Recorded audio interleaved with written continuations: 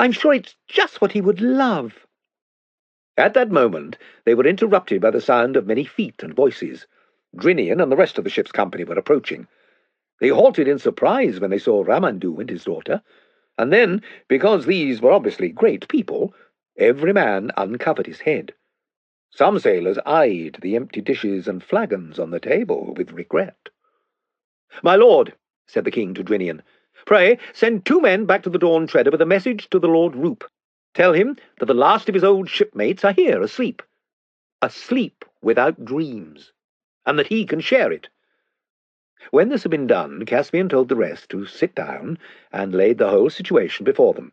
When he had finished, there was a long silence, and some whispering, until presently the master bowman got to his feet and said, "What some of us have been wanting to ask for a long time, Your Majesty, is how we're ever to get home when we do turn, whether we turn here or somewhere else. It's been west and northwest winds all the way, barring an occasional calm, and if that doesn't change, I'd like to know what hopes we have of seeing Narnia again. There's not much chance of supplies lasting while we row all that way." "That's landsman's talk," said Drinian. "There's always a prevailing west wind in these seas all through the late summer, and it always changes after the new year. We'll have plenty of wind for sailing westward, more than we shall like from all accounts." "That's true, master," said an old sailor, who was a Galmian by birth. "You get some ugly weather rolling up from the east in January and February, and by your leave, sire, if I was in command of this ship, I'd say to winter here and begin the voyage home in March." "What did you eat while you were wintering here?" asked Eustace. "This table," said Ramandu, "will be filled with a king's feast every day at sunset." "Now you're talking," said several sailors. "Your Majesties, and gentlemen and ladies all," said Rheinelf, "there's just one thing I want to say. There's not one of us chaps as was pressed on this journey. We're volunteers, and there's some here that are looking very hard at that table and thinking about king's feasts, who were talking very loud about adventures on the day we sailed from Cair Paravel, and swearing they wouldn't come home till we'd found the end of the world.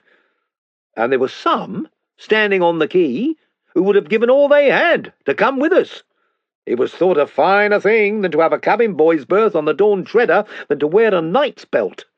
I don't know if you get the hang of what I'm saying, but what I mean is that I think chaps who set out like us will look as silly as those duffel puds if we come home and say we got to the beginning of the world's end and hadn't the heart to go further." Some of the sailors cheered at this, but some said that that was all very well. "This isn't going to be much fun," whispered Edmund to Caspian. "What are we to do if half those fellows hang back?" "Wait," Caspian whispered back. "I've still got a card to play." "Aren't you going to say anything, Reep?" whispered Lucy. "No. Why should your Majesty expect it?" answered Reepicheep, in a voice that most people heard. "My own plans are made. While I can, I shall sail east in the Dawn Treader. When she fails me, I paddle east in my coracle. When she sinks, I shall swim east with my 4 paws. And when I can swim no longer, if I have not reached Aslan's country, or shot over the edge of the world in some vast cataract, I shall sink with my nose to the sunrise, and Peepy-Cheek will be head of the talking mice in Narnia." "Hear, hear," said a sailor. "I'll say the same, barring the bit about the coracle, which wouldn't bear me." He added in a lower voice, "I'm not going to be outdone by a mouse." At this point, Caspian jumped to his feet. "Friends," he said, "I think you have not quite understood our purpose. You talk as if we had come to you with our hat in our hand, begging for shipmates. It isn't like that at all. We, and our royal brother and sister and their kinsman, and Sir Reepicheep, the good knight, and the Lord Drinian, have an errand to the world's edge. It's our pleasure to choose from among such of you as are willing those who we deem worthy of so high an enterprise. We have not said that any can come for the asking. That is why we shall now command the Lord Drinian and Master Rince to consider carefully what men among you are the hardest in battle, the most skilled seamen, the purest in blood, the most loyal to our person, and the cleanest of life and manners, and to give their names to us in a schedule." He paused, and went on in a quicker voice. "As land's main!" he exclaimed. "Do you think that the privilege of seeing the last things is to be bought for a song? Why, every man that comes with us shall bequeath the title of Dawn Treader to all his descendants, and when we land at Cair Paravel on the homeward voyage, he shall have either gold or land enough to make him rich all his life. Now, scatter over the island, all of you. In half an hour's time I shall receive the names that Lord Drinian brings me." There was rather a sheepish silence, and then the crew made their bows and moved away, one in this direction and one in that, but mostly in little knots or bunches, talking. "And now for the Lord Roop," said Caspian. But turning to the head of the table, he saw that Roop was already there. He had arrived, silent and unnoticed, while the discussion was going on, and was seated beside the Lord Argos. The daughter of Ramandu stood beside him, as if she had just helped him into his chair. Ramandu stood behind him, and laid both his hands on Roop's grey head. Even in daylight a faint silver light came from the hands of the star. There was a smile on Roop's haggard face. He held out one of his hands to Lucy and the other to Caspian. For a moment it looked as if he were going to say something. Then his smile brightened as if he were feeling some delicious sensation. A long sigh of contentment came from his lips. His head fell forward, and he slept. "Poor Roop," said Lucy. "I am glad. He must have had terrible times." "Don't let's even think of it," said Eustace. Meanwhile, Caspian's speech, helped perhaps by some magic of the island, was having just the effect he intended. A good many who had been anxious enough to get out of the voyage felt quite differently about being left out of it. And of course, whenever any one sailor announced that he had made up his mind to ask for permission to sail, the ones who hadn't said this felt that they were getting fewer and more uncomfortable, so that before the half-hour was nearly over, several people were positively sucking up to Drinian and Rince. At least that was what they called it at my school, to get a good report. And soon there were only 3 left who didn't want to go, and those 3 were trying very hard to persuade others to stay with them. And very shortly after that there was only 1 left, and in the end he began to be afraid of being left behind all on his own, and changed his mind. At the end of the half-hour they all came trooping back to Aslan's table, and stood at one end while Drinian and Rince went and sat down with Caspian and made their report. And Caspian accepted all the men, but the one who had changed his mind at the last moment. His name was Pittencream, and he stayed on the island of the Star all the time the others were away looking for the world's end, and he very much wished he had gone with them. He wasn't the sort of man who could enjoy talking to Ramandu and Ramandu's daughter, nor they to him. And it rained a good deal, and though there was a wonderful feast on the table every night, he didn't very much enjoy it. He said it gave him the creeps sitting there alone, and in the rain, as likely as not, with those 4 lords asleep at the end of the table. And when the others returned, he felt so out of things that he deserted on the voyage home at the Lone Islands, and went and lived in Calomen, where he told wonderful stories about his adventures at the end of the world, until at last he came to believe them himself.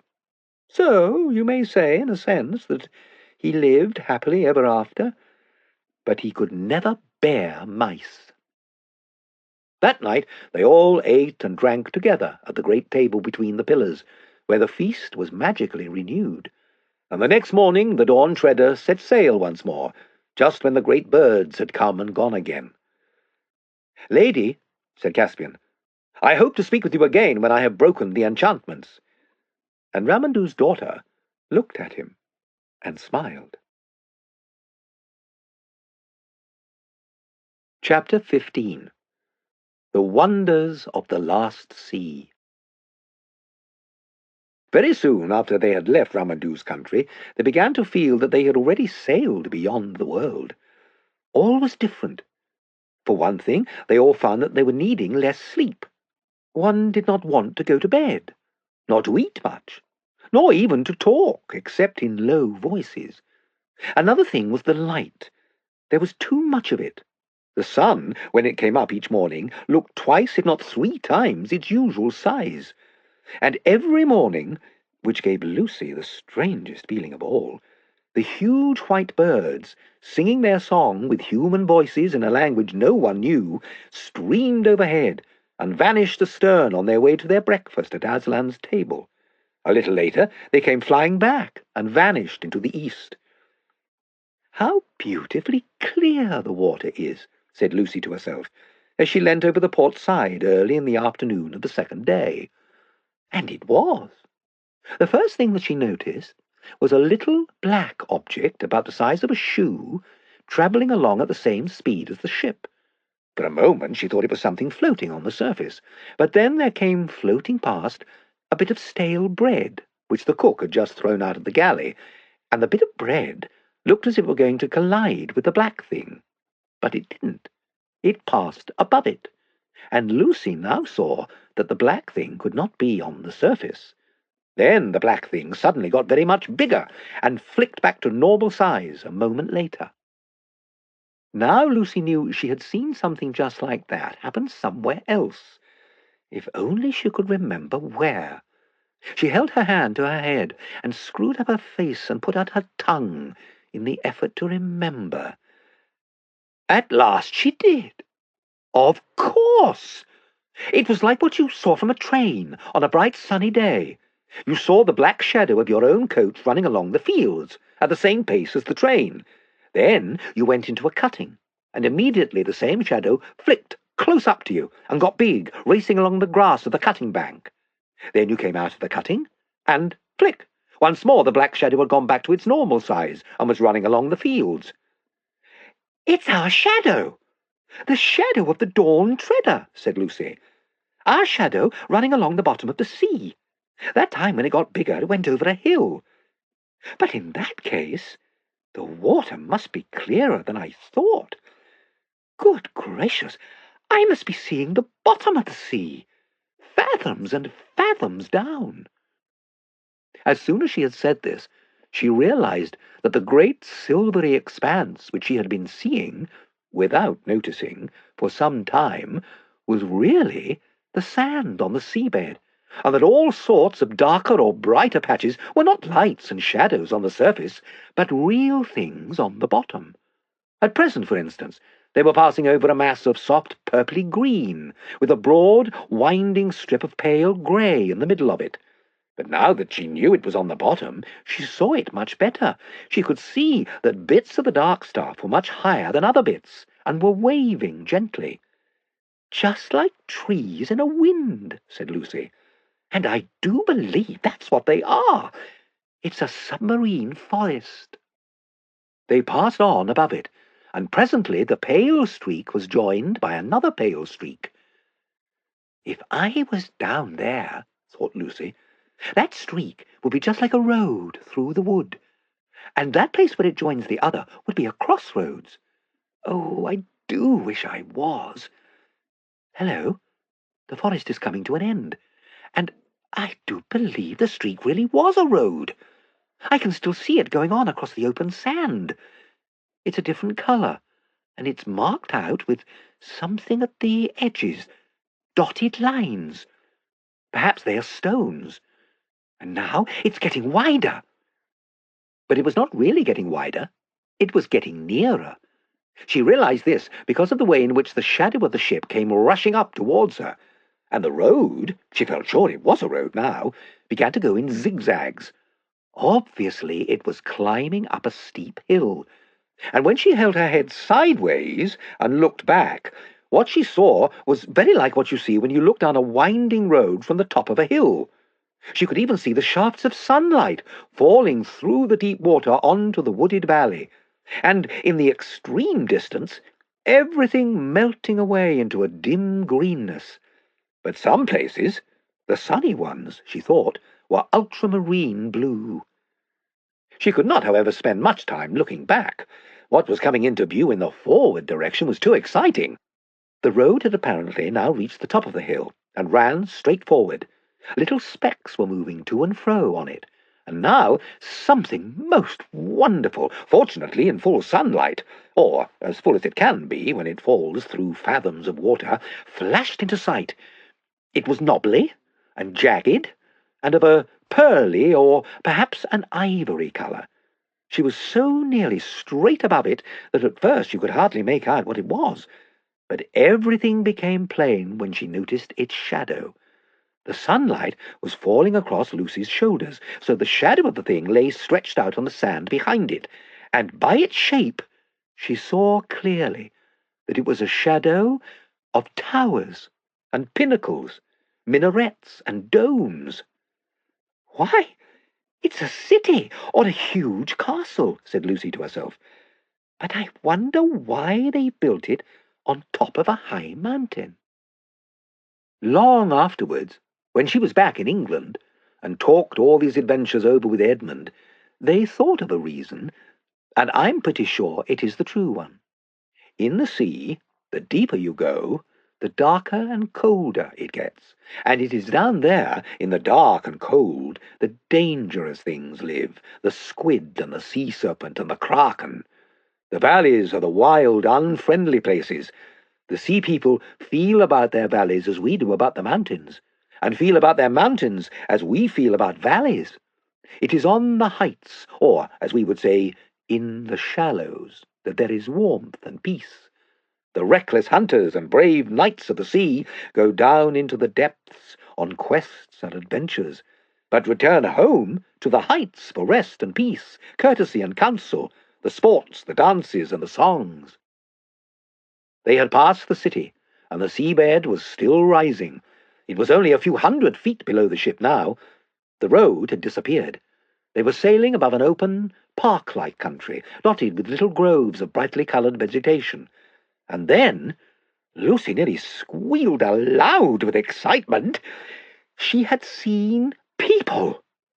There were between 15 and 20 of them, and all mounted on seahorses. Not the tiny little seahorses which you may have seen in museums, but horses rather bigger than themselves. They must be noble and lordly people, Lucy thought, for she could catch the gleam of gold on some of their foreheads, and streamers of emerald or orange-coloured stuff fluttered from their shoulders in the current.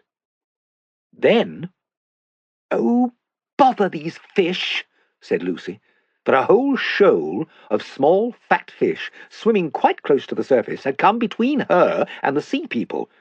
But though this spoiled her view, it led to the most interesting thing of all.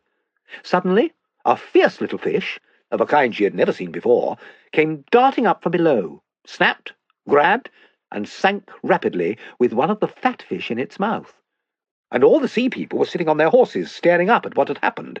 They seemed to be talking and laughing, and before the hunting fish had got back to them with its prey, another of the same kind came up from the sea people. And Lucy was almost certain that one big seaman, who sat on his seahorse in the middle of the party, had sent it or released it, as if he had been holding it back till then in his hand or on his wrist. "Why, I do declare," said Lucy, "it's a hunting party. Or more like a hawking party. Yes, that's it. They ride out with these little fierce fish on their wrists, just as we used to ride out with falcons on our wrists when we were kings and queens at Cair Paravel long ago.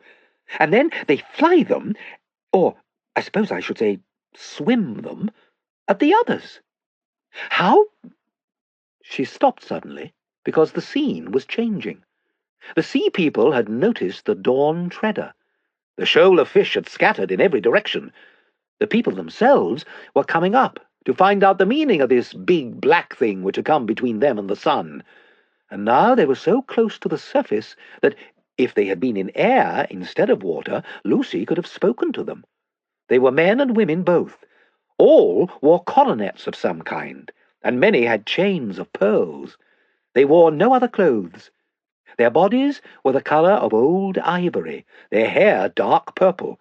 The king, in the centre, no one could mistake him for anything but the king, looked proudly and fiercely into Lucy's face, and shook a spear in his hand.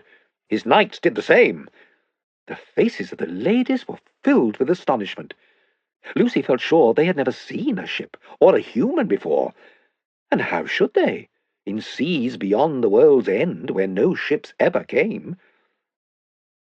"What are you staring at, Lou?" said a voice close beside her. Lucy had been so absorbed in what she was seeing that she started at the sound, and when she turned, she found that her arm had gone dead from leaning so long on the rail in one position. Drinian and Edmund were beside her. "Look!" she said. They both looked, but almost at once Drinian said in a low voice, "Turn round at once, your majesties. That's right, with your backs to the sea. And don't look as if you were talking about anything important." "Why, what's the matter?" said Lucy, as she obeyed. "It'll never do for the sailors to see all that," said Drinian. "We'll have men falling in love with a sea-woman, or falling in love with the undersea country itself and jumping overboard. I've heard of that kind of thing happening before in strange seas. It's always unlucky to see these people." "But we used to know them," said Lucy. "In the old days at Cape Arabelle, when my brother Peter was High King. They came to the surface and sang at our coronation." "I think that must have been a different kind, Lou," said Edmund. "They could live in the air as well as under water. I rather think these can't. By the look of them, they'd have surfaced and started attacking us long ago if they could. They seem very fierce." "At any rate," said Drinian. But at that moment, two sounds were heard. One was a plop. The other was a voice from the fighting top shouting, "Man overboard!" Then everyone was busy. Some of the sailors hurried aloft to take in the sails, others hurried below to get out the oars, and Rince, who was on duty on the poop, began to put the helm hard over so as to come round and back to the man who had gone overboard. But by now everyone knew that it wasn't strictly a man. It was Reepicheep. "Drat that mouse," said Drinian. "He's more trouble than all the rest of the ship's company put together. If there is any scrape to be got into, in he will get. He ought to be put in irons, keel-hauled, marooned, have his whiskers cut off. Can anyone see the little blighter?" All this didn't mean that Drinian really disliked Reepicheep. On the contrary, he liked him very much, and was therefore frightened about him, and being frightened put him in a bad temper. Just as your mother is much angrier with you for running out into the road in front of a car than a stranger would be. No one, of course, was afraid of Reepicheep's drowning, for he was an excellent swimmer, but the three who knew what was going on below the water were afraid of those long, cruel spears in the hands of the sea people. In a few minutes the Dawn Treader had come round, and everyone could see the black blob in the water, which was Reepicheep. He was chattering with the greatest excitement, but as his mouth kept on getting filled with water, nobody could understand what he was saying. "He'll blurt the whole thing out if we don't shut him up," cried Drinian. To prevent this, he rushed to the side and lowered a rope himself, shouting to the sailors, all right, back to your places. I hope I can leave a mouse up without help." And as Reepicheep began climbing up the rope, not very nimbly because his wet fur made him heavy, Drinian leant over and whispered to him, "Don't tell, not a word." But when the dripping mouse had reached the deck, he turned out not to be at all interested in the sea people. "Sweet!" he cheeped. "Sweet! Sweet!"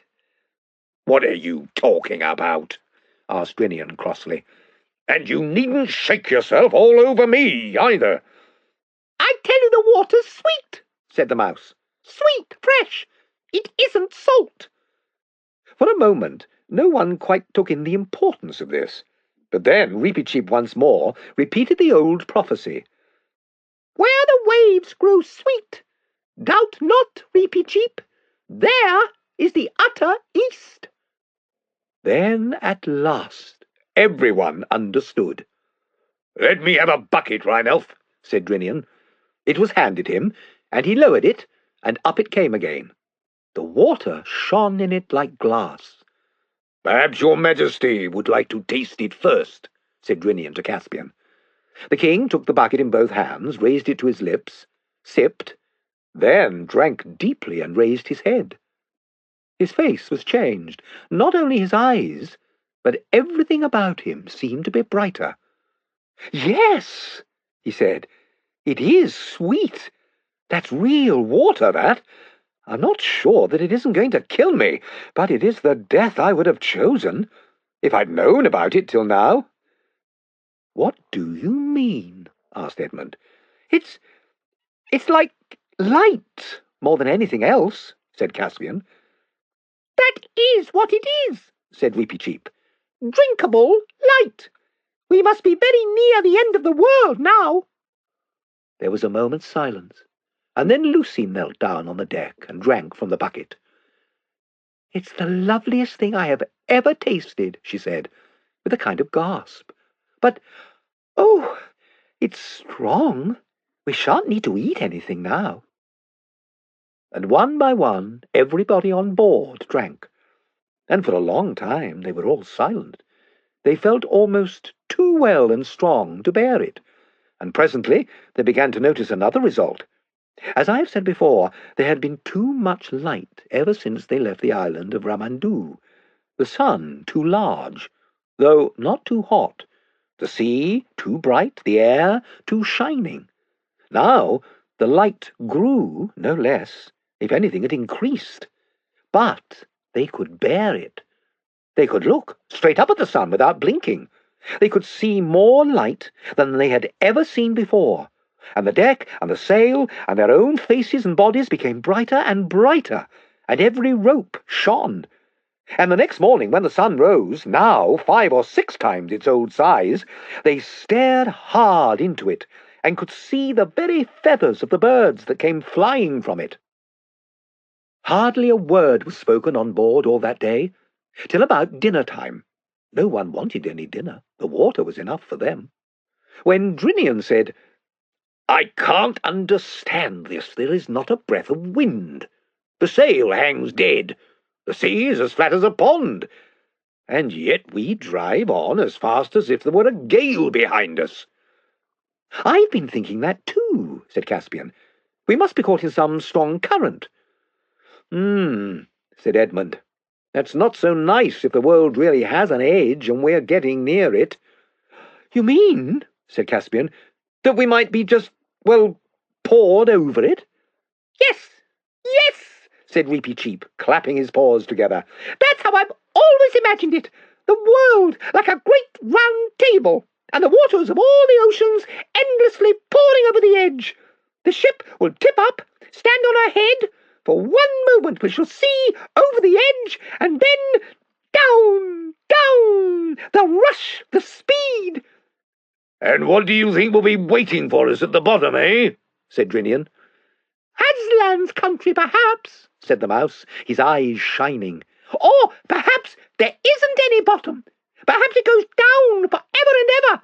But whatever it is, won't it be worth anything just to have looked for one moment beyond the edge of the world?" "But look here," said Eustace, "this is all rot. The world's round. I mean, round, like a ball, not like a table." "Our world is," said Edmund. "But is this?" "Do you mean to say," asked Caspian, "that you three come from a round world, round like a ball, and you've never told me? It's really too bad of you. Because we have fairy tales in which there are round worlds, and I always loved them. I never believed there were any real ones. But I've always wished there were, and I've always longed to live in one. Oh, I'd give anything.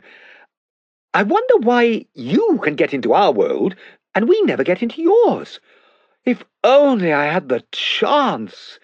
It must be exciting to live on a thing like a ball. Have you ever been to the parts where people walk about upside down?" Edmund shook his head. "And it isn't like that," he added. "There's nothing particularly exciting about a round world when you're there." Chapter 16. The Very End of the World. Weepy Cheep was the only person on board, besides Drinian and the 2 Pevensies, who had noticed the sea people. He had dived in at once when he saw the Sea King shaking his spear, for he regarded this as a sort of threat or challenge, and wanted to have the matter out there and then. The excitement of discovering that the water was now fresh had distracted his attention, and before he remembered the sea people again, Lucy and Drinian had taken him aside and warned him not to mention what he had seen. As things turned out, they need hardly have bothered, for by this time the Dawn Treader was gliding over a part of the sea which seemed to be uninhabited. No one, except Lucy, saw anything more of the people, and even she had only one short glimpse. All morning on the following day, they sailed in fairly shallow water, and the bottom was weedy. Just before midday, Lucy saw a large shoal of fishes grazing on the weed. They were all eating steadily, and all moving in the same direction. Just like a flock of sheep, thought Lucy. Suddenly, she saw a little sea girl of about her own age in the middle of them, a quiet, lonely-looking girl with a sort of crook in her hand. Lucy felt sure that this girl must be a shepherdess, or perhaps a fisheress, and that the shoal was really a flock at pasture. Both the fishes and the girl were quite close to the surface, and just as the girl, gliding in the shallow water, and Lucy, leaning over the bulwark, came opposite to one another, the girl looked up and stared straight into Lucy's face. Neither could speak to the other, and in a moment the sea-girl dropped astern. But Lucy will never forget her face. It did not look frightened or angry like the other sea people. Lucy had liked that girl, and she felt certain the girl had liked her. In that one moment they had somehow become friends. There does not seem to be much chance of their meeting again in that world, or any other, but if ever they do, they will rush together with their hands held out. After that, for many days, without wind in her shrouds or foam at her bows, across a waveless sea, the Dawn Treader glided smoothly east. Every day and every hour the light became more brilliant, and still they could bear it.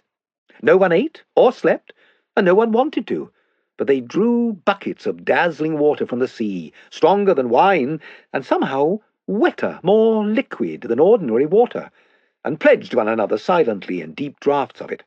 And one or two of the sailors, who had been oldish men when the voyage began, now grew younger every day. Everyone on board was filled with joy and excitement, but not an excitement that made one talk. The further they sailed, the less they spoke, and then, almost in a whisper, the stillness of that last sea laid hold on them. "My lord," said Caspian to Drinian one day, "what do you see ahead?"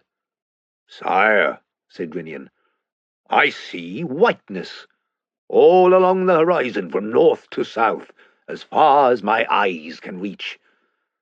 "That is what I see, too," said Caspian, "and I cannot imagine what it is." "If we were in higher latitude, your Majesty," said Drinian, "I would say it was ice. But it can't be that, not here.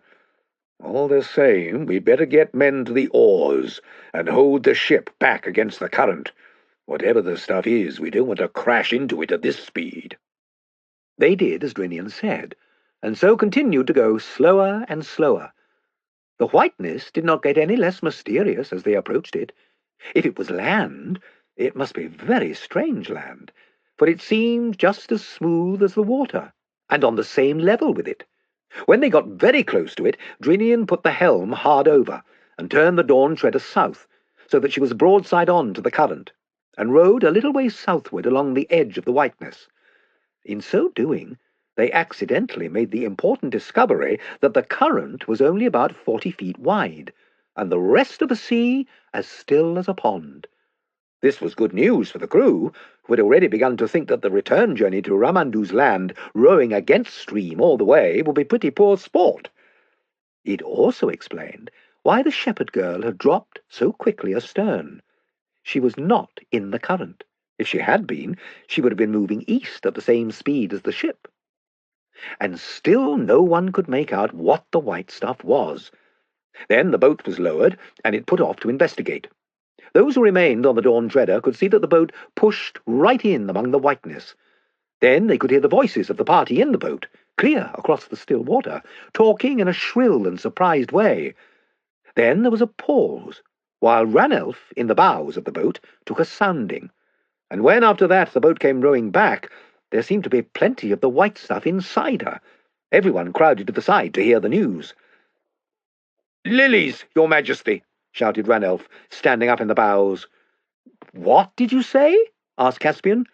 "Blooming lilies, your Majesty," said Ranulph. Same as in a pool or in a garden at home." "Look," said Lucy, who was in the stern of the boat.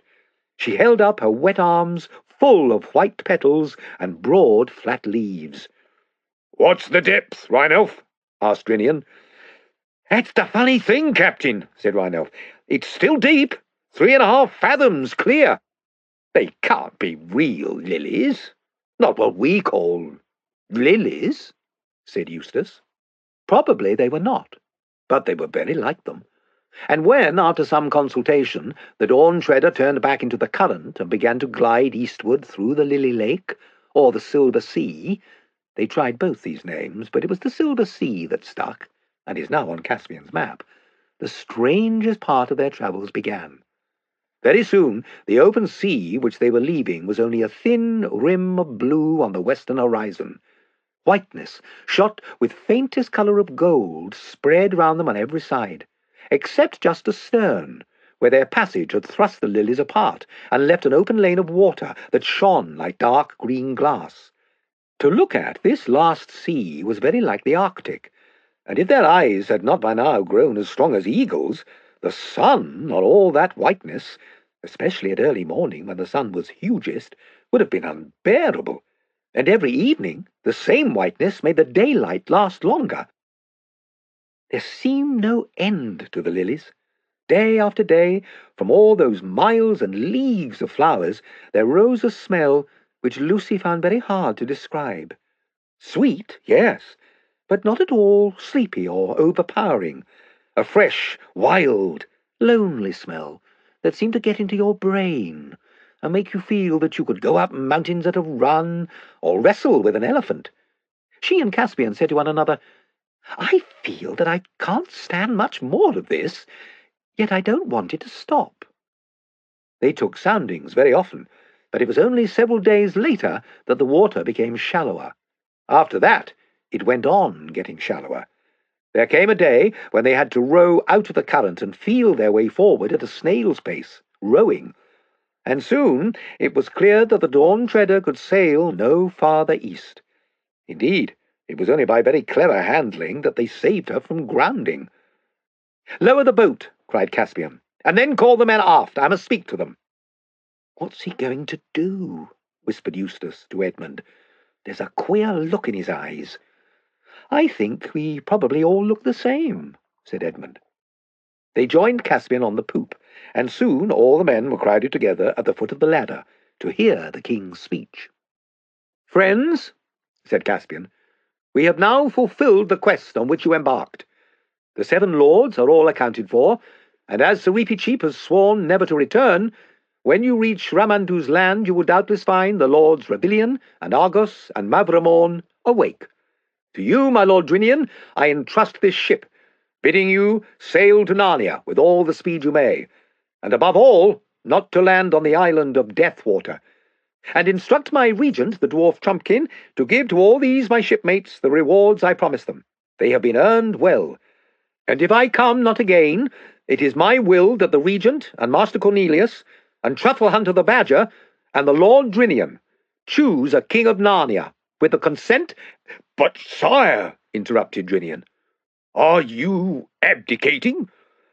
"I am going with Reepicheep to see the world's end," said Caspian. A low murmur of dismay ran through the sailors. "We will take the boat," said Caspian. "You will have no need of it in these gentle seas, and you must build a new one in Ramandu's island. And now—" "Caspian," said Edmund suddenly and sternly, "you can't do this." "Most certainly," said Reepicheep. "His Majesty cannot." "No, indeed," said Drinian. "Can't?" said Caspian sharply, looking for a moment not unlike his uncle Miraz. "Begging your Majesty's pardon," said Ranulf from the deck below, "but if one of us did the same, it would be called deserting." "You presume too much on your long service, Ranulf," said Caspian. "No, sire, he's perfectly right," said Drinian. "By the mane of Aslan," said Caspian, "I had thought you were all my subjects here, not my schoolmasters." "I'm not," said Edmund, "and I say you cannot do this." Can't again, said Caspian. What do you mean? If it please your majesty, we mean shall not, said Weepy-Cheep, with a very low bow. You are the king of Narnia.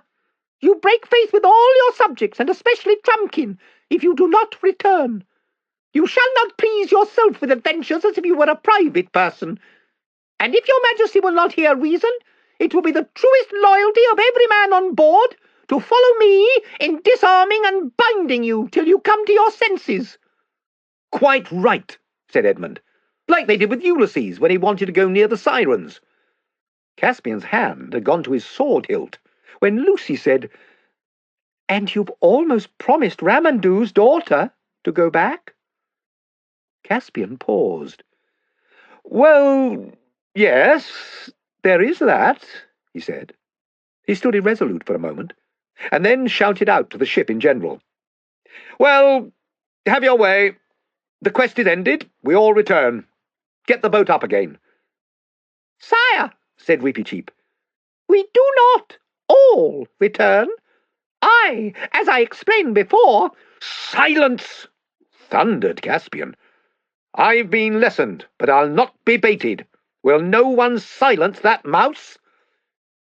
Your majesty promised, said Weepy-Cheep, to be a good lord to the talking beasts of Narnia. Talking beasts, yes, said Caspian. I said nothing about beasts that never stop talking. And he flung down the ladder in a temper, and went into the cabin, slamming the door. But when the others rejoined him a little later, they found him changed. He was white, and there were tears in his eyes. It's no good, he said. I might as well have behaved decently for all the good I did with my temper and swagger. Aslan has spoken to me. No, I don't mean he was actually here. He wouldn't fit into the cabin, for one thing. But that gold lion's head on the wall came to life and spoke to me. It was terrible. His eyes. Not that he was at all rough with me, only a bit stern at first. But it was terrible all the same. And he said, oh, I can't bear it. The worst thing he could have said. You're to go on, Reep and Edmund and Lucy and Eustace, and I'm to go back, alone, and at once. And what is the good of anything? Caspian, dear, said Lucy, you knew we'd have to go back to our own world sooner or later. Yes, said Caspian with a sob. But this is sooner. You'll feel better when you get back to Ramandu's island, said Lucy. He cheered up a little later on, but it was a grievous parting on both sides, and I will not dwell on it. About 2 o'clock in the afternoon, well victualled and watered, though they thought they would need neither food nor drink, and with Weepy-Cheep's coracle on board, the boat pulled away from the Dawn Treader to row through the endless carpet of lilies. The Dawn Treader flew all her flags and hung out her shields to honour their departure. Tall and big and homelike she looked from their low position, with the lilies all round them, and before she was out of sight, they saw her turn and begin rowing slowly westward. Yet, though Lucy shed a few tears, she could not feel it as much as you might have expected. The light, the silence, the tingling smell of the silver sea, even, in some odd way, the loneliness itself, were too exciting. There was no need to row, for the current drifted them steadily to the east. None of them slept or ate. All that night and all next day they glided eastward, and when the third day dawned, with a brightness you or I could not bear, even if we had dark glasses on, they saw a wonder ahead. It was as if a wall stood up between them and the sky, a greenish, grey, trembling, shimmering wall. Then up came the sun, and at its first rising they saw it through the wall, and it turned into wonderful rainbow colours. Then they knew that the wall was really a long, tall wave, a wave endlessly fixed in one place, as you may often see at the edge of a waterfall. It seemed to be about 30 feet high, and the current was gliding them swiftly towards it. You might have supposed they would have thought of their danger. They didn't. I don't think anyone could have in their position.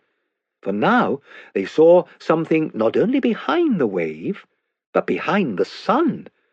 They could not have seen even the sun if their eyes had not been strengthened by the water of the last sea, but now they could look at the rising sun and see it clearly, and see things beyond it. What they saw, eastward beyond the sun, was a range of mountains. It was so high that either they never saw the top of it, or they forgot it. None of them remembers seeing any sky in that direction, and the mountains must really have been outside the world. For any mountains, even 1/4 of a 20th of that height, ought to have had ice and snow on them. But these were warm and green and full of forests and waterfalls, however high you looked. And suddenly there came a breeze from the east, tossing the top of the wave into foamy shapes and ruffling the smooth water all around them. It lasted only a second or so, but what it brought them in that second, none of these 3 children will ever forget. It brought both a smell and a sound, a musical sound. Edmund and Eustace would never talk about it afterwards. Lucy could only say, "It would break your heart." "Why?" said I. "Was it so sad?" "Sad? No," said Lucy. No one in that boat doubted that they were seeing beyond the end of the world into Aslan's country. At that moment, with a crunch, the boat ran aground. The water was too shallow now for it. "This," said Reepy-Cheep, "is where I go on alone." They did not even try to stop him, for everything now felt as if it had been fated, or had happened before. They helped him to lower his little coracle. Then he took off his sword. "I shall need it no more," he said, and flung it far away across the lilied sea. Where it fell, it stood upright, with the hilt above the surface. Then he bade them good-bye, trying to be sad for their sakes, but he was quivering with happiness. Lucy, for the first and last time, did what she had always wanted to do, taking him in her arms and caressing him. Then, hastily, he got into his coracle and took his paddle, and the current caught it, and away he went, very black against the lilies. But no lilies grew on the wave. It was a smooth green slope. The coracle went more and more quickly, and beautifully it rushed up the wave's side. For one split second they saw its shape and Reepy-Cheep's on the very top. Then it vanished. And since that moment no one can truly claim to have seen Reepy-Cheep the mouse. But my belief is that he came safe to Aslan's country, and is alive there to this day.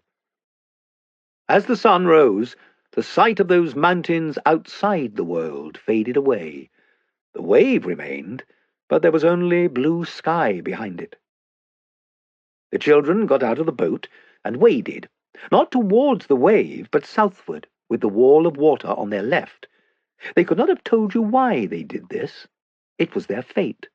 And though they had felt, and been, very grown up on the Dawn Treader, they now felt just the opposite, and held hands as they waded through the lilies. They never felt tired. The water was warm, and all the time it got shallower. At last they were on dry sand, and then on grass, a huge plain of very fine short grass, almost level with the silver sea, and spreading in every direction, without so much as a molehill. And, of course, as it always does in a perfectly flat place without trees, it looked as if the sky came down to meet the grass in front of them. But as they went on, they got the strangest impression that here at last the sky really did come down and join the earth. A blue wall, very bright, but real and solid, more like glass than anything else, and soon they were quite sure of it. It was very near now, but between them and the foot of the sky there was something so white on the green grass that even with their eagle's eyes they could hardly look at it. They came on and saw that it was a lamb. "Come and have breakfast," said the lamb, in its sweet milky voice. Then they noticed for the first time that there was a fire lit on the grass, and fish roasting on it. They sat down and ate the fish, hungry now for the first time for many days, and it was the most delicious food they had ever tasted. "Please, lamb," said Lucy, "is this the way to Aslan's country?" "Not for you," said the lamb.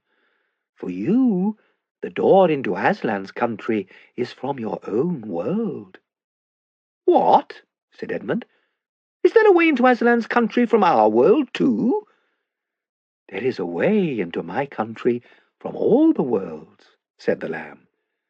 But as he spoke, his snowy white flushed into tawny gold, and his size changed, and it was Aslan himself, towering above them and scattering light from his mane. "Oh, Aslan," said Lucy, "will you tell us how to get into your country from our world?"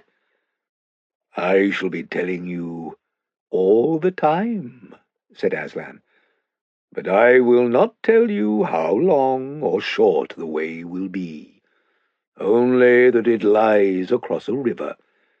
But do not fear that, for I am the great bridge builder. And now come, I will open the door in the sky and send you to your own land." "Please, Aslan," said Lucy, "before we go, will you tell us when we can come back to Narnia again? Please. And, oh, do make it soon." "Dearest," said Aslan very gently, "you and your brother will never come back to Narnia." "Oh, Aslan!" said Edmund and Lucy both together in despairing voices. "You are too old, children," said Aslan, "and you must begin to come close to your own world now." "It isn't Narnia, you know," sobbed Lucy. "It's you. We shan't meet you there. And how can we live, never meeting you?" "But you shall meet me, dear one," said Aslan. Are you there too, sir?" said Edmund. "I am," said Aslan. "But there I have another name. You must learn to know me by that name. This was the very reason why you were brought to Narnia, that by knowing me here for a little, you may know me better there." "And is Eustace never to come back here either?" said Lucy. "Child," said Aslan, "do you really need to know that? Come, I am opening the door in the sky." Then, all in one moment, there was a rending of the blue wall, like a curtain being torn, and a terrible white light from beyond the sky, and the feel of Aslan's mane, and a lion's kiss on their foreheads, and then the back bedroom in Aunt Alberta's home in Cambridge. Only two more things need to be told. One is that Caspian and his men all came safely back to Ramandu's island, and the three lords woke from their sleep. Caspian married Ramandu's daughter, and they all reached Narnia in the end, and she became a great queen, and the mother and grandmother of great kings. The other is that back in our own world, everyone soon started saying how Eustace had improved, and how you'd never know him for the same boy. Everyone except Aunt Alberta, who said he had become very commonplace and tiresome, and it must have been the influence of those Pevensey children.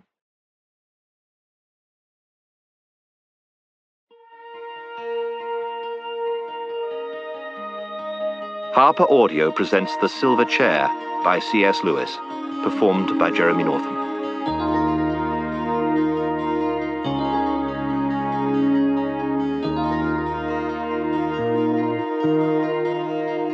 Chapter 1. Behind the Gym. It was a dull autumn day, and Jill Pole was crying behind the gym. She was crying because they had been bullying her.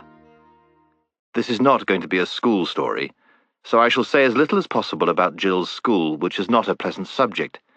It was coeducational, a school for both boys and girls, what used to be called a mixed school. Some said it was not nearly so mixed as the minds of the people who ran it. These people had the idea that boys and girls should be allowed to do what they liked. And unfortunately, what 10 or 15 of the biggest boys and girls liked best was bullying the others. All sorts of things, horrid things, went on, which at an ordinary school would have been found out and stopped in half a term. But at this school they weren't. Or even if they were, the people who did them were not expelled or punished. The head said they were interesting psychological cases and sent for them and talked to them for hours. And if you knew the right sort of things to say to the head, the main result was that you became rather a favourite than otherwise. That was why Jill Pole was crying on that dull autumn day on the damp little path, which runs between the back of the gym and the shrubbery. And she hadn't nearly finished her cry when a boy came round the corner of the gym whistling, with his hands in his pockets. He nearly ran into her. "Can't you look where you're going?" said Jill Pole. "All right," said the boy, "you needn't start." And then he noticed her face. "I say, Pole," he said, "what's up?" Jill only made faces, the sort you make when you're trying to say something, but find that if you speak you'll start crying again. "It's them, I suppose, as usual," said the boy grimly, digging his hands further into his pockets. Jill nodded. There was no need for her to say anything, even if she could have said it. They both knew. "Now look here," said the boy. "There's no good us all." He meant well, but he did talk rather like someone beginning a lecture. Jill suddenly flew into a temper, which is quite a likely thing to happen if you've been interrupted in a cry. "Oh, go away and mind your own business," she said. "Nobody asked you to come barging in, did they? And you're a nice person to start telling us what we all ought to do, aren't you? I suppose you mean we ought to spend all our time sucking up to them and currying favour and dancing attendance on them like you do." "Oh, law," said the boy, sitting down on the grassy bank at the edge of the shrubbery, and very quickly getting up again because the grass was soaking wet. His name, unfortunately, was Eustace Scrubb, but he wasn't a bad sort. "Pole," he said, "is that fair? Have I been doing anything of the sort this term? Didn't I stand up to Carter about the rabbit? And didn't I keep the secret about Spivins? Under torture, too. And didn't I don't know, and I don't care," sobbed Jill. Scrubb saw that she wasn't quite herself yet, and very sensibly offered her a peppermint. He had one, too. Presently, Jill began to see things in a clearer light. "I'm sorry, Scrubb," she said presently. "I wasn't fair. You have done all that, this term." "Well, then wash out last term if you can," said Eustace. "I was a different chap then. I was... Gosh, what a little tick I was." "Well, honestly, you were," said Jill. "You think there's been a change, then?" said Eustace. "It's not only me," said Jill. "Everyone's been saying so. They've noticed. Eleanor Blackstone heard Adela Pennyfather talking about it in our changing room yesterday, and she said, 'Someone's got hold of that Scrubb kid. He's quite unmanageable this term. We shall have to attend to him next.'" Eustace gave a shudder. Everyone at Experiment House knew what it was like being attended to by them. Both children were quiet for a moment. The drops dripped off the laurel leaves. "Why were you so different last term?" said Jill presently. "A lot of queer things happened to me in the holes," said Eustace mysteriously. "What sort of things?" asked Jill. Eustace didn't say anything for quite a long time. Then he said, "Look here, Pole. You and I hate this place about as much as anybody can hate anything, don't we?" "I know I do," said Jill. "Then I really think I can trust you." "Damn good of you," said Jill. "Yes, but this is a really terrific secret. Pole, I say, are you good at believing things? I mean, things that everyone here would laugh at?" "I've never had the chance," said Jill, "but I think I would be." "Could you believe me if I said I've been right out of the world, outside this world, last holes?" "I wouldn't know what you meant." "Well, don't let's bother about worlds, then. Supposing I told you I'd been in a place where animals can talk, and where there are enchantments and dragons and, well, all the sorts of things you have in fairy tales." Scrubb felt terribly awkward as he said this and got red in the face. "How did you get there?" said Jill. She also felt curiously shy. "The only way you can. By magic," said Eustace, almost in a whisper. "I was with 2 cousins of mine, and we were just whisked away. They'd been there before."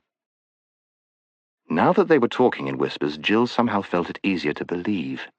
Then suddenly a horrible suspicion came over her, and she said, so fiercely that for the moment she looked like a tigress, "If I find you've been pulling my leg, I'll never speak to you again. Never, never, never." "I'm not," said Eustace. "I swear I'm not. I swear by everything." When I was at school, one would have said I swear by the Bible, but Bibles were not encouraged at Experiment House. "All right," said Jill. "I'll believe you. And tell nobody? What do you take me for?" They were very excited as they said this, but when they had said it, and Jill looked round and saw the dull autumn sky, and heard the drip off the leaves, and thought of all the hopelessness of Experiment House — it was a 13-week term, and there were still 11 weeks to come — she said, "But after all, what's the good? We're not there. We're here, and we jolly well can't get there. Or can we?" "That's what I've been wondering," said Eustace. "When we came back from that place, someone said that the two Pevensey kids — that's my two cousins — could never go there again. It was their third time, you see. I suppose they've had their share. But he never said I couldn't.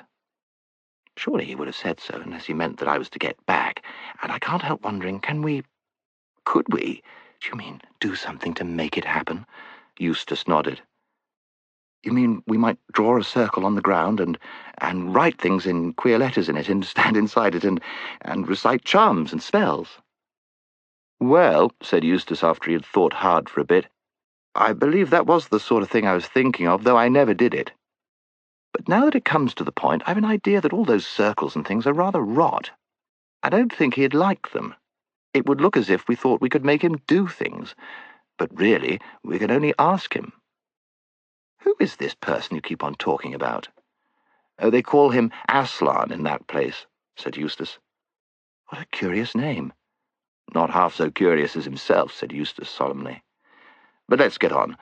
Can't do any harm just asking. Let's stand side by side like this, and we'll hold out our arms in front of us with the palms down, like they did in Ramandu's island." "Whose island?" "I'll tell you about that another time. And he might like us to face the east. Let's see, where is the east?" "I don't know," said Jill. "It's an extraordinary thing about girls that they never know the points of the compass," said Eustace. "You don't know either," said Jill indignantly. "Yes, I do. If only you didn't keep on interrupting. I've got it now. That's the east, facing up into the laurels. Now, will you say the words after me?" "What words?" asked Jill. "The words I'm going to say, of course," answered Eustace. "Now," and he began, "Aslan, Aslan, Aslan, Aslan, Aslan, Aslan," repeated Jill. "Please let us two go into—" At that moment a voice from the other side of the gym was heard shouting out, "Pole, yes, I know where she is. She's blabbing behind the gym. Shall I fetch her out?" Jill and Eustace gave one glance at each other, dived under the laurels, and began scrambling up the steep, earthy slope of the shrubbery at a speed which did them great credit. Owing to the curious methods of teaching at Experiment House, one did not learn much French or maths or Latin or things of that sort, but one did learn a lot about getting away quickly and quietly when they were looking for one. After about a minute's scramble, they stopped to listen, and knew by the noises they heard that they were being followed. "If only the door was open again," said Scrub as they went on, and Jill nodded. For at the top of the shrubbery was a high stone wall, and in that wall a door by which you could get out into the open moor. This door was nearly always locked, but there had been times when people had found it open, or perhaps there had been only one time. But you may imagine how the memory of even one time kept people hoping and trying the door, for if it should happen to be unlocked, it would be a splendid way of getting outside the school grounds without being seen. Jill and Eustace, now both very hot and very grubby from going along bent almost double under the laurels, panted up to the wall, and there was the door, shut as usual. "It's sure to be no good," said Eustace with his hand on the handle, and then, "Oh, by gum!" for the handle turned and the door opened. A moment before, both of them had meant to get through that doorway in double-quick time, if by any chance the door was not locked, but when the door actually opened, they both stood stock still, for what they saw was quite different from what they had expected. They had expected to see the grey, heathery slope of the moor going up and up to join the dull autumn sky. Instead, a blaze of sunshine met them. It poured through the doorway as the light of a June day pours into a garage when you open the door. It made the drops of water on the grass glitter like beads, and showed up the dirtiness of Jill's tear-stained face. And the sunlight was coming from what certainly did look like a different world, what they could see of it. They saw smooth turf, smoother and brighter than Jill had ever seen before, and blue sky, and darting to and fro things so bright that they might have been jewels, or huge butterflies. Although she had been longing for something like this, Jill felt frightened. She looked at Scrubb's face, and saw that he was frightened too. "Come on, Pearl," he said in a breathless voice. "Can we get back? Is it safe?" asked Jill. At that moment a voice shouted from behind, a mean, spiteful little voice. "Now then, Pearl," it squeaked. "Everyone knows you're there. Down you come." It was the voice of Edith Jackal, not one of them herself, but one of their hangers-on and tale-bearers. "Quick," said Scrub. "Here, hold hands. We mustn't get separated." And before she quite knew what was happening, he had grabbed her hand and pulled her through the door, out of the school grounds, out of England, out of our whole world, into that place. The sound of Edith Jackal's voice stopped as suddenly as the voice on the radio when it is switched off. Instantly, there was quite a different sound all about them. It came from those bright things overhead, which now turned out to be birds.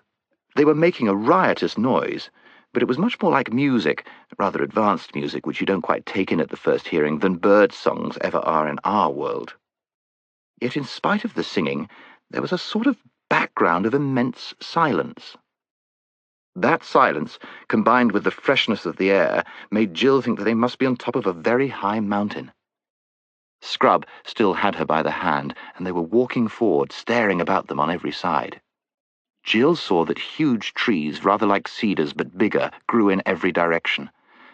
But as they did not grow close together, and as there was no undergrowth, this did not prevent one from seeing a long way into the forest to left and right, and as far as Jill's eye could reach, it was all the same, level turf, darting birds with yellow or dragonfly blue or rainbow plumage, blue shadows, and emptiness.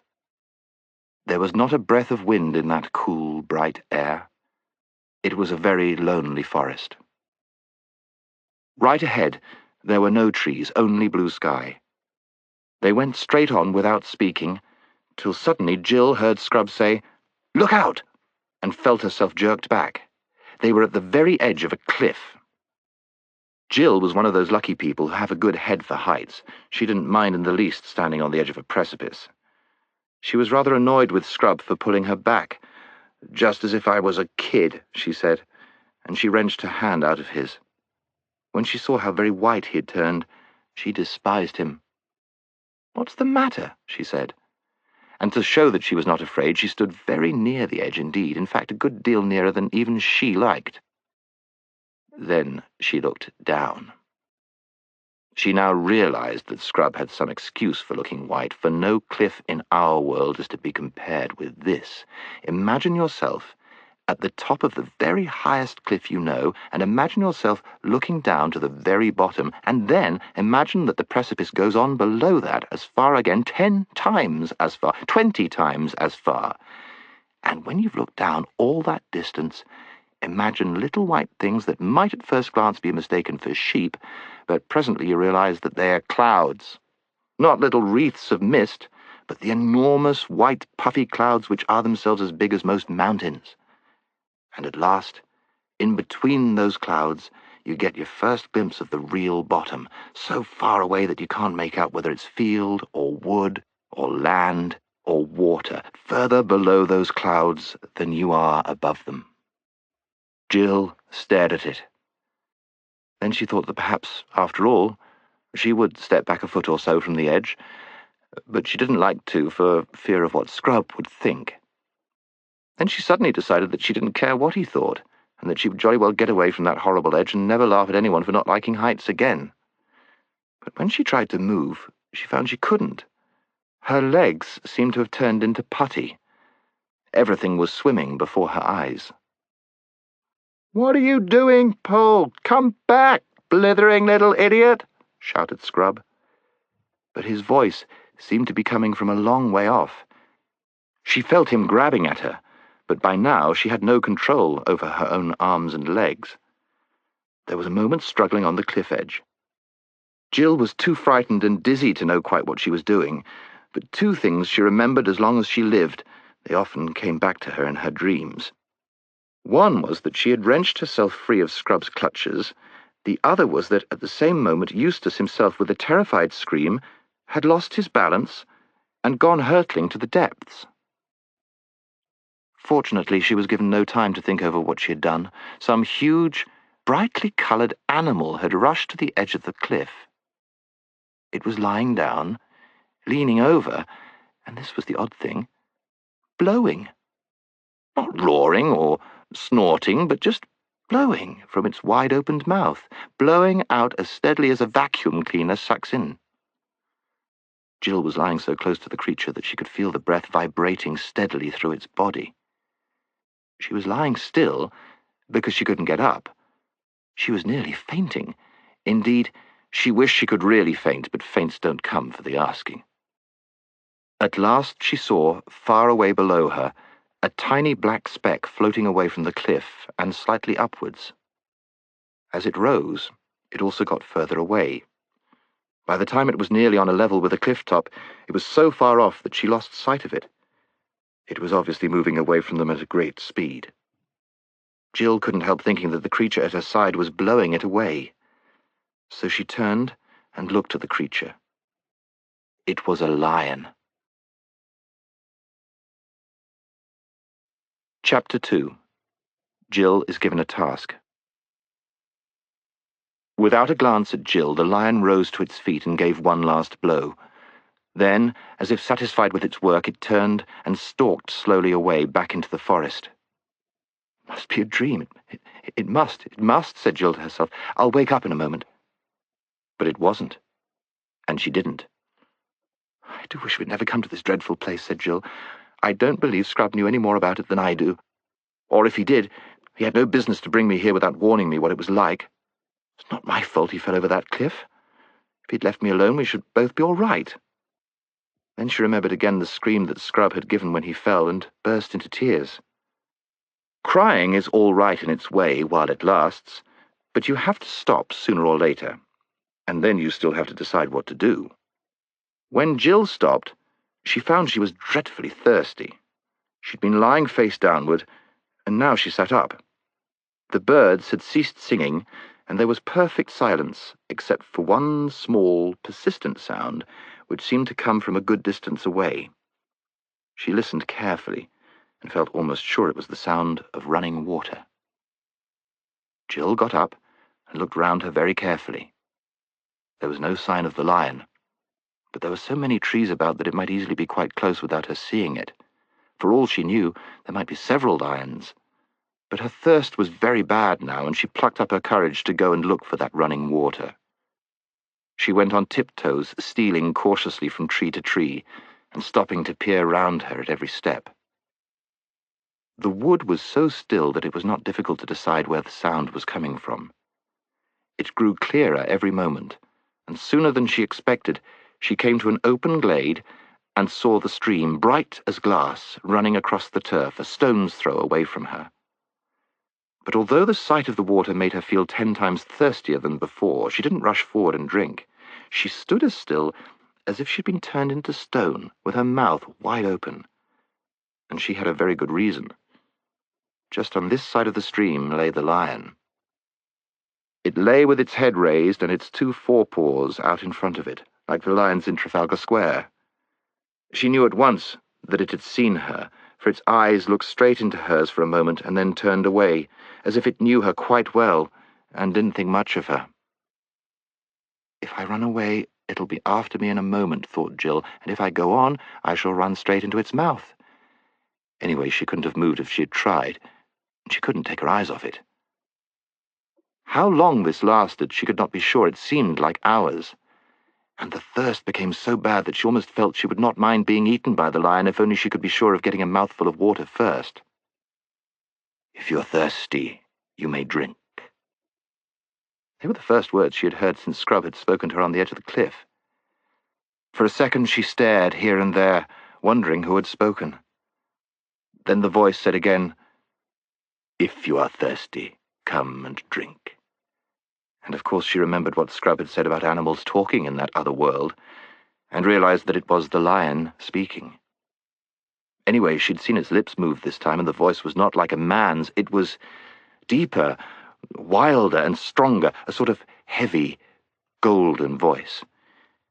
It did not make her any less frightened than she'd been before, but it made her frightened in rather a different way. "Are you not thirsty?" said the lion. "I'm dying of thirst," said Jill. "Then drink," said the lion. "May I... could I... would you mind going away while I do?" said Jill. The lion answered this only by a look and a very low growl. And as Jill gazed at its motionless bulk, she realized that she might as well have asked the whole mountain to move aside for her convenience. The delicious rippling noise of the stream was driving her nearly frantic.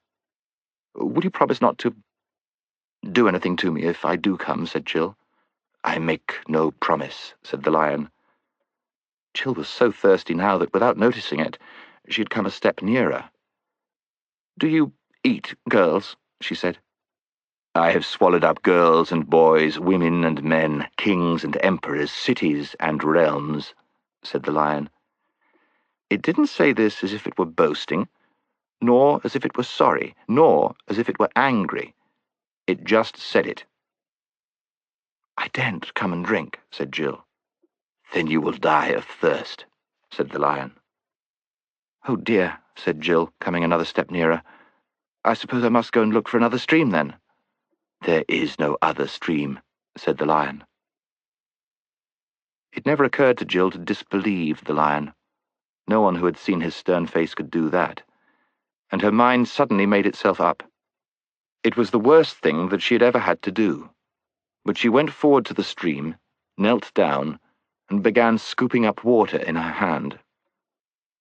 It was the coldest, most refreshing water she had ever tasted.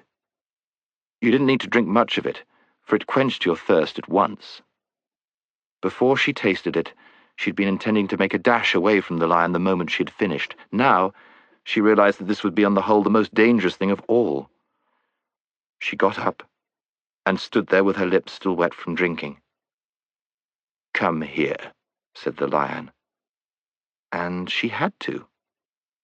She was almost between its front paws now, looking straight into its face. But she couldn't stand that for long. She dropped her eyes. "Human child," said the lion. "Where is the boy?" "He fell over the cliff," said Jill, and added, "Sir." She didn't know what else to call him, and it sounded cheek to call him nothing. "How did he come to do that, human child?" "He was trying to stop me from falling, sir." "Why were you so near the edge, human child?" "I was showing off, sir." "That is a very good answer, human child. Do so no more." And now, here for the first time the lion's face became a little less stern. "The boy is safe. I have blown him to Narnia. But your task will be the harder because of what you have done." "Please, what task, sir?" said Jill. "The task for which I called you and him here out of your own world." This puzzled Jill very much. "It's mistaking me for someone else," she thought. She didn't dare to tell the lion this, though she felt things would get into a dreadful muddle unless she did. "Speak your thought, human child," said the lion. "I was wondering, could there be some mistake? Because nobody called me and Scrub, you know. It was we who asked to come here. Scrub said we were to call to somebody. It was a name I wouldn't know, and perhaps the somebody would let us in. And we did, and then we found the door open." "You would not have called to me unless I had been calling to you," said the lion. "Then you are somebody, sir?" said Jill. "I am. And now hear your task. Far from here in the land of Narnia there lives an aged king, who is sad because he has no prince of his blood to be king after him. He has no heir because his only son was stolen from him many years ago, and no one in Narnia knows where that prince went or whether he is still alive. But he is. I lay on you this command, that you seek this lost prince until either you have found him and brought him to his father's house, or else died in the attempt, or else gone back into your own world. How, please? Said Jill. I will tell you, child, said the lion. These are the signs by which I will guide you in your quest. First, as soon as the boy Eustace sets foot in Narnia, he will meet an old and dear friend. He must greet that friend at once. If he does, you will both have good help. Second, you must journey out of Narnia to the north till you come to the ruined city of the ancient giants. Third, you shall find a writing on a stone in that ruined city, and you must do what the writing tells you. Fourth, you will know the lost prince, if you find him, by this, that he will be the first person you have met in your travels who will ask you to do something in my name, in the name of Aslan. As the lion seemed to have finished, Jill thought she should say something, so she said, Thank you very much, I see. Child, said Aslan, in a gentler voice than he had yet used, perhaps you do not see quite as well as you think, but the first step is to remember. Repeat to me, in order, the 4 signs. Jill tried, and didn't get them quite right, so the lion corrected her and made her repeat them again and again, till she could say them perfectly. He was very patient over this, so that when it was done, Jill plucked up courage to ask, Please, how am I to get to Narnia? On my breath, said the lion. I will blow you into the west of the world as I blew Eustace. Shall I catch him in time to tell him the first sign? Oh, but I suppose it won't matter. If he sees an old friend, he's sure to go and speak to him, isn't he? You will have no time to spare, said the lion.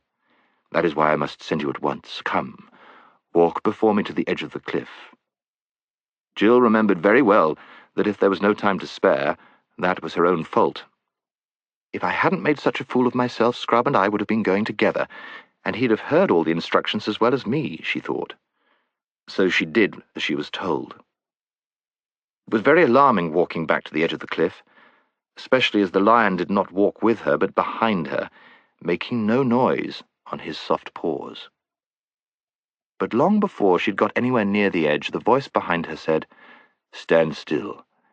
In a moment I will blow, but first remember, remember the signs. Say them to yourself when you wake in the morning, and when you lie down at night, and when you wake in the middle of the night. And whatever strange things may happen to you, let nothing turn your mind from following the signs. And secondly, I give you a warning. Here on the mountain I have spoken to you clearly. I will not often do so down in Narnia. Here on the mountain the air is clear, and your mind is clear. As you drop down into Narnia, the air will thicken. Take great care that it does not confuse your mind. And the signs which you have learned here will not look at all as you expect them to look when you meet them there. That is why it is so important to know them by heart and pay no attention to appearances. Remember the signs and believe the signs. Nothing else matters. And now, daughter of Eve, farewell.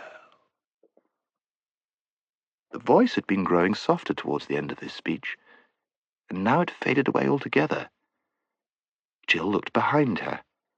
To her astonishment, she saw the cliff already more than 100 yards behind her, and the lion himself a speck of bright gold on the edge of it. She'd been setting her teeth and clenching her fists for a terrible blast of lion's breath, but the breath had really been so gentle that she had not even noticed the moment at which she left the earth. And now there was nothing but air for thousands upon thousands of feet below her. She felt frightened only for a second. For one thing, the world beneath her was so very far away that it seemed to have nothing to do with her. For another, floating on the breath of the lion was so extremely comfortable. She found she could lie on her back or on her face and twist any way she pleased, just as you can in water if you learn to float really well. And because she was moving at the same pace as the breath, there was no wind, and the air seemed beautifully warm. It was not in the least like being in an aeroplane because there was no noise and no vibration. If Jill had ever been in a balloon, she might have thought it more like that, only better. When she looked back now, she could take in for the first time the real size of the mountain she was leaving. She wondered why a mountain so huge as that was not covered with snow and ice, but I suppose all that sort of thing is different in this world, thought Jill. Then she looked below her, but she was so high that she couldn't make out whether she was floating over land or sea, nor what speed she was going at. "By Jove, the signs," said Jill suddenly. "I'd better repeat them." She was in a panic for a second or two, but she found she could still say them all correctly. "So that's all right," she said, and lay back on the air as if it was a sofa, with a sigh of contentment. "Well, I do declare," said Jill to herself some hours later, "I've been asleep. Fancy sleeping on air. I wonder if anyone's done it before. I don't suppose they have. Oh, bother, Scrub probably has. On this same journey a little bit before me. Let's see what it looks like down below." What it looked like was an enormous, very dark blue plain. There were no hills to be seen, but there were biggish white things moving slowly across it. Those must be clouds, she thought, but far bigger than the ones we saw from the cliff. I suppose they're bigger because they're nearer. I must be getting lower. Bother this sun. The sun, which had been high overhead when she began her journey, was now getting in her eyes, and this meant that it was getting lower, ahead of her. Scrub was quite right in saying that Jill, I don't know about girls in general, didn't think much about points of the compass. Otherwise she would have known, when the sun began getting in her eyes, that she was travelling pretty nearly due west. Staring at the blue plain below her, she presently noticed that there were little dots of brighter, paler colour in it here and there. "It's the sea," thought Jill. "I do believe those are islands." And so they were. She might have felt rather jealous if she had known that some of them were islands which Scrub had seen from a ship's deck, and even landed on, but she didn't know this. Then, later on, she began to see that there were little wrinkles on the blue flatness, little wrinkles which must be quite big ocean waves if you were down among them, and now, all along the horizon, there was a thick, dark line which grew thicker and darker so quickly that you could see it growing. That was the first sign that she had had of the great speed at which she was travelling, and she knew that the thickening line must be land. Suddenly from her left, for the wind was in the south, a great white cloud came rushing towards her, this time on the same level as herself. And before she knew where she was, she had shot right into the middle of its cold, wet fogginess. That took her breath away, but she was in it only for a moment. She came out, blinking in the sunlight, and found her clothes wet. She had on a blazer and sweater, and shorts and stockings and pretty thick shoes. It had been a muddy sort of day in England.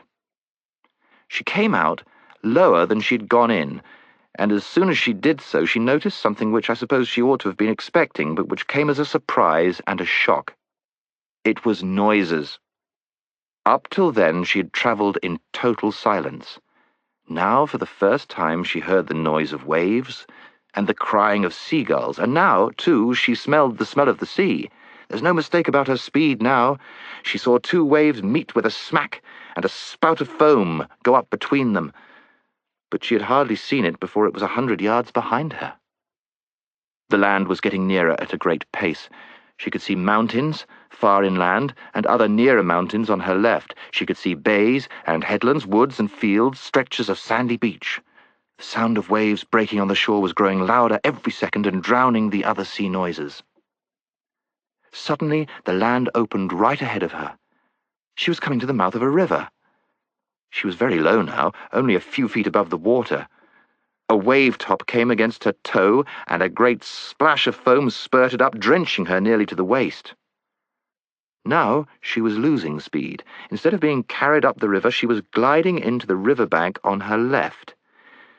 There were so many things to notice that she could hardly take them all in. A smooth, green lawn, a ship so brightly coloured that it looked like an enormous piece of jewellery, Towers and battlements, banners fluttering in the air, a crowd, gay clothes, armor, gold, swords, a sound of music, but this was all jumbled.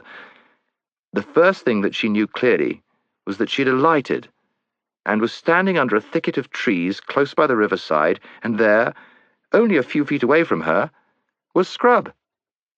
The first thing she thought was how very grubby and untidy and generally unimpressive he looked. And the second was, how wet I am. Chapter 3. The Sailing of the King.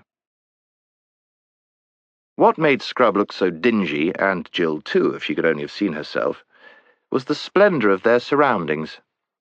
I'd better describe them at once.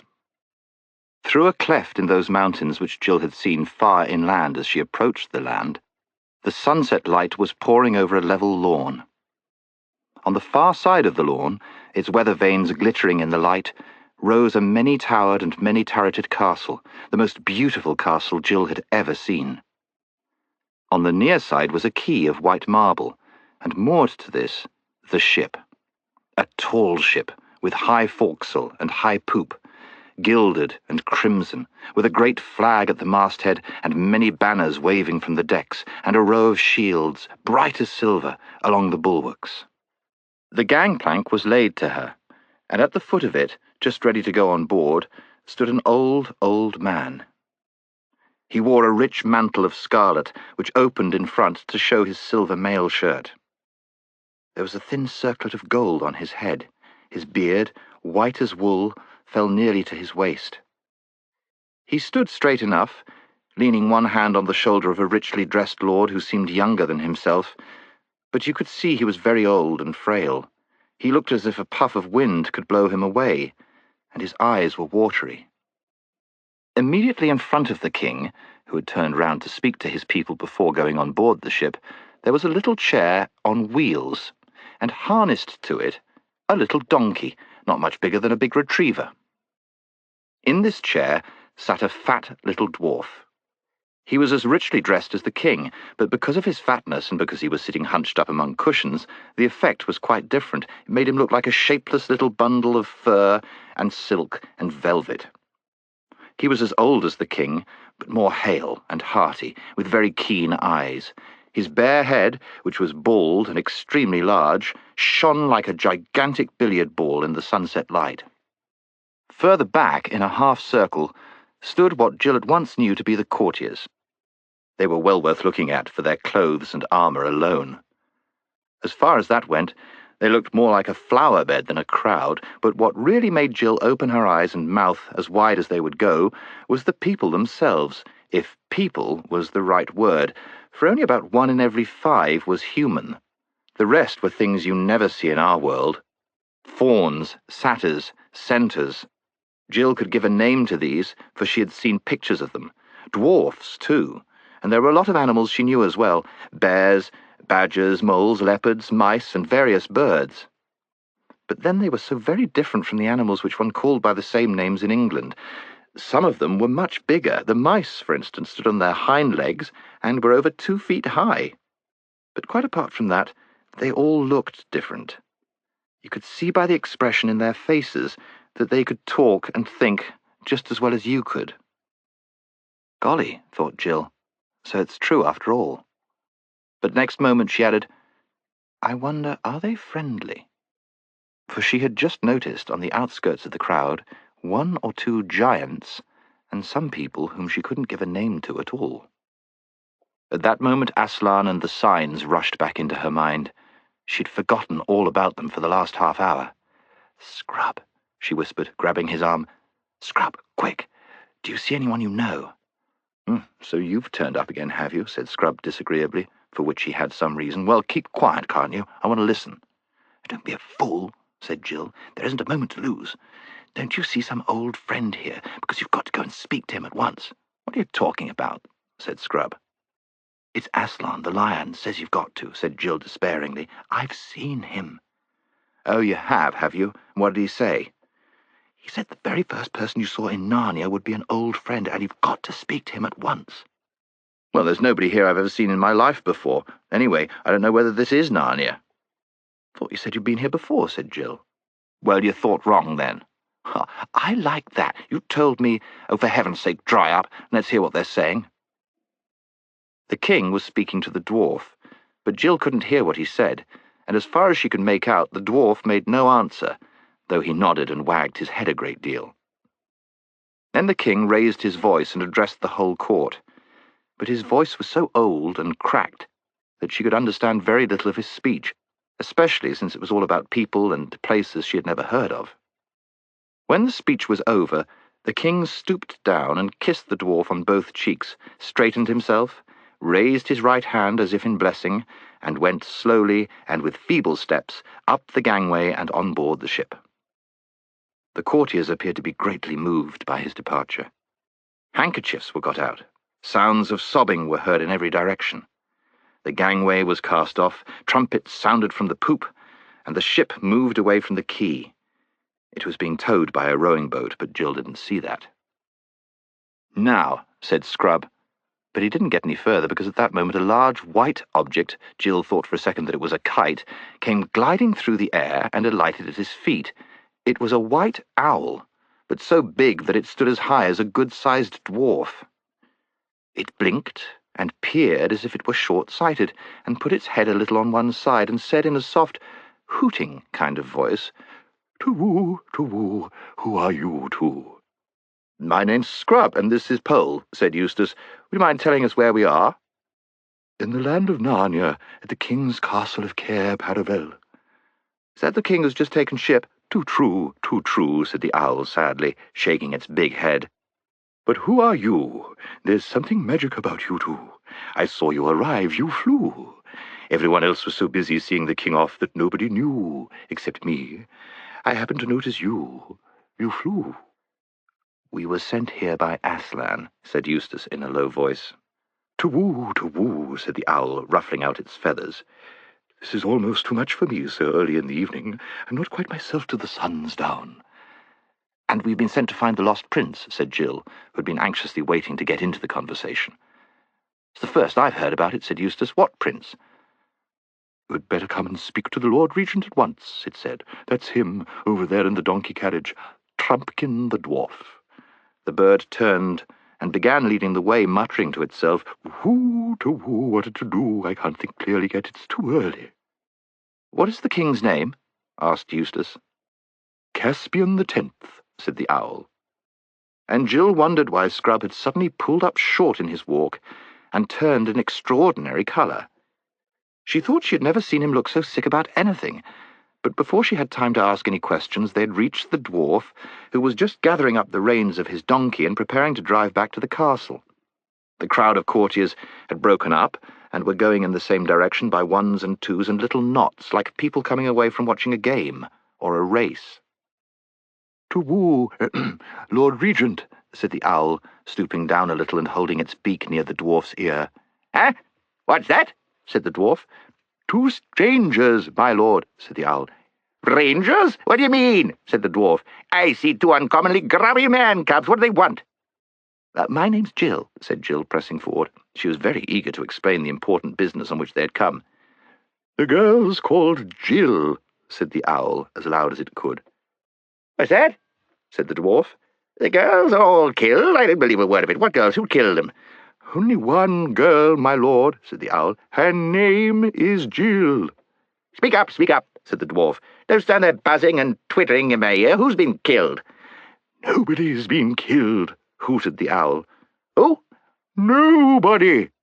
All right, you needn't shout. I'm not so deaf as all that. What do you mean by coming here to tell me that nobody's been killed? Why should anyone have been killed?" "Better tell him I'm Eustace," said Scrub.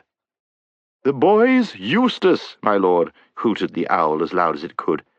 "Useless?" said the dwarf irritably. "I dare say he is. Is there any reason for bringing him to court, eh?"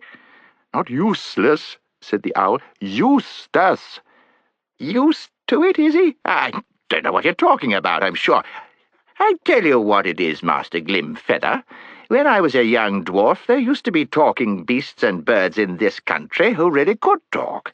There wasn't all this mumbling and muttering and whispering. It wouldn't have been tolerated for a moment. Not for a moment, sir. Ernest, my trumpet, please." A little fawn, who had been standing quietly beside the dwarf's elbow all this time, now handed him a silver ear trumpet. It was made like the musical instrument called a serpent, so that the tube curled right round the dwarf's neck. While he was getting it settled, the owl Glimfeather suddenly said to the children in a whisper, "My brain's a bit clearer now. Don't say anything about the lost prince. I'll explain later. It wouldn't do to what to do." "Now," said the dwarf, "if you have anything sensible to say, Master Glimfeather, try and say it. Take a deep breath, and don't attempt to speak too quickly." With help from the children, and in spite of a fit of coughing on the part of the dwarf, Glimfeather explained that the strangers had been sent by Aslan to visit the court of Narnia. The dwarf glanced quickly up at them with a new expression in his eyes. "Sent by the lion himself, hey?" he said. "And from that other place beyond the world's end, eh?" "Yes, my lord," bawled Eustace into the trumpet. "Son of Adam and daughter of Eve, eh?" said the dwarf. But people at Experiment House haven't heard of Adam and Eve, so Jill and Eustace couldn't answer this. But the dwarf didn't seem to notice. "Well, my dears," he said, taking first one and then the other by the hand and bowing his head a little, "you are very heartily welcome.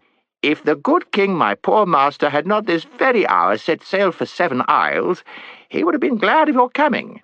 It would have brought back his youth to him for a moment. And now it is high time for supper. You shall tell me your business in full council tomorrow morning.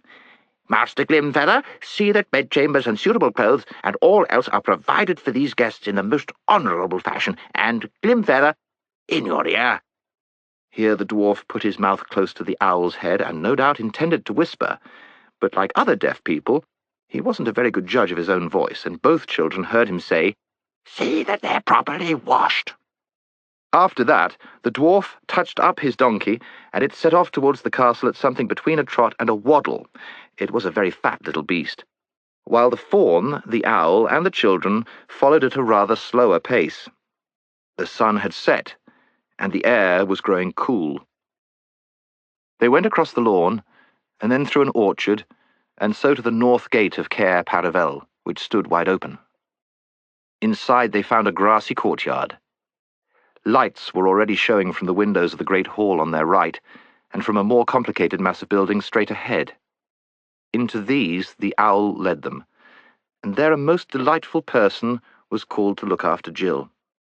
She was not much taller than Jill herself, and a good deal slenderer, but obviously full-grown, graceful as a willow, and her hair was willowy too, and there seemed to be moss in it. She brought Jill to a round room in one of the turrets, where there was a little bath sunk in the floor, and a fire of sweet-smelling woods burning on the flat hearth, and a lamp hanging by a silver chain from the vaulted roof.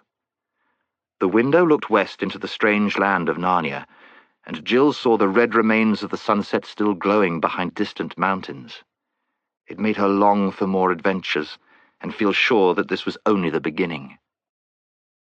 When she had had her bath and brushed her hair and put on the clothes that had been laid out for her, they were the kind that not only felt nice, but looked nice and smelt nice and made nice sounds when you moved as well. She would have gone back to gaze out of that exciting window, but she was interrupted by a bang on the door. "Come in," said Jill. And in came Scrub, also bathed and splendidly dressed in Narnian clothes. But his face didn't look as if he were enjoying it.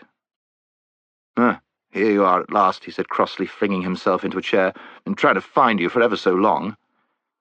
"Well, now you have," said Jill. "I say, Scrub, isn't it all simply too exciting and scrumptious for words?" She'd forgotten all about the signs and the lost prince for the moment. "Oh, that's what you think, is it?" said Scrub, and then after a pause, "I wish to goodness we'd never come." "Why on earth?" "I can't bear it," said Scrub. "Seeing the king, Caspian, a doddering old man like that, it's frightful." "Why? What harm does it do you?" "Oh, you don't understand.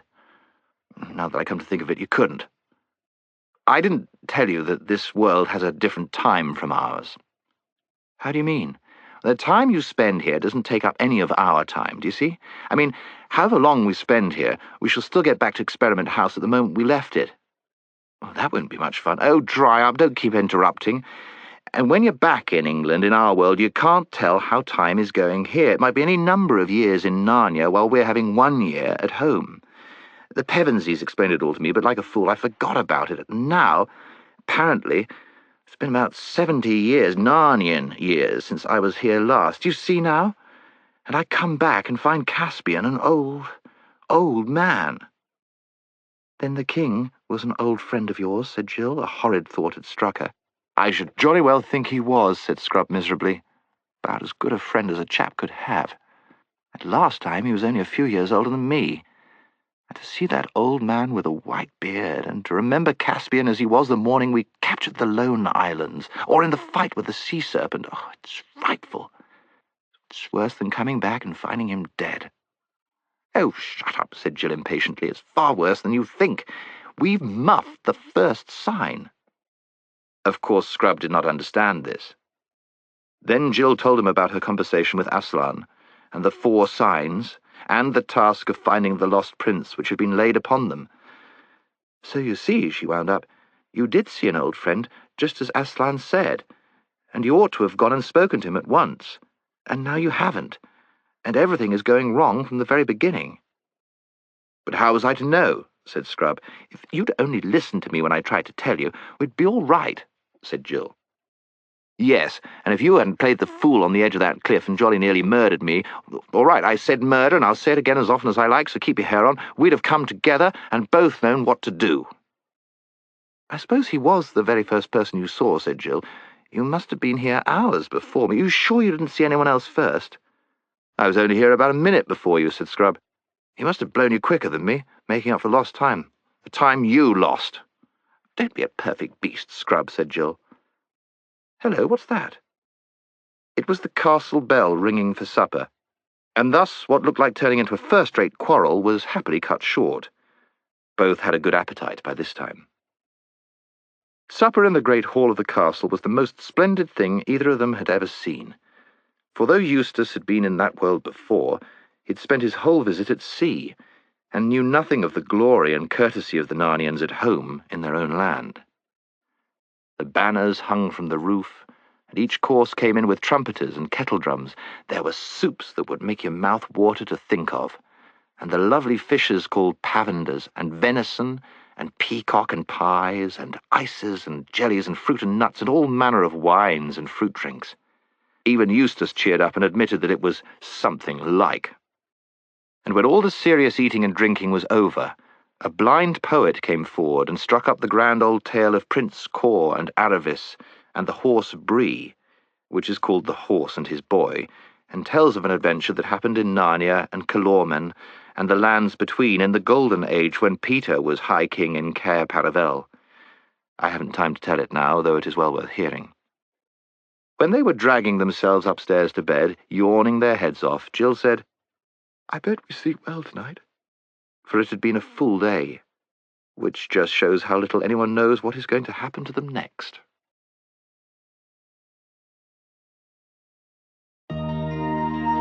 Chapter 4. A Parliament of Owls.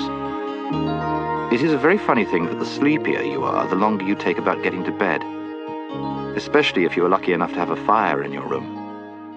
Jill felt she couldn't even start undressing unless she sat down in front of the fire for a bit first, and once she had sat down, she didn't want to get up again. She had already said to herself about 5 times, I must go to bed, when she was startled by a tap on the window. She got up, pulled the curtain, and at first saw nothing but darkness. Then she jumped and started backwards, for something very large had dashed itself against the window, giving a sharp tap on the glass as it did so. A very unpleasant idea came into her head. Suppose they have giant moths in this country. Ugh. But then the thing came back, and this time she was almost sure she saw a beak, and that the beak had made the tapping noise. It's some huge bird, thought Jill. Could it be an eagle? She didn't very much want a visit even from an eagle, but she opened the window and looked out. Instantly, With a great whirring noise, the creature alighted on the windowsill and stood there, filling up the whole window, so that Jill had to step back to make room for it. It was the owl. "Hush, hush, to-woo, said the owl. "Don't make a noise. Now, are you two really in earnest about what you've got to do?" "About the lost prince, you mean?" said Jill. Yes, we've got to be."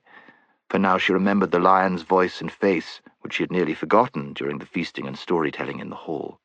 "Good," said the owl. "Then there's no time to waste. You must get away from here at once. I'll go and wake the other human, then I'll come back for you. You'd better change these court clothes and put on something you can travel in. I'll be back in 2 twos. Two." And without waiting for an answer, he was gone. If Jill had been more used to adventures, she might have doubted the owl's word, but this never occurred to her, and in the exciting idea of a midnight escape, she forgot her sleepiness. She changed back into sweater and shorts. There was a guide's knife on the belt of the shorts, which might come in useful, and added a few of the things that had been left in the room for her by the girl with the willowy hair. She chose a short cloak that came down to her knees, and had a hood, just the thing if it rains, she thought, a few handkerchiefs, and a comb. Then she sat down and waited. She was getting sleepy again when the owl returned. "Now we're ready," it said. "You'd better lead the way," said Jill. "I don't know all these passages yet." "To-woo," said the owl. "We're not going through the castle. That would never do. You must ride on me. We shall fly." "Oh," said Jill, and stood with her mouth open, not much liking the idea. "Shan't I be far too heavy for you?" To-woo, don't you be a fool. I've already carried the other one. Now, we'll put out that lamp first." As soon as the lamp was out, the bit of the night which she saw through the window looked less dark, no longer black, but grey.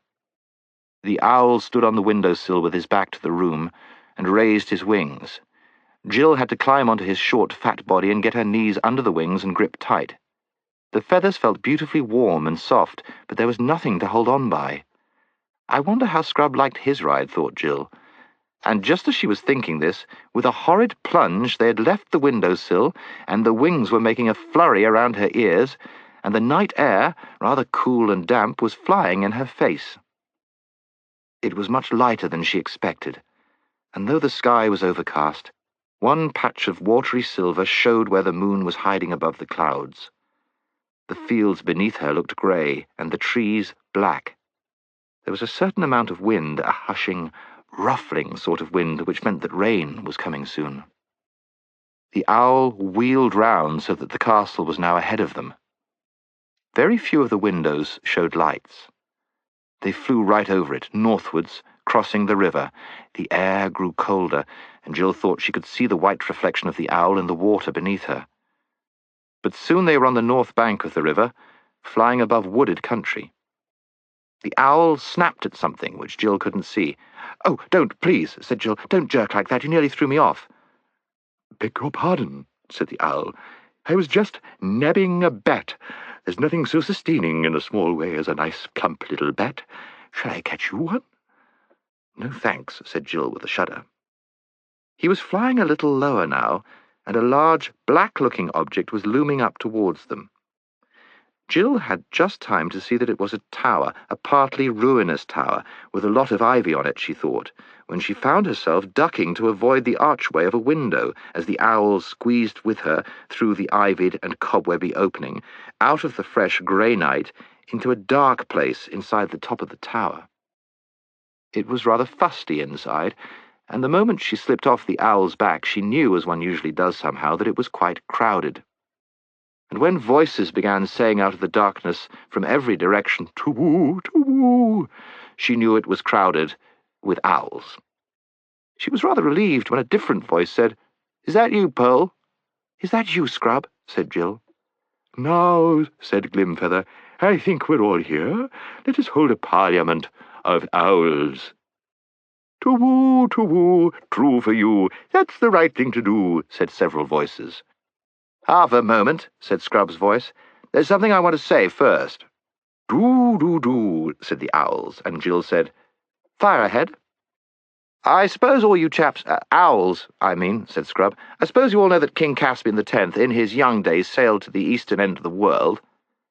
Well, I was with him on that journey, with him and Reepicheep the mouse, and the Lord Drinian and all of them. I know it sounds hard to believe, but people don't grow older in our world at the same speed as they do in yours. And what I want to say is this, that I'm the king's man, and if this parliament of owls is any sort of plot against the king, I'm having nothing to do with it. To-woo, we're all the king's owls too, said the owls. What's it all about, then? Said Scrub. It's only this, said Glimfeather, that if the Lord Regent, the dwarf Trumpkin, hears you are going to look for the lost prince, he won't let you start. He'd keep you under lock and key sooner. Great Scott, said Scrub, you don't mean that Trumpkin is a traitor? I used to hear a lot about him in the old days at sea. Caspian, the king, I mean, trusted him absolutely. Oh, no, said a voice. Trumpkin's no traitor, but more than 30 champions, knights, centaurs, good giants, and all sorts have at one time or another set out to look for the lost prince, and none of them have ever come back. And at last the king said he was not going to have all the bravest Narnians destroyed in the search for his son, and now nobody is allowed to go. But surely he'd let us go, said Scrub, when he knew who I was and who had sent me. Sent both of us, put in Jill. Yes, said Glimfeather. I think very likely he would, but the king's away, and Trumpkin will stick to the rules. He's as true as steel, but he's deaf as a post and very peppery. You could never make him see that this might be the time for making an exception to the rule. You might think he'd taken some notice of us, because we're owls, and everyone knows how wise owls are, said someone else. But he's so old now, he'd only say, You're a mere chick. I remember you when you were an egg. Don't come trying to teach me, sir. Crabs and crumpets. This owl imitated Trumpkin's voice rather well, and there were sounds of owlish laughter all round. The children began to see that the Narnians all felt about Trumpkin as people feel at school about some crusty teacher whom everyone is a little afraid of, and everyone makes fun of, and nobody really dislikes. How long is the king going to be away? Asked Scrub. If only we knew, said Glimfeather. You see, there has been a rumour lately that Aslan himself has been seen in the islands, in Terabithia, I think it was, and the king said he would make one more attempt before he died to see Aslan face to face again, and ask his advice about who's to be king after him. But we're all afraid that, if he doesn't meet Aslan in Terabithia, he'll go on east to 7 Isles, and the Lone Islands, and on and on. He never talks about it, but we all know he has never forgotten that voyage to the world's end. I'm sure in his heart of hearts he wants to go there again. Then there's no good waiting for him to come back, said Jill. No good, said the owl. Oh, what a to-do. If only you two had known and spoken to him at once. He'd have arranged everything, probably given you an army to go with you in search of the prince. Jill kept quiet at this and hoped Scrub would be sporting enough not to tell all the owls why this hadn't happened. He was, or very nearly. That is, he only muttered under his breath, Well, it wasn't my fault, before saying out loud, Very well, we'll have to manage without it. But there's just one thing more I want to know. If this owl's parliament, as you call it, is all fair and above board and means no mischief, why does it have to be so jolly secret, meeting in a ruin at the dead of night and all that? To-woo, hooted several owls. Where should we meet? When would anyone meet except at night?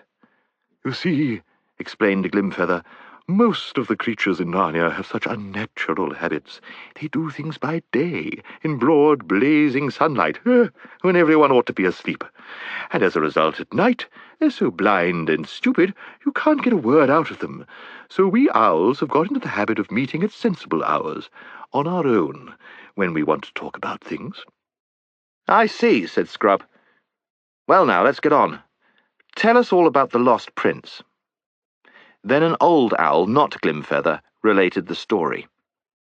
About 10 years ago, it appeared, when Rilian, the son of Caspian, was a very young knight, he rode with the queen, his mother, on a May morning in the north parts of Narnia.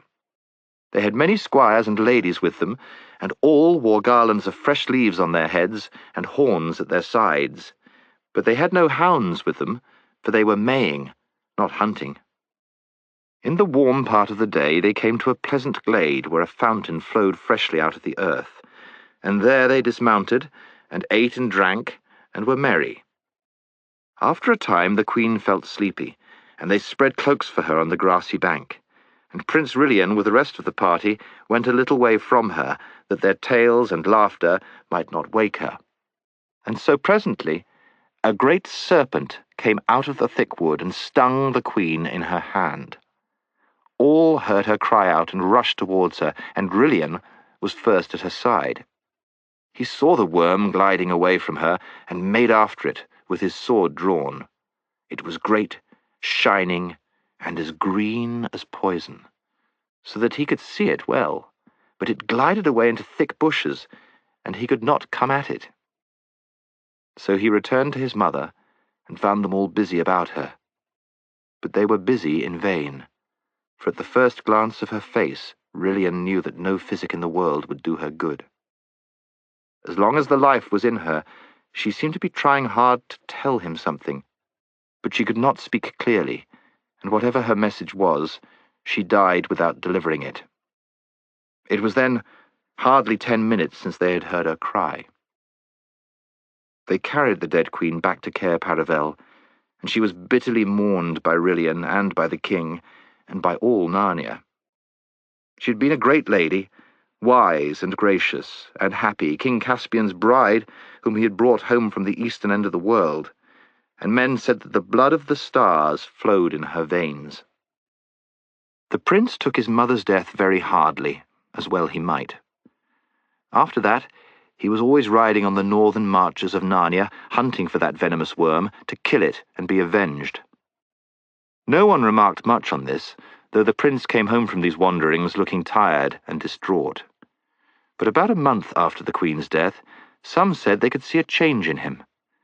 There was a look in his eyes as of a man who has seen visions, and though he would be out all day, his horse did not bear the signs of hard riding. His chief friend among the older courtiers was the Lord Drinian, he who had been his father's captain on that great voyage to the east parts of the earth. One evening Drinian said to the prince, "Your Highness must soon give over seeking the worm. There is no true vengeance on a witless brute, as there might be on a man. You weary yourself in vain." The prince answered him, "My lord, I have almost forgotten the worm this 7 days."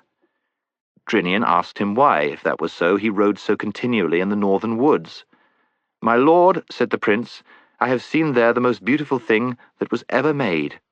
"Fair prince," said Drinian, "of your courtesy, let me ride with you tomorrow, that I also may see this fair thing." "With a good will," said Rilian. And in good time on the next day they saddled their horses and rode a great gallop into the northern woods, and alighted at that same fountain where the queen got her death.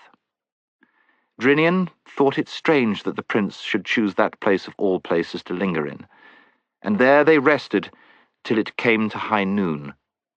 And at noon Drinian looked up and saw the most beautiful lady he had ever seen. And she stood at the north side of the fountain, and said no word, but beckoned to the prince with her hand, as if she bade him come to her. And she was tall and great, shining, and wrapped in a thin garment as green as poison. And the prince stared at her like a man out of his wits. But suddenly the lady was gone. Drinian knew not where, and the two returned to Cair Paravel. It stuck in Drinian's mind that this shining green woman was evil. Drinian doubted very much whether he ought not to tell this adventure to the king, but he had little wish to be a blab and a tale-bearer, and so he held his tongue.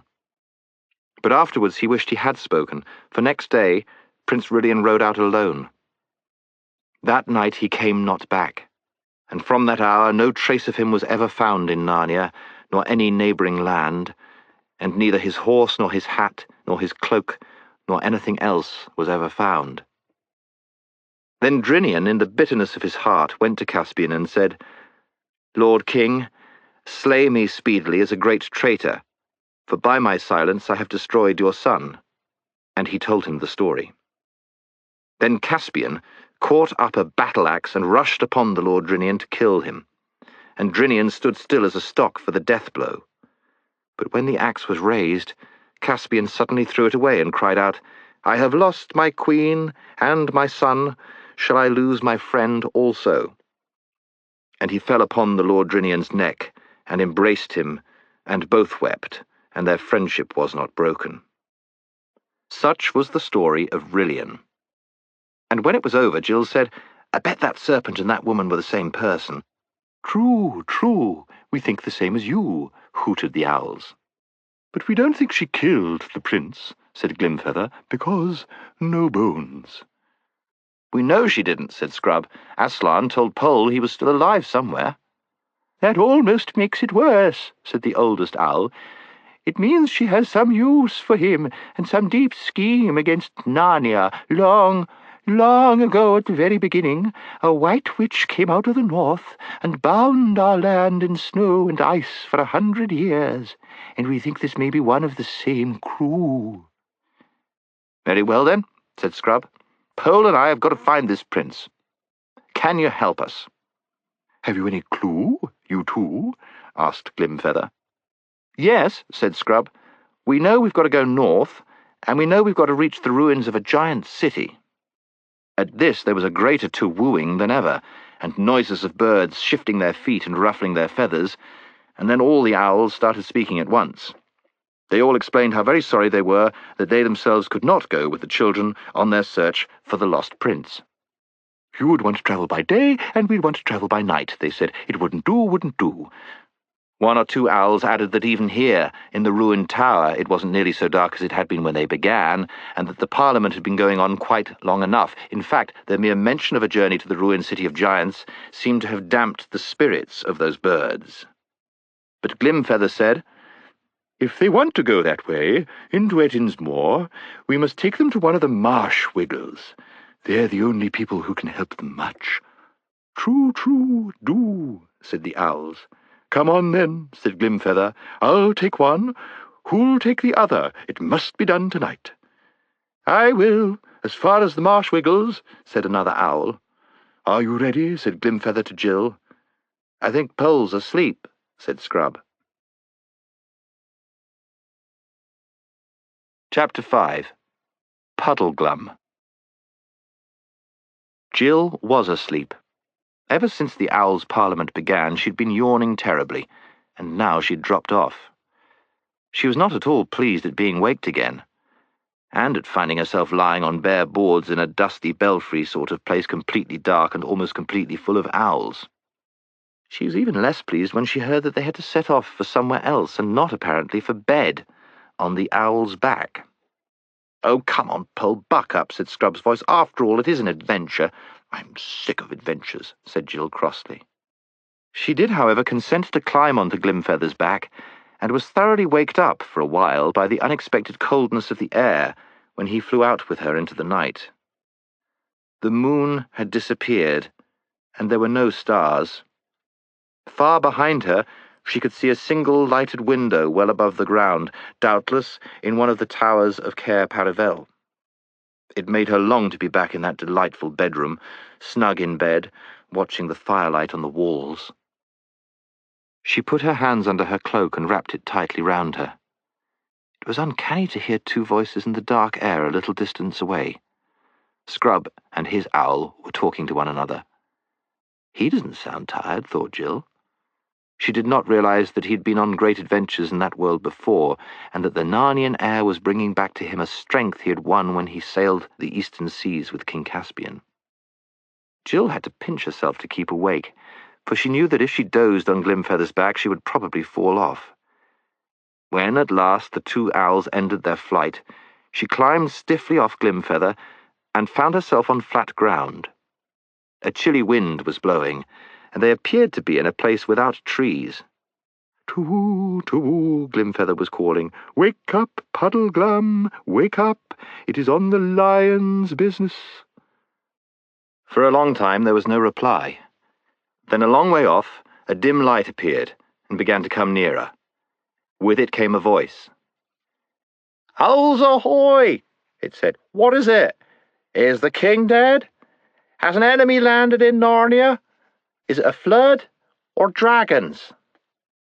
When the light reached them, it turned out to be that of a large lantern. Jill could see very little of the person who held it. He seemed to be all legs and arms.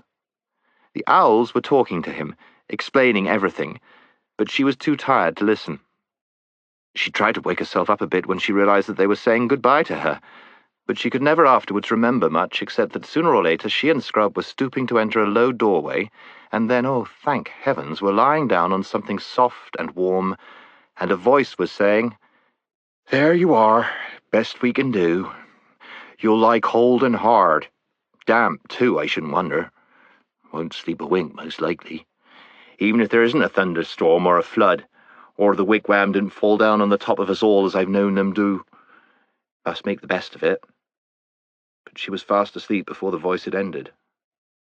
When the children woke late the next morning, they found that they were lying very dry and warm on beds of straw in a dark place. A triangular opening let in the daylight. "Where on earth are we?" asked Jill. "In the wigwam of a marsh-wiggle," said Eustace. "A what?" "A marsh-wiggle. Don't ask me what it is, I couldn't see it last night. I'm getting up. Let's go and look for it." "How beastly one feels after sleeping in one's clothes," said Jill, sitting up. "I was just thinking how nice it was not to have to dress," said Eustace. "Or wash either, I suppose," said Jill scornfully, but Scrub had already got up, yawned, shaken himself, and crawled out of the wigwam.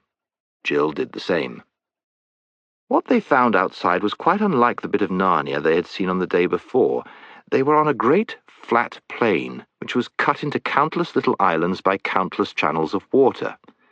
The islands were covered with coarse grass and bordered with reeds and rushes. Sometimes there were beds of rushes about an acre in extent. Clouds of birds were constantly alighting in them and rising from them again: duck, snipe, bitterns, herons. Many wigwams like that in which they had passed the night could be seen dotted about, but all at a good distance from one another, for marsh-wiggles are people who like privacy. Except for the fringe of the forest several miles to the south and west of them, there was not a tree in sight. Eastward, the flat marsh stretched to low sandhills on the horizon, and you could tell by the salt tang in the wind which blew from that direction that the sea lay over there. To the north, there were low, pale-coloured hills, in places bastioned with rock. The rest was all flat marsh. It would have been a depressing place on a wet evening. Seen under a morning sun, with a fresh wind blowing, and the air filled with the crying of birds, there was something fine and fresh and clean about its loneliness. The children felt their spirits rise. "Where has the thingamy got to, I wonder?" said Jill. "The marsh-wiggle," said Scrub, as if he were rather proud of knowing the word. "I expect, Oh, hello, that must be him." And then they both saw him, sitting with his back to them, fishing, about 50 yards away. He'd been hard to see at first, because he was nearly the same colour as the marsh, and because he sat so still. "I suppose we'd better go and speak to him," said Jill. Scrub nodded. They both felt a little nervous. As they drew nearer, the figure turned its head and showed them a long, thin face with rather sunken cheeks, a tightly shut mouth, a sharp nose, and no beard. He was wearing a high, pointed hat like a steeple, with an enormously wide, flat brim. The hair, if it could be called hair, which hung over his large ears, was greeny-grey, and each lock was flat rather than round, so that they were like tiny reeds. His expression was solemn, his complexion muddy, and you could see at once that he took a serious view of life. "Good morning, guests," he said. "Though when I say good, I don't mean it won't probably turn to rain, or it might be snow or fog or thunder. You didn't get any sleep, I dare say." "Yes, we did, though," said Jill. "We had a lovely night." "Ah," said the marsh-wiggle, shaking his head. "I see you're making the best of a bad job. That's right. You've been well brought up, you have. You've learnt to put a good face on things." "Please, we don't know your name," said Scrub. "Puddleglum's my name, but it doesn't matter if you forget it. I can always tell you again." The children sat down on each side of him. They now saw that he had very long legs and arms, so that although his body was not much bigger than a dwarf's, he would be taller than most men when he stood up. The fingers of his hands were webbed like a frog's, and so were his bare feet, which dangled in the muddy water. He was dressed in earth-coloured clothes that hung loose about him. "I'm trying to catch a few eels to make an eel stew for our dinner," said Puddleglum, "though you shouldn't wonder if I didn't get any, and you won't like them much if I do." "Why not?" asked Scrub. "Why, it's not in reason that you should like our sort of victuals, though I've no doubt you'll put a bold face on it. All the same, while I am a-catching of them, if you two could try to light the fire, there's no harm in trying. The wood's behind the wigwam. It may be wet. You could light it inside the wigwam, and then we'd get all the smoke in our eyes, or you could light it outside, and then the rain would come and put it out. Here's my tinder box. You won't know how to use it, I expect." But Scrub had learnt that sort of thing on his last adventure. The children ran back together to the wigwam, found the wood, which was perfectly dry, and succeeded in lighting a fire with rather less than the usual difficulty. Then Scrub sat and took care of it while Jill went and had some sort of wash, not a very nice one, in the nearest channel. After that, she saw to the fire, and he had a wash. Both felt a good deal fresher, but very hungry. Presently the Marshwiggle joined them. In spite of his expectation of catching no eels, he had a dozen or so, which he had already skinned and cleaned. He put a big pot on, mended the fire, and lit his pipe. Marshwiggles smoke a very strange, heavy sort of tobacco. Some people say they mix it with mud. And the children noticed the smoke from Puddleglum's pipe hardly rose in the air at all. It trickled out of the bowl, and downwards, and drifted along the ground like a mist. It was very black, and set Scrub coughing. "Now," said Puddleglum, "those eels will take a mortal long time to cook, and either of you might faint with hunger before they're done. I knew a little girl, but I better not tell you that story. It might lower your spirits, and that's a thing I never do. So to keep your minds off your hunger, we may as well talk about our plans." "Yes, do let's," said Jill. "Can you help us to find Prince Rilian?" The Marshwiggle sucked in his cheeks till they were hollower than you would have thought possible. "Well, don't know that you call it help," he said. "Don't know that anyone could exactly help. It stands to reason we're not likely to get very far on a journey to the north, not at this time of year, with the winter coming on so soon and all. And an early winter, too, by the look of things. But you mustn't let that make you downhearted. Very likely what with enemies, and mountains and rivers to cross, and losing our way, and next to nothing to eat, and sore feet, we'll hardly notice the weather. And if we don't get far enough to do any good, we may get far enough not to get back in a hurry." Both children noticed that he said we, not you, and both exclaimed at the same moment, "Are you coming with us?" "Oh, yes, I'm coming, of course. Might as well, you see. Don't suppose we shall ever see the king back in Narnia, now that he's once set off for foreign parts. And he had a nasty cough when he left. And then there's Trumpkin. He's failing fast. And you'll find there'll have been a bad harvest after this terrible dry summer. I shouldn't wonder if some enemy attacked us, mark my words." "And how shall we start?" said Scrub. "Well," said the Marshwiggle very slowly, "all the others who ever went looking for Prince Rilian started from that same fountain where the Lord Drinian saw the lady. They went north, mostly, and as none of them ever came back, we can't exactly say how they got on." "We've got to start by finding a ruined city of giants," said Jill. "Aslan said so."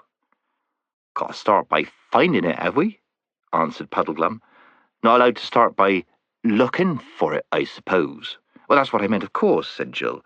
"And then when we found it—" "Yes, when," said Puddleglum very dryly. "Doesn't anyone know where it is?" asked Scrub. "I don't know about anyone," said Puddleglum, "and I won't say I haven't heard of that ruined city. You wouldn't start from the fountain, though. You'd have to go across Ettinsmoor. That's where the ruined city is, if it's anywhere. But I've been as far in that direction as most people, and I never got to any ruins, so I won't deceive you." "Where's Ettinsmoor?" said Scrub. "Look over there, northward," said Puddleglum, pointing with his pipe. "You see those hills and bits of cliff? That's the beginning of Ettinsmoor. But there's a river between it and us, the River Shribble. No bridges, of course." "I suppose we can ford it, though," said Scrub. "Well, it has been forded," admitted the Marshwiggle. "Perhaps we shall meet people on Ettinsmoor who can tell us the way," said Jill. "You're right about meeting people," said Puddleglum. What sort of people live there?" she asked. "It's not for me to say they aren't all right in their own way," answered Puddleglum. "If you like their way." "Yes, but what are they?" pressed Jill. "There are so many strange creatures in this country. I mean, are they animals, or birds, or dwarfs, or what?" The Marshwiggle gave a long whistle. "Phew," he said. "Don't you know? I thought the owls had told you. They're giants." Jill winced. She had never liked giants, even in books, and she had once met one in a nightmare. Then she saw Scrub's face, which had turned rather green, and thought to herself, "I bet he's in a worse funk than I am." That made her feel braver. "The king told me long ago," said Scrub, "that time when I was with him at sea, that he'd jolly well beaten those giants in war and made them pay him tribute." "That's true enough," said Puddleglum. "They're at peace with us all right. As long as we stay on our side of the Shribble, they won't do us any harm. Over on their side, on the moor, still there's always a chance. If we don't get near any of them, and if none of them forget themselves, and we're not seen, it's just possible we might get a long way." "Look here," said Scrub, suddenly losing his temper, as people so easily do when they have been frightened. "I don't believe the whole thing can be half as bad as you're making out, any more than the beds in the wigwam were hard or the wood was wet. I don't think Aslan would ever have sent us if there was so little chance as all that." He quite expected the Marshwiggle to give him an angry reply, but he only said, "Oh, that's the spirit, Scrub. That's the way to talk. Put a good face on it. But we all need to be very careful about our tempers, seeing all the hard times we shall have to go through together. Won't do to quarrel, you know. At any rate, don't begin it too soon. I know these expeditions usually end that way, knifing one another, I shouldn't wonder, before all's done. But the longer we can keep off it—" "Well, if you feel it's so hopeless," interrupted Scrub, "I think you'd better stay behind. Pole and I can go on alone, can't we, Pole?" "Shut up and don't be an ass, Scrub," said Jill hastily, terrified lest the Marshwiggle should take him at his word. "Don't you lose heart, Pole," said Puddleglum. "I'm coming, sure and certain. I'm not going to lose an opportunity like this. It would do me good. They all say, the other Wiggles all say, that I'm too flighty. Don't take life seriously enough. They said it once, they've said it 1,000 times. Puddleglum, they've said, you're altogether too full of bobbance and bounce and high spirits. You've got to learn that life isn't all fricasseed frogs and eel pie. You want something to sober you down a bit. We're only saying it for your own good, Puddleglum." "That's what they say." "Now a job like this, a journey up north just as winter's beginning, looking for a prince who probably ain't there, by way of a ruined city that no one has ever seen, will be just the thing. If that don't steady a chap, I don't know what will." And he rubbed his big frog-like hands together as if he were talking of going to a party or a pantomime. "And now," he added, "let's see how those eels are getting on." When the meal came, it was delicious, and the children had 2 large helpings each. At first, the Marshwiggle wouldn't believe that they really liked it, and when they had eaten so much that he had to believe them, he fell back on saying that it would probably disagree with them horribly. "What's food for Wiggles may be poison for humans, I shouldn't wonder," he said. After the meal, they had tea, in tins, as you've seen men having it who are working on the road, and Puddleglum had a good many sips out of a square black bottle. He offered the children some of it, but they thought it very nasty. The rest of the day was spent in preparations for an early start the next morning. Puddleglum, being far the biggest, said he would carry 3 blankets, with a large bit of bacon rolled up inside them. Jill was to carry the remains of the eels, some biscuit, and the tinderbox. Scrub was to carry both his own cloak and Jill's when they didn't want to wear them. Scrub, who had learned some shooting when he sailed to the east under Caspian, had Puddleglum's second-best bow, and Puddleglum had his best one, though he said that what with winds, and damp bowstrings, and bad light, and cold fingers, it was 100 to 1 against either of them hitting anything. He and Scrub both had swords. Scrub had brought the one which had been left out for him in his room at Cair Paravel, but Jill had to be content with her knife. There would have been a quarrel about this, but as soon as they started sparring, the Wiggle rubbed his hands and said, "Ah, there you are. Thought as much. That's what usually happens on adventures." This made them both shut up. All 3 went to bed early in the wigwam. This time the children really had a rather bad night. That was because Puddleglum, after saying, "You better try for some sleep, you two. Not that I suppose any of us will close an eye tonight," instantly went off into such a loud, continuous snore that when Jill at last got to sleep, she dreamed all night about road drills and waterfalls and being in express trains in tunnels. Chapter 6. The Wild Wastelands of the North. At about 9 o'clock the next morning, 3 lonely figures might have been seen picking their way across the Shribble by the shoals and stepping stones. It was a shallow, noisy stream, and even Jill was not wet above her knees when they reached the northern bank. About 50 yards ahead, the land rose up to the beginning of the moor, everywhere steeply, and often in cliffs. "I suppose that's our way," said Scrub, pointing left and west to where a stream flowed down from the moor through a shallow gorge, but the Marshwiggle shook his head. The giants mainly live along the side of that gorge," he said.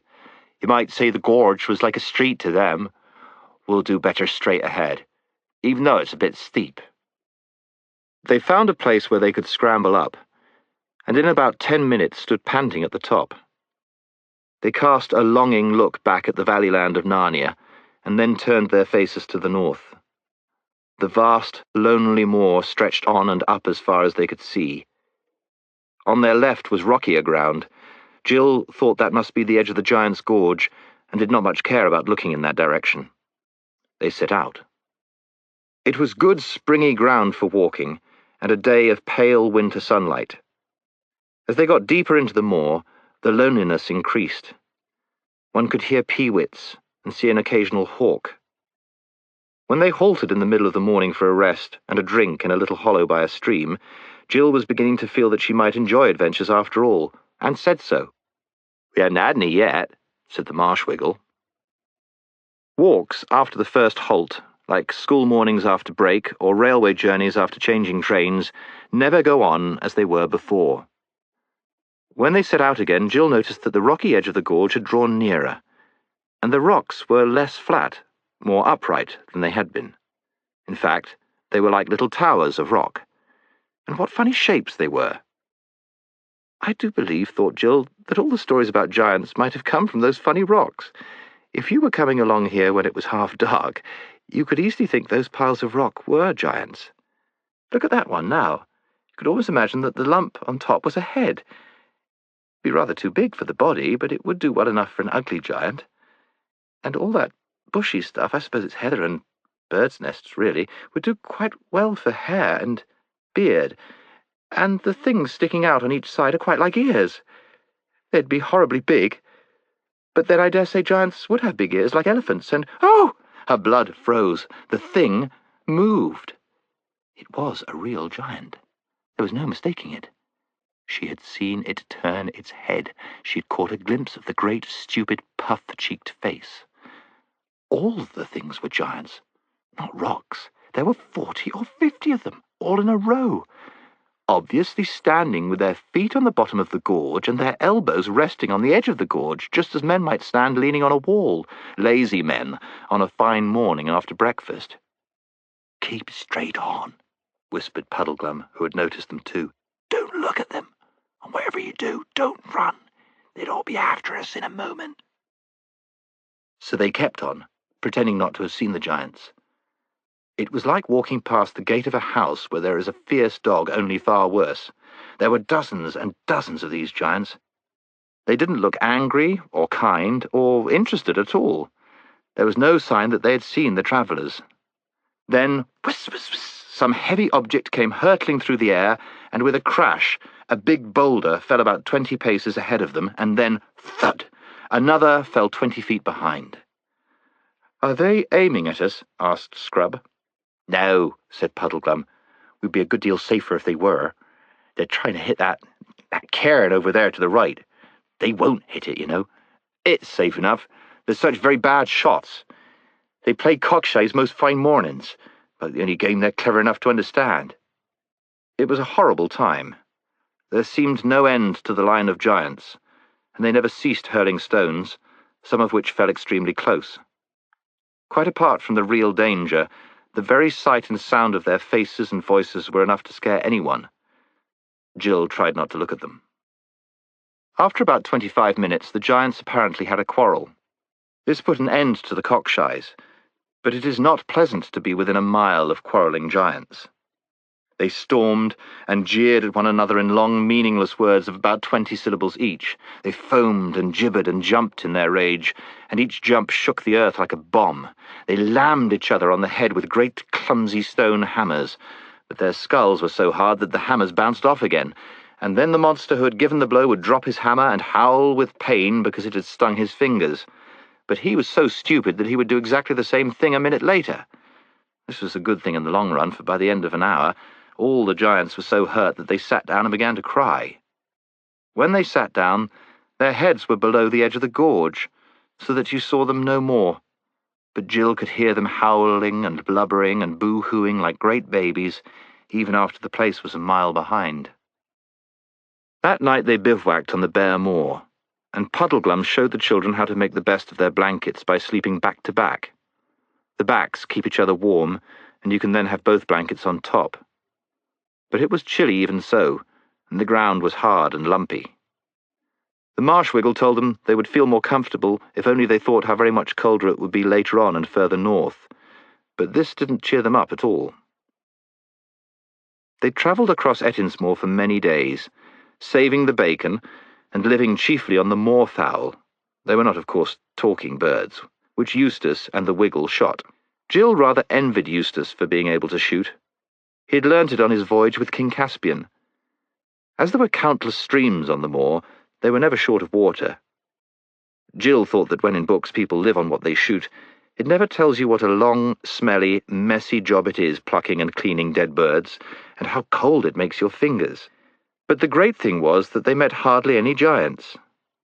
One giant saw them, but he only roared with laughter and stumped away about his own business. About the 10th day, they reached a place where the country changed. They came to the northern edge of the moor and looked down a long, steep slope into a different and grimmer land. At the bottom of the slope were cliffs. Beyond these, a country of high mountains, dark precipices, stony valleys, ravines so deep and narrow that one could not see far into them, and rivers that poured out of echoing gorges to plunge sullenly into black depths. Needless to say, it was Puddleglum who pointed out a sprinkling of snow on the more distant slopes. "But there'll be more on the north side of them, I shouldn't wonder," he added. It took them some time to reach the foot of the slope, and when they did, they looked down from the top of the cliffs at a river running below them from west to east. It was walled in by precipices on the far side as well as on their own, and it was green and sunless, full of rapids and waterfalls. The roar of it shook the earth, even where they stood. "The bright side of it is," said Puddleglum, "if we break our necks getting down the cliff, then we're safe from being drowned in the river." "What about that?" said Scrub suddenly, pointing upstream to their left. Then they all looked and saw the last thing they were expecting, a bridge. And what a bridge, too! It was a huge, single arch that spanned the gorge from cliff-top to cliff-top, and the crown of that arch was as high above the cliff-tops as the dome of St. Paul's is above the street. "Why, it must be a giant's bridge," said Jill. "Or a sorcerer's, more likely," said Puddleglum. "We got to look out for enchantments in a place like this. I think it's a trap. I think it'll turn to mist and melt away just when we're out in the middle of it." "Oh, for goodness sake, don't be such a wet blanket," said Scrub. "Why on earth shouldn't it be a proper bridge?" "Do you think any of the giants we've seen would have the sense to build a thing like that?" said Puddleglum. "But mightn't it have been built by other giants?" said Jill. "I mean by giants who lived hundreds of years ago and were far cleverer than the modern kind. It might have been built by the same ones who built the giant city we're looking for, and that would mean we were on the right track, the old bridge leading to the old city." "That's a real brainwave, Pole," said Scrub. "It must be that. Come on." So they turned and went to the bridge. And when they reached it, it certainly seemed solid enough. The single stones were as big as those at Stonehenge, and must have been squared by good masons once, though now they were cracked and crumbled. The balustrade had apparently been covered with rich carvings, of which some traces remained, mouldering faces and forms of giants, minotaurs, squids, centipedes, and dreadful gods. Puddleglum didn't trust it, but he consented to cross it with the children. The climb up to the crown of the arch was long and heavy. In many places the great stones had dropped out, leaving horrible gaps, through which you looked down on the river foaming thousands of feet below. They saw an eagle fly through under their feet, and the higher they went, the colder it grew, and the wind blew so that they could hardly keep their footing. It seemed to shake the bridge. When they reached the top and could look down the further slope of the bridge, they saw what looked like the remains of an ancient giant road stretching away before them into the heart of the mountains. Many stones of its pavement were missing, and there were wide patches of grass between those that remained. And riding towards them on that ancient road were two people of normal, grown-up, human size. "Keep on, move towards them," said Puddleglum. "Anyone you meet in a place like this is as likely as not to be an enemy, but we mustn't let them think we're afraid." By the time they had stepped off the end of the bridge onto the grass, the two strangers were quite close. One was a knight in complete armour, with his visor down. His armour and his horse were black. There was no device on his shield, and no banneret on his spear. The other was a lady on a white horse, a horse so lovely that he wanted to kiss its nose and give it a lump of sugar at once. But the lady, who rode side-saddle and wore a long, fluttering dress of dazzling green, was lovelier still. "Good day, travellers," she cried out in a voice as sweet as the sweetest bird's song, trilling her R's delightfully. "Some of you are young pilgrims to walk this rough waste." "That's as may be, ma'am," said Puddleglum, very stiffly and on his guard. "We're looking for the ruined city of the giants," said Jill. "The ruined city," said the lady. "That is a strange place to be seeking. What will you do if you find it?" "We've got to—" began Jill, but Puddleglum interrupted. "Begging your pardon, ma'am, but we don't know you or your friend, Silent Chapney, and you don't know us. And we'd as soon not talk to strangers about our business, if you don't mind. Shall we have a little rain soon, do you think?" The lady laughed. The richest, most musical laugh you can imagine.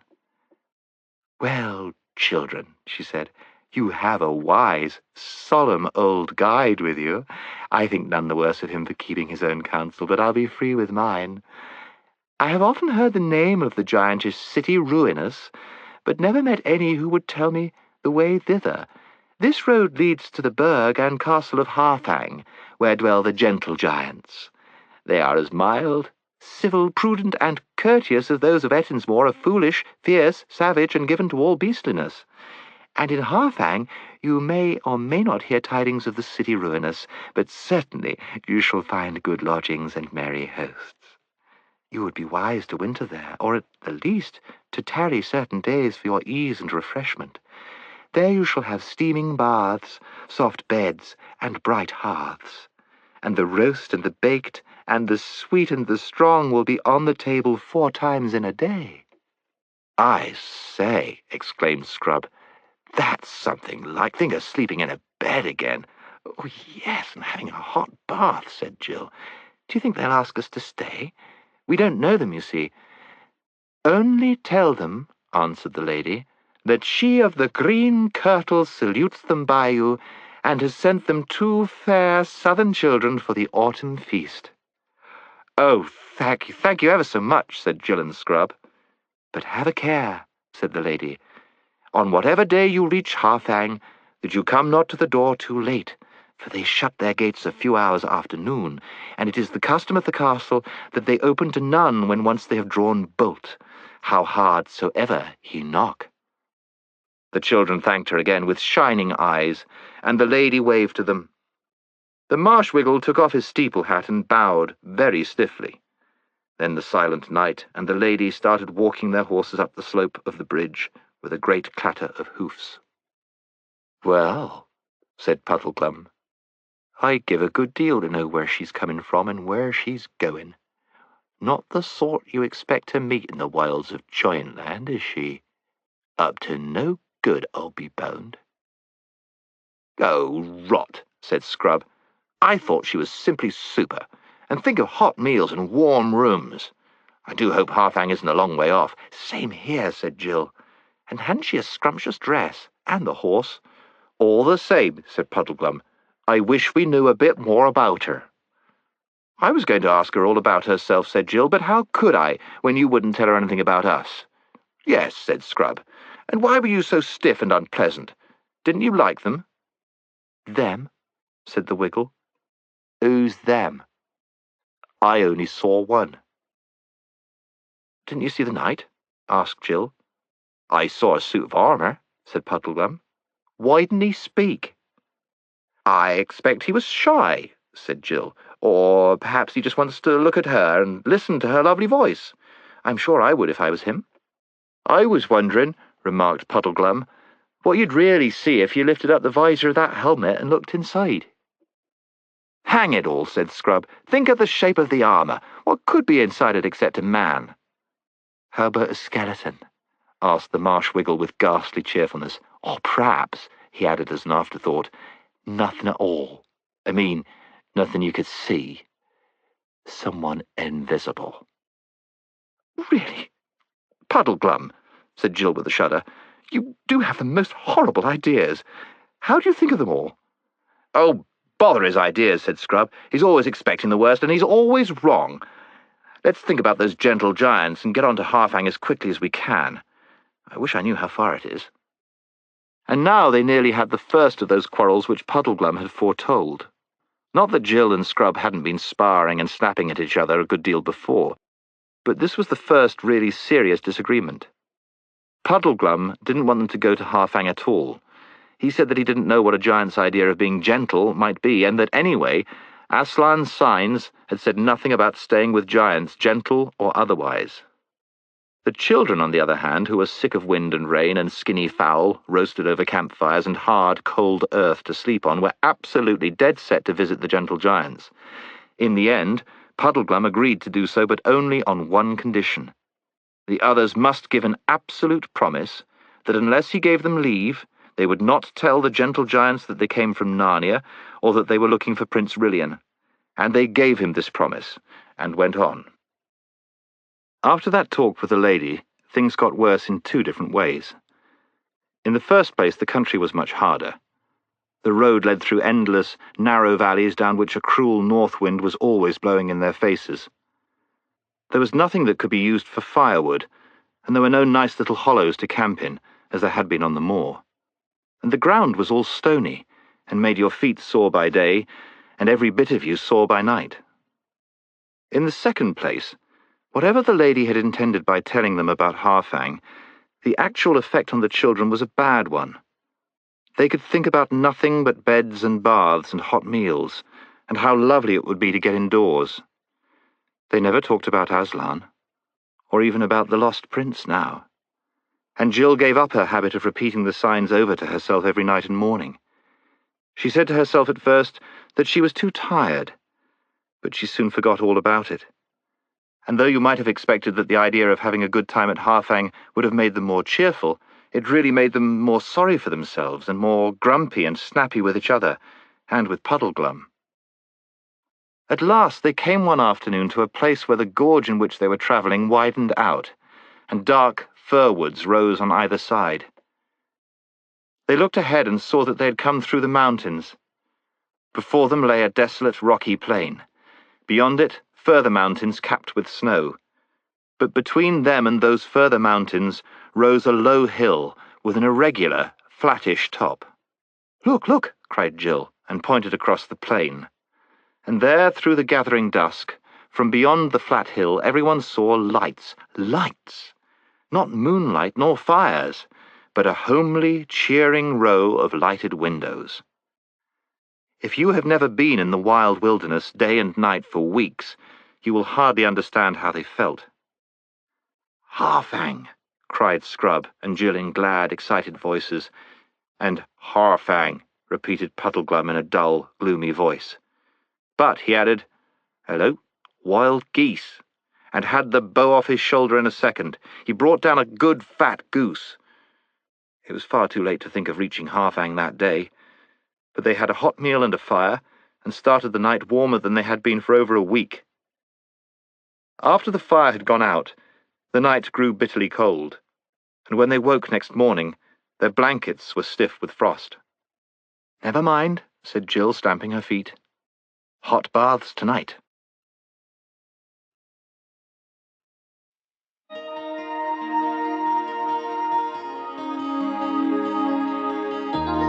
Chapter 7. The Hill of the Strange Trenches.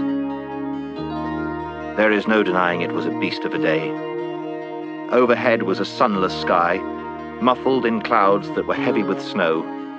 Underfoot, a black frost, blowing over it a wind that felt as if it would take your skin off. When they got down into the plain, they found that this part of the ancient road was much more ruinous than any they had yet seen. They had to pick their way over great broken stones and between boulders and across rubble, hard going for sore feet. And however tired they got, it was far too cold for a halt. At about 10 o'clock, the first tiny snowflakes came loitering down and settled on Jill's arm. 10 minutes later, they were falling quite thickly. In 20 minutes, the ground was noticeably white.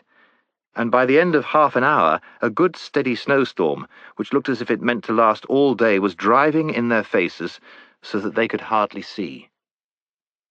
In order to understand what followed, you must keep on remembering how little they could see. As they drew near the low hill which separated them from the place where the lighted windows had appeared, they had no general view of it at all. It was a question of seeing the next few paces ahead, and even for that, you had to screw up your eyes. Needless to say, they were not talking. When they reached the foot of the hill, they caught a glimpse of what might be rocks on each side, squarish rocks, if you looked at them carefully, but no one did. All were more concerned with the ledge right in front of them, which barred their way. It was about 4 feet high. The Marshwiggle, with his long legs, had no difficulty in jumping onto the top of it, and he then helped the others up. It was a nasty wet business for them, though not for him, because the snow now lay quite deep on the ledge. They then had a stiff climb, Jill fell once, up very rough ground for about 100 yards, and came to a second ledge. There were 4 of these ledges altogether at quite irregular intervals. As they struggled onto the 4th ledge, there was no mistaking the fact that they were now at the top of the flat hill. Up till now, the slope had given them some shelter. Here they got the full fury of the wind, for the hill, oddly enough, was quite as flat on top as it had looked from a distance, a great level tableland which the storm tore across without resistance. In most places the snow was still hardly lying at all, for the wind kept catching it up off the ground in sheets and clouds, and hurling it in their faces. And round their feet little eddies of snow ran about as you sometimes see them doing over ice. And indeed, in many places, the surface was almost as smooth as ice. But to make matters worse, it was crossed and crisscrossed with curious banks, or dikes, which sometimes divided it up into squares and oblongs. All these, of course, had to be climbed. They varied from 2 to 5 feet in height, and were about a couple of yards thick. On the north side of each bank, the snow already lay in deep drifts, and after each climb you came down into a drift and got wet. Fighting her way forward with hood up and head down and numb hands inside her cloak, Jill had glimpses of other odd things on that horrible tableland. Things on her right that looked vaguely like factory chimneys, and on her left a huge cliff, straighter than any cliff ought to be. But she wasn't at all interested, and didn't give them a thought. The only things she thought about were her cold hands, and nose and chin and ears, and hot baths and beds at Harfang. Suddenly, she slid about 5 feet, and found herself, to her horror, sliding down into a dark, narrow chasm, which seemed that moment to have appeared in front of her. Half a second later, she had reached the bottom. She appeared to be in a kind of trench, or groove, only about 3 feet wide. And though she was shaken by the fall, almost the first thing she noticed was the relief of being out of the wind, for the walls of the trench rose high above her. The next thing she noticed was, naturally, the anxious faces of Scrub and Puddleglum looking down at her from the edge. "Are you hurt, Pole?" shouted Scrub. Both legs broken, I shouldn't wonder, shouted Puddleglum. Jill stood up and explained that she was all right, but they'd have to help her out. "What is it you've fallen into?" asked Scrub. "It's a kind of trench, or it might be a kind of sunken lane or something," said Jill. "It runs quite straight." "Yes, by Jove," said Scrub, "and it runs due north. I wonder, is it a sort of a road? If it was, we'd be out of this infernal wind down there. Is there a lot of snow at the bottom?" "Hardly any. It all blows over the top, I suppose. What happened further on?" "Half a sec, I'll go and see," said Jill. She got up and walked along the trench, but before she'd gone far, it turned sharply to the right. She shouted this information back to the others. "What's round the corner?" asked Scrub. Now it happened that Jill had the same feeling about twisty passages and dark places underground, or even nearly underground, that Scrub had about the edges of cliffs. She had no intention of going round that corner alone, especially when she heard Puddleglum bawling out from behind her, "Be careful, Paul! It's just the sort of place that might lead to a dragon's cave, and in a giant country there might be giant earthworms, or giant beetles." "I don't think it goes anywhere much," said Jill, coming hastily back. "I'm jolly well going to have a look," said Scrub. "What do you mean by anywhere much, I should like to know?" So he sat down on the edge of the trench. Everyone was too wet by now to bother about being a bit wetter, and then dropped in.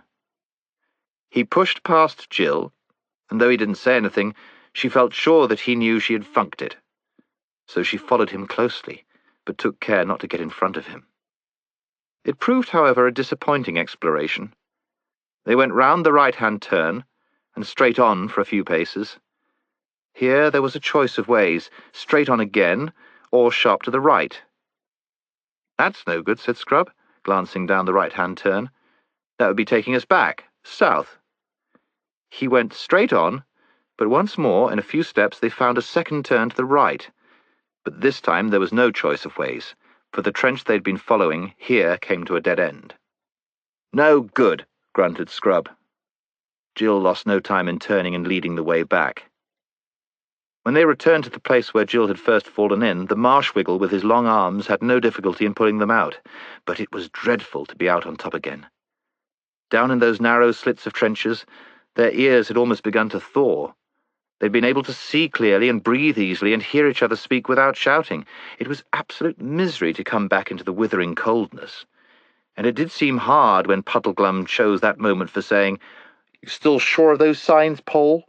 What's the one we ought to be after now?" "Oh, come on, bother the signs," said Paul. "Something about someone mentioning Aslan's name, I think, but I'm jolly well not going to give a recitation here." As you see, she'd got the order wrong. That was because she'd given up saying the signs over every night. She still really knew them if she troubled to think, but she was no longer so pat in her lesson as to be sure of reeling them off in the right order at a moment's notice and without thinking. Puddleglum's question annoyed her because, deep down inside her, she was already annoyed with herself for not knowing the lion's lesson quite so well as she felt she ought to have known it. This annoyance, added to the misery of being very cold and tired, made her say, "Bother the signs." She didn't perhaps quite mean it. "Oh, that was next, was it?" said Puddleglum. "Now I wonder, are you right? Got mixed, I shouldn't wonder. Seems to me this hill, this flat place we're on, is worth stop to have a look at. Have you noticed?" "Oh, law," said Scrub, "is this a time for stopping to admire the view? For goodness sake, let's get on." "Oh, look! Look, look!" cried Jill and pointed. Everyone turned, and everyone saw. Some way off to the north, and a good deal higher up than the tableland on which they stood, a line of lights had appeared. This time, even more obviously than when the travellers had seen them the night before, they were windows. Smaller windows that made one think deliciously of bedrooms, and larger windows that made one think of great halls, with fires roaring on the hearth, and hot soup or juicy sirloins smoking on the table. "Harfang!" exclaimed Scrub. "It's all very well," said Puddleglum, "but what I was saying was—" "Oh, shut up!" said Jill crossly. "We haven't a moment to lose. Don't you remember what the lady said about their locking up so early? We must get there in time. We must. We'll die if we're shut out on a night like this." "Well, isn't exactly a night, not yet," began Puddleglum, but the two children both said, "Come on," and began stumbling forward on the slippery tableland as quickly as their legs would carry them.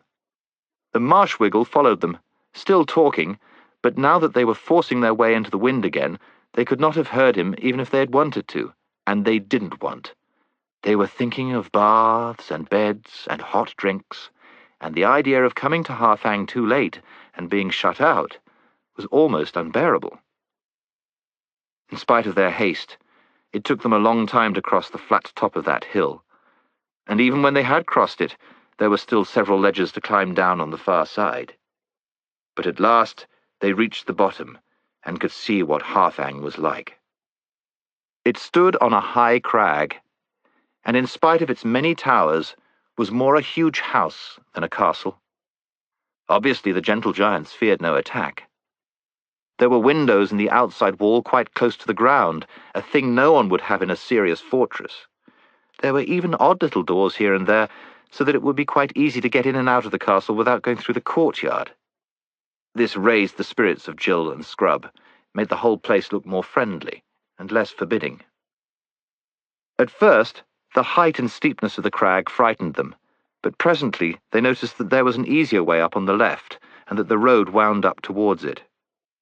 It was a terrible climb after the journey they had already had, and Jill nearly gave up. Scrub and Puddleglum had to help her for the last 100 yards, but in the end they stood before the castle gate. The portcullis was up, and the gate open. However tired you are, it takes some nerve to walk up to a giant's front door. In spite of all his previous warnings against Harfang, it was Puddleglum who showed most courage. "Steady pace now," he said. "Don't look frightened whatever you do. We've done the silliest thing in the world by coming at all, but now that we are here, we'd best put a bold face on it." With these words, he strode forward into the gateway, stood still under the arch where the echo would help his voice, and called out as loud as he could, "Ho! Porter! Guests who seek lodging!" And while he was waiting for something to happen, he took off his hat and knocked off the heavy mass of snow which had gathered on its wide brim. "I say," whispered Scrub to Jill, "he may be a wet blanket, but he has plenty of pluck and cheek." A door opened, letting out a delicious glow of firelight, and the porter appeared.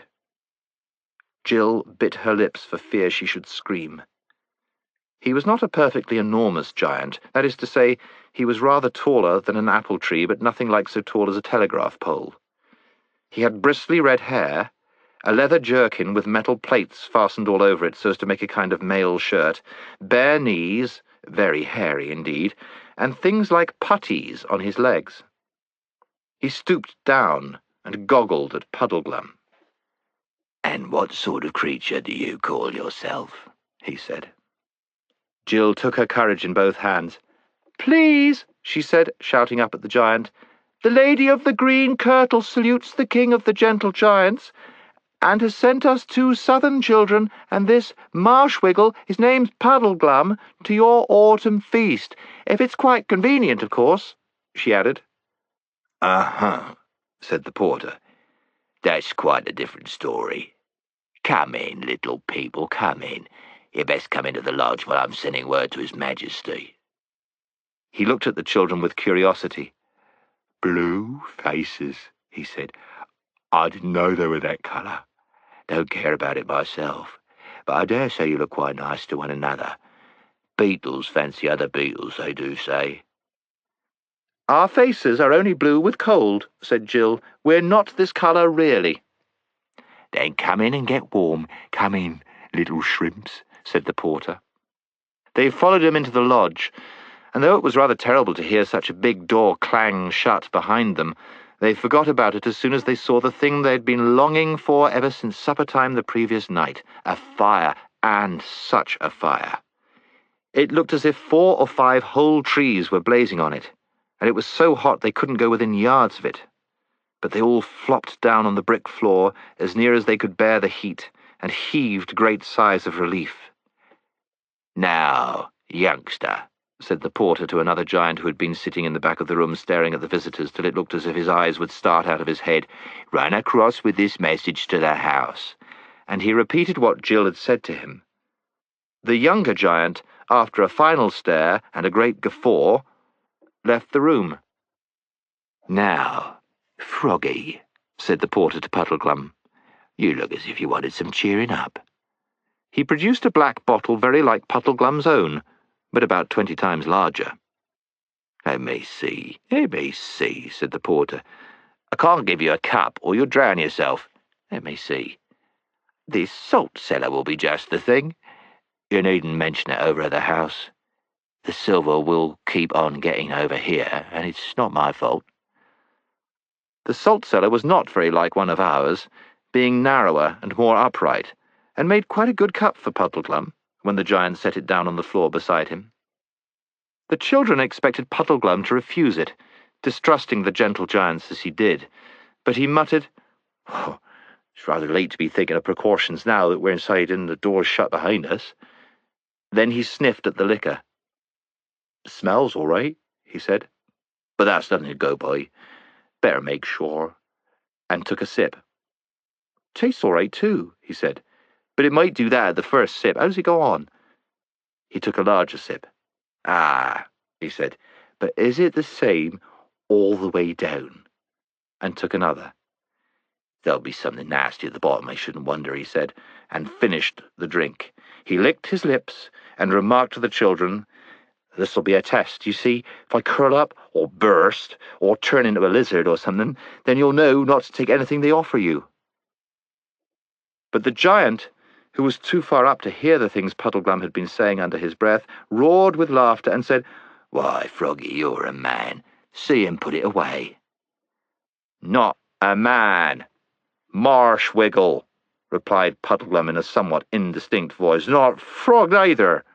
Marshwiggle." At that moment the door opened behind them, and the younger giant came in saying, "Now to go to the throne room at once." The children stood up, but Puddleglum remained sitting and said, "Marshwiggle, Marshwiggle, very respectable Marshwiggle, respectable." "Show them the way, young'un," said the giant porter. "You better carry Froggy. He's had a drop more than's good for him." "There's nothing wrong with me," said Puddleglum. "Not a frog. Nothing frog with me. I'm a respectable." But the young giant caught him up by the waist and signed to the children to follow. In this undignified way they crossed the courtyard. Puddleglum, held in the giant's fist and vaguely kicking the air, did certainly look very like a frog, but they had little time to notice this, for they soon entered the great doorway of the main castle. Both their hearts were beating faster than usual, and after pattering along several corridors at a trot to keep up with the giant's paces, found themselves blinking in the light of an enormous room, where lamps glowed, and a fire roared on the hearth, and both were reflected from the gilding of roof and cornice. More giants than they could count stood on their left and right, all in magnificent robes, and on 2 thrones at the far end sat 2 huge shapes that appeared to be the king and queen. About 20 feet from the thrones, they stopped. Scrub and Jill made an awkward attempt at a bow. Girls are not taught how to curtsy at Experiment House, and the young giant carefully put Puddleglum down on the floor, where he collapsed into a sort of sitting position. With his long limbs he looked, to tell the truth, uncommonly like a large spider. Chapter 8. A House of Harfang. "Go on, Pole. Do your stuff," whispered Scrub. Jill found that her mouth was so dry that she couldn't speak a word. She nodded savagely at Scrub. Thinking to himself that he would never forgive her, or Puddleglum either, Scrub licked his lips and shouted up to the king giant, "If you please, sire, the Lady of the Green Kirtle salutes you by us, and said you'd like to have us for your autumn feast." The giant king and queen looked at each other, nodded to each other, and smiled in a way that Jill didn't exactly like.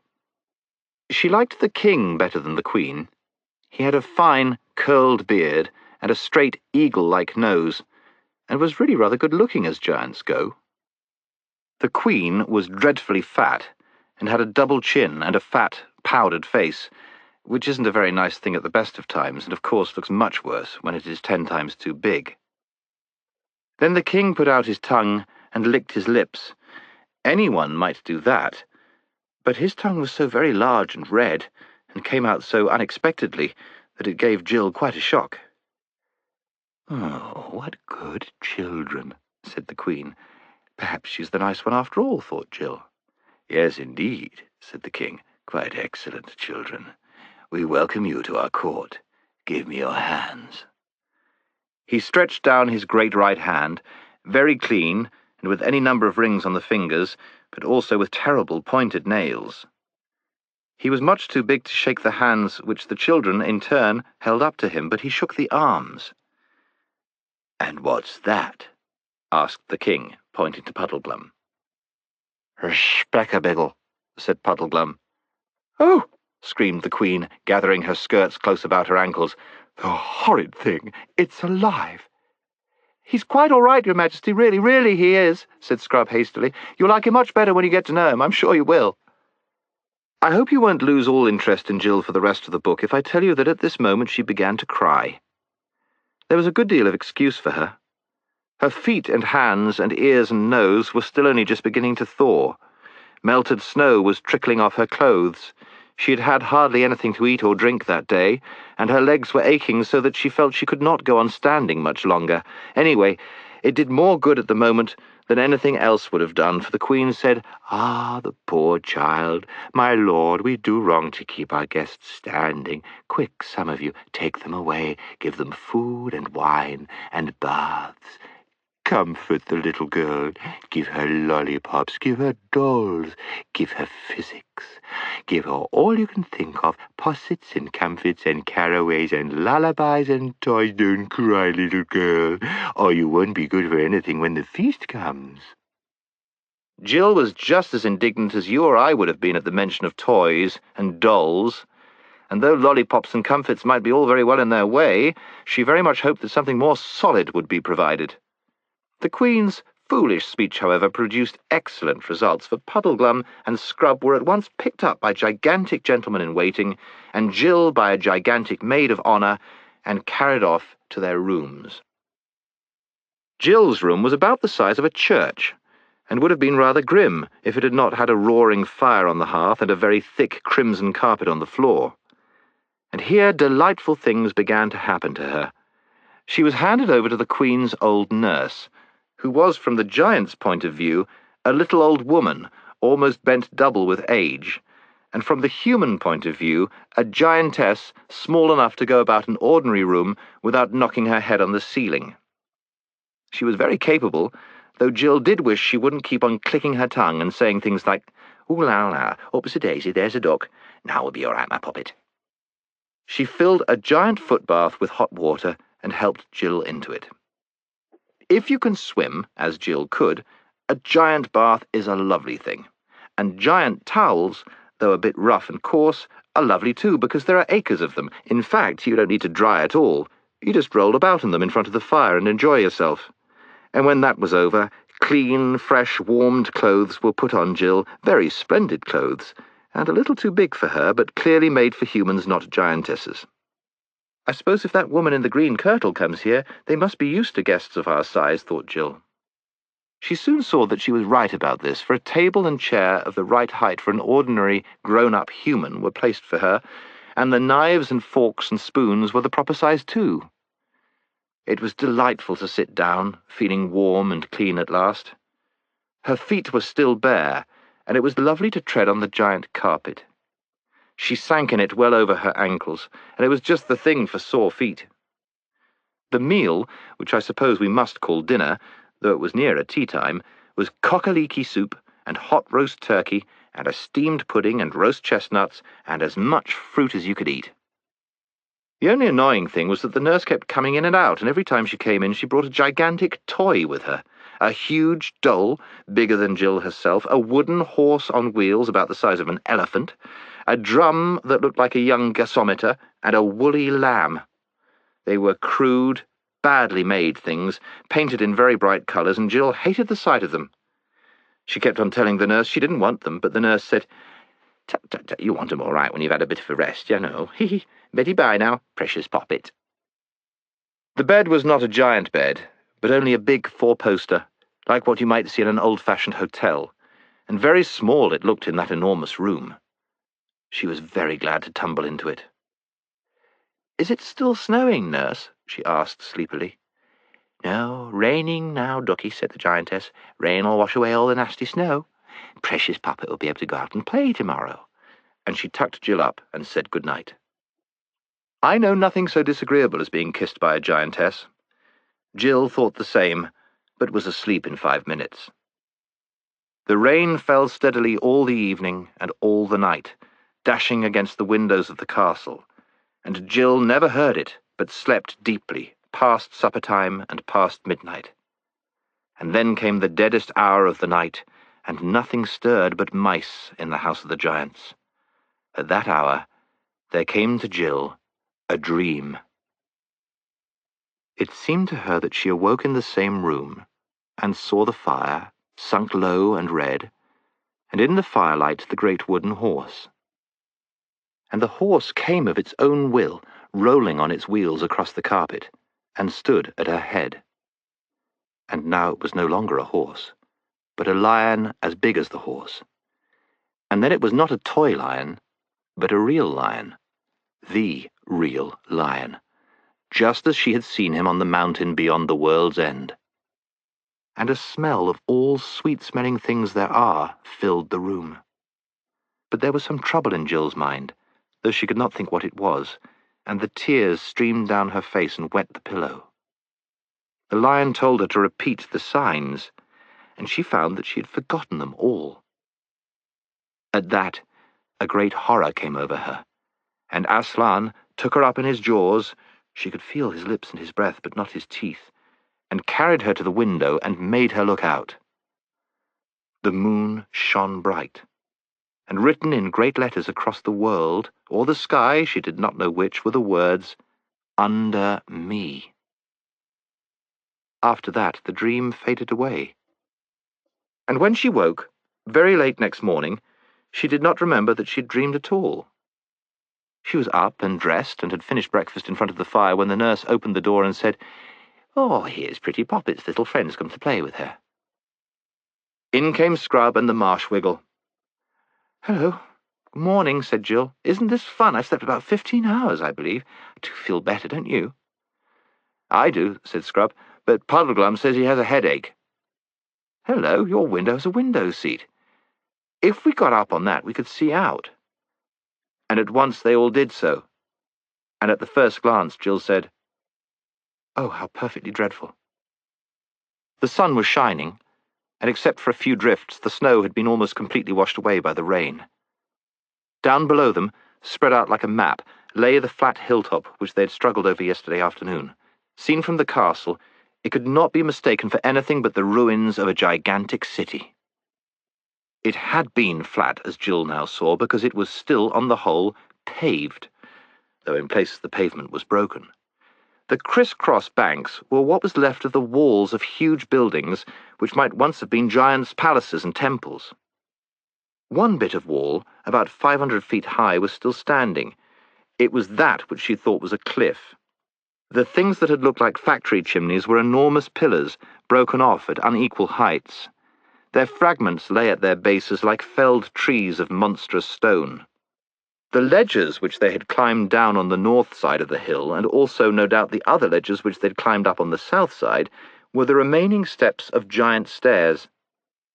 To crown all, in large, dark lettering across the centre of the pavement, ran the words, "Under me." The three travellers looked at each other in dismay, and after a short whistle, Scrub said what they were all thinking. The second and third signs muffed. And at that moment Jill's dream rushed back into her mind. "It's my fault," she said in despairing tones. I'd given up repeating the signs every night. If I'd been thinking about them, I could have seen it was the city, even in all that snow." "Oh, I'm worse," said Puddleglum. "I did see, or nearly. I thought it looked uncommonly like a ruined city." "You're the only one who isn't to blame," said Scrub. "You did try to make us stop." "Didn't try hard enough, though," said the Marsh Wiggle. "And I'd no call to be trying. I ought to have done it. As if I couldn't have stopped you two with one hand each." "Truth is," said Scrub, "we were so jolly keen on getting to this place that we weren't bothering about anything else. At least I know I was. Ever since we met that woman with the knight who didn't talk, we've been thinking of nothing else. We'd nearly forgotten about Prince Rilian." "I shouldn't wonder," said Puddleglum, "if that wasn't exactly what she intended." "What I don't quite understand," said Jill, "is how we didn't see the lettering. Or could it have come there since last night? Could he, Aslan, have put it there in the night? I had such a strange dream." And she told them all about it. "Why, you chump," said Scrub. "We did see it. We got into the lettering. Don't you see, we got into the letter E in me. That was your sunk lane. We walked along the bottom stroke of the E, due north, turned to our right along the upright, came to another turn to the right, and that's the middle stroke, and then went on to the top left-hand corner, or if you like, the northeastern corner of the letter, and came back. Like the bally idiots we are." He kicked the window seat savagely and went on. "So it's no good, Pole. I know what you were thinking, because I was thinking the same. You were thinking how nice it would have been if Aslan hadn't put the instructions on the stones of the ruined city till after we'd passed it. And then it would have been his fault, not ours. So likely, isn't it? No, we must just own up. We've only 4 signs to go by, and we've muffed the first 3. "You mean I have," said Jill. "It's quite true. I've spoiled everything, ever since you brought me here. All the same, I'm frightfully sorry and all that. All the same, what are the instructions? Under me doesn't seem to make much sense." "Yes, it does, though," said Puddleglum. "It means we've got to look for the prince under that city." "But how can we?" asked Jill. "That's the question," said Puddleglum, rubbing his big, frog-like hands together. "How can we? Now. No doubt if we'd had our minds on our job when we were at the ruinous city, we'd have been shown how, found a little door, or a cave, or a tunnel, met someone to help us. Might have been, you never know, Aslan himself. We'd have got down under those paving stones somehow or other. Aslan's instructions always work. There are no exceptions. But how to do it now, that's another matter." "Well, we shall just have to go back, I suppose," said Jill. "Easy, isn't it?" said Puddleglum. "We might try opening that door to begin with." And they all looked at the door, and saw that none of them could reach the handle, and that almost certainly no one could turn it if they did. "Do you think they won't let us out if we ask?" said Jill. And nobody said, but everyone thought, supposing they don't. It was not a pleasant idea. Puddleglum was dead against any idea of telling the giants their real business and simply asking to be let out, and of course the children couldn't tell without his permission, because they had promised. And all 3 felt pretty sure that there would be no chance of escaping from the castle by night. Once they were in their rooms with the doors shut, they would be prisoners till morning. They might, of course, ask to have their doors left open, but that would rouse suspicions. "Our only chance," said Scrub, "is to try to sneak away by daylight. Mightn't there be an hour in the afternoon when most of the giants are asleep? And if we could steal down into the kitchen, mightn't there be a back door open?" "Well, it's hardly what I call a chance," said the Marsh Wiggle, "but it's all the chance we're likely to get." As a matter of fact, Scrub's plan was not quite so hopeless as you might think. If you want to get out of a house without being seen, the middle of the afternoon is in some ways a better time to try it than the middle of the night.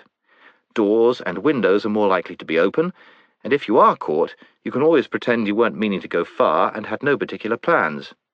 It is very hard to make either giants or grown-ups believe this if you're found climbing out of a bedroom window at 1 o'clock in the morning. "We must put them off their guard, though," said Scrub. "We must pretend we love being here and are longing for this autumn feast.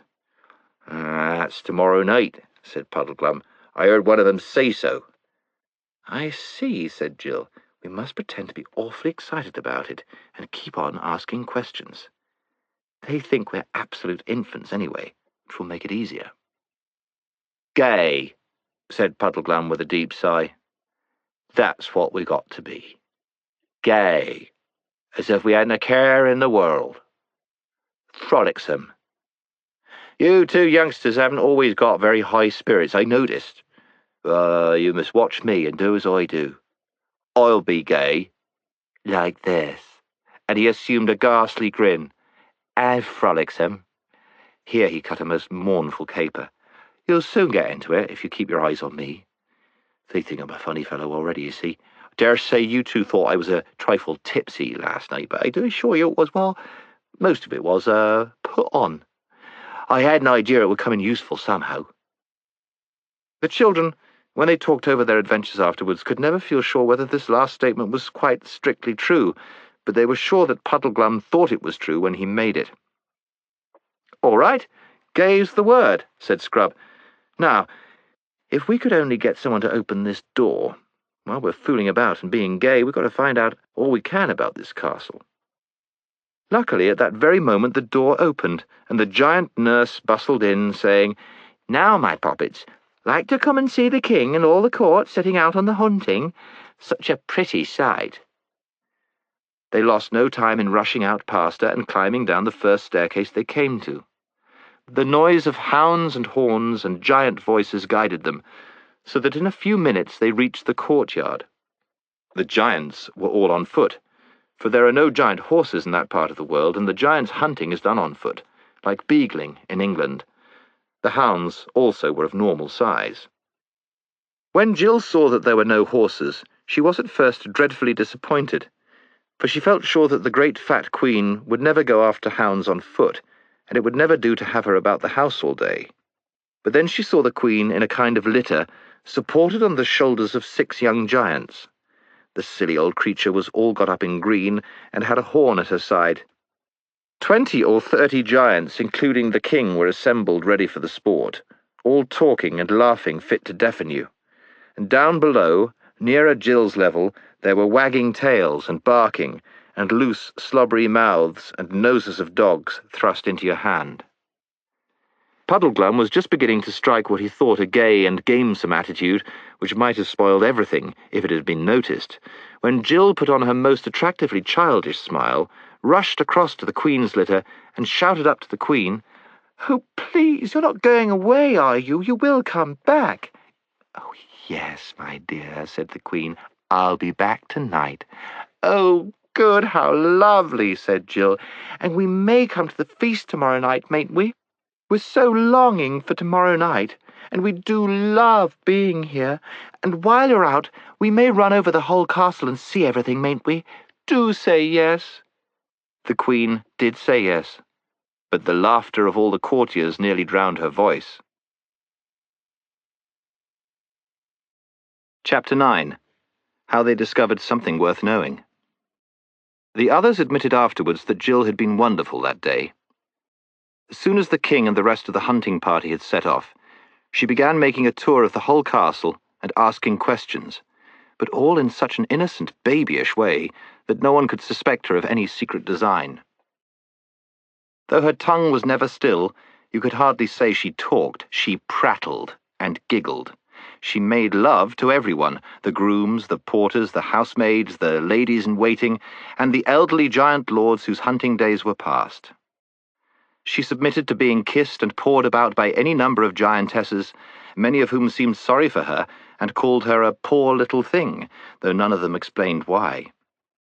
She made especial friends with the cook, and discovered the all-important fact there was a scullery door which let you out through the outer wall, so that you did not have to cross the courtyard or pass the great gatehouse.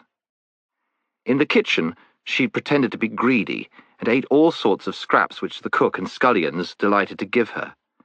But upstairs, among the ladies, she asked questions about how she would be dressed for the great feast, and how long she would be allowed to sit up, and whether she would dance with some very, very small giant. And then, It made her hot all over when she remembered it afterwards. She would put her head on one side in an idiotic fashion which grown-ups, giant, and otherwise thought very fetching, and shake her curls, and fidget and say, "Oh, I do wish it was tomorrow night, don't you? Do you think the time will go quickly till then?" And all the giantesses said she was a perfect little darling, and some of them dabbed their eyes with enormous handkerchiefs, as if they were going to cry.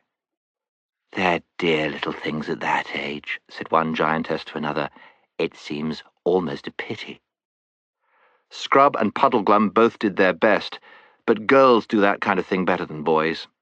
Even boys do it better than Marshwiggles. At lunchtime, something happened which made all three of them more anxious than ever to leave the castle of the gentle giants. They had lunch in the great hall, at a little table of their own near the fireplace. At a bigger table, about 20 yards away, half a dozen old giants were lunching. Their conversation was so noisy and so high up in the air that the children soon took no more notice of it than you would of hooters outside the window or traffic noises in the street. They were eating cold venison, a kind of food which Jill had never tasted before, and she was liking it. Suddenly Puddleglum turned to them, and his face had gone so pale that you could see the paleness under the natural muddiness of his complexion. He said, "Don't eat another bite." "What's wrong?" asked the other two in a whisper.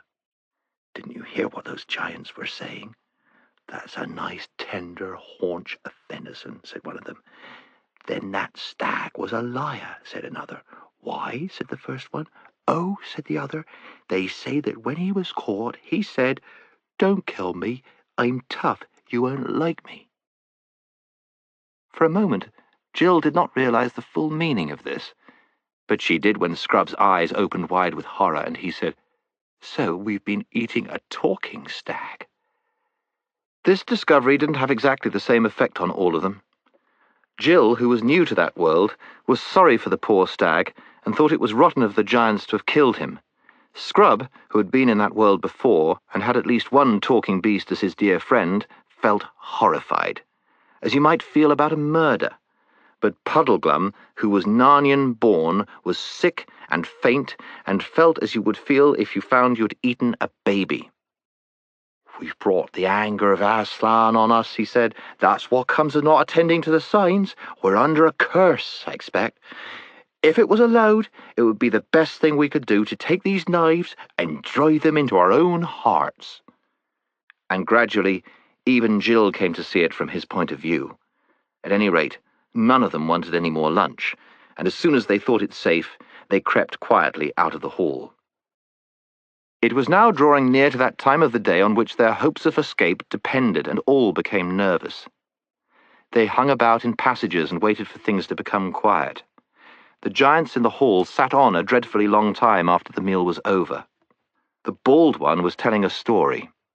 When that was over, the three travellers dawdled down to the kitchen.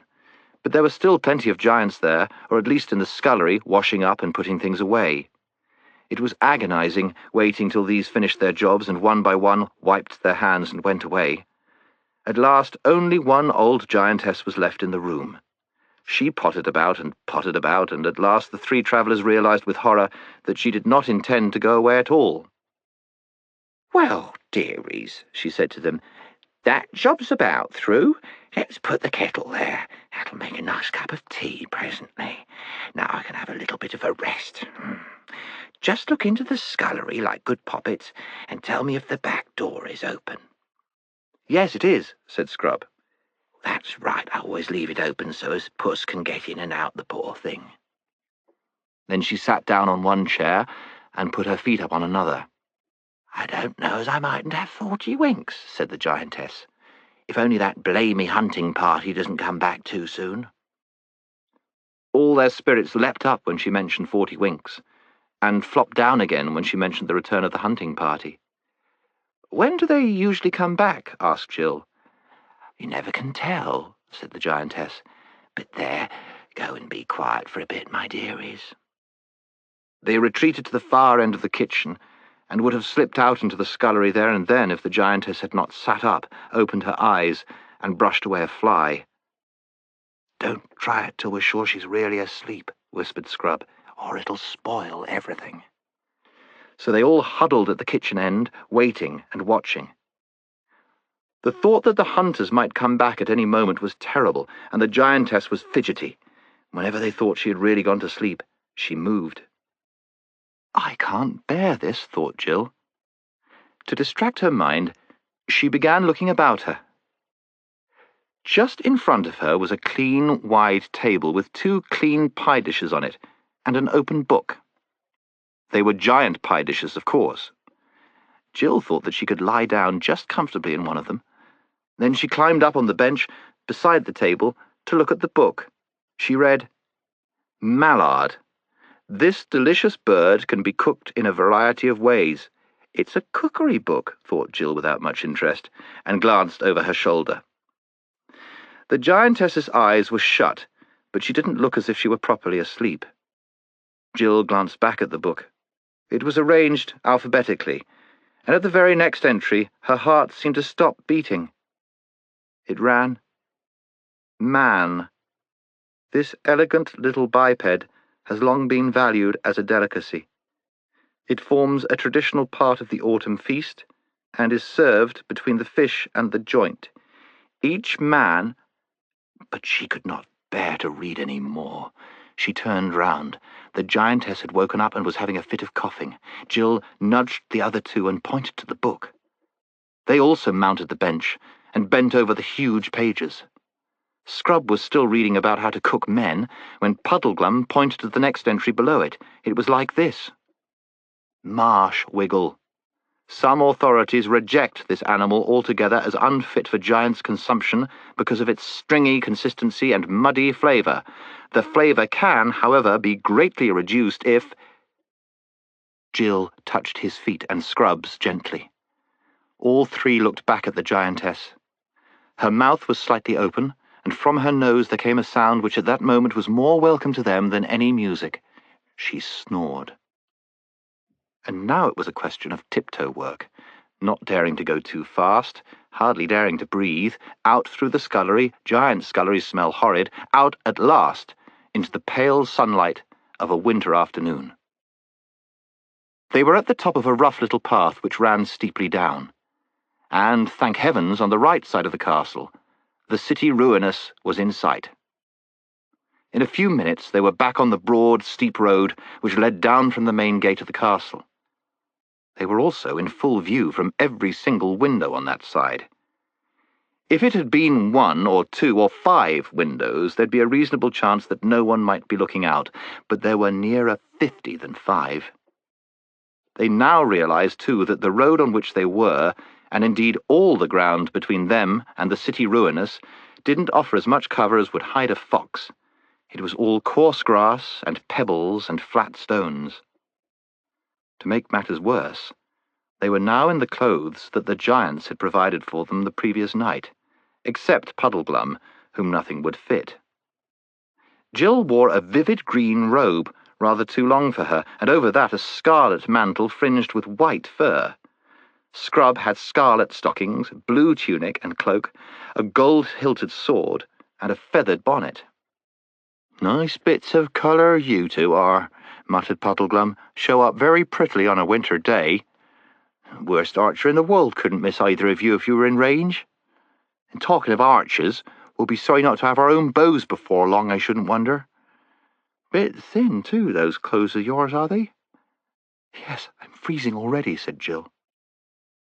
A few minutes ago, when they'd been in the kitchen, she had thought that if only they could once get out of the castle, their escape would be almost complete.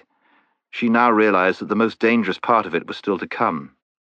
"Steady, steady," said Puddleglum. "Don't look back, don't walk too quickly. Whatever you do, don't run. Look as if we were just taking a stroll, and then if anyone sees us, he might just possibly not bother. The moment we look like people running away, we're done." The distance to the city ruinous seemed longer than Jill would have believed possible, but bit by bit they were covering it. Then came a noise. The other 2 gasped. Jill, who didn't know what it was, said, "What's that?" "Hunting horn," whispered Scrub.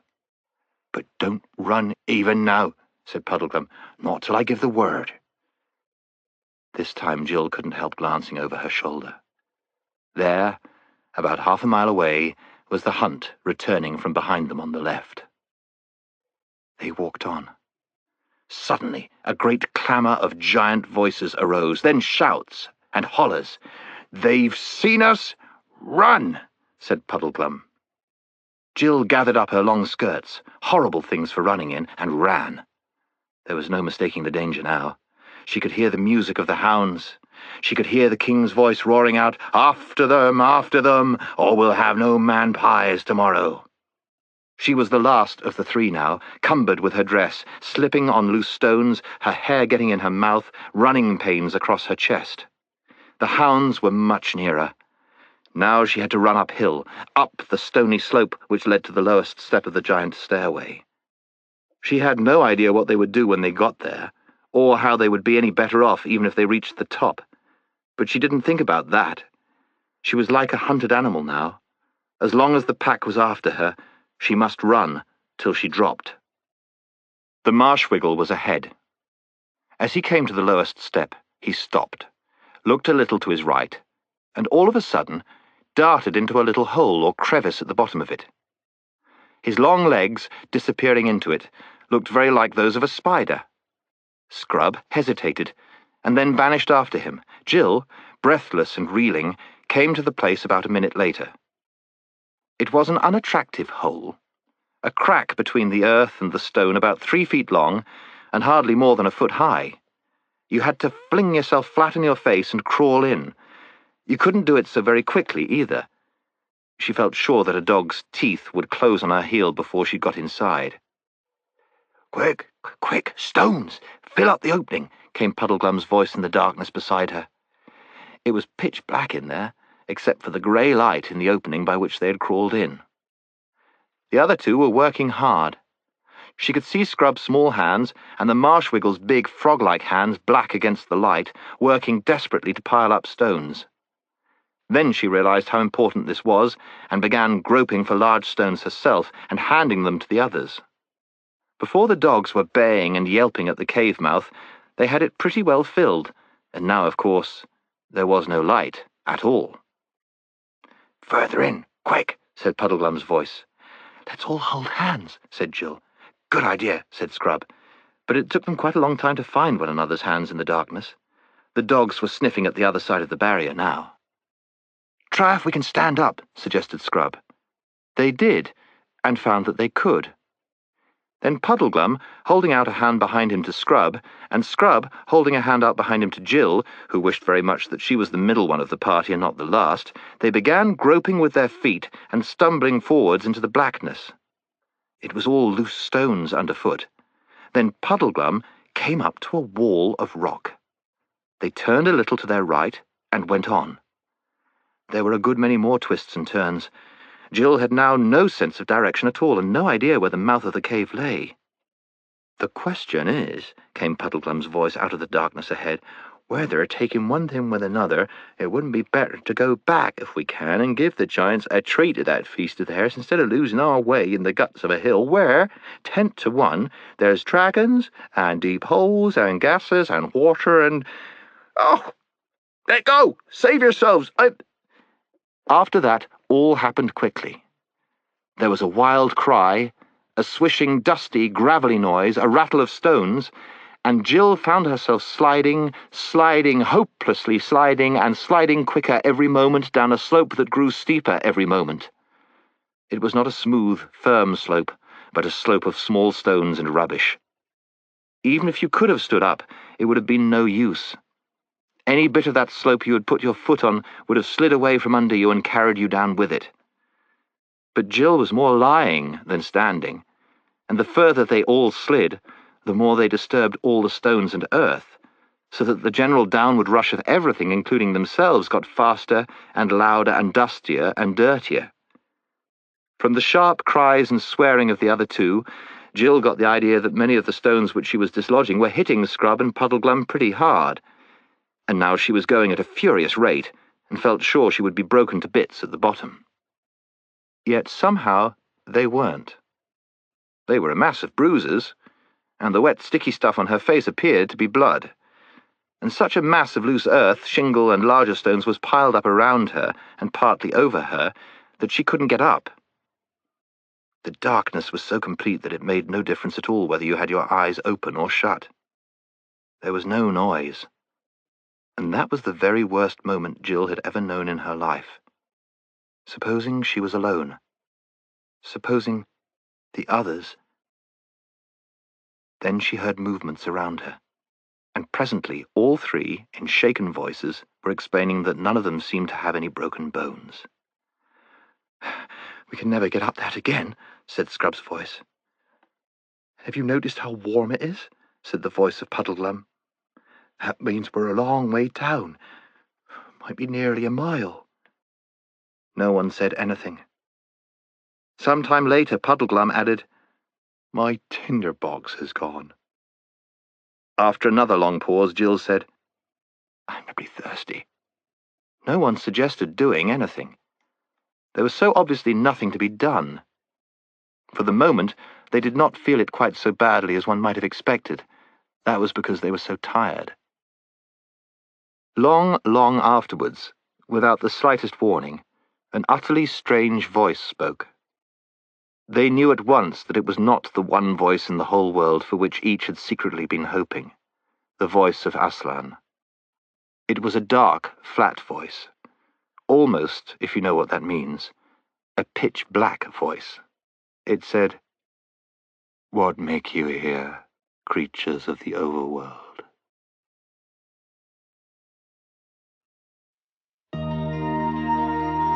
Chapter 10. Travels Without the Sun. "Who's there?" shouted the three travellers. "I am the warden of the marches of Underland, and with me stand 100 earthmen in arms," came the reply. "Tell me quickly who you are, and what is your errand in the deep realm." "We fell down by accident," said Puddleglum, truthfully enough. "Many fall down, and few return to the sunlit lands," said the voice. "Make ready now to come with me to the Queen of the Deep Realm." "What does she want with us?" asked Scrub cautiously. "I do not know," said the voice. "Her will is not to be questioned, but obeyed." While he said these words, there was a noise like a soft explosion, and immediately a cold light, grey with a little blue in it, flooded the cavern. All hope that the speaker had been idly boasting when he spoke of his 100 armed followers died at once. Jill found herself blinking and staring at a dense crowd. They were of all sizes, from little gnomes barely a foot high to stately figures taller than men. All carried 3-pronged spears in their hands, and all were dreadfully pale, and all stood as still as statues. Apart from that, they were very different. Some had tails, and others not. Some wore great beards, and others had very round, smooth faces, big as pumpkins.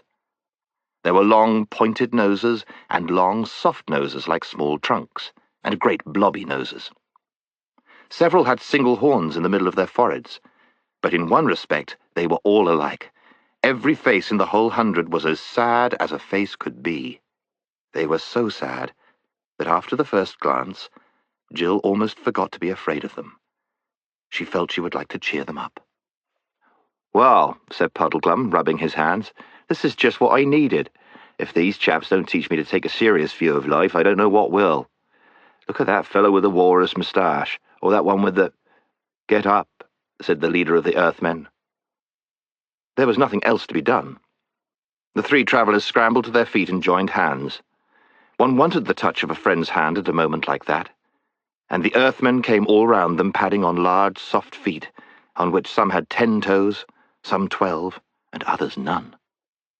"March," said the warden, and march they did.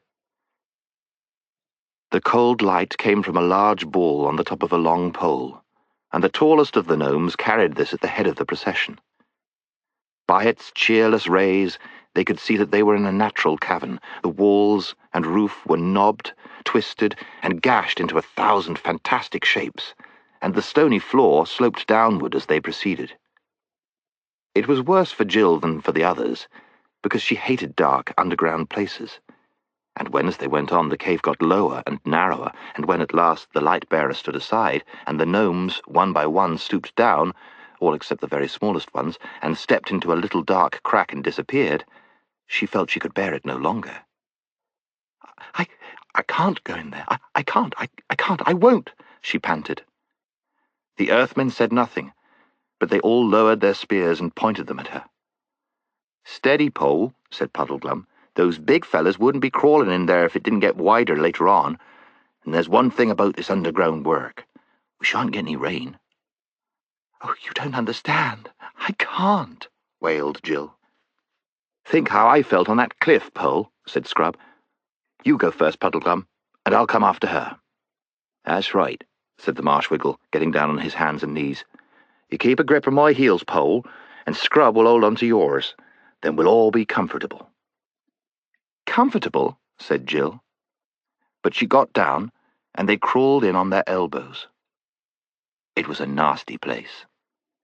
You had to go flat on your face for what seemed like half an hour, though it may really have been only 5 minutes. It was hot. Jill felt she was being smothered. But at last, a dim light showed ahead. The tunnel grew wider and higher, and they came out hot, dirty, and shaken into a cave so large that it scarcely seemed like a cave at all. It was full of a dim, drowsy radiance, so that here they had no need of the Earthmen's strange lantern. The floor was soft with some kind of moss, and out of this grew many strange shapes, branched and tall like trees, but flabby like mushrooms. They stood too far apart to make a forest. It was more like a park.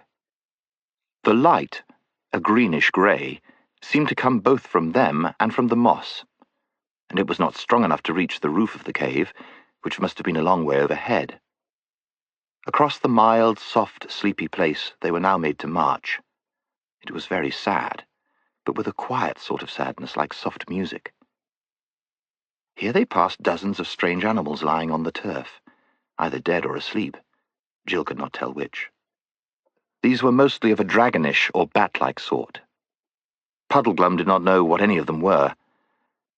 "Do they grow here?" Scrub asked the warden.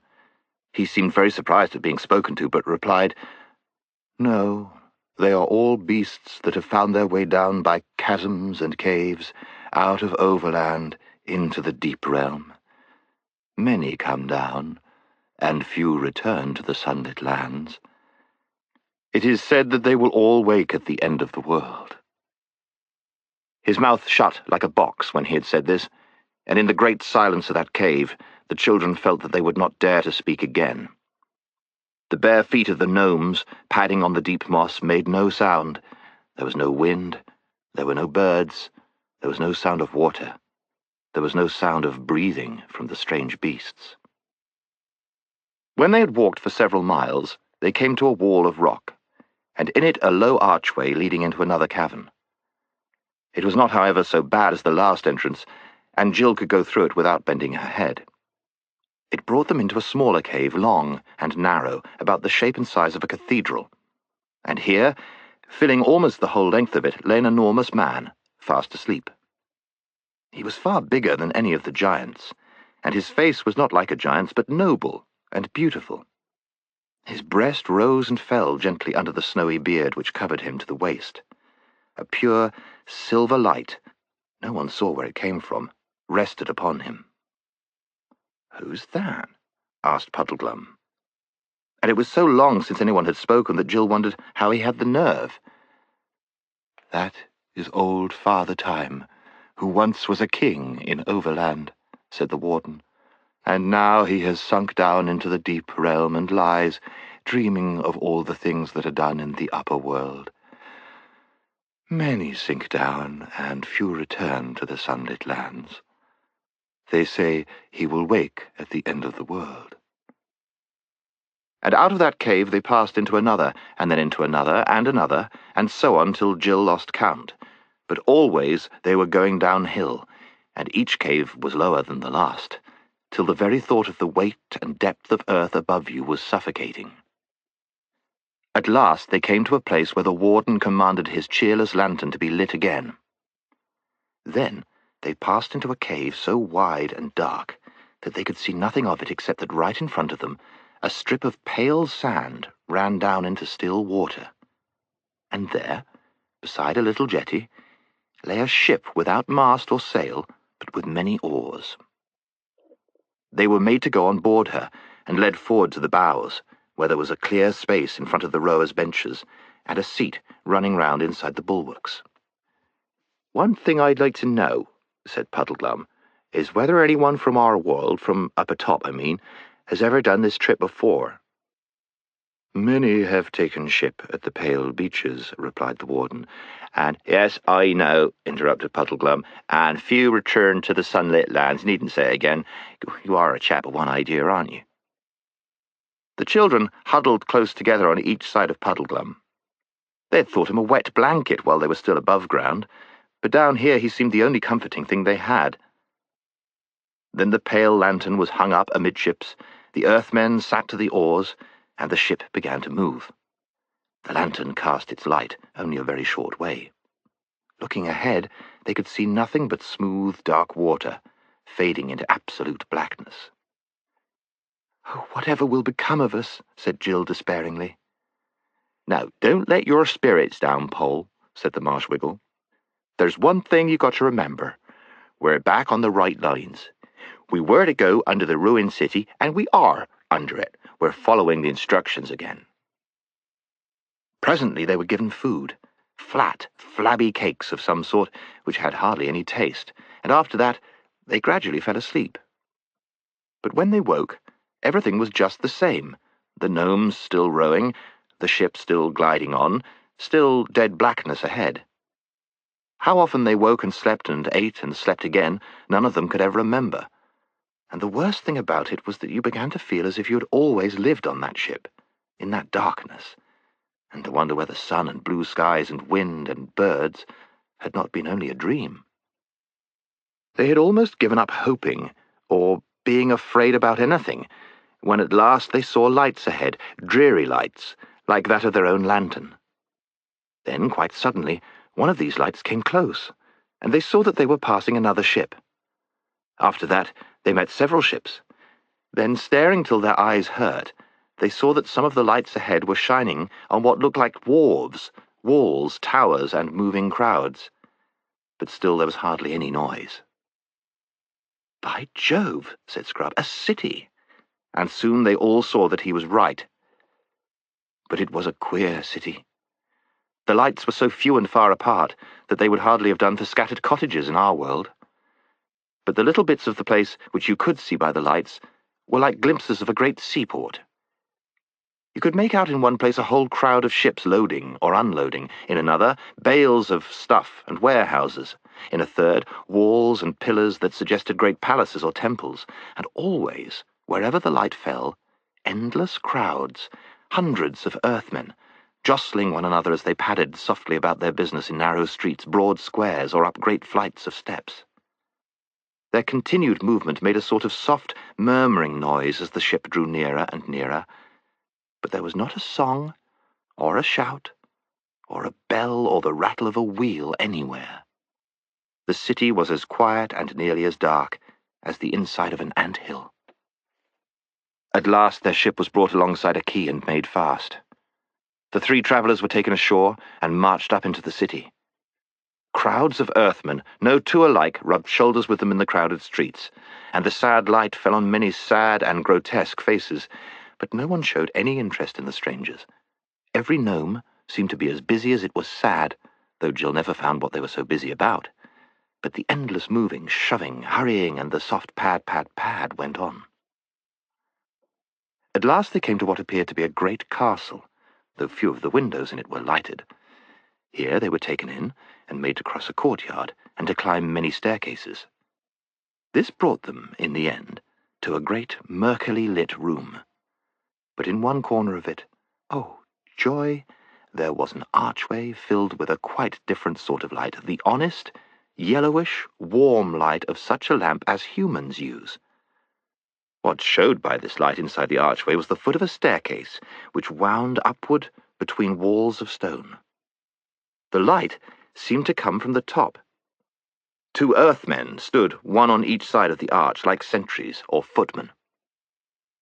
The warden went up to these 2 and said, as if it were a password, "Many sink down to the underworld." "And few return to the sunlit lands," they answered, as if it were the countersign. Then all 3 put their heads together and talked. At last, one of the 2 gnomes in waiting said, "I tell you, the Queen's Grace is gone from hence on her great affair. We had best keep these sod-dwellers in straight prison till her homecoming. Few return to the sunlit lands." At that moment the conversation was interrupted by what seemed to Jill the most delightful noise in the world. It came from above, from the top of the staircase, and it was a clear, ringing, perfectly human voice. The voice of a young man. "What coil are you keeping down there, Malagatherum?" it shouted. "Overworlders! Ha! Bring them up to me, and that presently." "Please it your highness to remember," began Malagatherum, but the voice cut him short. "It pleases my highness principally to be obeyed, old matterer. Bring them up," it called. Malagatherum shook his head, motioned to the travellers to follow, and began going up the staircase. At every step the light increased. There were rich tapestries hanging on the walls. The lamplight shone golden through thin curtains at the staircase head. The Earthmen parted the curtains and stood aside. The 3 passed in. They were in a beautiful room, richly tapestried, with a bright fire on a clean hearth and red wine and cut glass sparkling on the table. A young man with fair hair rose to greet them. He was handsome, and looked both bold and kind, though there was something about his face that didn't seem quite right. He was dressed in black, and altogether looked a little bit like Hamlet. "Welcome, overworlders!" he cried. "But stay a moment, I cry you mercy. I have seen you 2 fair children, and this your strange governor before. Was it not you 3 that met me by the bridge on the borders of Ettinsmoor, when I rode there by my lady's side?" "Oh, you were the Black Knight who never spoke," exclaimed Jill. "And was that lady the Queen of Underland?" asked Puddleglum in no very friendly voice, and Scrub, who was thinking the same, burst out, "'Cause if it was, I think she was jolly mean to send us off to a castle of giants who intended to eat us. What harm had we ever done her, I should like to know?" "How?" said the Black Knight with a frown. "If you were not so young a warrior boy, you and I must have fought to the death on this quarrel. I can hear no words against my lady's honour. But of this you may be assured, that whatever she said to you, she said of a good intent. You do not know her. She is a nosegay of all virtues, as truth, mercy, constancy, gentleness, courage, and the rest. I say what I know. Her kindness to me alone, who can in no way reward her, would make an admirable history. But you shall know and love her hereafter. Meanwhile, what is your errand in the deep lands?" And before Puddleglum could stop her, Jill blurted out, "Please, we're trying to find Prince Rilian of Narnia." And then she realized what a frightful risk she had taken. These people might be enemies. But the knight showed no interest. "Rilian? Narnia?" he said carelessly. "Narnia? What land is that? I've never heard the name. It must be 1,000 leagues from those parts of the overworld that I know. But it was a strange fantasy that brought you seeking this, how do you call him, trillion, in my lady's realm. Indeed, to my certain knowledge, there is no such man." He laughed very loudly at this, and Jill thought to herself, "I wonder, is that what's wrong with his face? Is he a bit silly?" "We'd been told to look for a message on the stones of the city ruinous," said Scrub, "and we saw the words, 'Under me.'"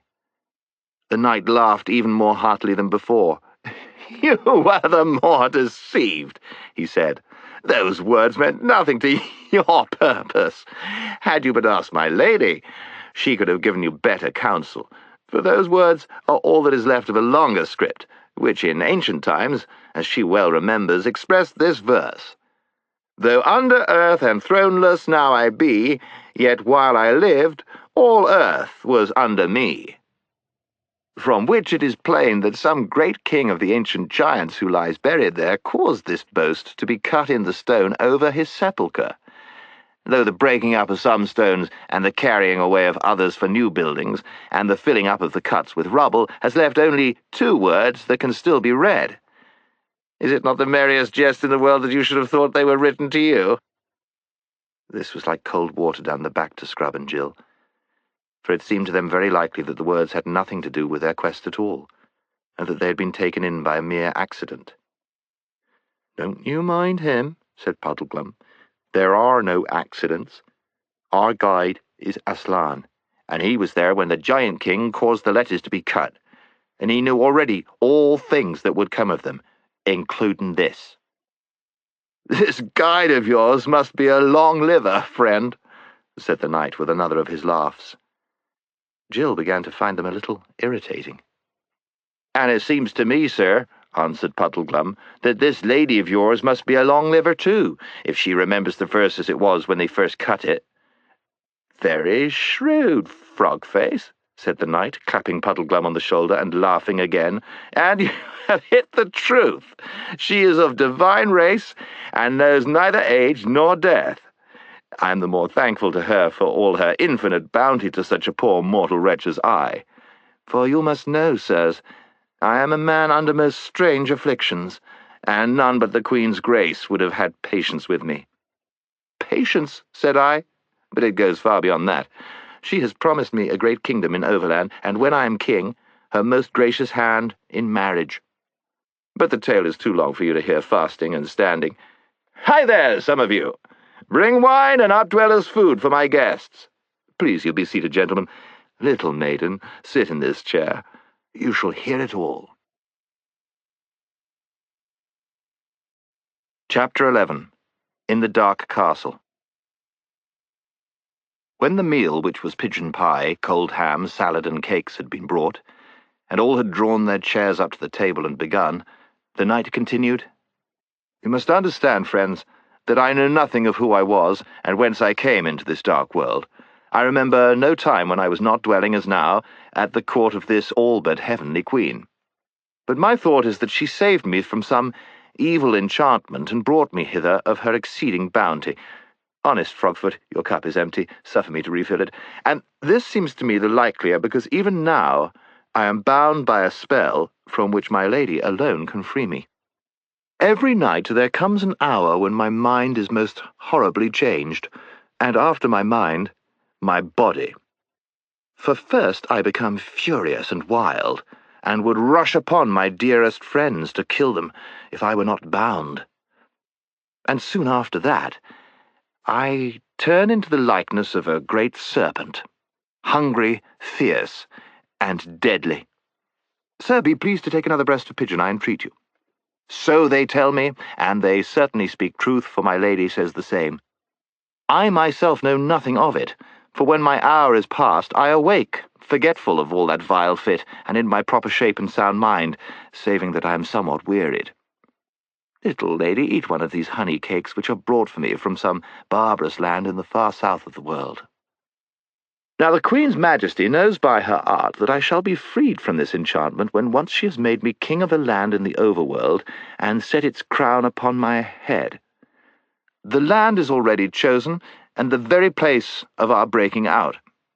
Her earthmen have worked day and night digging a way beneath it, and have now gone so far and so high that they tunnel not a score of feet beneath the very grass on which the updwellers of that country walk. It will be very soon now that those uplanders' fate will come upon them. She herself is at the diggings tonight, and I expect a message to go to her. Then the thin roof of earth, which still keeps me from my kingdom, will be broken through, and with her to guide me and 1,000 earthmen at my back, I shall ride forth in arms, fall suddenly on our enemies, slay their chief men, cast down their strong places, and doubtless be their crowned king within 24 hours. It's a bit rough luck on them, isn't it? Said Scrub. Thou art a lad of a wondrous quick-working wit, exclaimed the knight, for on my honour, I never thought of it so before. I see your meaning. He looked slightly, very slightly troubled for a moment or two, but his face soon cleared, and he broke out with another of his loud laughs. But, fie on gravity! Is it not the most comical and ridiculous thing in the world to think of them all going about their business, and never dreaming that under their peaceful fields and floors, only a fathom down, there is a great army ready to break out upon them like a fountain, and they never to have suspected? Why, they themselves, when once the first smart of their defeat is over, can hardly choose but laugh at the thought. "I don't think it's funny at all," said Jill. "I think you'll be a wicked tyrant." "What?" said the knight, still laughing and patting her head in a quite infuriating fashion. "Is our little maid a deep politician? But never fear, sweetheart. In ruling that land I shall do all by the counsel of my lady, who will then be my queen, too. Her word shall be my law, even as my word will be law to the people we have conquered." "Where I come from," said Jill, who was disliking him more every minute, "they don't think much of men who are bossed about by their wives." "Shalt think otherwise when thou hast a man of thine own, I warrant you," said the knight, apparently thinking this very funny. "But with my lady it is another matter. I am well content to live by her word, who has already saved me from 1,000 dangers. No mother has taken pains more tenderly for her child than the Queen's Grace has for me. Why, look you, amid all her cares and business, she rideth out with me in the overworld many a time and oft to accustom my eyes to the sunlight. And then I must go fully armed and with my visor down, so that no man may see my face, and I must speak to no one. For she has found out by art magical that this would hinder my deliverance from the grievous enchantment I lie under. Is not that a lady worthy of a man's whole worship?" "Sounds a very nice lady indeed," said Puddleglum, in a voice which meant exactly the opposite. They were thoroughly tired of the night's talk before they had finished supper. Puddleglum was thinking, "Wonder what game that witch is really playing with this young fool." Scrub was thinking, "He's a great baby, really, tied to that woman's apron strings. He's a sap." And Jill was thinking, "He's the silliest, most conceited, selfish pig I've met for a long time." But when the meal was over, the knight's mood had changed. There was no more laughter about him. "Friends," he said, "my hour is now very near. I am ashamed that you should see me, yet I dread being left alone. They will come in presently and bind me hand and foot to yonder chair. Alas, so it must be, for in my fury they tell me I would destroy all that I could reach."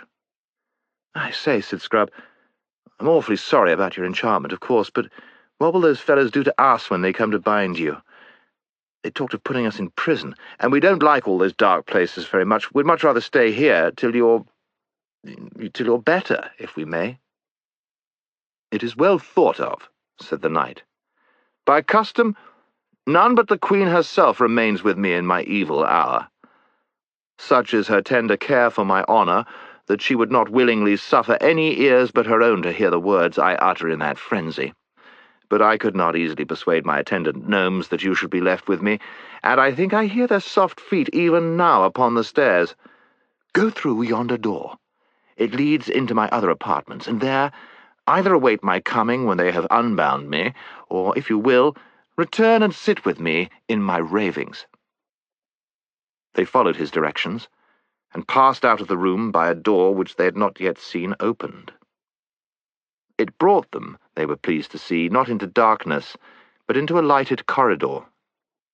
They tried various doors, and found what they very badly needed, water for washing, and even a looking-glass. "He never offered us a wash before supper," said Jill, drying her face. "Selfish, self-centred pig." "Are we going back to watch the enchantment, or shall we stay here?" said Scrub. "Stay here, I vote," said Jill. "I'd much rather not see it." But she felt a little inquisitive all the same. "No, go back," said Puddleglum. "We may pick up some information, and we need all we can get. I'm sure that Queen is a witch, and an enemy, and those Earthmen would knock us on the head as soon as look at us. There's a stronger smell of danger and lies and magic and treason about this land than I've ever smelled before.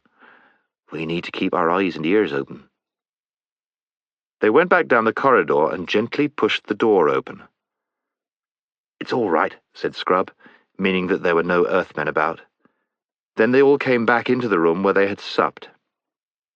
The main door was now shut, concealing the curtain between which they had first entered. The knight was seated in a curious silver chair, to which he was bound by his ankles, his knees, his elbows, his wrists, and his waist. There was sweat on his forehead, and his face was filled with anguish. "Come in, friends," he said, glancing quickly up. "The fit is not yet upon me. Make no noise, for I told that prying chamberlain that you were in bed. Now, I can feel it coming. Quick, listen, while I'm master of myself. When the fit is upon me, well, may be that I shall beg and implore you with entreaties and threatenings to loosen my bonds. They say I do. I shall call upon you by all that is most dear and most dreadful, but do not listen to me. Harden your hearts and stop your ears, for while I am bound you are safe. But if once I were up out of this chair, and first would come my fury, and after that," he shuddered, "the change into a loathsome serpent." "Oh, there's no fear of our loosing you," said Puddleglum. "We've no wish to meet wild men, or serpents either." "I should think not," said Scrub and Jill together. "All the same," added Puddleglum in a whisper, "don't let's be too sure. Let's be on our guard. We've muffed everything else, you know. He'll be cunning, I shouldn't wonder, once he gets started. Can we trust one another? Do we all promise that whatever he says we don't touch those cords? Whatever he says, mind you." "Rather," said Scrub. "There's nothing in the world he can say or do that'll make me change my mind," said Jill. "Hush! Something's happening," said Puddleglum. The knight was moaning. His face was as pale as putty, and he writhed in his bonds. And whether because she was sorry for him, or for some other reason, Jill thought that he looked a nicer sort of man than he had looked before. "Ah," he groaned, "enchantments, enchantments, the heavy, tangled, cold, clammy web of evil magic, buried alive, dragged down under the earth, down into the sooty blackness. How many years is it have I lived? 10 years, or 1,000 years in the pit? Maggot men all around me. Oh, mercy, let me up, let me go back. Let me feel the wind and see the sky. There used to be a little pool. When you looked down into it, you could see all the trees growing upside down in the water, all green, and below them deep, very deep, the blue sky." He'd been speaking in a low voice. Now he looked up, fixed his eyes upon them, and said loud and clear, "Quick, I'm sane now. Every night I am sane. If only I could get out of this enchanted chair, it would last. I should be a man again. But every night they bind me, and so every night my chance is gone. But you are not enemies. I'm not your prisoner. Quick, cut these cords." "Stand fast, steady," said Puddleglum to the two children. "I beseech you to hear me," said the knight, forcing himself to speak calmly. "Have they told you that if I am released from this chair I shall kill you and become a serpent?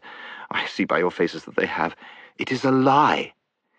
It is at this hour that I am in my right mind. It is all the rest of the day that I am enchanted.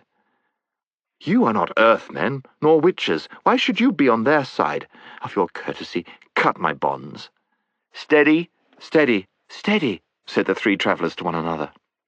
"Oh, you have hearts of stone," said the knight. "Believe me, you look upon a wretch who has suffered almost more than any mortal heart can bear. What wrong have I ever done you that you should side with my enemies to keep me in such miseries? And the minutes are slipping past. Now you can save me. When this hour has passed, I shall be witless again, the toy and lapdog, nay, more likely the pawn and tool of the most devilish sorceress that ever planned the woe of men. And this night, of all nights when she is away, you take from me a chance that may never come again."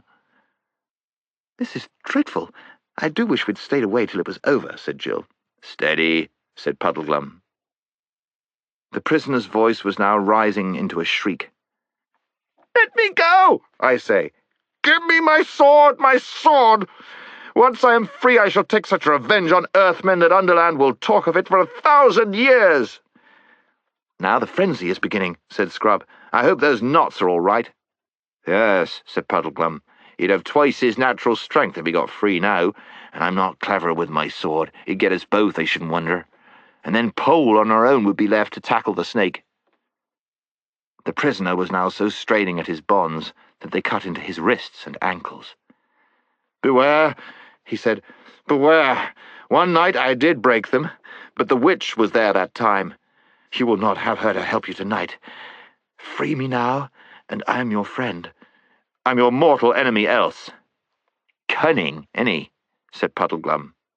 "Once and for all," said the prisoner, "I adjure you to set me free by all fears and all loves, by the bright skies of Overland, by the great lion, by Aslan himself, I charge you." "Oh!" cried the three travellers as though they had been hurt.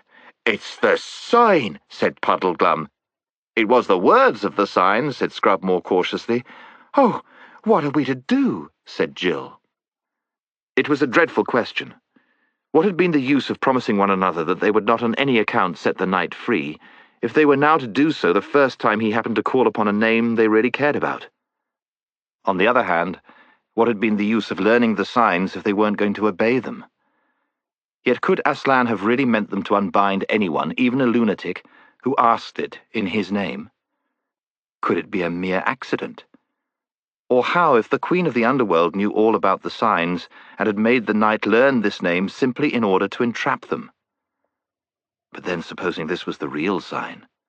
They had muffed 3 already. They daren't muff the 4th.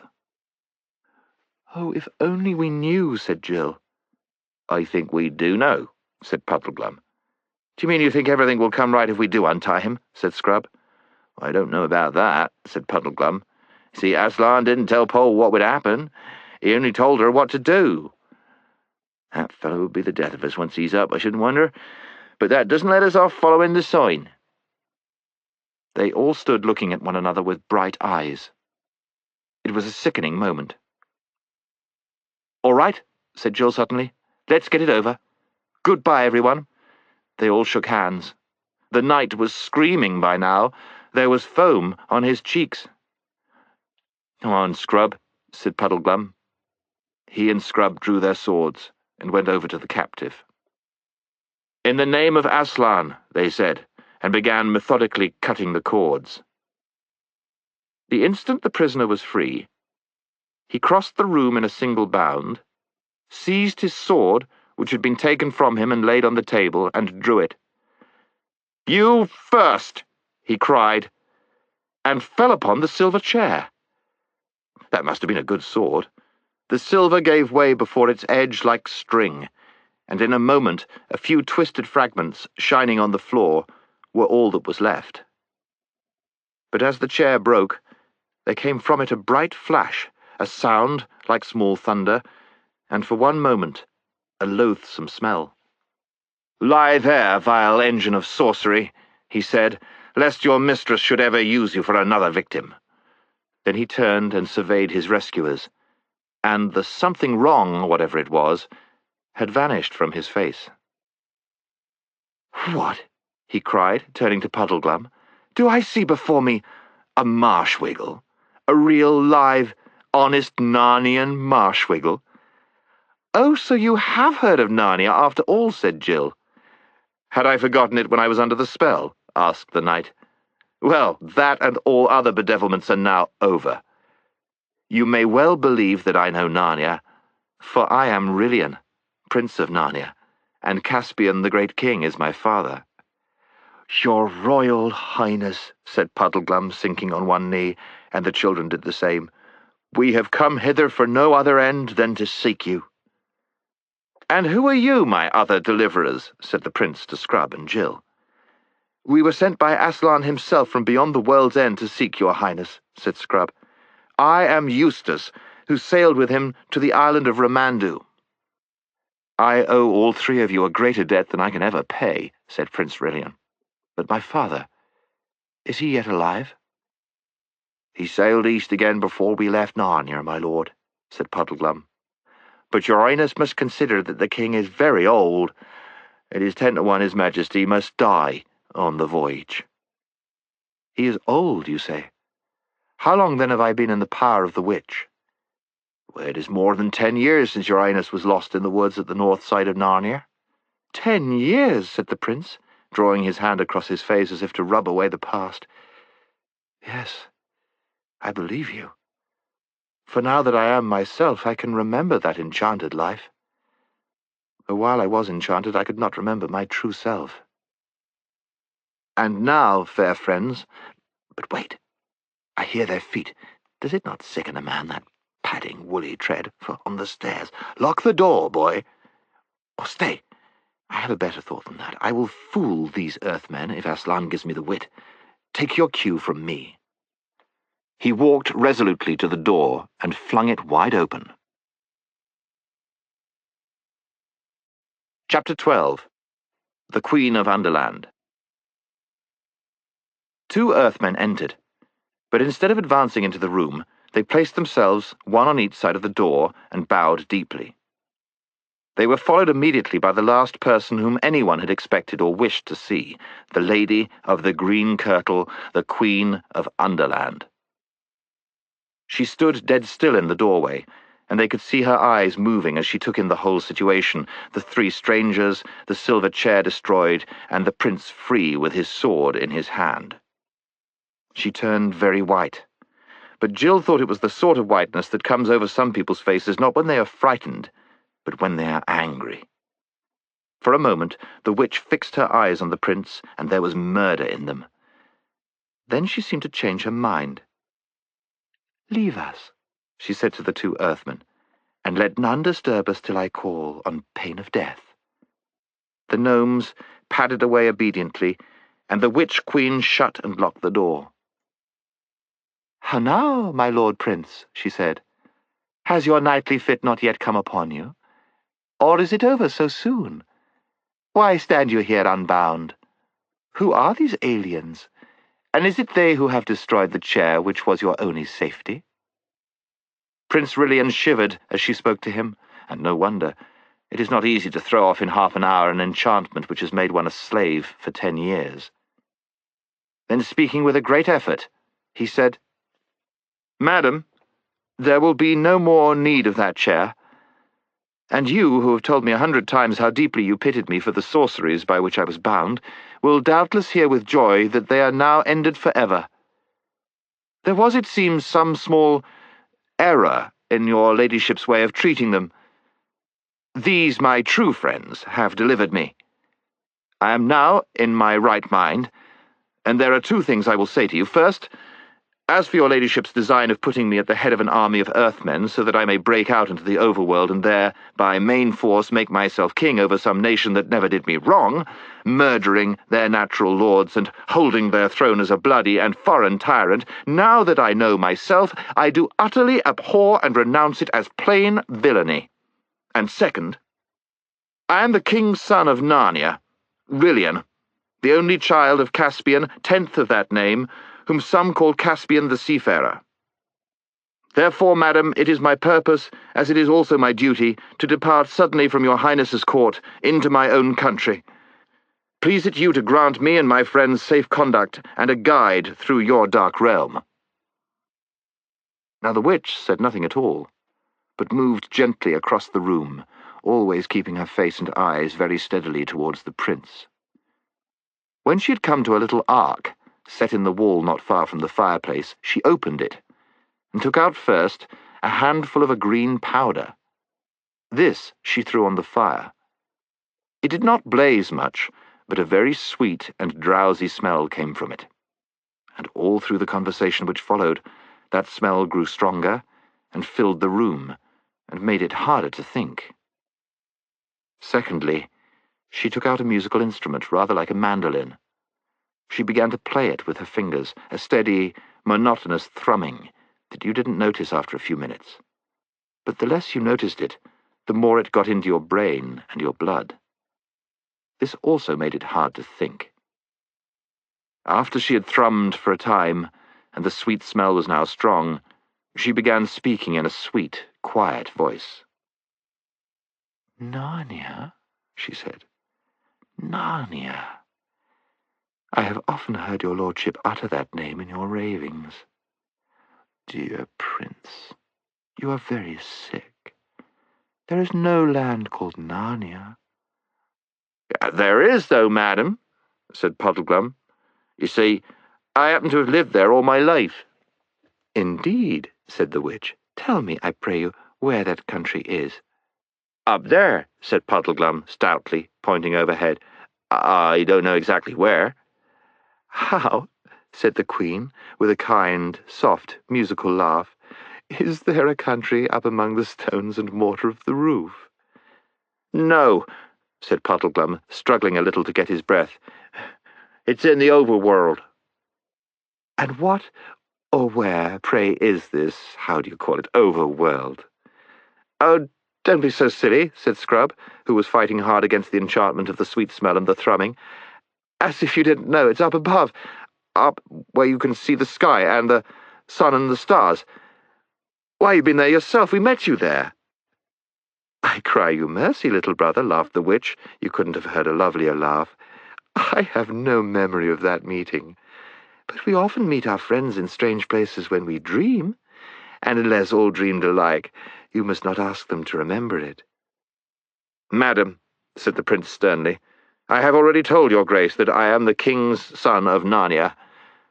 "And shalt be, dear friend," said the witch in a soothing voice, as if she were humouring a child, "shalt be king of many imagined lands in thy fancies." "We've been there too," snapped Jill. She was very angry because she could feel enchantment getting hold of her every moment, but of course the very fact that she could still feel it showed that it had not yet fully worked. "And thou art queen of Narnia too, I doubt not, pretty one," said the witch in the same coaxing, half-mocking tone. "I'm nothing of the sort," said Jill, stamping her foot. "We come from another world." "Why, this is a prettier game than the other," said the witch. "Tell us, little maid, where is this other world? What ships and chariots go between it and ours?" Of course, a lot of things darted into Jill's head at once. Experiment House, Adler Pennyfather, her own home, radio sets, cinemas, cars, aeroplanes, ration books, queues. But they seemed dim and far away. Thrum, thrum, thrum, went the strings of the witch's instrument. Jill couldn't remember the names of the things in our world, and this time it didn't come into her head that she was being enchanted, for now the magic was in its full strength, and of course the more enchanted you get, the more certain you feel that you are not enchanted at all. She found herself saying, and at the moment it was a relief to say, "No, I suppose that other world must be all a dream." "Yes, it is all a dream," said the witch, always thrumming. "Yes, all a dream," said Jill. "There never was such a world," said the witch. "No," said Jill and Scrub. "Never was such a world." "There never was any world but mine," said the witch. "There never was any world but yours," said they. Puddleglum was still fighting hard. "I don't know rightly what you all mean by world," he said, talking like a man who hasn't enough air. "But you can play that fiddle till your fingers drop off, and still you won't make me forget Narnia, and the whole overworld too. We'll never see it again, I shouldn't wonder. You may have blotted it out and turned it dark like this for all I know, nothing more likely, but I know I was there once. I've seen the sky full of stars, I've seen the sun coming up out of the sea of a morning, and sinking behind the mountains at night. And I've seen him up in the midday sky when I couldn't look at him for brightness." Puddleglum's words had a very rousing effect. The other three all breathed again and looked at one another like people newly awaked. "Why, there it is," cried the prince. "Of course, the blessing of Aslan upon this honest marshwiggle. We have all been dreaming these last few minutes. How could we have forgotten it? Of course, we've all seen the sun." "By Jove, so we have," said Scrub. Good for you, Puddleglum. You're the only one of us with any sense, I do believe.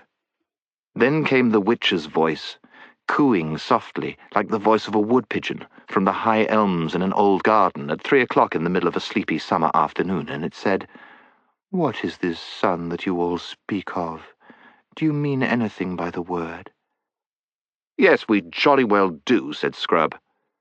"Can you tell me what it's like?" asked the witch. Thrum, thrum, thrum went the strings. "Please it your grace," said the prince very coldly and politely. "You see that lamp? It is round and yellow, and gives light to the whole room, and hangeth moreover from the roof. Now that thing which we call the sun is like the lamp, only far greater and brighter. It giveth light to the whole overworld, and hangeth in the sky." "Hangeth from what, my lord?" asked the witch, and then, while they were all still thinking how to answer her, she added with another of her soft, silver laughs, "You see, when you try to think out clearly what this sun must be, you cannot tell me. You can only tell me it is like the lamp. Your sun is a dream, and there is nothing in that dream that was not copied from the lamp. The lamp is the real thing. The sun is but a tale, a children's story." "Yes, I see now," said Jill in a heavy, hopeless tone. "It must be so." And while she said this, it seemed to her to be very good sense. Slowly and gravely the witch repeated, "There is no sun." And they all said nothing. She repeated, in a softer and deeper voice, "There is no sun." After a pause, and after a struggle in their minds, all 4 of them said together, "You are right, there is no sun." It was such a relief to give in and say it. "There never was a sun," said the witch. "No, there never was a sun," said the prince and the Marshwiggle and the children. For the last few minutes, Jill had been feeling that there was something she must remember at all costs. And now she did. But it was dreadfully hard to say it. She felt as if huge weights were laid on her lips. At last, with an effort that seemed to take all the good out of her, she said, "There's Aslan." "Aslan?" said the witch, quickening ever so slightly the pace of her thrumming. "What a pretty name. What does it mean?" "He's the great lion who called us out of our own world," said Scrub, "and sent us into this to find Prince Rilian." "What is a lion?" asked the witch. Hang it all," said Scrub. "Don't you know? How can we describe it to her? Have you ever seen a cat?" "Surely," said the Queen. "I love cats." "Well, a lion is a little bit, well, only a little bit, mind you, like a huge cat with a mane. At least it's not like a horse's mane, you know. It's more like a judge's wig, and it's yellow and terrifically strong." The witch shook her head. "I see," she said, "that we should do no better with your lion, as you call it, than we did with your sun. You have seen lamps, and so you imagined a bigger and better lamp and called it the sun. You've seen cats, and now you want a bigger and better cat, and it's to be called a lion. Well, 'tis a pretty make-believe, though to say truth, it would suit you all better if you were younger. And look how you can put nothing into your make-believe without copying it from the real world of mine, which is the only world. But even you children are too old for such play. As for you, my lord prince, that art a man full-grown, fie upon you. Are you not ashamed of such toys? Come, all of you, put away these childish tricks. I have work for you all in the real world. There is no Narnia, no overworld, no sky, no sun, no Aslan, and now to bed, all, and let us begin a wiser life tomorrow. But first, to bed, to sleep, deep sleep, soft pillows, sleep, without foolish dreams." The prince and the 2 children were standing with their heads hung down, their cheeks flushed, their eyes half closed, the strength all gone from them, the enchantment almost complete. But Puddleglum, desperately gathering all his strength, walked over to the fire. Then he did a very brave thing. He knew it wouldn't hurt him quite as much as it would hurt a human, for his feet, which were bare, were webbed and hard and cold-blooded like a duck's. But he knew it would hurt him badly enough, and so it did. With his bare foot he stamped on the fire, grinding a large part of it into ashes on the flat hearth. And 3 things happened at once. First, the sweet, heavy smell grew very much less, for though the whole fire had not been put out, a good part of it had, and what remained smelled very largely of burnt marsh-wiggle, which is not at all an enchanting smell. This instantly made everyone's brain far clearer. The prince and the children held up their heads again and opened their eyes. Secondly, the witch, in a loud, terrible voice, utterly different from all the sweet tones she'd been using up till now, called out, "What are you doing? Dare to touch my fire again, mud filth, and I'll turn the blood to fire inside your veins." Thirdly, the pain itself made Puddleglum's head for a moment perfectly clear, and he knew exactly what he really thought. There is nothing like a good shock of pain for dissolving certain kinds of magic. "One word, ma'am," he said, coming back from the fire, limping because of the pain. "One word. All you've been saying is quite right, I shouldn't wonder. I'm a chap who always like to know the worst and then put the best face I can on it. So I won't deny any of what you said, but there's one thing more to be said even so. Suppose we have only dreamed or made up all those things, trees and grass and sun and moon and stars and Aslan himself. Suppose we have. Then all I can say is that, in that case, the made-up things seem a good deal more important than the real ones. Suppose this black pit of a kingdom of yours is the only world. Well, it strikes me as a pretty poor one. And that's the funny thing when you come to think of it. We're just babies making up a game, if you're right. But 4 babies playing a game can make a play world which licks your real world hollow. That's why I'm going to stand by the play world. I'm on Aslan's side, even if there isn't any Aslan to lead it. I'm going to live as like a Narnian as I can, even if there isn't any Narnia. So thanking you kindly for your supper, if these 2 gentlemen and the young lady are ready, we're leaving your court at once and setting out into the dark to spend our lives looking for the overland. Not that our lives will be very long, I should think, but that's a small loss if the world's as dull a place as you say." "Oh, hooray! Good old Puddleglum!" cried Scrub and Jill. But the prince shouted suddenly, "Where? Look to the witch!" When they did look, their hair nearly stood on end. The instrument dropped from her hands. Her arms appeared to be fastened to her sides. Her legs were intertwined with each other, and her feet had disappeared. The long green train of her skirt thickened and grew solid, and seemed to be all one piece with the writhing green pillar of her interlocked legs. And that writhing green pillar was curving and swaying as if it had no joints, or else were all joints. Her head was thrown far back, and while her nose grew longer and longer, every other part of her face seemed to disappear, except her eyes. Huge, flaming eyes they were now, without brows or lashes. All this takes time to write down. It happened so quickly that there was only just time to see it. Long before there was time to do anything, the change was complete, and the great serpent, which the witch had become, green as poison, thick as Jill's waist, had flung 2 or 3 coils of its loathsome body round the prince's legs. Quick as lightning, another great loop darted round, intending to pinion his sword-arm to his side, but the prince was just in time. He raised his arms and got them clear. The living knot closed only round his chest, ready to crack his ribs like firewood when it drew tight. The prince caught the creature's neck in his left hand, trying to squeeze it till it choked. This held its face, if you could call it a face, about 5 inches from his own. The forked tongue flickered horribly in and out, but could not reach him. With his right hand, he drew back his sword for the strongest blow he could give. Meanwhile, Scrub and Puddleglum had drawn their weapons and rushed to his aid. All 3 blows fell at once.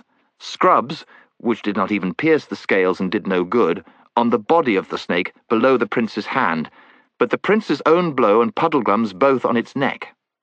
Even that did not quite kill it, though it began to loosen its hold on Rillian's legs and chest.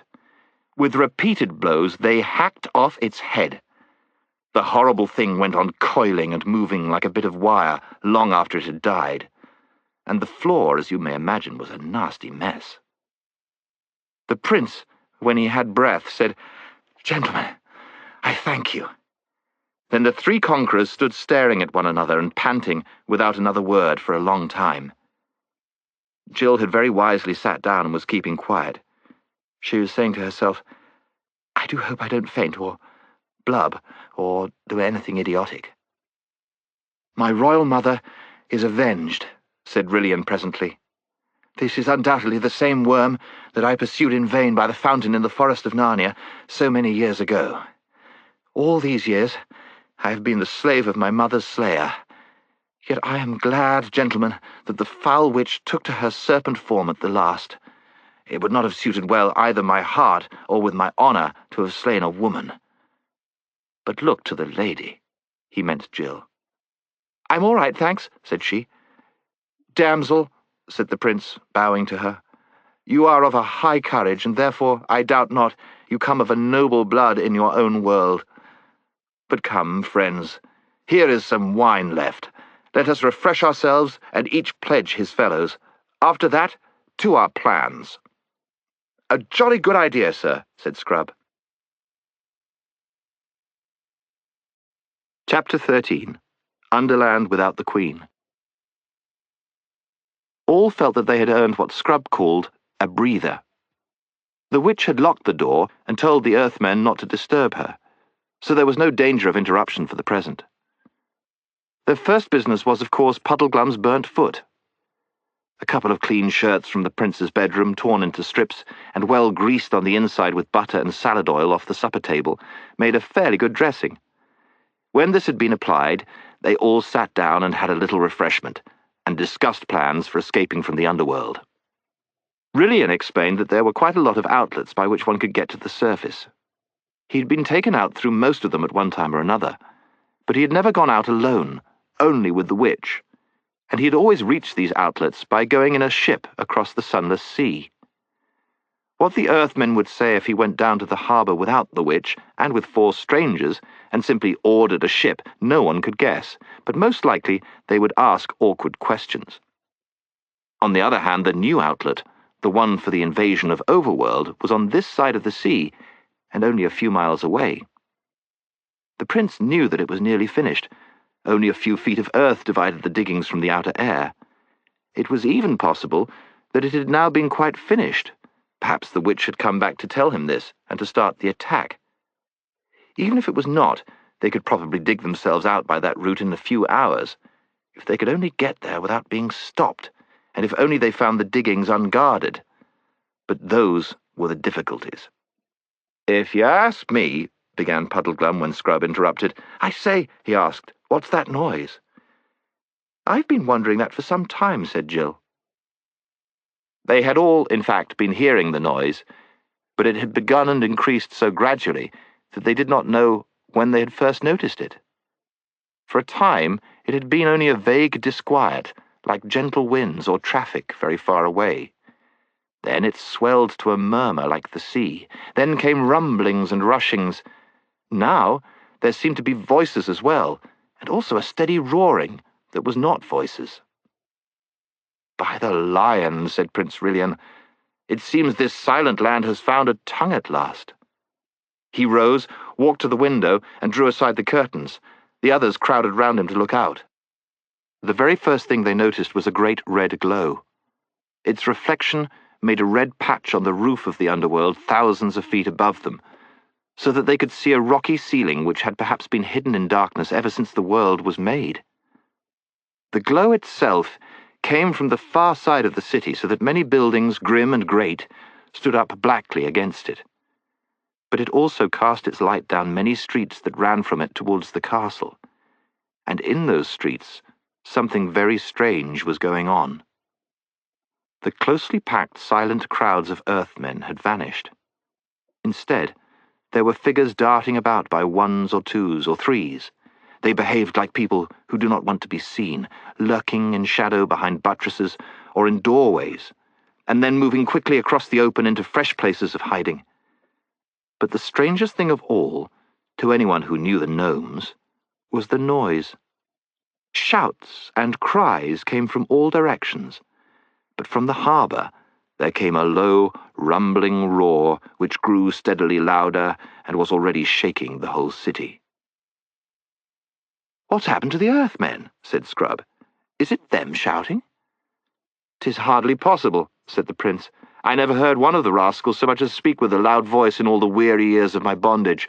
Some new devilry, I don't doubt." "And what is that red light over there?" asked Jill. "Is something on fire?" "If you ask me," said Puddleglum, "I should say that was the central fires of the earth breaking out to make a new volcano. We'll be in the middle of it, I shouldn't wonder." "Look at that ship," said Scrub. "Why is it coming on so quickly? No one's rowing it." "Look, look," said the prince. "The ship is already far this side of the harbour. It's in the street. Look. All the ships are driving into the city. By my head, the sea's rising. The flood is upon us. Aslan be praised. This castle stands on high ground, but the water comes on grimly fast." "What can be happening?" cried Jill. "Fire and water and all those people dodging about the streets." "I'll tell you what it is," said Puddleglum. "That witch has laid a train of magic spells so that whenever she was killed, at that same moment her whole kingdom would fall to pieces. She's the sort that wouldn't so much mind dying herself if she knew that the chap who killed her was going to be burned or buried or drowned 5 minutes later." "Hast hit it, friend Wiggle," said the prince.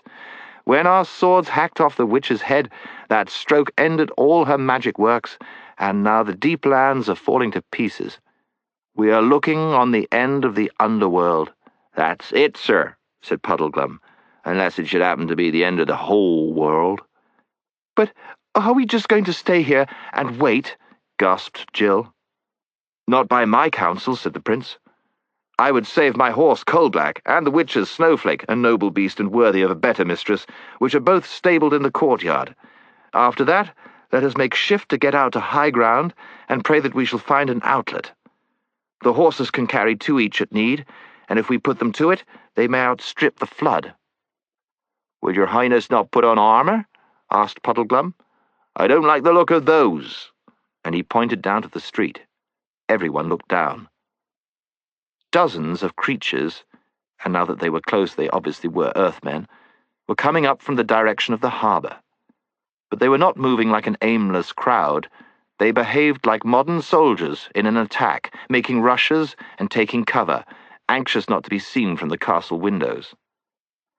"I dare not see the inside of that armour again," said the prince. "I rode in it as in a movable dungeon, and it stinks of magic and slavery. But I will take the shield." He left the room and returned with a strange light in his eyes a moment later. "Look, friends," he said, holding out the shield towards them. "An hour ago it was black and without device, and now this." The shield had turned bright as silver, and on it, redder than blood or cherries, was the figure of the lion. "Doubtless," said the prince, "this signifies that Aslan will be our good lord, whether he means us to live or die, and all's one for that. Now, by my counsel, we shall all kneel and kiss his likeness, and then all shake hands one with another, as true friends that may shortly be parted. And then let us descend into the city and take the adventure that is sent us." And they all did as the prince had said. But when Scrub shook hands with Jill, he said, "So long, Jill. Sorry I've been a funk and so ratty. Hope you get safe home." And Jill said, "So long, Eustace, and I'm sorry I've been such a pig." And this was the first time they'd ever used Christian names, because one didn't do it at school.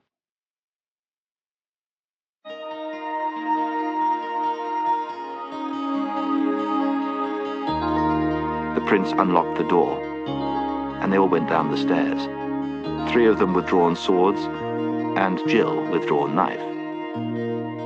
The attendants had vanished, and the great room at the foot of the prince's stairs was empty. The grey, doleful lamps were still burning, and by their light they had no difficulty in passing gallery after gallery and descending stairway after stairway. The noises from outside the castle were not so easily heard here as they had been in the room above. Inside the house all was still as death, and deserted. It was as they turned a corner into the great hall on the ground floor that they met their first Earthman. A fat, whitish creature with a very pig-like face who was gobbling up all the remains of food on the tables. It squealed.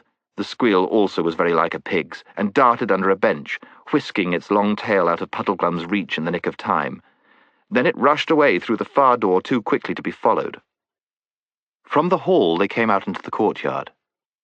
Jill, who went to a riding school in the holidays, had just noticed the smell of a stable, a very nice, honest, homely smell it is to meet in a place like Underland, when Eustace said, "Great Scott, look at that!"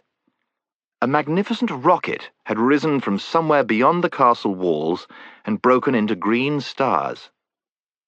"Fireworks?" said Jill in a puzzled voice.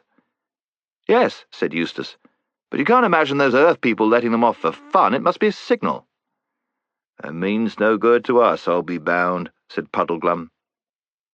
"Friends," said the prince, "when once a man is launched on such an adventure as this, he must bid farewell to hopes and fears, otherwise death or deliverance will both come too late to save his honour and his reason. Oh, my beauties!" He was now opening the stable door. "Hey, cousin, steady, Coal-Black. Softly now, Snowflake. You are not forgotten." The horses were both frightened by the strange lights and the noises. Jill, who had been so cowardly about going through a black hole between one cave and another, went in without fear between the stamping and snorting beasts, and she and the prince had them saddled and bridled in a few minutes. Very fine they looked as they came out into the courtyard, tossing their heads. Jill mounted Snowflake, and Puddleglum got up behind her. Eustace got up behind the prince on Coal-Black. Then, with a great echo of hooves, they rode out of the main gateway into the street. "Not much danger of being burnt, that's the bright side of it," observed Puddleglum, pointing to their right. There, hardly 100 yards away, lapping against the walls of the houses, was water. "Courage," said the prince. "The road there goes down steeply. That water has climbed only half up the greatest hill in the city.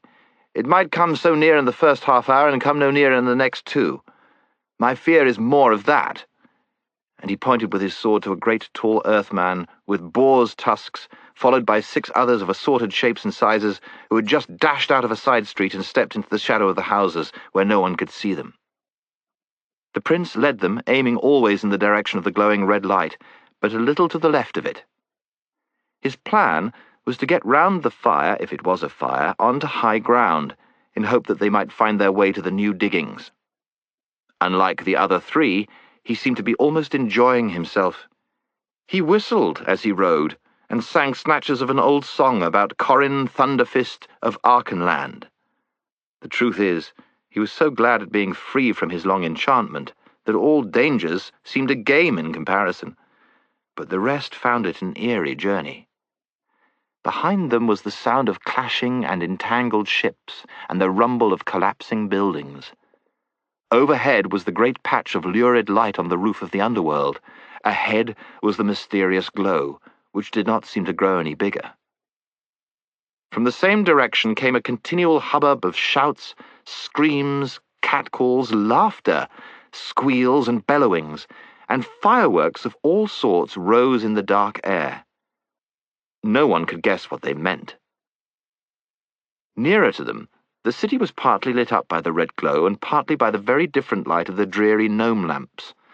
But there were many places where neither of these lights fell, and those places were jet black. And, in and out of those places, the shapes of Earthmen were darting and slipping all the time, always with their eyes fixed on the travellers, always trying to keep out of sight themselves. There were big faces and little faces, huge eyes like fishes' eyes, and little eyes like bears'. There were feathers and bristles, horns and tusks, noses like whipcord, and chins so long that they looked like beards. Every now and then a group of them would get too big or come too near. Then the prince would brandish his sword and make a show of charging them. And the creatures, with all manner of hootings, squeakings, and cluckings, would dive away into the darkness.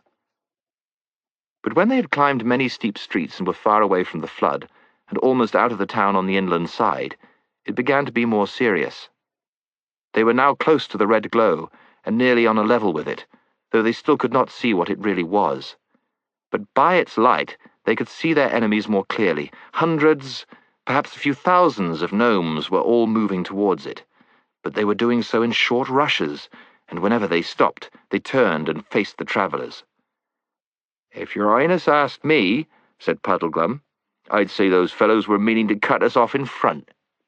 "That was my thought too, Puddleglum," said the prince, "and we can never fight our way through so many. Hark you, let us ride forth close by the edge of yonder house, and even as we reach it, do you slip off into its shadow. The lady and I will go forward a few paces. Some of these devils will follow us, I doubt not. They are thick behind us. Do you, who have long arms, take one alive, if you may, as it passes your ambush. We may get a true tale of it, or learn what is their quarrel against us." "But won't the others all come rushing at us to rescue the one we catch?" said Jill, in a voice not so steady as she tried to make it. "Then, madam," said the prince, "you shall see us die fighting around you, and you must commend yourself to the lion. Now, good Puddleglum." The marsh-wiggle slipped off into the shadow as quickly as a cat. The others, for a sickening minute or so, went forward at a walk.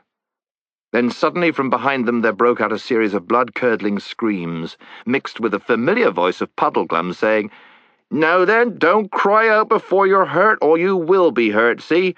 Anyone would think it was a pig being killed." "That was good hunting," exclaimed the prince, immediately turning coal-black and coming back to the corner of the house. "Eustace," he said, "of your courtesy take Coal-Black's head." Then he dismounted, and all three gazed in silence while Puddleglum pulled his catch out into the light. It was a most miserable little gnome, only about 3 feet long. It had a sort of ridge, like a coxcomb, only hard, on the top of its head, little pink eyes, and a mouth and chin so large and round that its face looked like that of a pygmy hippopotamus. If they'd not been in such a tight place, they would have burst into laughter at the sight of it. "Now, Earthman," said the prince, standing over it and holding his sword point very near the prisoner's neck, "speak up, like an honest gnome, and you shall go free. Play the knave with us, and you are but a dead Earthman. Good Puddleglum, how can it speak while you hold its mouth tight shut?" "No, and it can't bite either," said Puddleglum. "If I had the silly soft hands that you humans have, saving your highness's reverence, I'd have been all over blood by now, yet even a marsh-wiggle gets tired of being chewed." "Sirrah," said the prince to the gnome, "one bite, and you die. Let its mouth open, Puddleglum." "Whee!" squealed the earthman. "Let me go! Let me go! It isn't me, I didn't do it." "Didn't do what?" asked Puddleglum. "Whatever your honours say I did do," answered the creature. "Tell me your name," said the prince, "and what you earthmen are all about today." "Oh, please, your honours, please, kind gentlemen," whimpered the gnome. "Promise you will not tell the Queen's Grace anything I say." "The Queen's Grace, as you call her," said the prince sternly, "is dead. I killed her myself." "What?" cried the gnome, opening its ridiculous mouth wider and wider in astonishment. "Dead? The witch? Dead? And by your honour's hand?" It gave a huge sigh of relief and added, "Why, then your honour is a friend." The prince withdrew his sword an inch or so. Puddleglum let the creature sit up. It looked round on the 4 travellers with its twinkling red eyes, chuckled once or twice, and began. Chapter 14. The Bottom of the World. "My name is Gold," said the gnome, "and I'll tell your honours all I know. About an hour ago we were all going about our work, her work, I should say, sad and silent, same as we've done any other day for years and years. And there came a great crash and bang. As soon as they heard it, everyone says to himself, I haven't had a song or a dance or let off a squib for a long time. Why's that? And everyone thinks to himself, why, I must have been enchanted. And then everyone says to himself, I'm blessed if I know why I'm carrying this load, and I'm not going to carry it any further. That's that. And down we all throw our sacks and bundles and tools. Then everyone turns and sees the great red glow over yonder. And everyone says to himself, what's that? And everyone answers himself and says, "There's a crack or chasm split open, and a nice warm glow coming up through it from the really deep land 1,000 fathoms under us." "Great Scott!" exclaimed Eustace. "Are there other lands still lower down?" "Oh, yes, Your Honour," said Gold. "Lovely places, what we call the land of Bism. This country where we are now, the Witch's country, is what we call the Shallow Lands. It's a good deal too near the surface to suit us. You might almost as well be living outside on the surface itself. You see, we're all poor gnomes from Bism, whom the witch has called up here by magic to work for her. But we'd forgotten all about it till that crash came, and the spell broke. We didn't know who we were, or where we belonged. We couldn't do anything or think anything except what she put into our heads, and it was glum and gloomy things she put there all those years. I've nearly forgotten how to make a joke or dance a jig. But the moment the bang came and the chasm opened and the sea began rising, it all came back.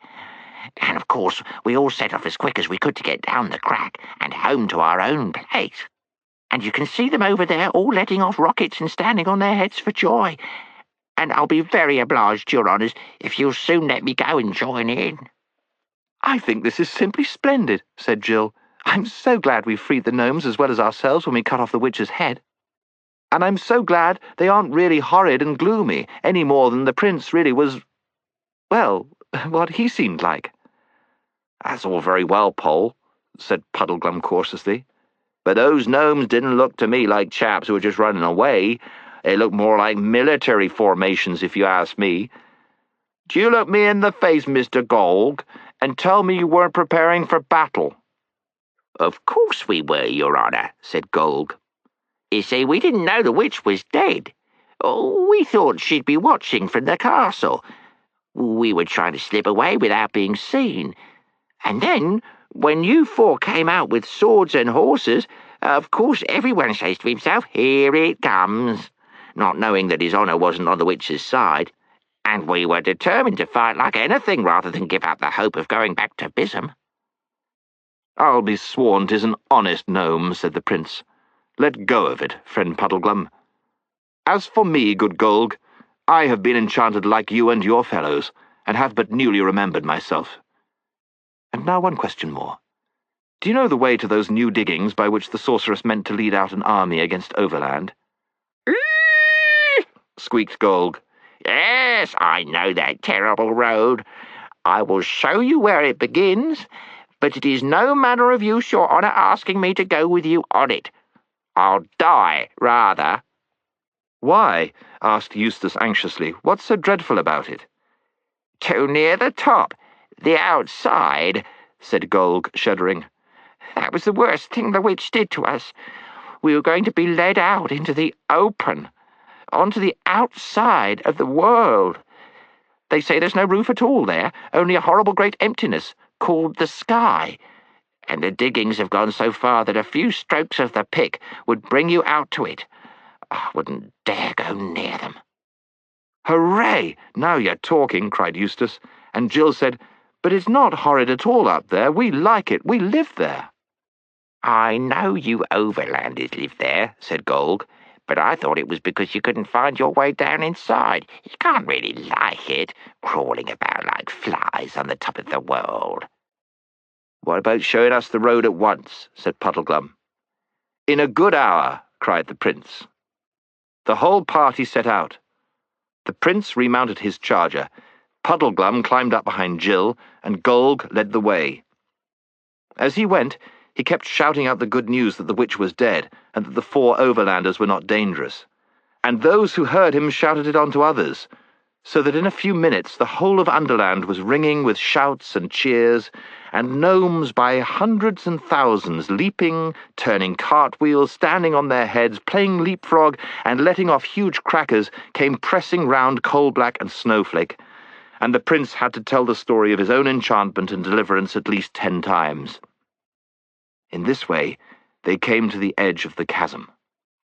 It was about 1,000 feet long, and perhaps 200 wide.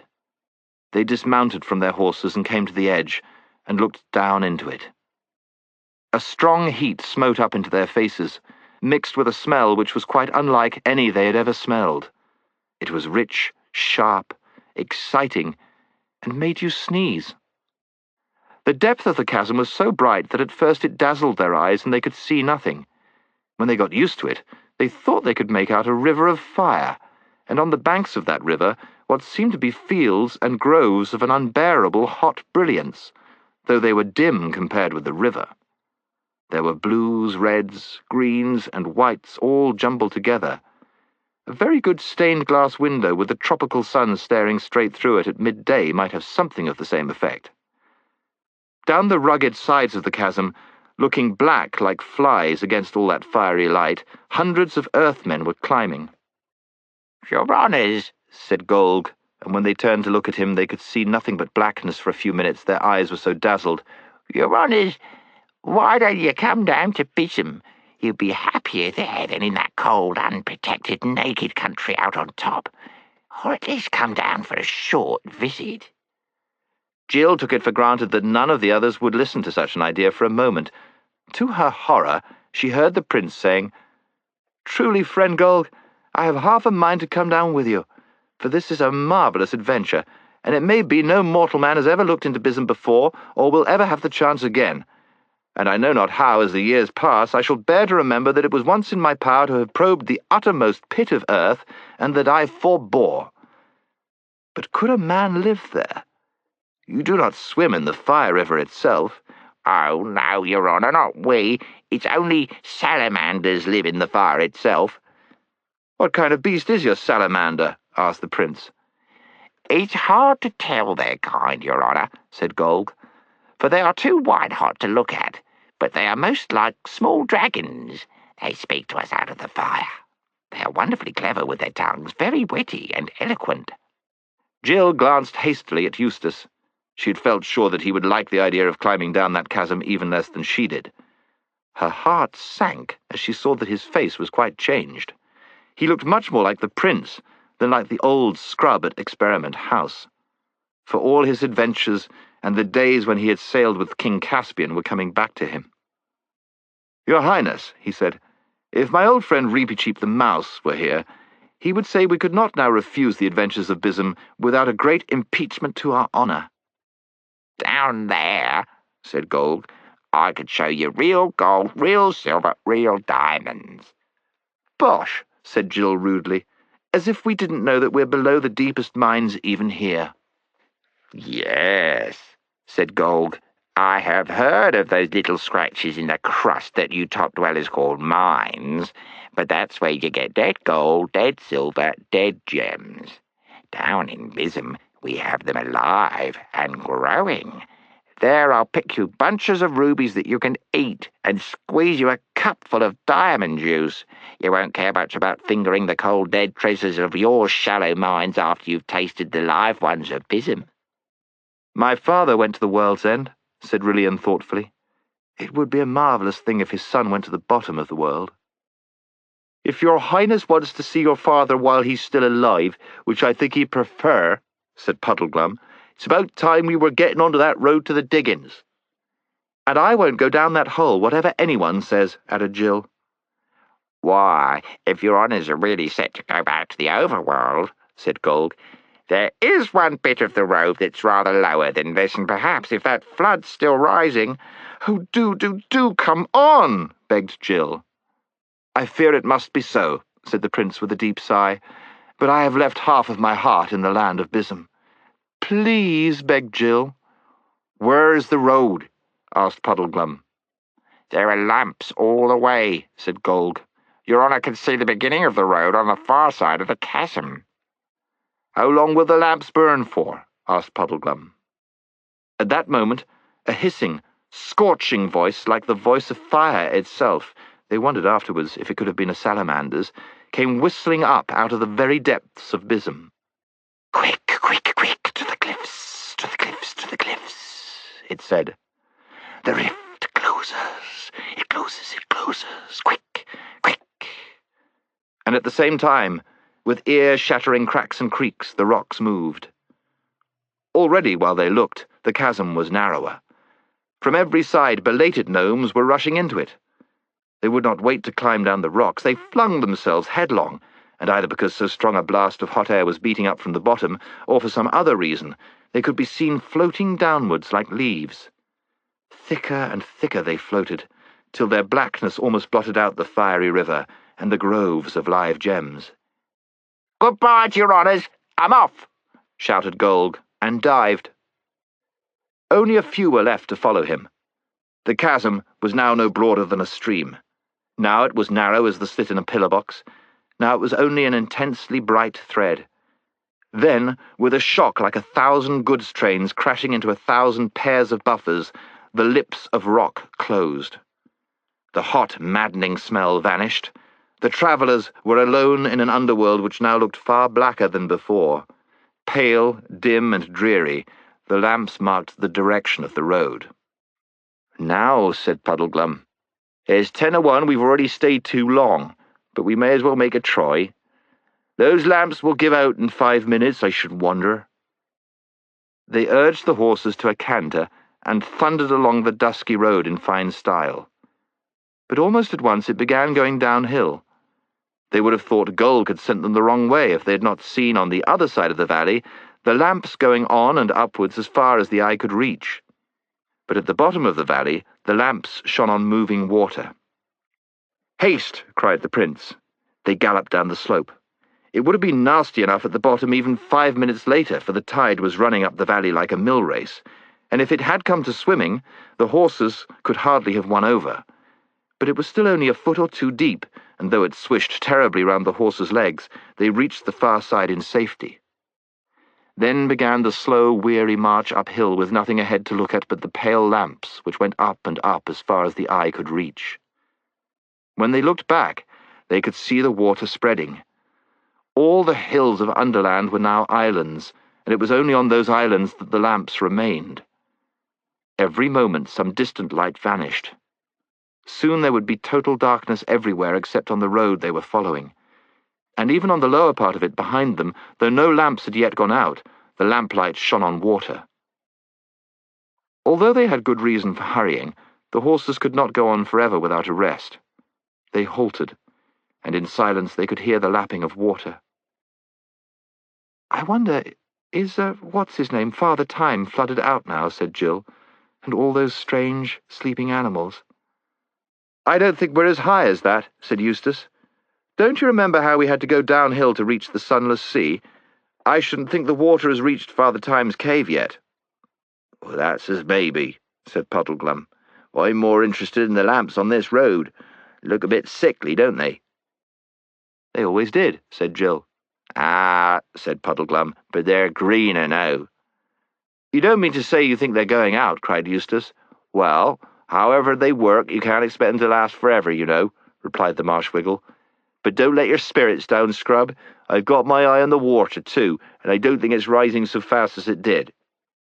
"Small comfort, friend," said the prince, "if we cannot find our way out. I cry you mercy all. I am to blame, for my pride and fantasy which delayed us by the mouth of the land of Bism. Now, let us ride on." During the hour or so that followed, Jill sometimes thought that Puddleglum was right about the lamps, and sometimes thought that it was only her imagination. Meanwhile the land was changing. The roof of Underland was so near that even by that dull light they could now see it quite distinctly, and the great rugged walls of Underland could be seen drawing closer on each side. The road, in fact, was leading them up into a steep tunnel. They began to pass picks and shovels and barrows, and other signs that the diggers had recently been at work. If only one could be sure of getting out, all this was very cheering, but the thought of going on into a hole that would get narrower and narrower and harder to turn back in was very unpleasant. At last the roof was so low that Puddleglum and the prince knocked their heads against it. The party dismounted and led the horses. The road was uneven here, and one had to pick one's steps with some care. That was how Jill noticed the growing darkness. There was no doubt about it now. The faces of the others looked strange and ghastly in the green glow. Then all at once, she couldn't help it, Jill gave a little scream. One light, the next one ahead, went out altogether. The one behind them did the same. Then they were in absolute darkness. "Courage, friends," came Prince Rilian's voice. "Whether we live or die, Aslan will be our good lord." "That's right, sir," said Puddleglum's voice. "And you must always remember there's one good thing about being trapped down here. It'll save funeral expenses." Jill held her tongue. If you don't want other people to know how frightened you are, this is always a wise thing to do. It's your voice that gives you away. "We might as well go on as stand here," said Eustace, and when she heard the tremble in his voice, Jill knew how wise she'd been not to trust her own. Puddleglum and Eustace went first, with their arms stretched out in front of them, for fear of blundering into anything. Jill and the prince followed, leading the horses. "I say," came Eustace's voice much later, "are my eyes going wrong, or is there a patch of light up there?" Before anyone could answer him, Puddleglum called out, "Stop! I'm up against a dead end, and it's earth, not rock. What were you saying, Scrub?" "By the lion," said the prince. "Eustace is right. There is a sort of... But it's not daylight," said Jill. "It's only a cold blue sort of light." "Better than nothing, though," said Eustace. "Can we get up to it?" "It's not right overhead," said Puddleglum. "It's above us, but it's in this wall that I've run into. How would it be, Pole, if you got on my shoulders and saw whether you could get up to it?" Chapter 15. The Disappearance of Jill. The patch of light did not show up anything down in the darkness where they were standing. The others could only hear, not see, Jill's efforts to get onto the Marshwiggle's back.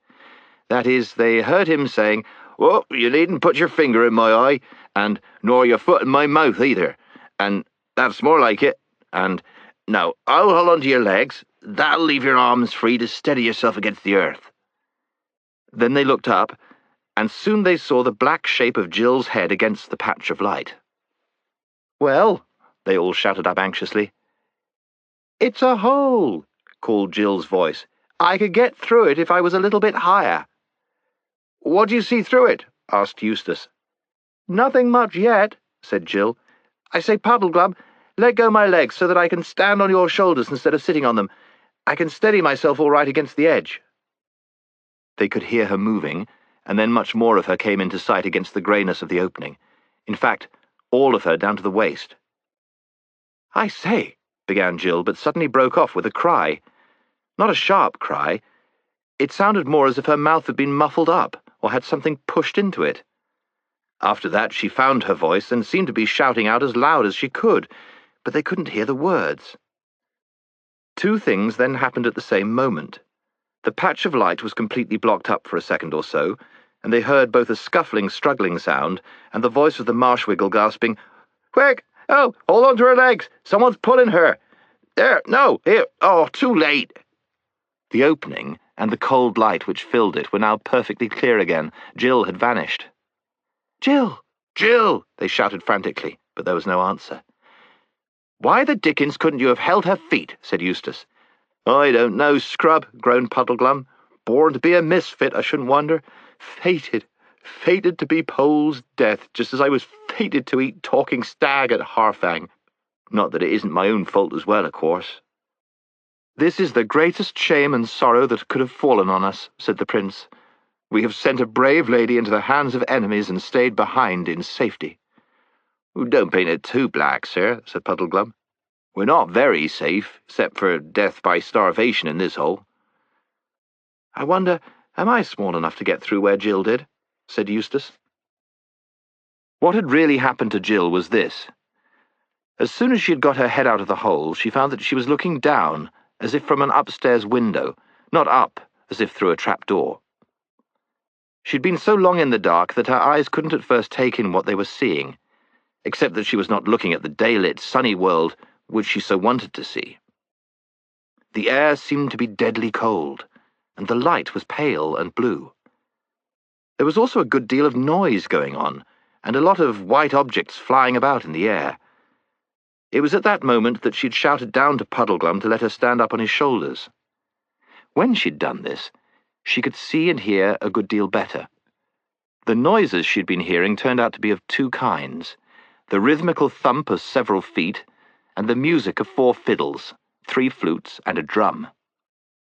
She also got her own position clear. She was looking out of a hole in a steep bank, which sloped down and reached the level about 14 feet below her. Everything was very white. A lot of people were moving about. Then she gasped. The people were trim little fauns and dryads with leaf-crowned hair floating behind them. For a second, they looked as if they were moving anyhow. Then she saw that they were really doing a dance with so many complicated steps and figures that it took you some time to understand it. Then it came over her like a thunderclap that the pale blue light was really moonlight, and the white stuff on the ground was really snow, and, of course, there were the stars staring in a black, frosty sky overhead, and the tall black things behind the dancers were trees. They had not only got out into the upper world at last, but had come out in the heart of Narnia. Jill felt she could have fainted with delight. And the music, the wild music, intensely sweet and yet just the least bit eerie too, and full of good magic as the witch's thrumming had been full of bad magic, made her feel it all the more. All this takes a long time to tell, but of course it took a very short time to see. Jill turned almost at once to shout down to the others, "I say, it's all right, we're out and we're home," but the reason she never got any further than "I say" was this. Circling round and round the dancers was a ring of dwarfs, all dressed in their finest clothes, mostly scarlet with fur-lined hoods and golden tassels and big furry top boots. As they circled round, they were all diligently throwing snowballs. Those were the white things that Jill had seen flying through the air. They weren't throwing them at the dancers as silly boys might have been doing in England. They were throwing them through the dance in such perfect time with the music and with such perfect aim that if all the dancers were in exactly the right places at exactly the right moments, no one would be hit. This is called the Great Snow Dance, and it is done every year in Narnia on the first moonlit night when there is snow on the ground. Of course, it is a kind of game as well as a dance, because every now and then some dancer will be the least little bit wrong and get a snowball in the face, and then everyone laughs. But a good team of dancers, dwarfs and musicians will keep it up for hours without a single hit. On fine nights, when the cold and the drum taps and the hooting of the owls and the moonlight have got into their wild woodland blood and made it even wilder, they will dance till daybreak. I wish you could see it for yourselves. What had stopped Jill when she got as far as the say of "I say" was of course simply a fine big snowball that came sailing through the dance from a dwarf on the far side and got her fair and square in the mouth. She didn't in the least mind. 20 snowballs would not have damped her spirits at that moment. But however happy you were feeling, you can't talk with your mouthful of snow, and when, after considerable spluttering, she could speak again, she quite forgot in her excitement that the others, down in the dark behind her, still didn't know the good news. She simply leaned as far out of the hole as she could and yelled to the dancers, "Help! Help! We're buried in the hill! Come and dig us out!" The Narnians, who had not even noticed the little hole in the hillside, were of course very surprised, and looked about in several wrong directions before they found out where the voice was coming from. But when they caught sight of Jill, they all came running towards her, and as many as could scrambled up the bank, and a dozen or more hands were stretched up to help her. And Jill caught hold of them, and thus got out of the hole, and came slithering down the bank head first, and then picked herself up and said, "Oh, do go and dig the others out. There are 3 others besides the horses, and one of them is Prince Rilian." She was already in the middle of a crowd when she said this, for besides the dancers, all sorts of people who had been watching the dance, and whom she had not seen at first, came running up. Squirrels came out of the trees in showers, and so did owls. Hedgehogs came waddling as fast as their short legs would carry them. Bears and badgers followed at a slower pace. A great panther, twitching its tail in excitement, was the last to join the party.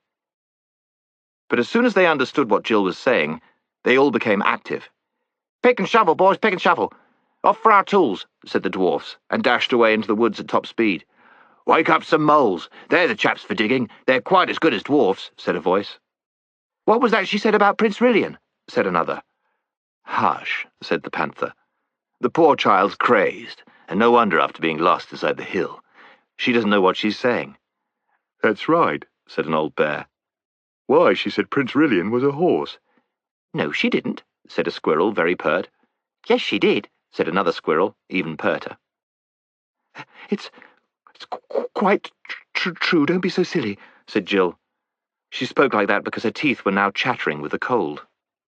Immediately one of the dryads flung round her a furry cloak which some dwarf had dropped when he rushed to fetch his mining tools, and an obliging fawn trotted off among the trees to a place where Jill could see firelight in the mouth of a cave to get her a hot drink. But before it came, all the dwarfs reappeared with spades and pickaxes and charged at the hillside. Then Jill heard cries of, "Hey, what are you doing? Put that sword down, and now, younger, none of that, and ooh, he's a vicious one now, isn't he?"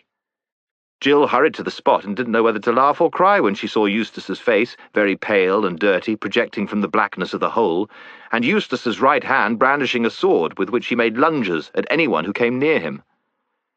For of course Eustace had been having a very different time from Jill during the last few minutes.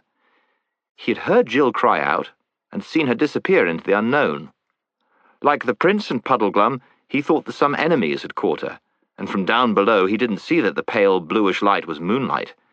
He thought the hole would lead only into some other cave, lit by some ghostly phosphorescence, and filled with goodness knows what evil creatures of the underworld.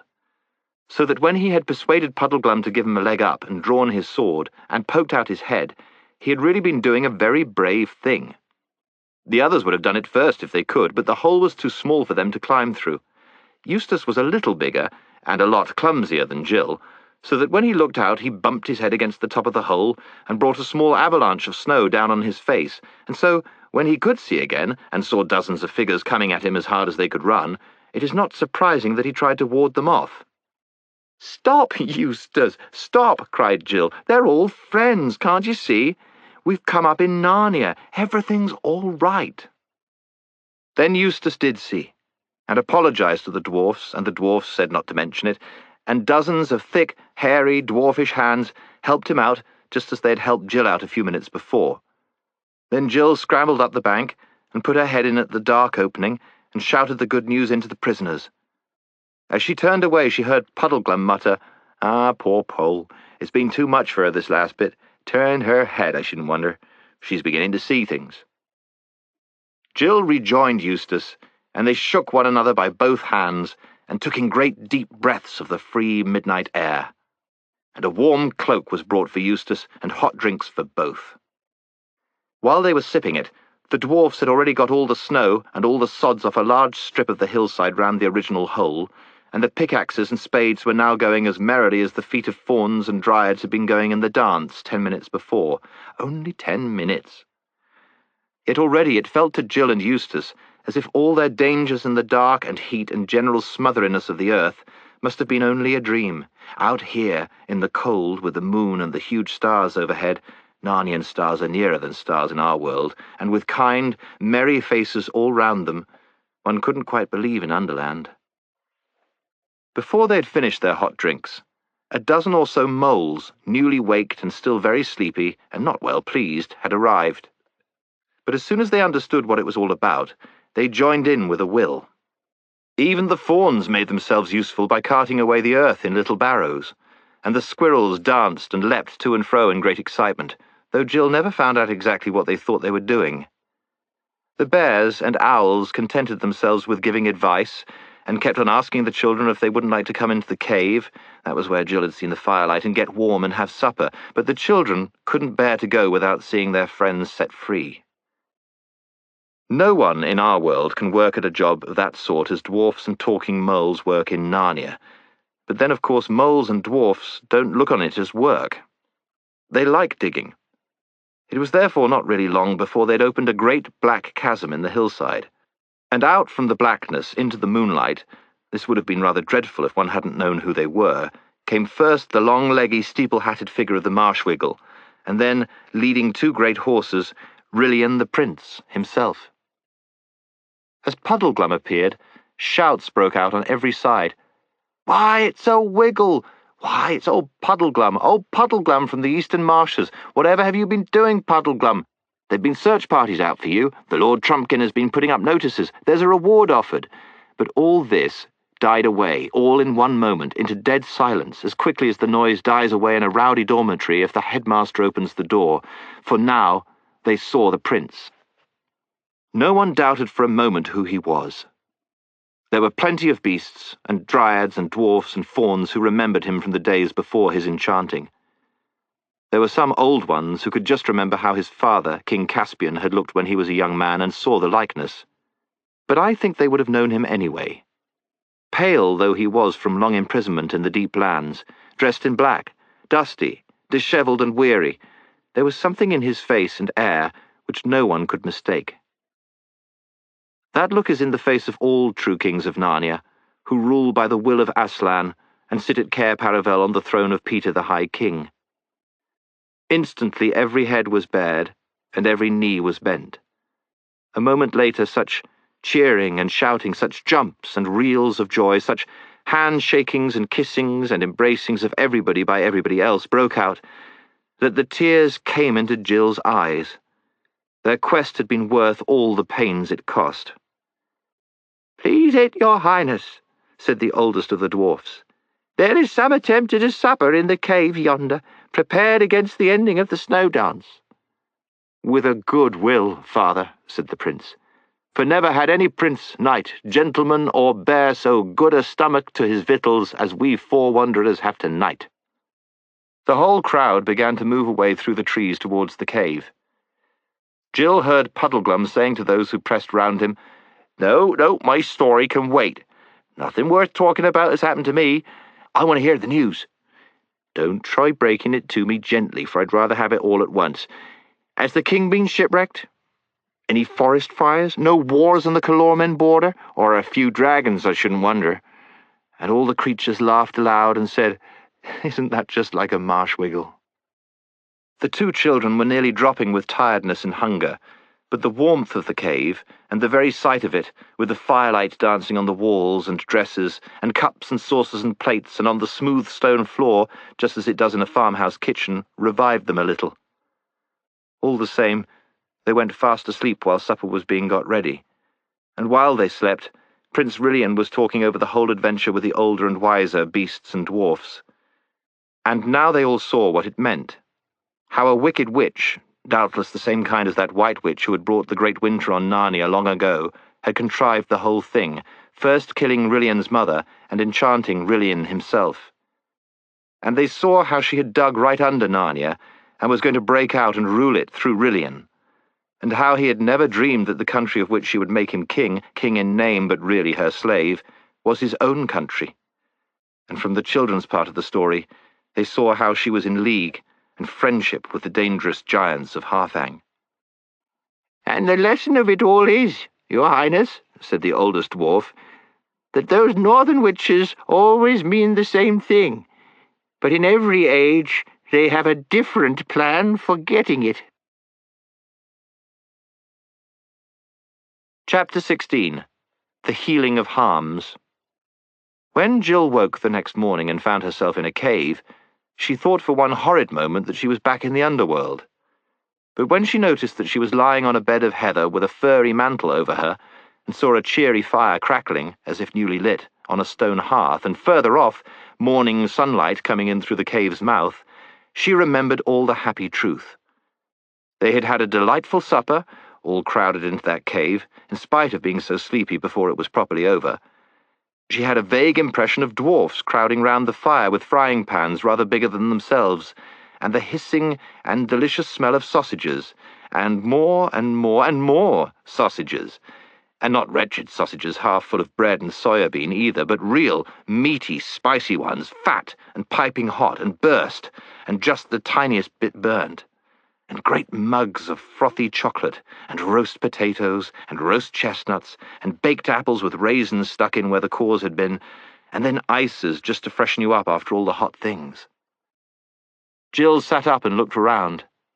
Puddleglum and Eustace were lying not far away, both fast asleep. "Hi, you two," shouted Jill in a loud voice. "Aren't you ever going to get up?" "Shoo, shoo," said a sleepy voice somewhere above her. "Time to be settling down. Have a good snooze. Do, don't make it to do. "Why, I do believe," said Jill, glancing up at a white bundle of fluffy feathers which was perched on top of a grandfather clock in one corner of the cave, "I do believe it's Glimfeather." "True, true," whirred the owl, lifting its head out from under its wing and opening one eye. "I came up with a message for the prince at about 2. The squirrels brought us the good news. Message for the prince. He's gone. You ought to follow too. Good day." And the head disappeared again. As there seemed no further hope of getting any information from the owl, Jill got up and began looking round for any chance of a wash and some breakfast.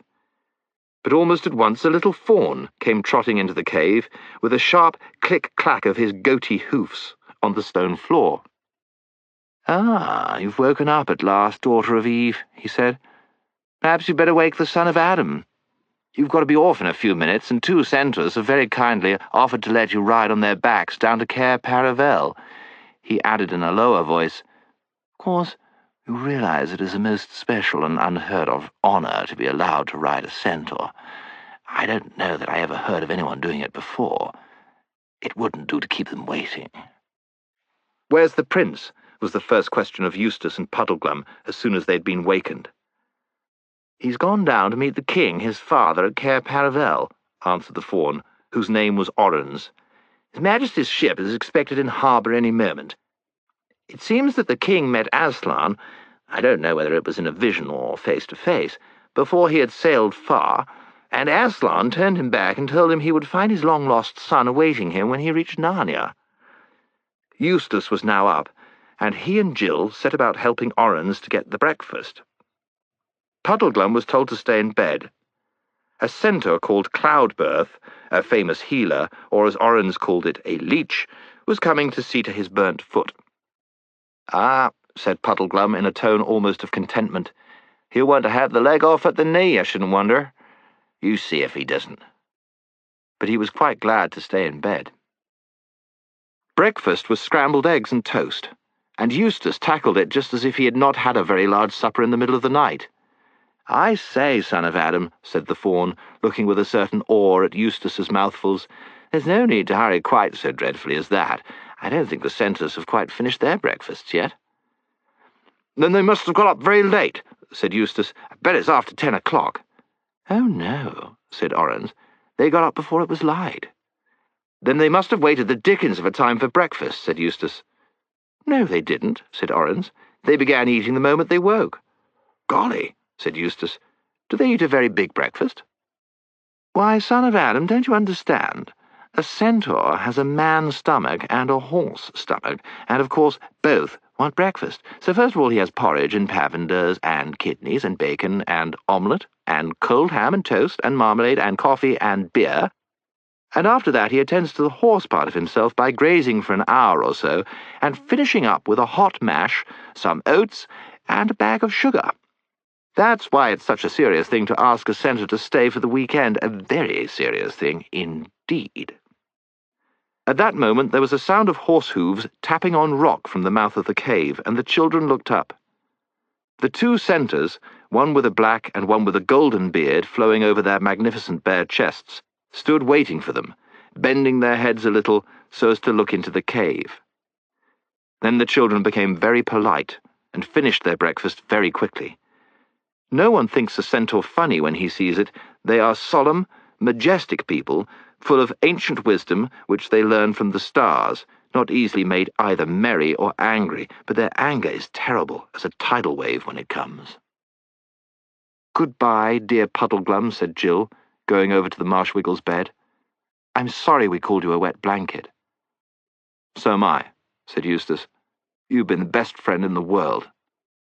"And I do hope we'll meet again," added Jill. "Not much chance of that, I should say," replied Puddleglum. "I don't reckon I'm very likely to see my old wigwam again, either. And that prince, he's a nice chap, but do you think he's very strong?"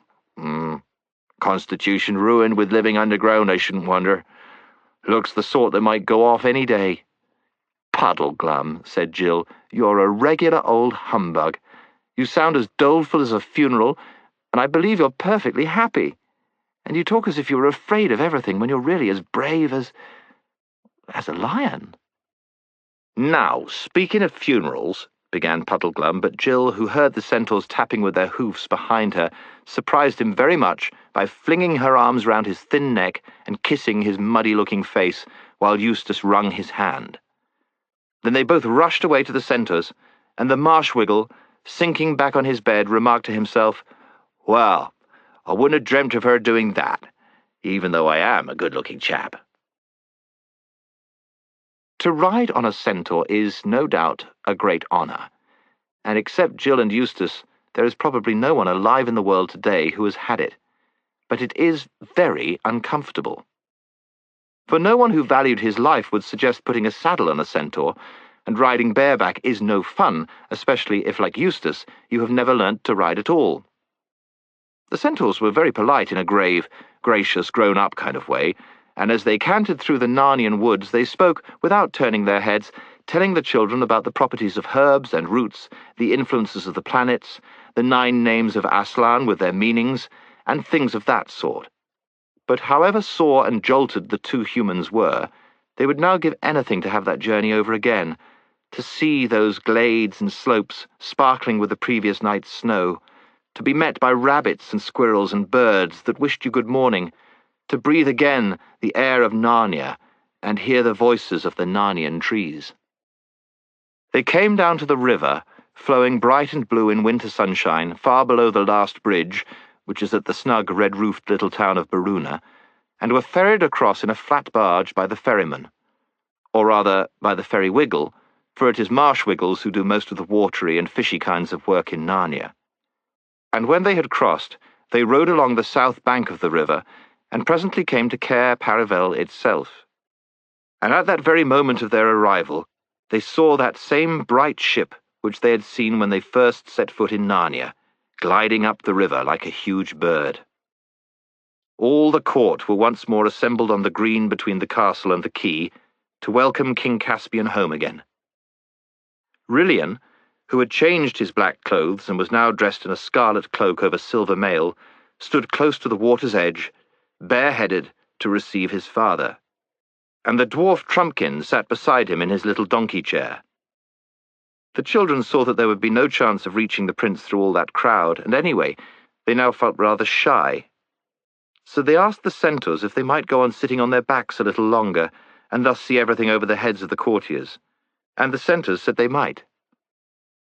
A flourish of silver trumpets came over the water from the ship's deck. The sailors threw a rope, rats, talking rats, of course, and Marshwiggles made it fast ashore, and the ship was warped in.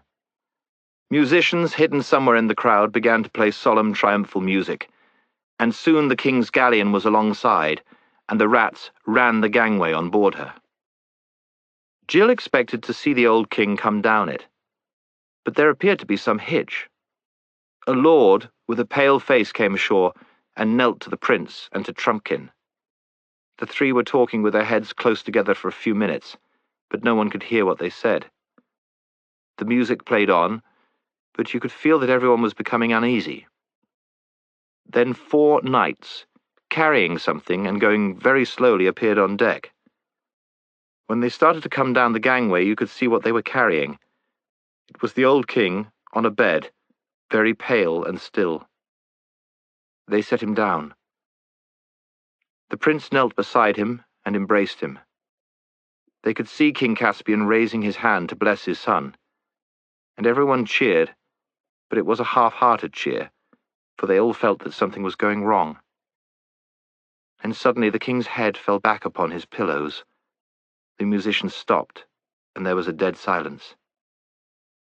The prince, kneeling by the king's bed, laid down his head upon it, and wept. There were whisperings and goings to and fro. Then Jill noticed that all who wore hats, bonnets, helmets, or hoods were taking them off, Eustace included. Then she heard a rustling and flapping noise up above the castle. When she looked, she saw that the great banner with the golden lion on it was being brought down to half-mast. And after that, slowly, mercilessly, with wailing strings and disconsolate blowing of horns, the music began again, this time a tune to break your heart. They both slipped off their centaurs, who took no notice of them. "I wish I was at home," said Jill. Eustace nodded, saying nothing, and bit his lip. "I have come," said a deep voice behind them.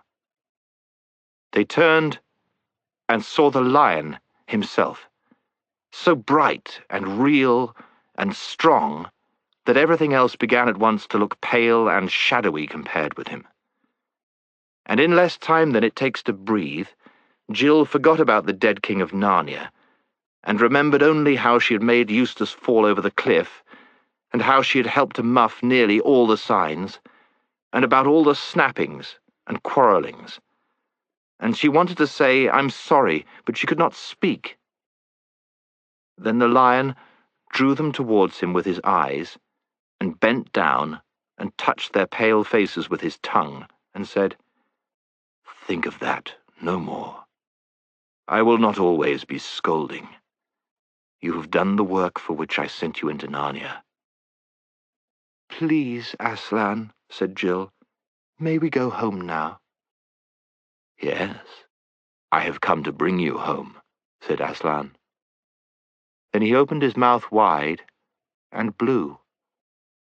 But this time they had no sense of flying through the air.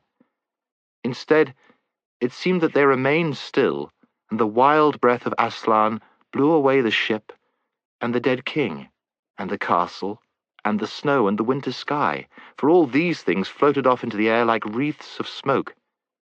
And suddenly they were standing in a great brightness of midsummer sunshine, on smooth turf among mighty trees, and beside a fair, fresh stream.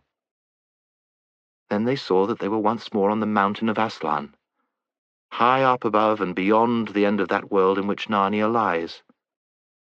But the strange thing was that the funeral music for King Caspian still went on, though no one could tell where it came from. They were walking beside the stream, and the lion went before them, and he became so beautiful, and the music so despairing, that Jill did not know which of them it was that filled her eyes with tears. Then Aslan stopped, and the children looked into the stream, and there on the golden gravel of the bed of the stream lay King Caspian, dead, with the water flowing over him like liquid glass. His long white beard swayed in it like waterweed, and all three stood and wept. Even the lion wept. Great lion tears, each tear more precious than the earth would be if it was a single solid diamond. And Jill noticed that Eustace looked neither like a child crying, nor like a boy crying and wanting to hide it, but like a grown-up crying. At least, that is the nearest she could get to it. But really, as she said, people don't seem to have any particular ages on that mountain. "Son of Adam," said Aslan, "go into that thicket and pluck the thorn that you will find there, and bring it to me." Eustace obeyed. The thorn was a foot long and sharp as a rapier. "Drive it into my paw, son of Adam," said Aslan, holding up his right forepaw and spreading out the great pad toward Eustace. "Must I?" said Eustace. "Yes," said Aslan. Then Eustace set his teeth and drove the thorn into the lion's pad, and there came out a great drop of blood, redder than all redness that you have ever seen or imagined, and it splashed into the stream over the dead body of the king. At the same moment, the doleful music stopped, and the dead king began to be changed.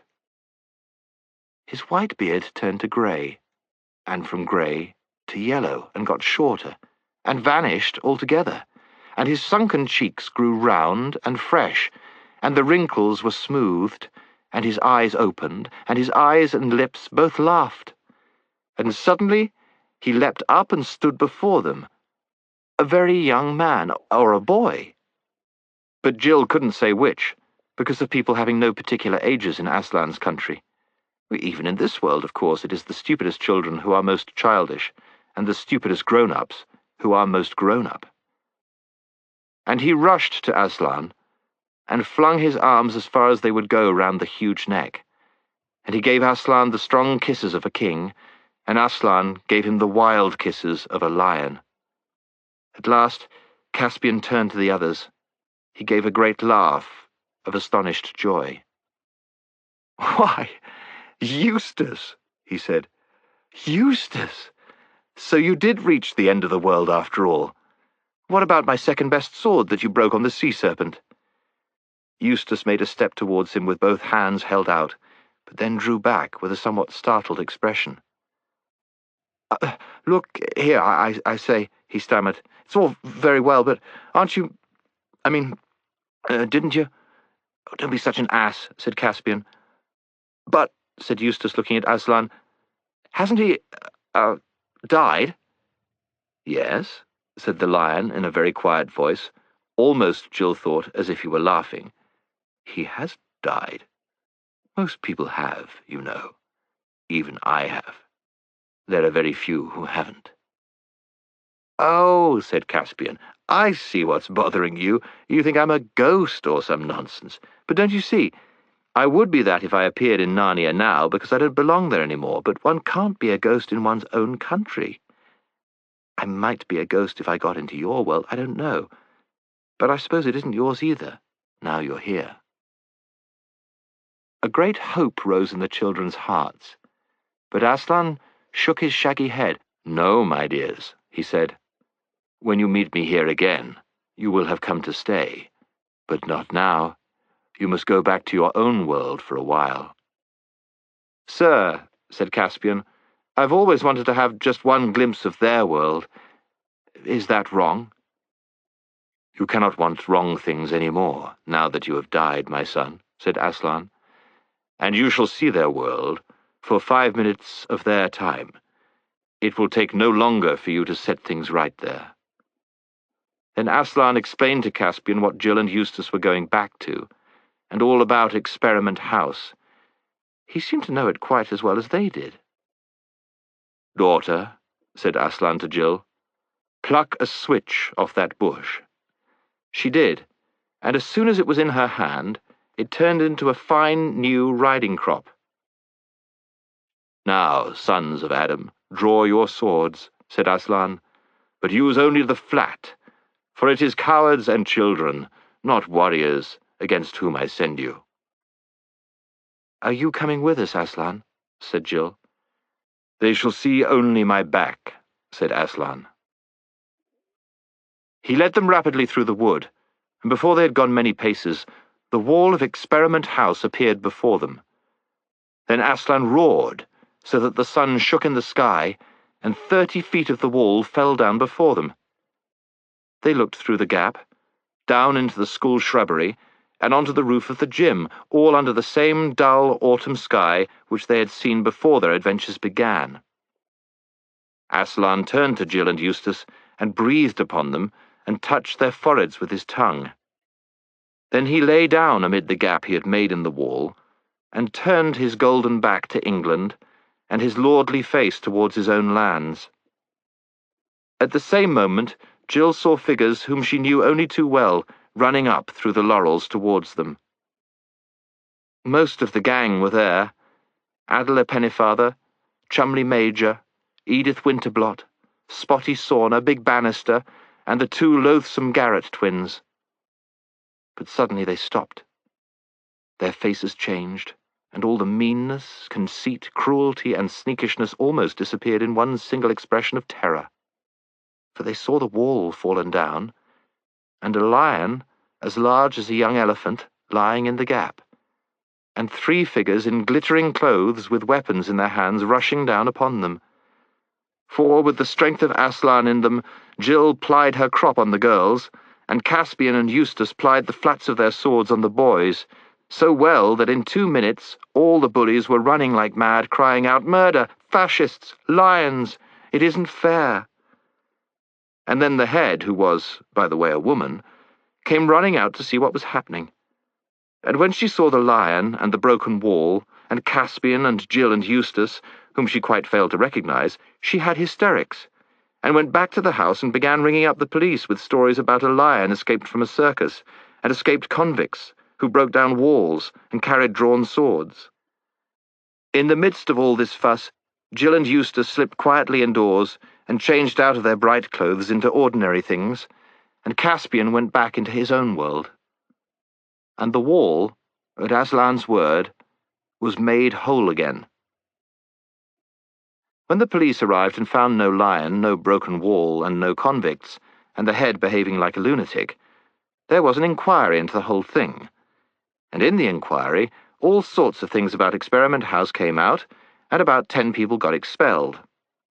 After that, the head's friends saw that the head was no use as a head, so they got her made an inspector to interfere with other heads. And when they found she wasn't much good even at that, they got her into Parliament, where she lived happily ever after. Eustace buried his fine clothes secretly one night in the school grounds, but Jill smuggled hers home and wore them at a fancy dress ball the next holidays. And from that day forth, things changed for the better at Experiment House, and it became quite a good school, and Jill and Eustace were always friends. But far off in Narnia, King Rilian buried his father, Caspian the Navigator, 10th of that name, and mourned for him. He himself ruled Narnia well, and the land was happy in his days, though Puddleglum, whose foot was as good as new in 3 weeks, often pointed out that bright mornings brought on wet afternoons, and that you couldn't expect good times to last. The opening into the hillside was left open, and often in hot summer days the Narnians go in there with ships and lanterns, and down to the water and sail to and fro singing on the cool, dark underground sea, telling each other stories of the cities that lie fathoms deep below. If ever you have the luck to go to Narnia yourself, do not forget to have a look at those caves.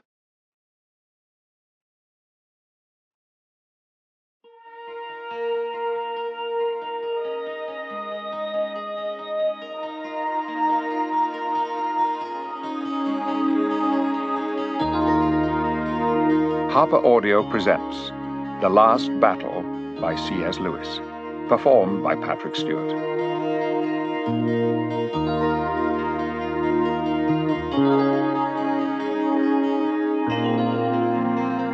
Chapter 1 By Cauldron Pool. In the last days of Narnia, far up to the west beyond Lantern Waste, and close beside the great waterfall, there lived an ape. He was so old that no one could remember when he had first come to live in those parts, and he was the cleverest, ugliest, most wrinkled ape you can imagine. He had a little house built of wood and thatched with leaves up in the fork of a great tree, and his name was Shift. There were very few talking beasts, or men, or dwarfs, or people of any sort in that part of the wood, but Shift had one friend and neighbor who was a donkey called Puzzle. At least, they both said they were friends, but from the way things went on, you might have thought Puzzle was more like Shift's servant than his friend. He did all the work. When they went together to the river, Shift filled the big skin bottles with water, but it was Puzzle who carried them back. When they wanted anything from the towns further down the river, it was Puzzle who went down with empty panniers on his back and came back with the panniers full and heavy. And all the nicest things that Puzzle brought back were eaten by Shift. For, as Shift said, "You see, Puzzle, I can't eat grass and thistles like you, so it's only fair I should make it up in other ways." And Puzzle always said, "Oh, of course, Shift, of course, I see that." Puzzle never complained, because he knew that Shift was far cleverer than himself, and he thought it was very kind of Shift to be friends with him at all. And if ever Puzzle did try to argue about anything, Shift would always say, "Now, Puzzle, I understand what needs to be done better than you. You know you're not clever, Puzzle." And Puzzle always said, "No, Shift, it's quite true. I'm not clever." Then he would sigh and do whatever Shift had said. One morning early in the year, the pair of them were out walking along the shore of Cauldron Pool. Cauldron Pool is the big pool right under the cliffs at the western end of Narnia. The great waterfall pours down into it with a noise like everlasting thunder, and the river of Narnia flows out on the other side. The waterfall keeps the pool always dancing and bubbling and churning round and round, as if it were on the boil, and that, of course, is how it got its name of Cauldron Pool. It is liveliest in the early spring, when the waterfall is swollen with all the snow that has melted off the mountains from up beyond Narnia in the western wild, from which the river comes. And as they looked at Cauldron Pool, Shift suddenly pointed with his dark, skinny finger and said, "Look, what's that?" "What's what?" said Puzzle. "That yellow thing that's just come down the waterfall. Look, there it is again. It's floating. We must find out what it is."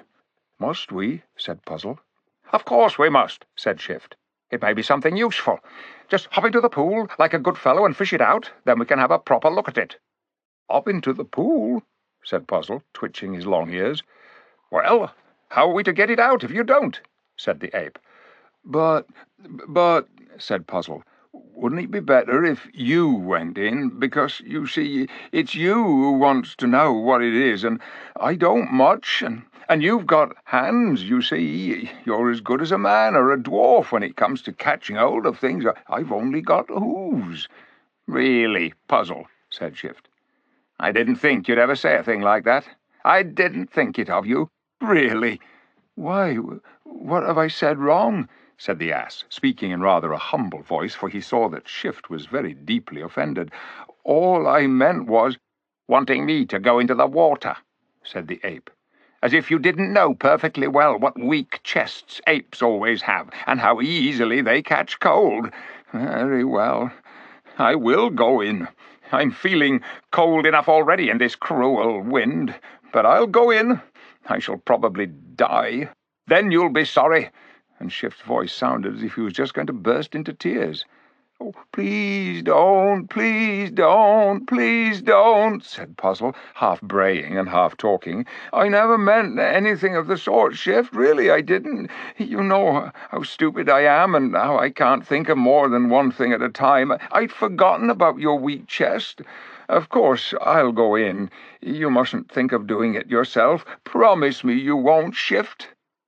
So Shift promised, and Puzzle went cloppety-clop on his 4 hooves round the rocky edge of the pool to find a place where he could get in. Quite apart from the cold, it was no joke getting into that quivering and foaming water, and Puzzle had to stand and shiver for a whole minute before he made up his mind to do it.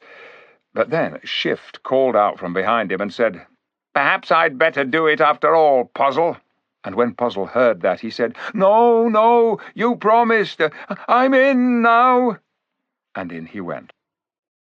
A great mass of foam got him in the face and filled his mouth with water and blinded him. Then he went under altogether for a few seconds, and when he came up again, he was in quite another part of the pool.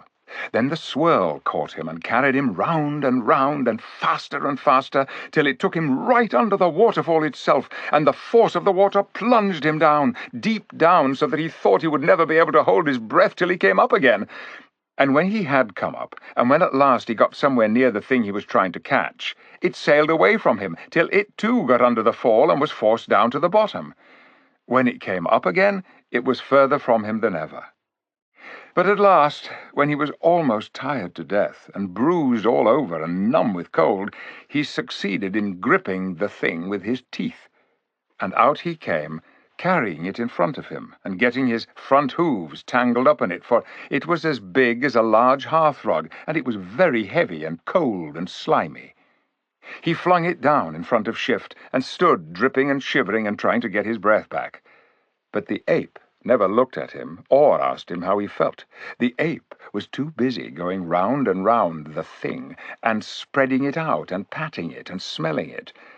Then a wicked gleam came into his eye, and he said, "It's a lion's skin." "Oh, is it?" gasped Puzzle. "Now, I wonder, said Shift to himself, for he was thinking very hard. "I wonder who killed the poor lion," said Puzzle presently. "It ought to be buried. We must have a funeral." "Oh, it wasn't a talking lion," said Shift. "You needn't bother about that. There are no talking beasts up beyond the falls, up in the western wild. This skin must have belonged to a dumb wild lion." This, by the way, was true. A hunter, A man had killed and skinned this lion somewhere up in the western wilds several months before, but that doesn't come into this story. "All the same, Shift," said Puzzle, "even if the skin only belonged to a dumb wild lion, aren't we to give it a decent burial? I mean, aren't all lions rather solemn? Because of you-know-who, don't you see?" "Don't you start getting ideas into your head, Puzzle," said Shift, "because you know thinking isn't your strong point. We'll make this skin into a fine, warm winter coat for you." "Oh, I don't think I'd like that," said the donkey. It would look... I mean, the other beasts might think...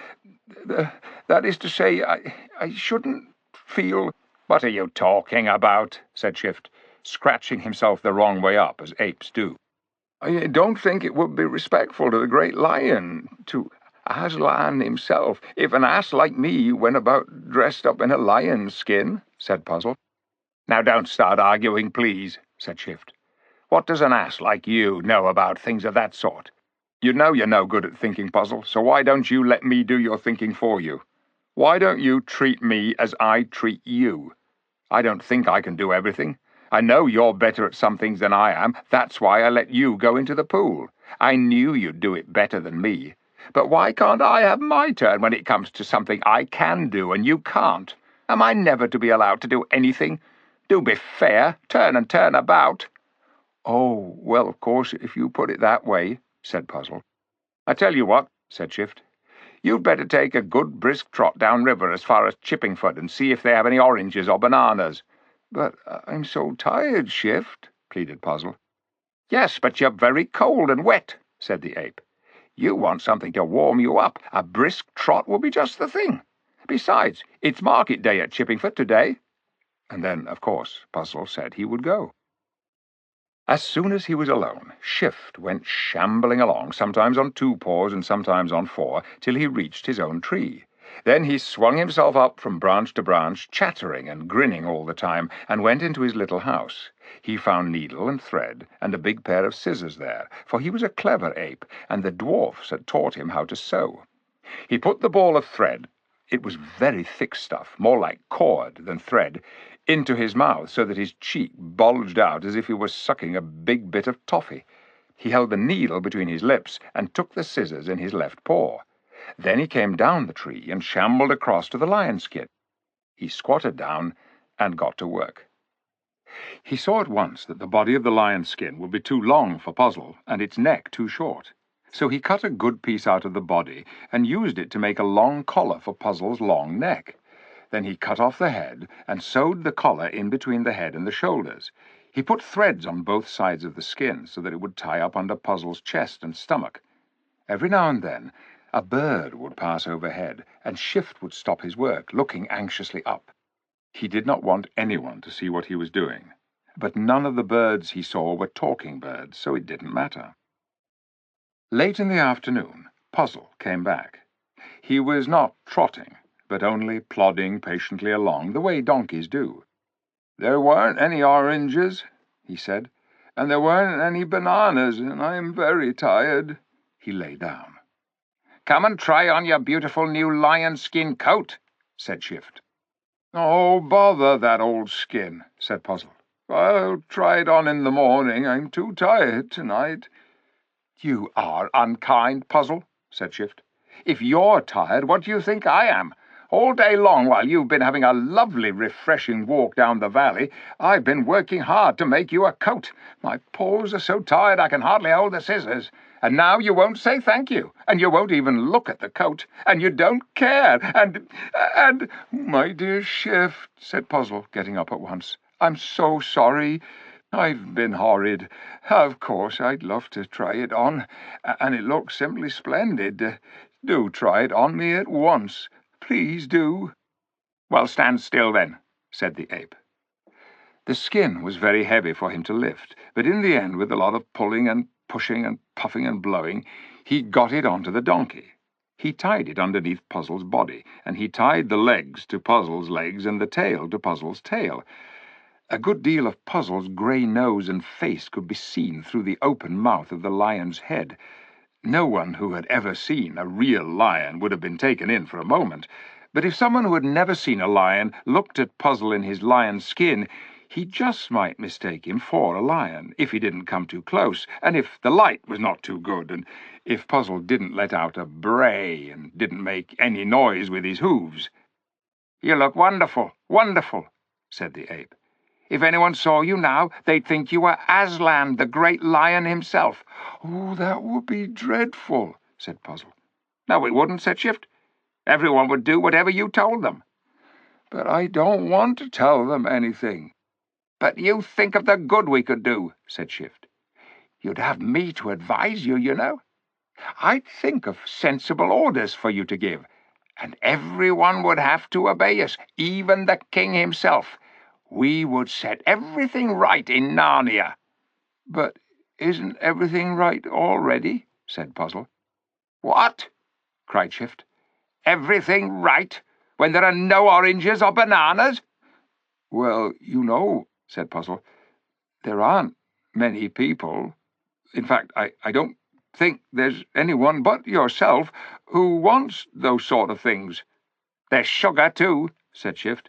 Yes," said the ass. "It would be nice if there was more sugar." "Well, then that's settled," said the ape. "You will pretend to be Aslan, and I'll tell you what to say." "No, no, no," said Puzzle. "Don't say such dreadful things. It will be wrong, Shift. I may not be very clever, but I know that much. What would become of us if the real Aslan turned up?" "I expect he'd be very pleased," said Shift. "Probably he sent us the lion's skin on purpose, so that we could set things to right. Anyway, he never does turn up, you know. Not nowadays." At that moment there was a great thunderclap right overhead, and the ground trembled with a small earthquake. Both the animals lost their balance and were flung on their faces. "There!" gasped Puzzle, as soon as he had breath to speak. "It's a sign, a warning. I knew we were doing something dreadfully wicked. Take this wretched skin off me at once." "No, no," said the ape, whose mind worked very quickly. "It's a sign the other way. I was just going to say that if the real Aslan, as you call him, meant us to go on with this, he would send us a thunderclap and an earth tremor. It was just on the tip of my tongue, only the sign itself came before I could get the words out. You've got to do it now, Puzzle. And please don't let's have any more arguing. You know you don't understand these things. What could a donkey know about signs?"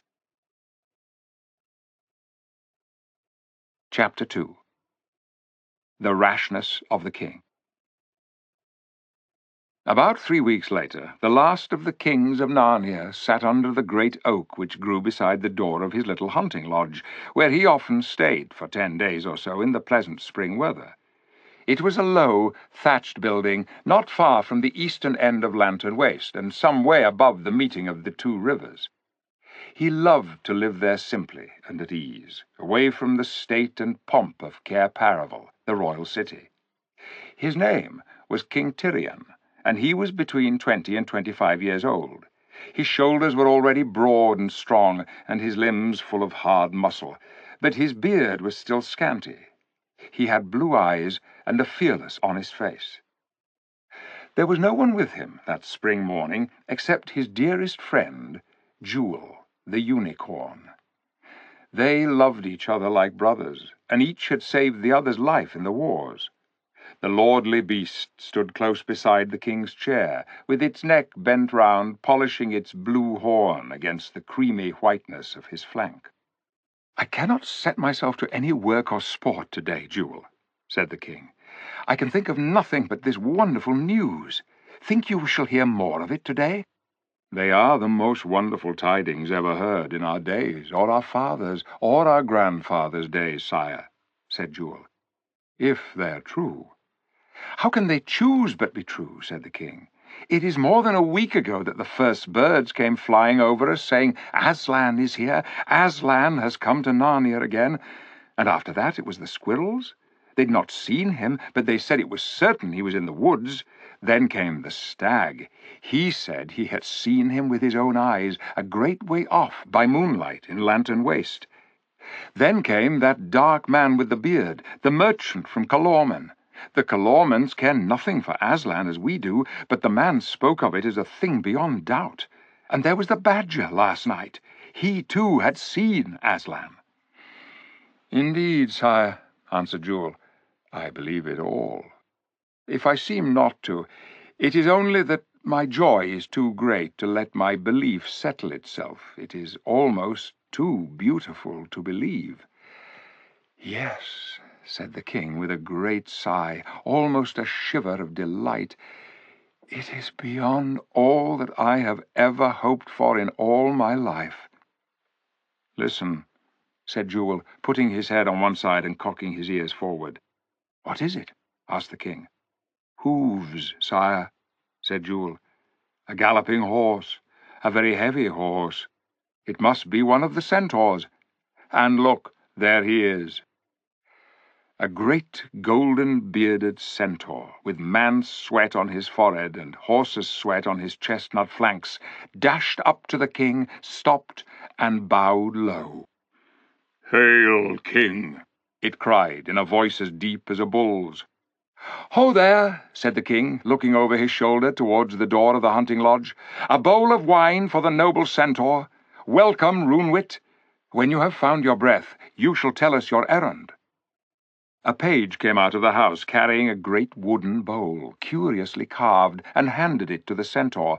The centaur raised the bowl and said, "I drink first to Aslan and truth, sire, and secondly to your majesty." He finished the wine, enough for 6 strong men, at one draught, and handed the empty bowl back to the page. "Now, Runewit," said the king, "do you bring us more news of Aslan?" Runewit looked very grave, frowning a little. "Sire," he said, "you know how long I have lived and studied the stars, for we centaurs live longer than you men, and even longer than your kind, Unicorn. Never in all my days have I seen such terrible things written in the skies as there have been nightly since this year began. The stars say nothing of the coming of Aslan, nor of peace, nor of joy. I know by my art that there have not been such disastrous conjunctions of the planets for 500 years. It was already in my mind to come and warn your majesty that some great evil hangs over Narnia. But last night the rumor reached me that Aslan is abroad in Narnia. Sire, do not believe this tale. It cannot be. The stars never lie. But men and beasts do. If Aslan were really coming to Narnia, the sky would have foretold it. If he were really come, all the most gracious stars would be assembled in his honor. It is all a lie." "A lie?" said the king fiercely. "What creature in Narnia or all the world would dare to lie on such a matter?" And without knowing it, he laid his hand on his sword hilt. "That I know not, Lord King," said the centaur. "But I know there are liars on earth. There are none among the stars." "I wonder," said Jewel, "whether Aslan might not come though all the stars foretold otherwise. He is not the slave of the stars, but their maker. Is it not said in all the old stories that he is not a tame lion?" Well said, Jewel," cried the king.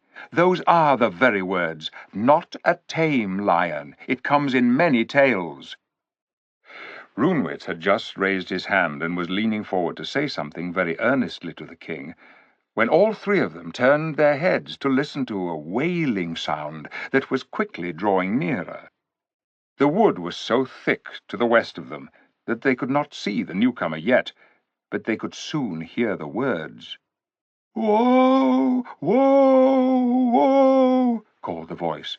"Woe for my brothers and sisters! Woe for the holy trees! The woods are laid waste! The axe is loosed against us! We are being felled! Great trees are falling, falling, falling!"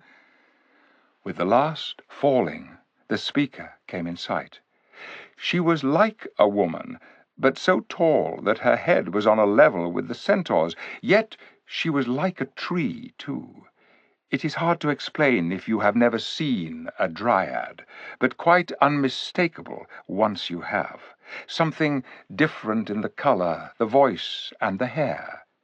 King Tyrion and the two beasts knew at once that she was the nymph of a beech tree. "Justice, Lord King!" she cried. "Come to our aid. Protect your people. They are felling us in Lantern Waste. 40 great trunks of my brothers and sisters are already on the ground." "What, lady? Felling Lantern Waste? Murdering the talking trees?" cried the king, leaping to his feet and drawing his sword. "How dare they? And who dares it? Now, by the mane of Aslan!" Gasped the dryad, shuddering as if in pain, shuddering time after time as if under repeated blows. Then, all at once, she fell sideways, as suddenly as if both her feet had been cut from under her. For a second, they saw her lying dead on the grass, and then she vanished. They knew what had happened. Her tree, miles away, had been cut down. For a moment, the king's grief and anger were so great that he could not speak. Then he said, "Come, friends. We must go upriver and find the villains who have done this with all the speed we may. I will not leave one of them alive." "Sire, with a good will," said Jewel. But Runewit said, "Sire, be wary in your just wrath. There are strange doings on foot. If there should be rebels in arms further up the valley, we three are too few to meet them. If it would please you to wait while—" "I will not wait the 10th part of a second," said the king. "But while Jewel and I go forward, do you gallop as hard as you may to Cair Paravel. Here is my ring for your token. Get me a score of men-at-arms, all well-mounted, and a score of talking dogs, and 10 dwarfs. Let them all be fell archers, and a leopard or so, and Stonefoot the giant. Bring all these after us as quickly as can be." "With a good will, sire," said Runewit, and at once he turned and galloped eastward down the valley. The king strode on at a great pace, sometimes muttering to himself and sometimes clenching his fists. Jewel walked beside him, saying nothing, so there was no sound between them but the faint jingle of a rich gold chain that hung around the unicorn's neck, and the noise of 2 feet and 4 hooves. They soon reached the river, and turned up it where there was a grassy road. They had the water on their left and the forest on their right. Soon after that they came to the place where the ground grew rougher and thick wood came down to the water's edge. The road, what there was of it, now ran on the southern bank, and they had to ford the river to reach it. It was up to Tyrion's armpits, but Jewel, who had 4 legs and was therefore steadier, kept on his right so as to break the force of the current, and Tyrion put his strong arm round the unicorn's strong neck, and they both got safely over. The king was still so angry that he hardly noticed the cold of the water. But of course he dried his sword very carefully on the shoulder of his cloak, which was the only dry part of him, as soon as they came to shore. They were now going westward, with the river on their right and Lantern Waste straight ahead of them. They'd not gone more than a mile when they both stopped and both spoke at the same moment. The king said, "What have we here?" And Jewel said, "Look." "It is a raft," said King Tyrion. And so it was. 6 splendid tree trunks, all newly cut and newly lopped of their branches, had been lashed together to make a raft, and were gliding swiftly down the river. On the front of the raft there was a water rat with a pole to steer it. "Hey, water rat! What are you about?" cried the king. "Taking logs down to sell to the Calormen, sire," said the rat, touching his ear as he might have touched his cap if he had had one. "Calormens?" thundered Tyrion. "What do you mean? Who gave order for those trees to be felled?" The river flows so swiftly at that time of the year that the raft had already glided past the king and Jewel, but the water rat looked back over its shoulder and shouted out, "The lion's orders, sire! Aslan himself!" He added something more, but they couldn't hear it. The king and the unicorn stared at one another, and both looked more frightened than they had ever been in any battle. "Aslan," said the king at last, in a very low voice. "Aslan, could it be true? Could he be felling the holy trees and murdering the dryads?" "Unless the dryads have already done something dreadfully wrong," murmured Jewel. "But selling them to Calormens?" said the king. "Is it possible?" "I don't know," said Jewel miserably. "He's not a tame lion." "Well," said the king at last, "we must go on and take the adventure that comes to us." "It is the only thing left for us to do, sire," said the unicorn. He did not see at the moment how foolish it was for two of them to go on alone, nor did the king. They were too angry to think clearly. But much evil came of their rashness in the end. Suddenly the king leaned hard on his friend's neck and bowed his head. "Jewel," he said, "what lies before us? Horrible thoughts arise in my heart. If we had died before today, we should have been happy." "Yes," said Jewel. "We have lived too long. The worst thing in the world has come upon us." And they stood like that for a minute or two, and then went on. Before long, they could hear the hack, hack, hack of axes falling on timber, though they could see nothing yet, because there was a rise of the ground in front of them. When they had reached the top of it, they could see right into Lantern Waste itself, and the king's face turned white when he saw it. Right through the middle of that ancient forest, that forest where the trees of gold and of silver had once grown, and where a child from our world had once planted the tree of protection, a broad lane had already been opened.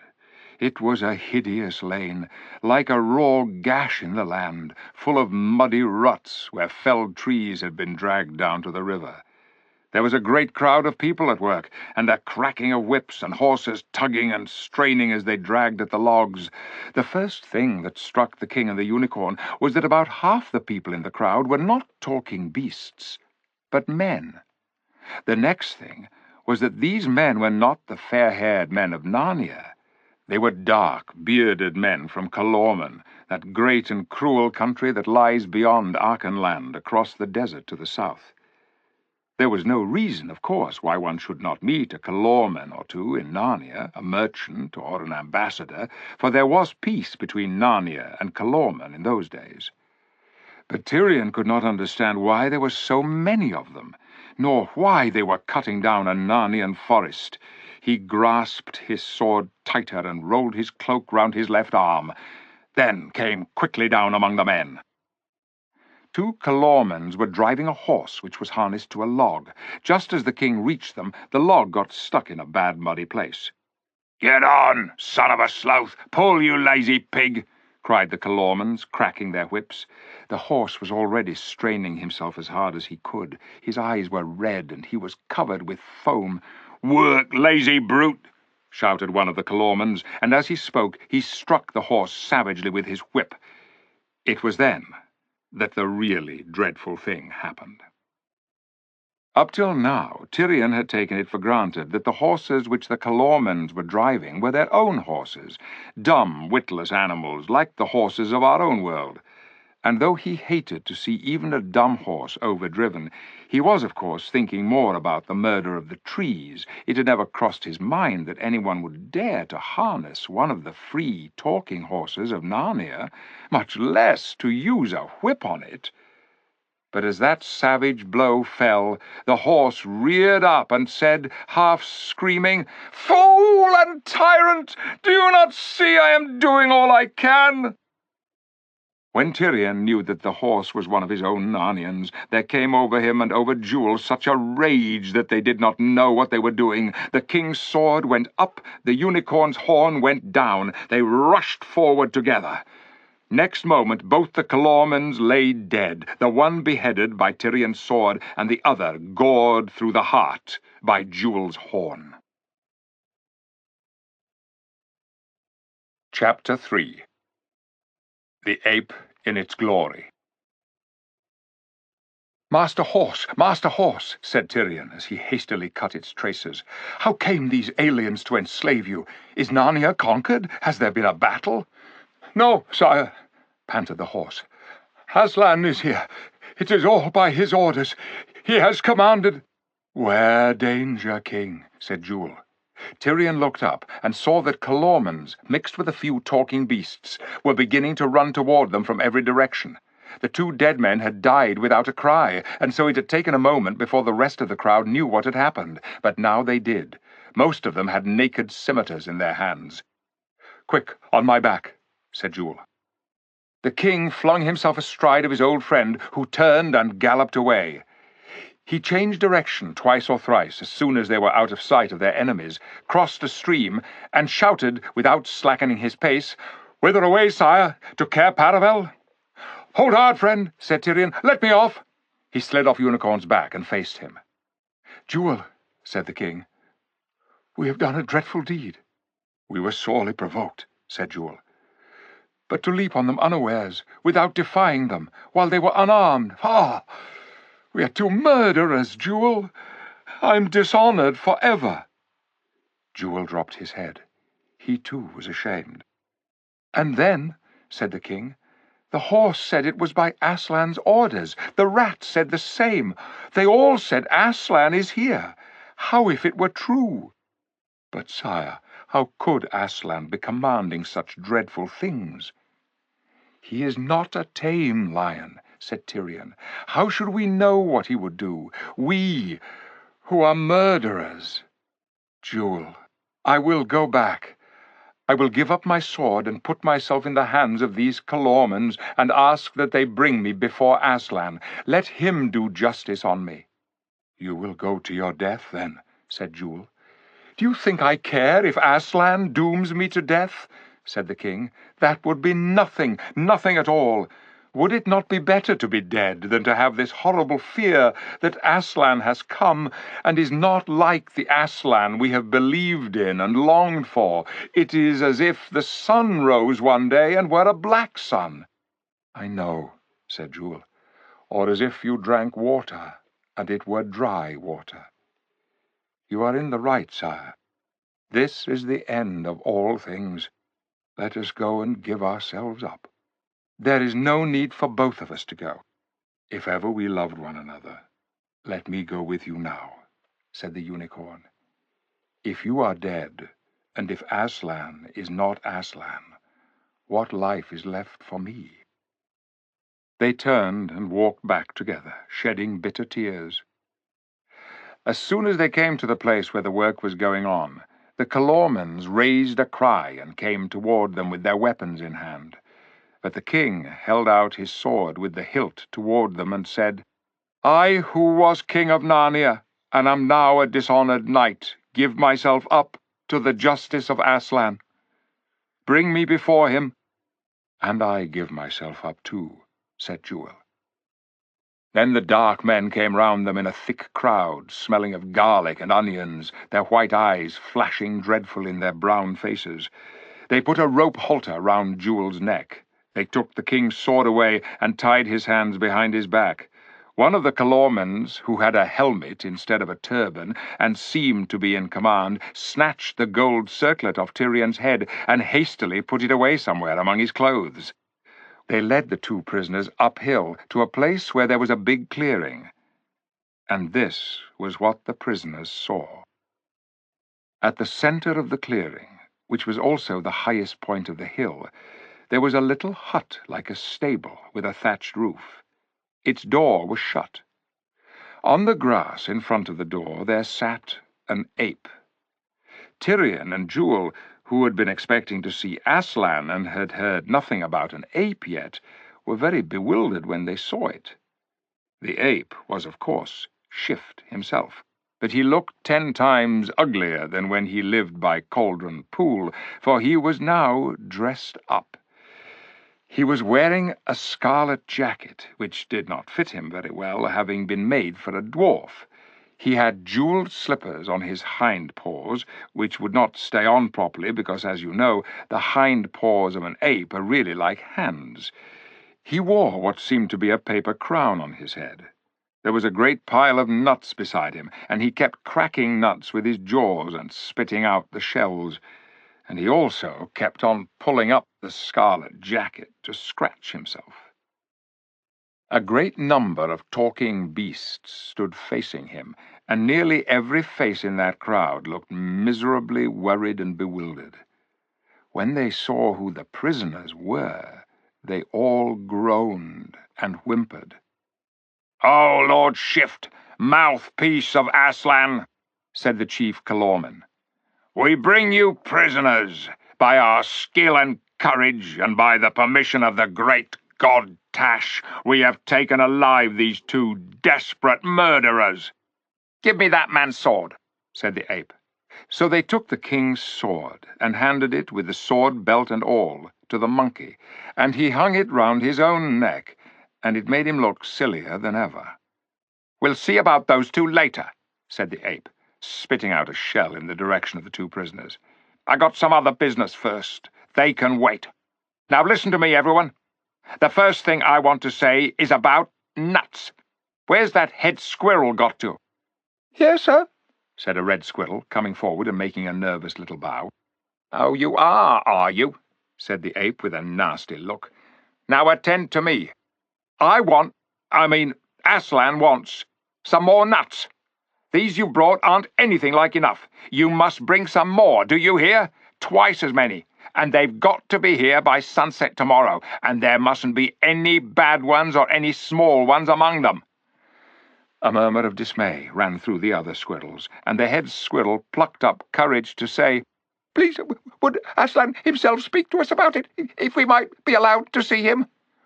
"Well, you won't," said the ape. "He may be very kind, though it's a lot more than most of you deserve, and come out for a few minutes tonight. Then you can all have a look at him. But he will not have you all crowding round him and pestering him with questions.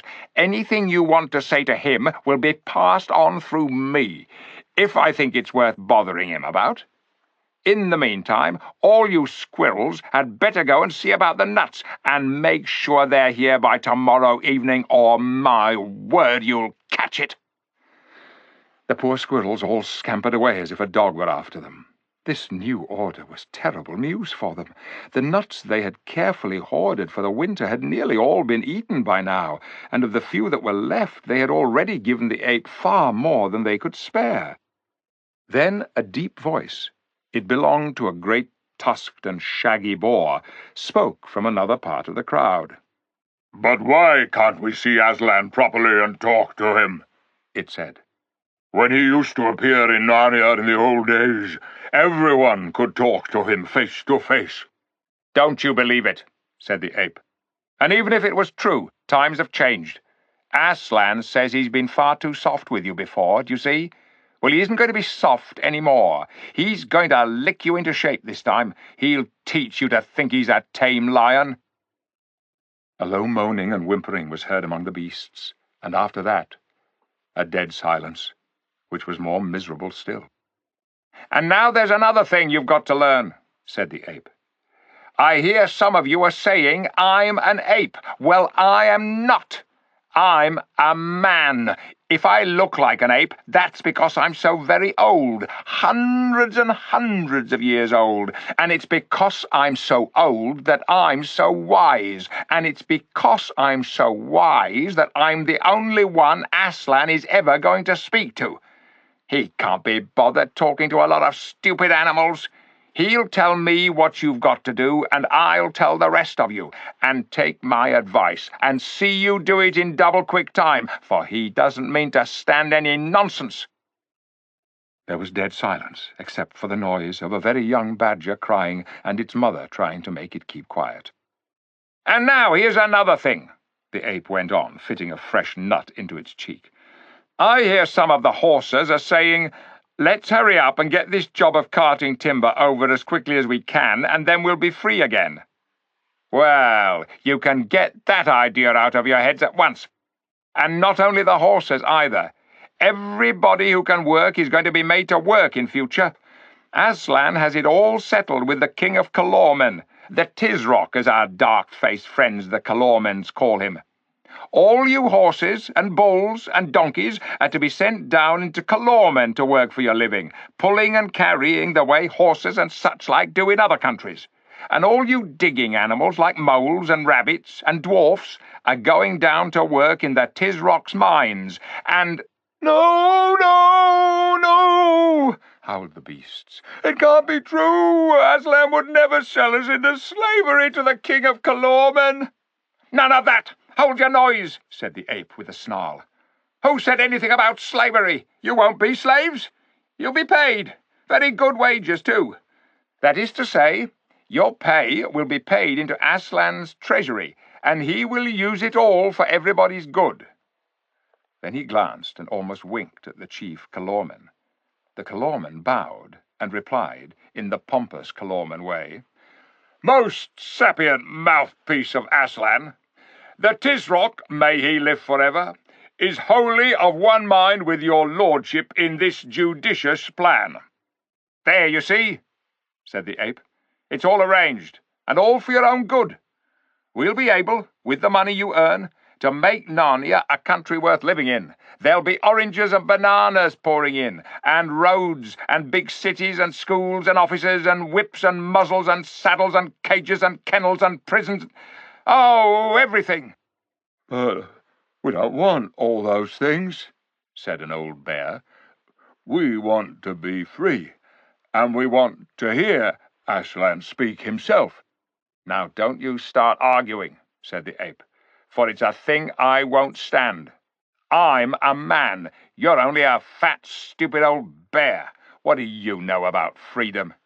You think freedom means doing what you like. Well, you're wrong. That isn't true freedom. True freedom means doing what I tell you." Grunted the bear and scratched its head. It found this sort of thing hard to understand. "Please, please," said the high voice of a woolly lamb, who was so young that everyone was surprised he dared to speak at all. "What is it now?" said the ape. "Be quick." "Please," said the lamb, "I can't understand what we have to do with the Calormens. We belong to Aslan. They belong to Tash. They have a god called Tash. They say he has 4 arms and the head of a vulture. They kill men on his altar. I don't believe there's any such person as Tash. But if there was, how could Aslan be friends with him?" All the animals cocked their heads sideways, and all their bright eyes flashed toward the ape. They knew it was the best question anyone had asked yet. The ape jumped up and spat at the lamb. "Baby," he hissed. "Silly little bleater. Go home to your mother and drink milk. What do you understand of such things? But the others, listen. Tash is only another name for Aslan. All that old idea of us being right and the Calormens wrong is silly. We know better now. The Calormens use different words, but we all mean the same thing. Tash and Aslan are only 2 different names for you-know-who. That's why there can never be any quarrel between them. Get that into your heads, you stupid brutes. Tash is Aslan. Aslan is Tash." You know how sad your own dog's face can look sometimes. Think of that, and then think of all the faces of those talking beasts, all those honest, humble, bewildered birds, bears, badgers, rabbits, moles, and mice, all far sadder than that. Every tail was down, every whisker drooped. It would have broken your heart with very pity to see their faces. There was only one who did not look at all unhappy. It was a ginger cat, a great big Tom in the prime of life, who sat bolt upright with his tail curled round his toes in the very front row of all the beasts. He had been staring hard at the ape and the Kalorman captain all the time, and had never once blinked his eyes. "Excuse me," said the cat, very politely, "but this interests me. Does your friend from Kalorman say the same?" "Assuredly," said the Kalorman. "The enlightened ape, is in the right. Aslan means neither less nor more than Tash." "Especially Aslan means no more than Tash," suggested the cat. "No more at all," said the Kalorman, looking the cat straight in the face. "Is that good enough for you, Ginger?" said the ape. "Oh, certainly," said Ginger, coolly. "Thank you very much. I only wanted to be quite clear. I think I'm beginning to understand." Up till now, the king and Jewel had said nothing. They were waiting until the ape should bid them to speak, for they thought it was no use interrupting. But now, as Tyrion looked round on the miserable faces of the Narnians and saw how they would all believe that Aslan and Tash were one and the same, he could bear it no longer. "Ape!" he cried with a great voice. "You lie damnably! You lie like a Kalorman! You lie like an ape!"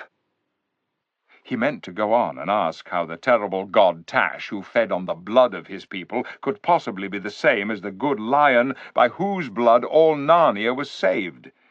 If he had been allowed to speak, the rule of the ape might have ended that day. The beasts might have seen the truth and thrown the ape down. But before he could say another word, 2 Kalormen struck him in the mouth with all their force, and a third from behind kicked his feet from under him, and as he fell, the ape squealed in rage and terror, "Take him away! Take him away! Take him where he cannot hear us, nor we him! There, tie him to a tree! Aslan will do justice on him later!" Chapter 4. What happened that night. The king was so dizzy from being knocked down that he hardly knew what was happening until the Kalormans untied his wrists and put his arms straight down by his sides and set him with his back against an ash tree. Then they bound ropes round his ankles and his knees and his waist and his chest and left him there. What worried him most at the moment, for it is often little things that are hardest to stand, was that his lip was bleeding where they had hit him, and he couldn't wipe the little trickle of blood away, although it tickled him. From where he was, he could still see the little stable on the top of the hill, and the ape sitting in front of it.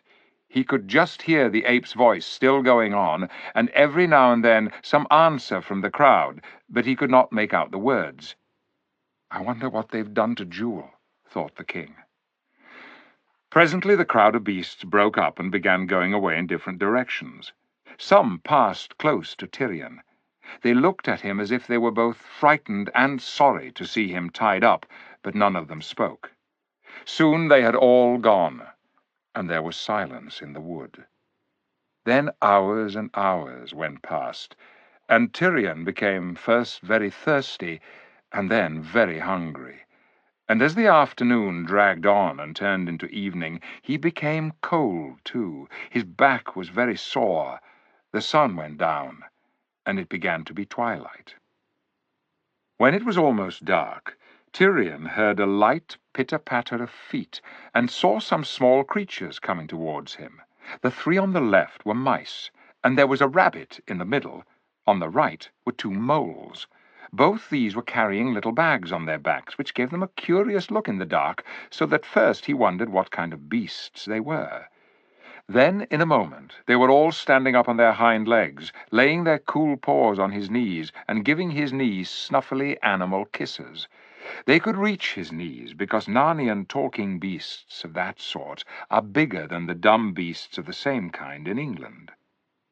"Lord King, dear Lord King," said their shrill voices, "we are so sorry for you.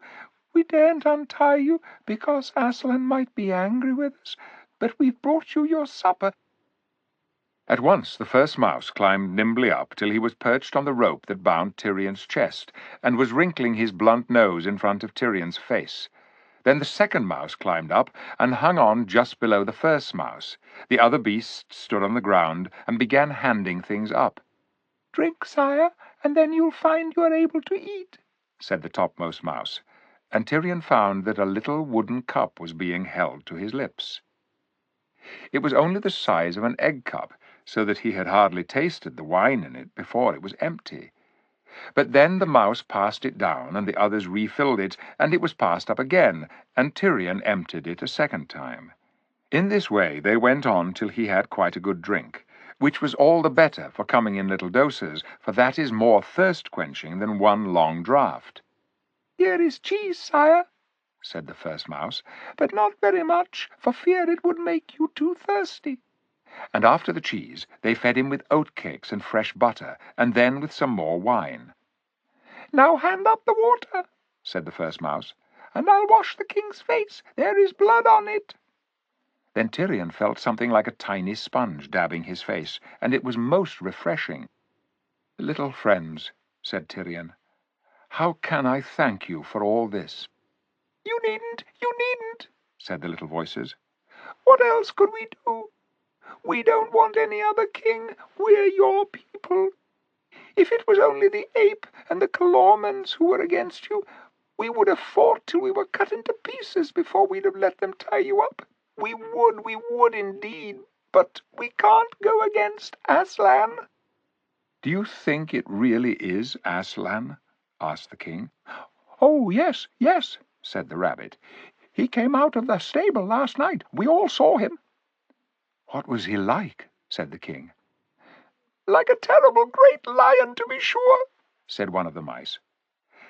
"And you think it is really Aslan who is killing the wood nymphs and making you all slaves to the king of Calormen?" "Ah, that's bad, isn't it?" said the second mouse. "It would have been better if we died before all this began. But there's no doubt about it.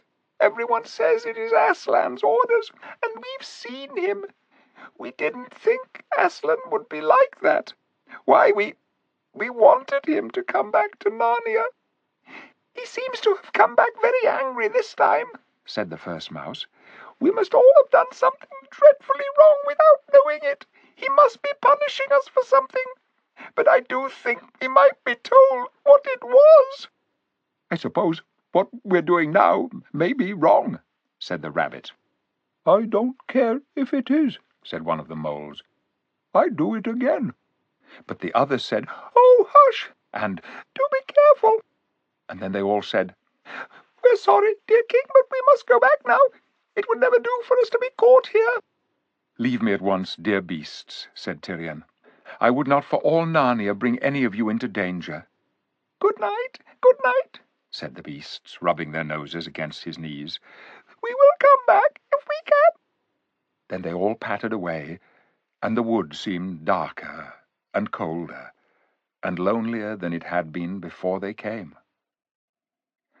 The stars came out, and time went slowly on.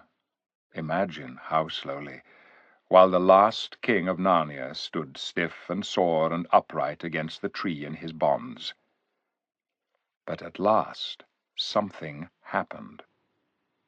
Far away there appeared a red light. Then it disappeared for a moment, and came back again, bigger and stronger. Then he could see dark shapes going to and fro on this side of the light, and carrying bundles and throwing them down. He knew now what he was looking at. It was a bonfire, newly lit, and people were throwing bundles of brushwood onto it. Presently it blazed up, and Tyrion could see that it was on the very top of the hill. He could see quite clearly the stable behind it, all lit up in the red glow, and a great crowd of beasts and men between the fire and himself. A small figure, hunched up beside the fire, must be the ape. It was saying something to the crowd, but he could not hear what. Then it went and bowed 3 times to the ground in front of the door of the stable. Then he got up and opened the door.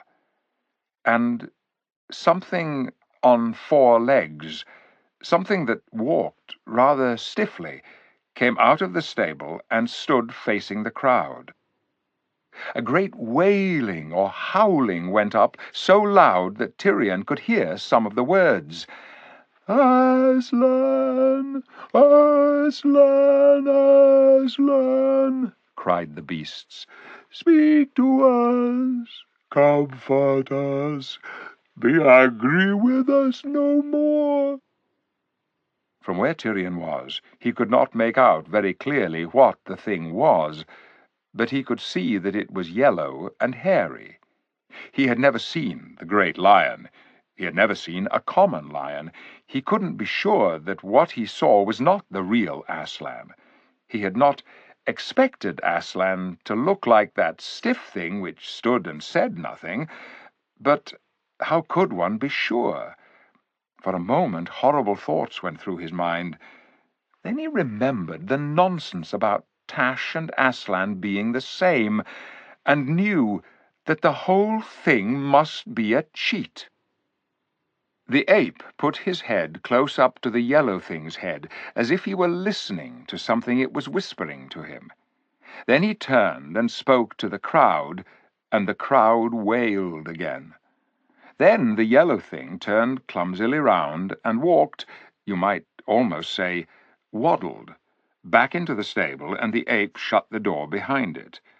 After that, the fire must have been put out, for the light vanished quite suddenly, and Tyrion was once more alone with the cold and the darkness. He thought of other kings who had lived and died in Narnia in old times, and it seemed to him that none of them had ever been so unlucky as himself. He thought of his great-grandfather's great-grandfather, King Rilian, who had been stolen away by a witch when he was only a young prince, and kept hidden for years in the dark caves beneath the land of the northern giants. But then it had all come right in the end, for 2 mysterious children had suddenly appeared from the land beyond the world's end, and had rescued him, so that he came home to Narnia and had a long and prosperous reign.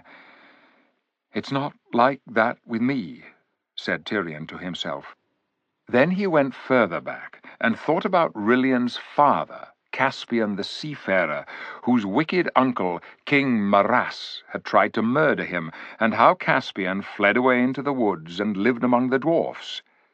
But that story, too, had all come right in the end, for Caspian also had been helped by children, only there were 4 of them that time, who came from somewhere beyond the world and fought a great battle and set him on his father's throne. "But it was all long ago," said Tyrion to himself. "That sort of thing doesn't happen now."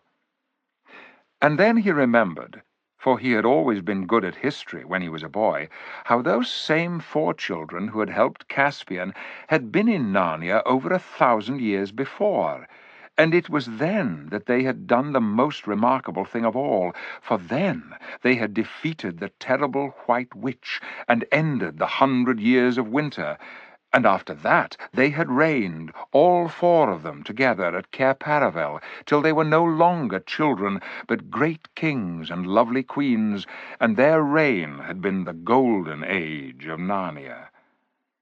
And Aslan had come into that story a lot. He had come into all the other stories, too, as Tyrion now remembered. Aslan, and the children from another world, thought Tyrion. They have always come in when things were at their worst. Oh, if only they could now. And he called out, "Aslan! Aslan!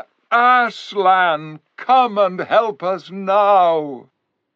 But the darkness and the cold and the quietness went on just the same. "Let me be killed," cried the king. "I ask nothing for myself, but come and save all Narnia." And still there was no change in the night or the wood.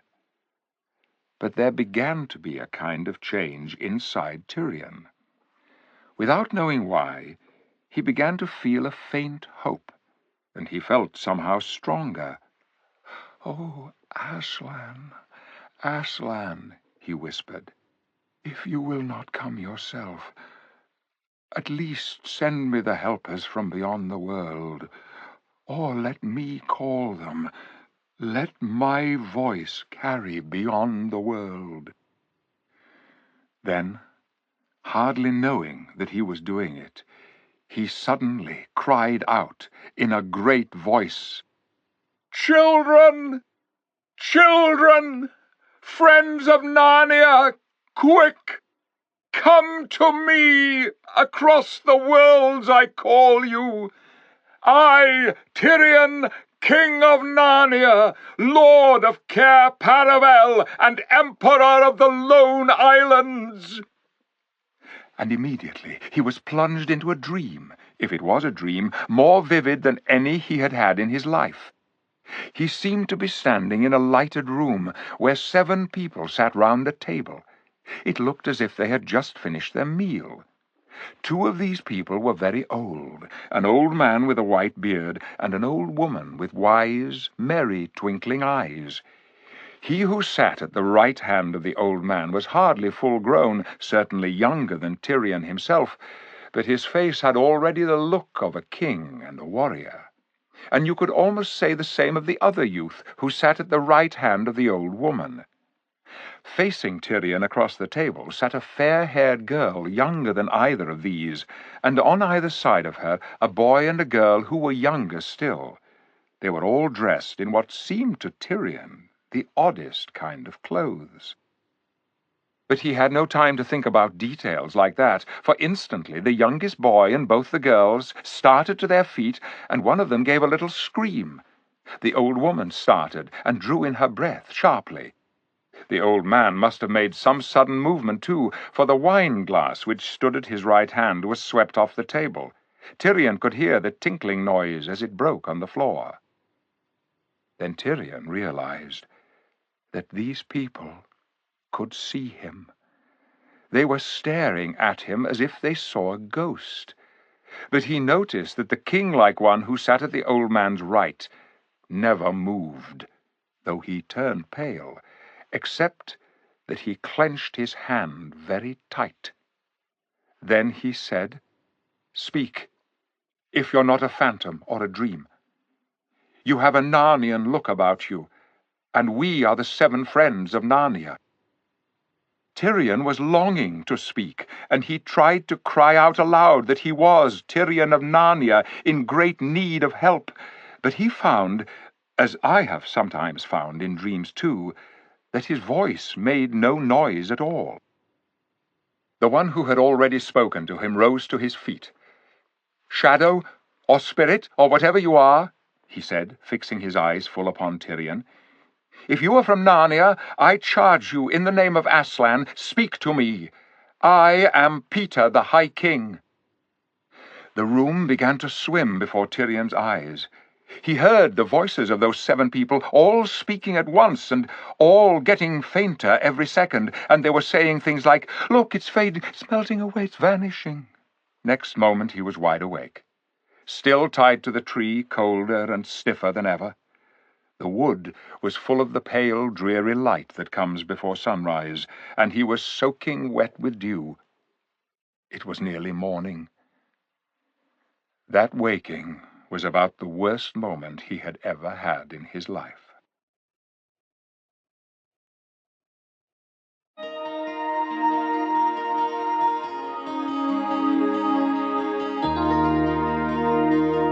Chapter 5. How help came to the king. But his misery did not last long. Almost at once there came a bump, and then a second bump, and 2 children were standing before him. The wood in front of him had been quite empty a second before, and he knew they had not come from behind his tree, for he would have heard them. They had, in fact, simply appeared from nowhere. He saw at a glance that they were wearing the same queer, dingy sort of clothes as the people in his dream, and he saw at a second glance that they were the youngest boy and girl out of that party of 7. "Gosh," said the boy, "that took one's breath away. I thought—" "Hurry up and get him untied," said the girl. "We can talk afterwards." Then she added, turning to Tyrion, "I'm sorry we've been so long. We came the moment we could." While she was speaking, the boy produced a knife from his pocket and was quickly cutting the king's bonds. Too quickly, in fact, for the king was so stiff and numb that when the last cord was cut, he fell forward on his hands and knees. He couldn't get up again till he had brought some life back into his legs by a good rubbing. "I say," said the girl, "it was you, wasn't it, who appeared to us that night when we were all at supper nearly a week ago?" "A week, fair maid," said Tyrion. "My dream led me into your world scarce 10 minutes since." "It's the usual muddle about times, Pole," said the boy. "I remember now," said Tyrion. "That too comes in all the old tales. The time of your strange land is so different from ours. But if we speak of time, 'tis time to be gone from here, for my enemies are close at hand. Will you come with me?" "Of course," said the girl. "It's you we've come to help." Tyrion got to his feet and led them rapidly downhill, southward and away from the stable. He knew where he meant to go, but his first aim was to get to rocky places where they would leave no trail, and his second to cross some water so that they would leave no scent. This took them about an hour, scrambling and wading, and while that was going on nobody had any breath to talk. But even so, Tyrion kept on stealing glances at his companions. The wonder of walking beside the creatures from another world made him feel a little dizzy, but it also made all the old stories seem far more real than they had ever seemed before. Anything might happen now. "Now," said Tyrion, as they came to the head of a little valley which ran down before them among young birch trees, "we're out of danger of those villains for a space and may walk more easily." The sun had risen, dewdrops were twinkling on every branch, and birds were singing. "What about some grub? For you, sir. We too have had our breakfast," said the boy. Tyrion wondered very much what he meant by grub, but when the boy opened a bulgy satchel which he was carrying and pulled out a rather greasy and squashy packet, he understood. He was ravenously hungry, though he hadn't thought about it till that moment. There were 2 hard-boiled egg sandwiches, and 2 cheese sandwiches, and 2 with some kind of paste in them. If he hadn't been so hungry, he wouldn't have thought much of the paste, for that is a sort of food nobody eats in Narnia. By the time he had eaten all 6 sandwiches, they had come to the bottom of the valley, and there they found a mossy cliff with a little fountain bubbling out of it. All 3 stopped and drank, and splashed their hot faces. "And now," said the girl, as she tossed her wet hair back from her forehead, "aren't you going to tell us who you are, and why you were tied up, and what it's all about?" "With a good will, damsel," said Tyrion, "but we must keep on the march." So while they went on walking, he told them who he was and all the things that had happened to him. "And now," he said at the end, "I'm going to a certain tower, one of 3 that were built in my grandsire's time to guard Lantern Waste against certain perilous outlaws who dwelled there in his day. By Aslan's good will, I was not robbed of my keys. In that tower we shall find stores of weapons and mail, and some victuals also, though no better than dry biscuit. There also we can lie safe while we make our plans. And now, prithee tell me who you 2 are, and all your story." "I'm Eustace Scrubb, and this is Jill Pole," said the boy, "and we were here once before, ages and ages ago, more than a year ago by our time, and there was a chap called Prince Rilian, and they were keeping this chap underground, and Puddleglum put his foot in." "Ha!" cried Tyrion. "Are you then that Eustace and that Jill who rescued King Rilian from his long enchantment?" "Yes, that's us," said Jill. "So he's King Rilian now, is he? Oh, of course he would be. I forgot." "Nay," said Tyrion, "I am the 7th in descent from him. He has been dead over 200 years. Jill made a face. "Ugh," she said. "That's the horrid part about coming back to Narnia." But Eustace went on. "Well, now you know who we are, sire," he said, "and it was like this. The Professor and Aunt Polly had got all us friends of Narnia together. I know not these names, Eustace, said Tyrion. They're the two who came into Narnia at the very beginning, the day all the animals learned to talk. By the lion's mane, cried Tyrion. Those two, the Lord Diggory and the Lady Polly, from the dawn of the world, and still alive in your place? The wonder and glory of it! But tell me. She isn't really our aunt, you know, said Eustace. She's Miss Plummer, but we call her Aunt Polly. Well, those two got us all together, partly just for fun, so that we could all have a good jaw about Narnia, for of course there's no one else we can ever talk to about things like that, but partly because the Professor had a feeling that we were somehow wanted over here. Well, then you came in like a ghost or goodness knows what, and nearly frightened the lives out of us, and vanished without saying a word. After that, we knew for certain there was something up. The next question was how to get here. You can't go just by wanting to. So we talked, and at last the Professor said the only way would be by the magic rings. It was by those rings that he and Aunt Polly got here long, long ago, when they were only kids, years before we younger ones were born. But the rings had all been buried in the garden of a house. In London. That's our big town, sire, and the house had been sold, so the problem was how to get at them. You'll never guess what we did in the end. Peter and Edmund, that's the High King Peter, the one who spoke to you, went up to London to get into the garden from the back early in the morning before people were up. They were dressed like workmen, so that if anyone did see them, it would look as if they'd come to do something about the drains. I wish I'd been with them. It must have been glorious fun. And they must have succeeded, for next day Peter sent us a wire. That's a sort of message, sire. I'll explain about it some other time. To say he'd got the rings. And the day after that was the day Pole and I had to go back to school. We're the only two who are still at school, and we're at the same one. So Peter and Edmund were to meet us at a place on the way down to school and hand over the rings.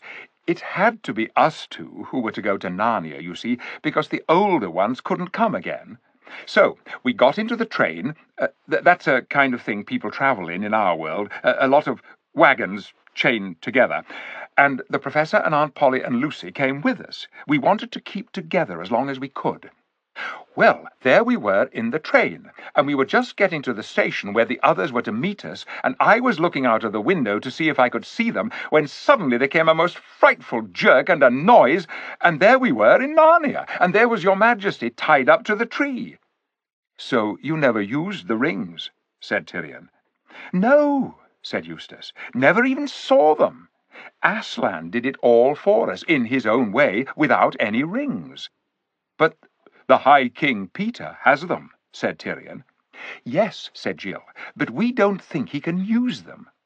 When the two other Pevenses, King Edmund and Queen Lucy, were last here, Aslan said they would never come to Narnia again, and he said something of the same sort to the High King only longer ago. You may be sure he'll come like a shot if he's allowed.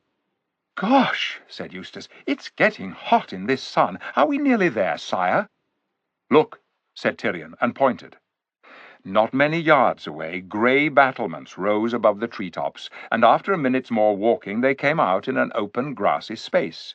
A stream ran across it, and on the far side of the stream stood a squat, square tower, with very few and narrow windows, and one heavy-looking door in the wall that faced them.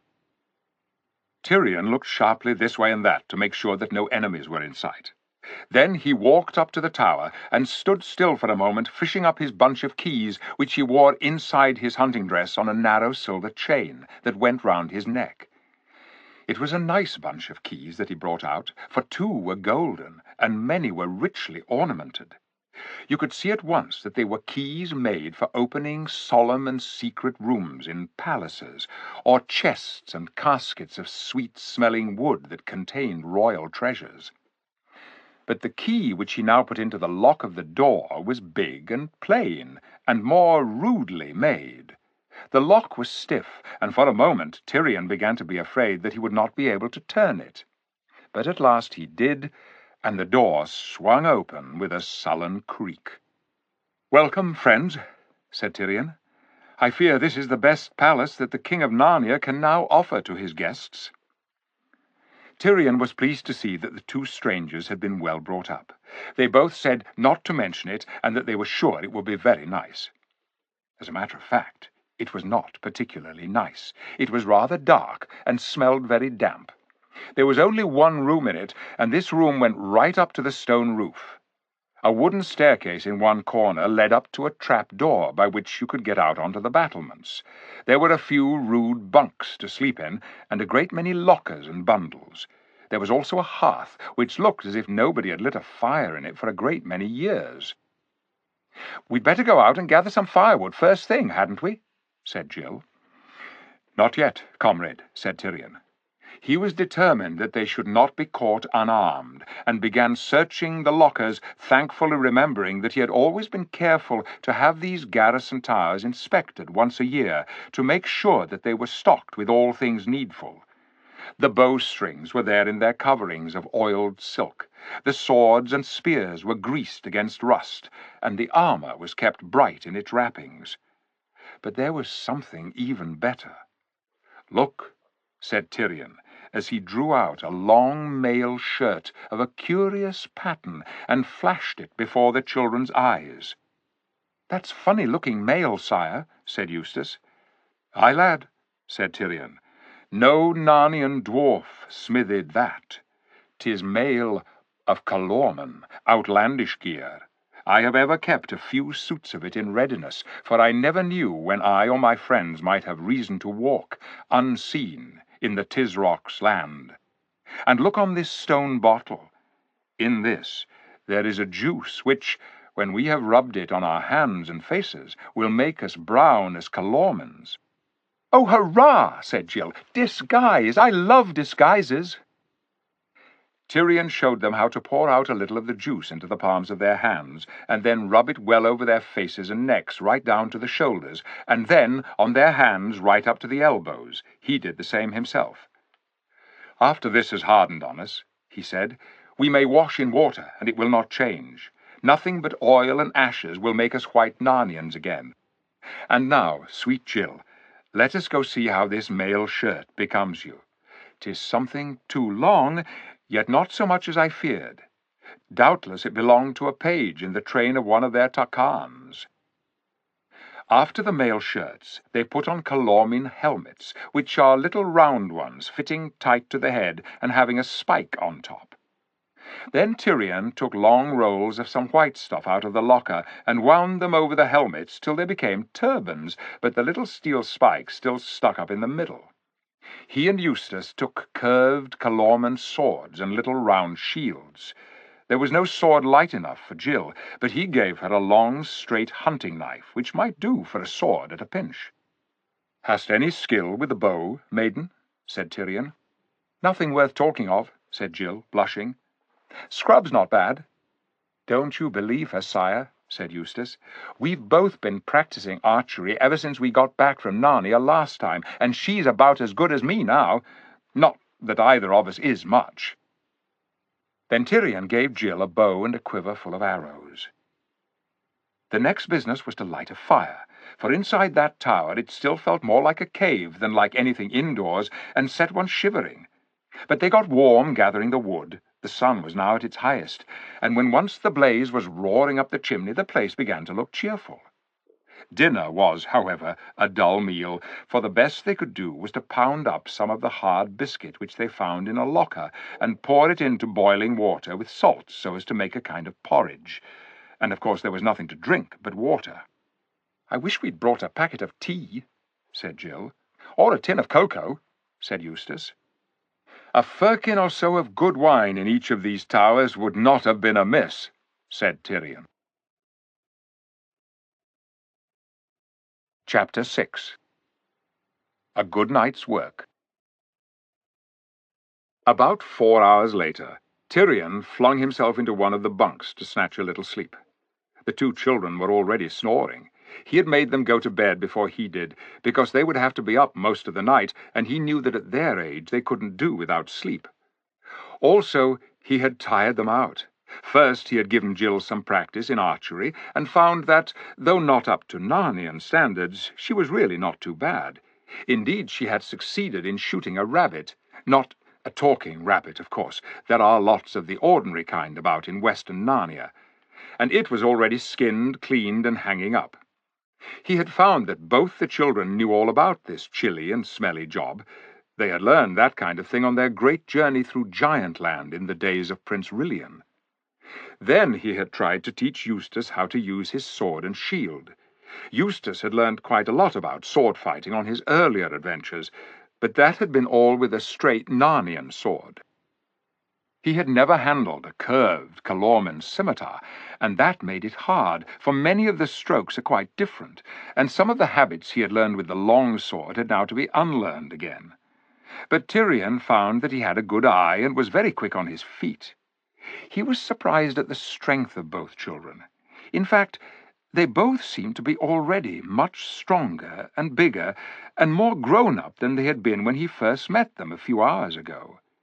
It is one of the effects which Narnian air often has on visitors from our world. All three of them agreed that the very first thing they must do was to go back to Stable Hill and try to rescue Jewel the unicorn. After that, if they succeeded, they would try to get away eastward and meet the little army which Runewit the centaur would be bringing from Cair Paravel. An experienced warrior and huntsman like Tyrion can always wake up at the time he wants. So he gave himself till 9 o'clock that night, and then put all worries out of his head and fell asleep at once.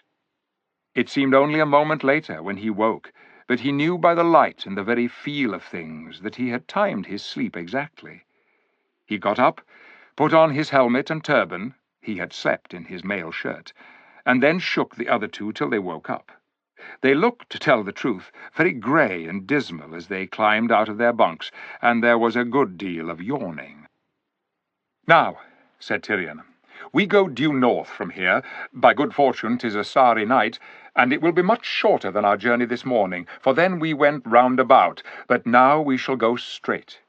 If we are challenged, then do you two hold your peace, and I will do my best to talk like a cursed, cruel, proud lord of Calormen.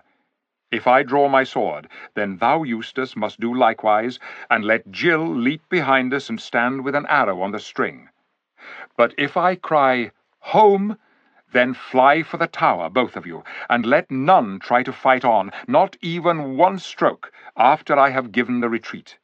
Such false valor has spoiled many notable plans in the wars.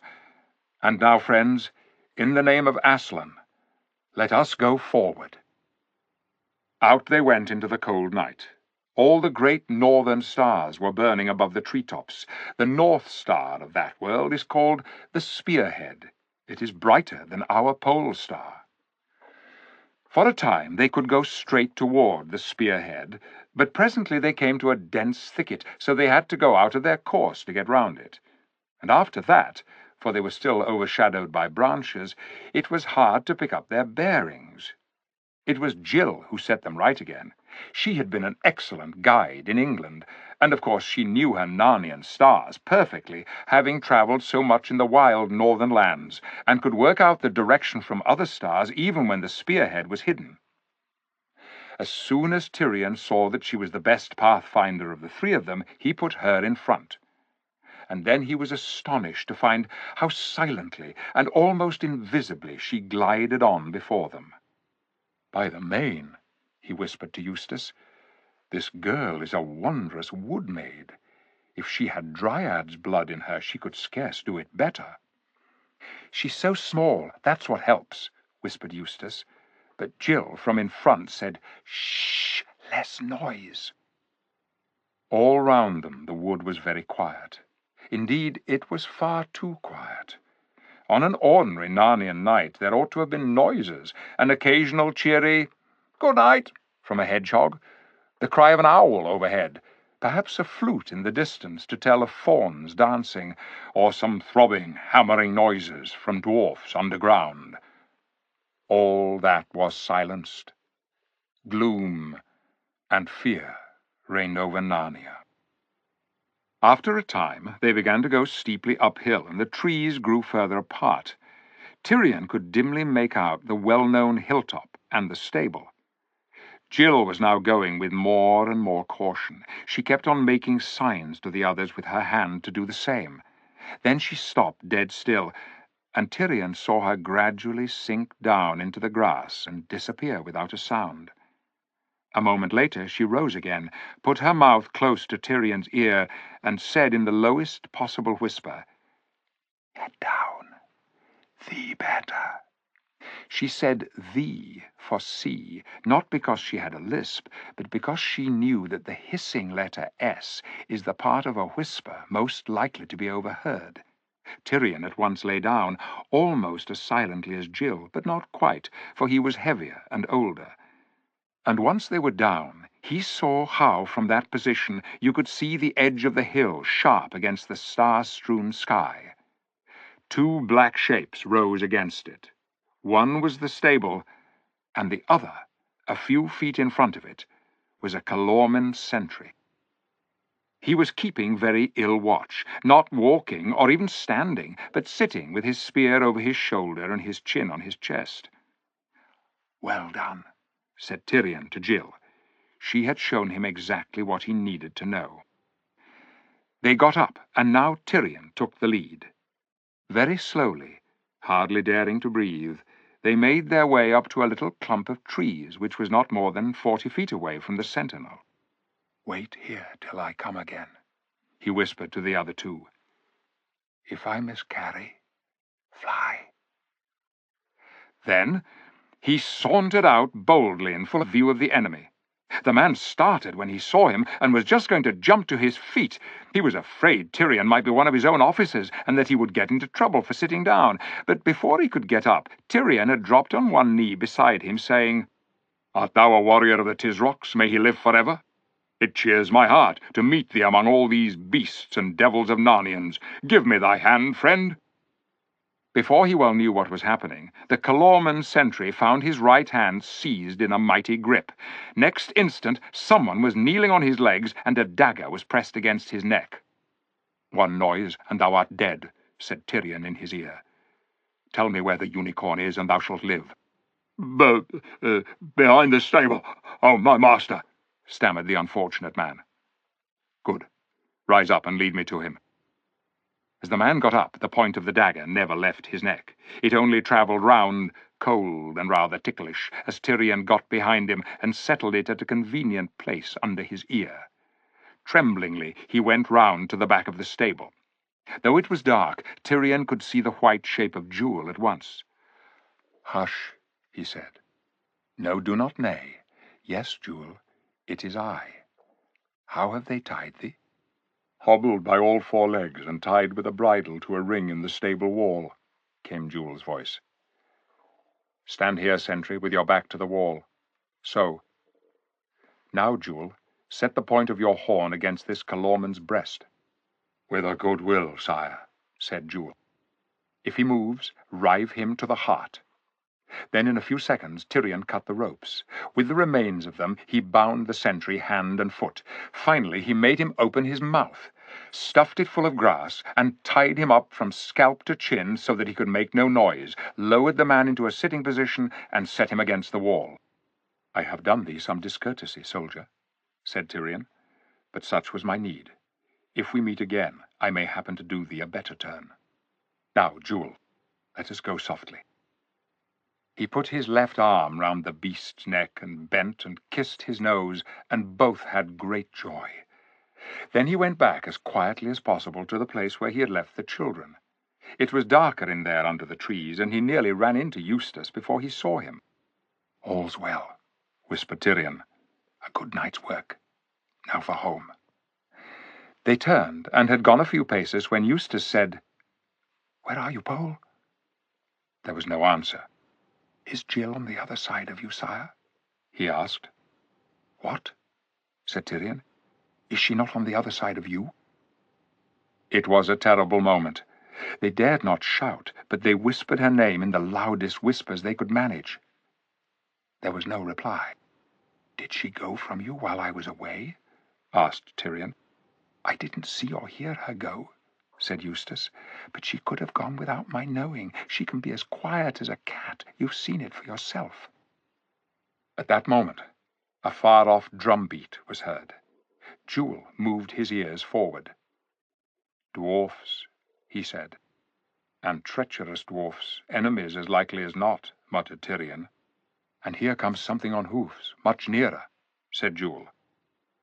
The two humans and the unicorn stood dead still. There were now so many different things to worry about that they didn't know what to do. The noise of hoofs came steadily nearer, and then, quite close to them, a voice whispered, "Hello, are you all there?" Thank heaven, it was Jill's.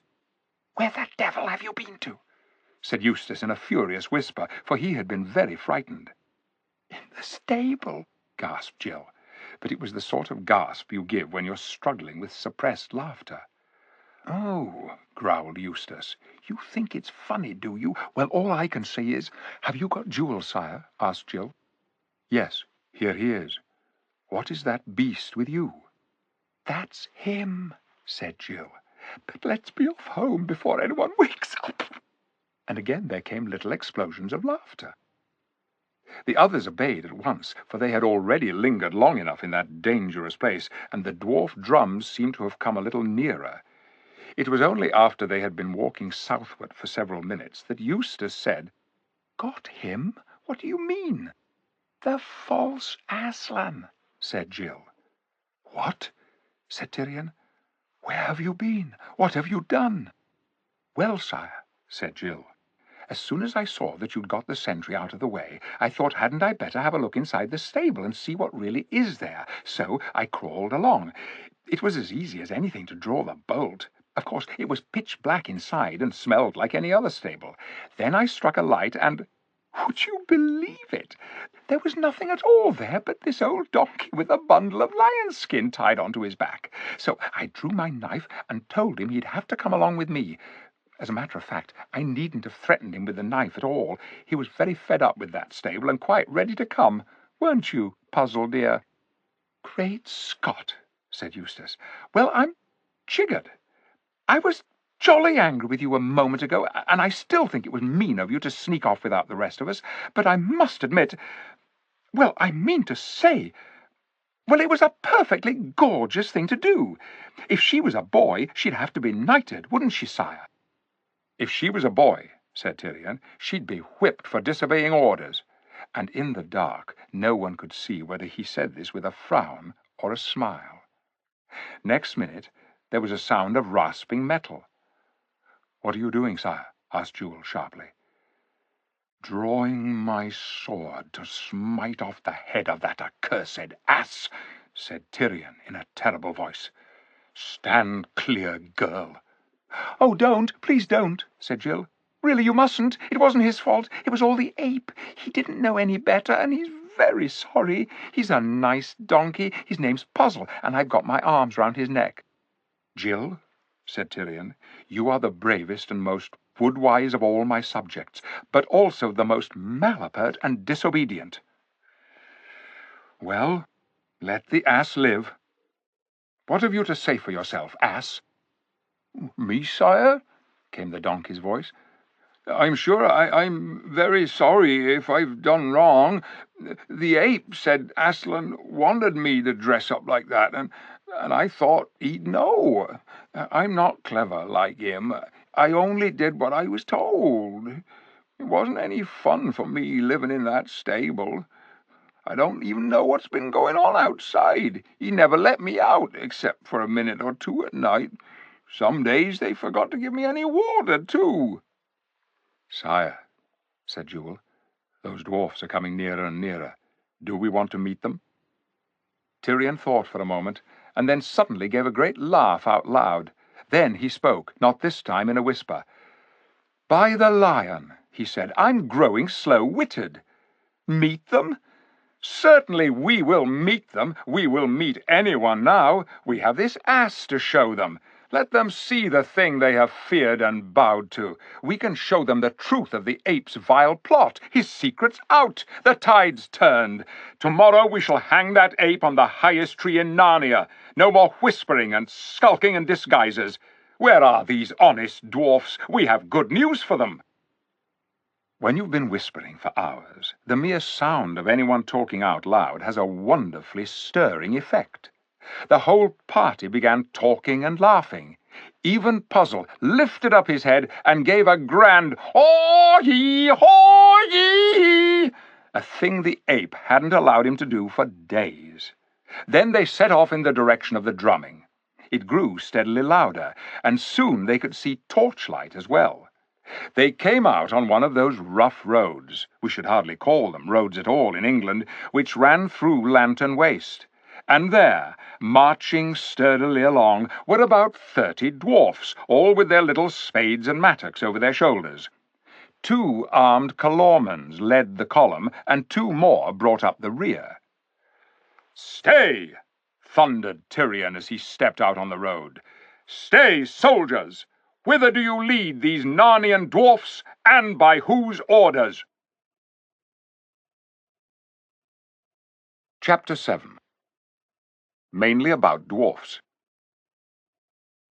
The 2 Calorman soldiers at the head of the column, seeing what they took for a Takan, or great lord, with 2 armed pages, came to a halt and raised their spears in salute. "Oh, my master," said one of them, "we lead these mannikins to Calormen to work in the mines of the Tisrock, may he live forever."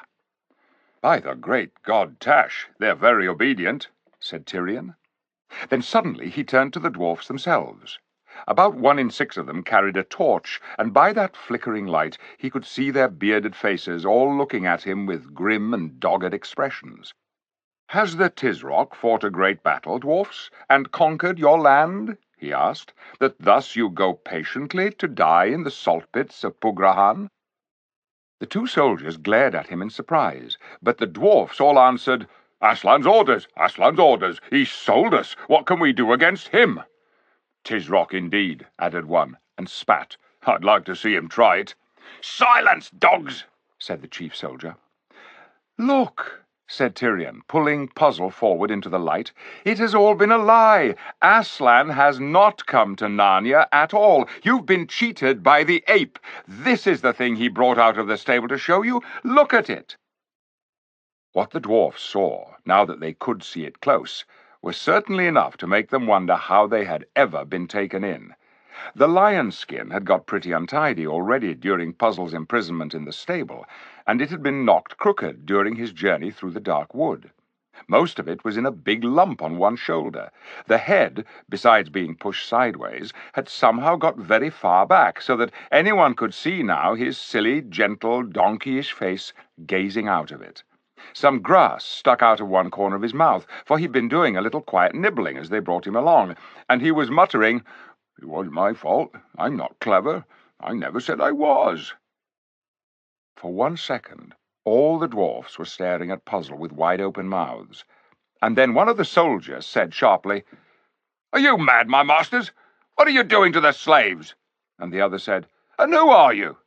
Neither of their spears were at the salute now. Both were down and ready for action. "Give the password," said the chief soldier.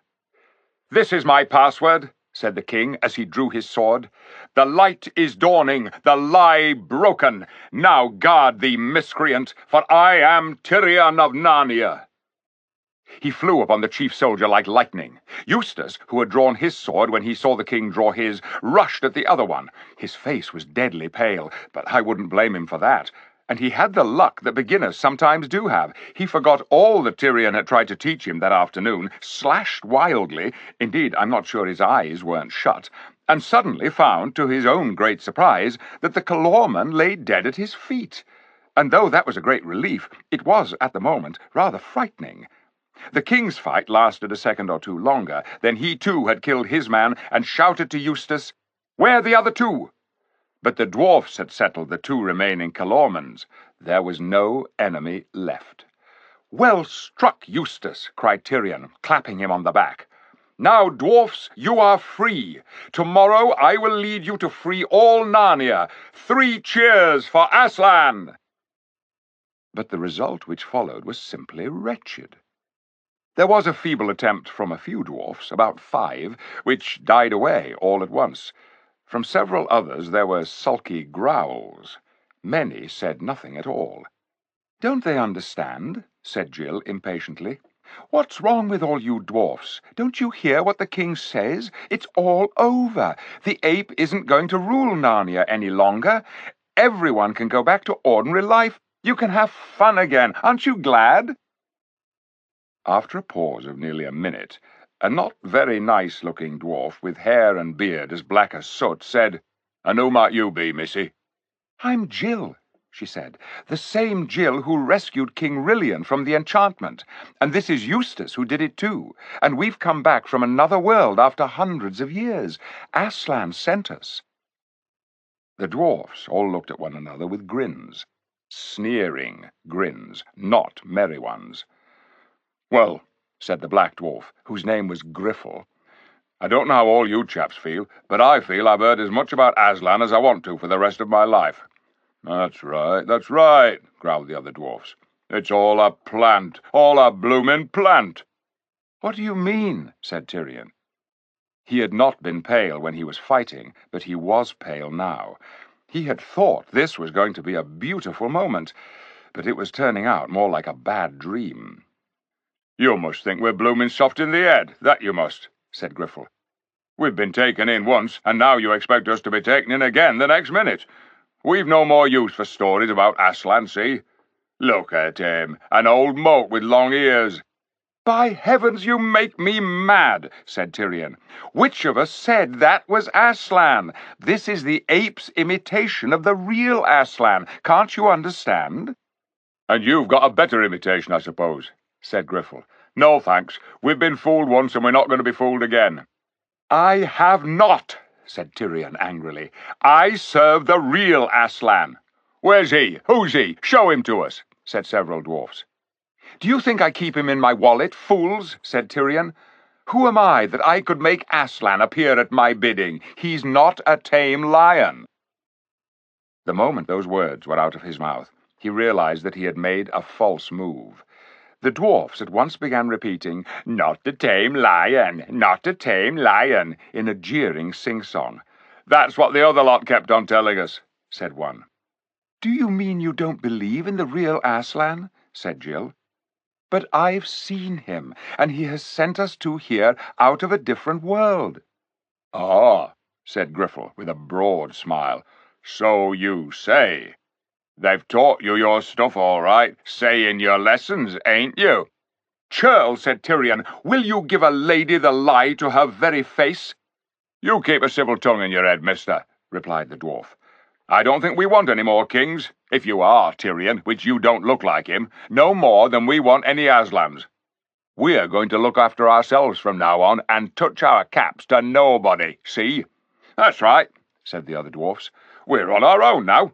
No more Aslan, no more kings, no more silly stories about other worlds. The dwarfs are for the dwarfs." And they began to fall into their places, and to get ready for marching back to wherever they had come from. "Little beasts," said Eustace. "Aren't you even going to say thank you for being saved from the salt mines?"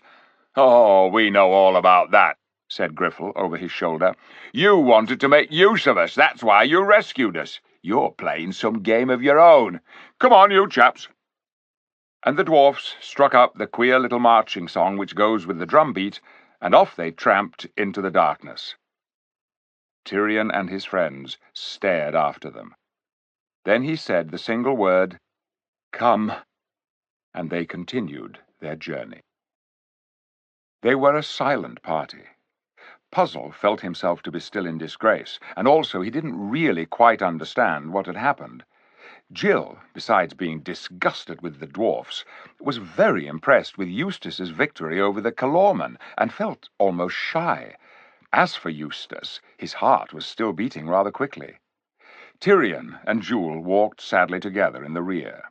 The king had his arm on the unicorn's shoulder, and sometimes the unicorn nuzzled the king's cheek with his soft nose. They did not try to comfort one another with words. It wasn't very easy to think of anything to say that would be comforting. Tyrion had never dreamed that one of the results of the apes setting up a false Aslan would be to stop people from believing in the real one. He had felt quite sure that the dwarfs would rally to his side the moment he showed them how they had been deceived. And the next night he would have led them to Stable Hill and shown Puzzle to all the creatures, and everyone would have turned against the ape, and, perhaps after a scuffle with the Calormans, the whole thing would have been over. But now it seemed he could count on nothing.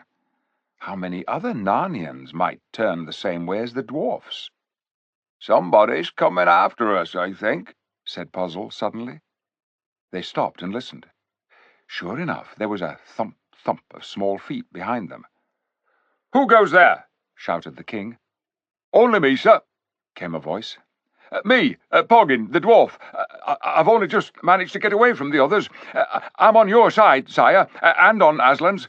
If you put a dwarfish sword in my fist, I'd gladly strike a blow on the right side before all's done." Everyone crowded round him and welcomed him and praised him and slapped him on the back. Of course, one single dwarf could not make a very great difference, but it was somehow very cheering to have even one.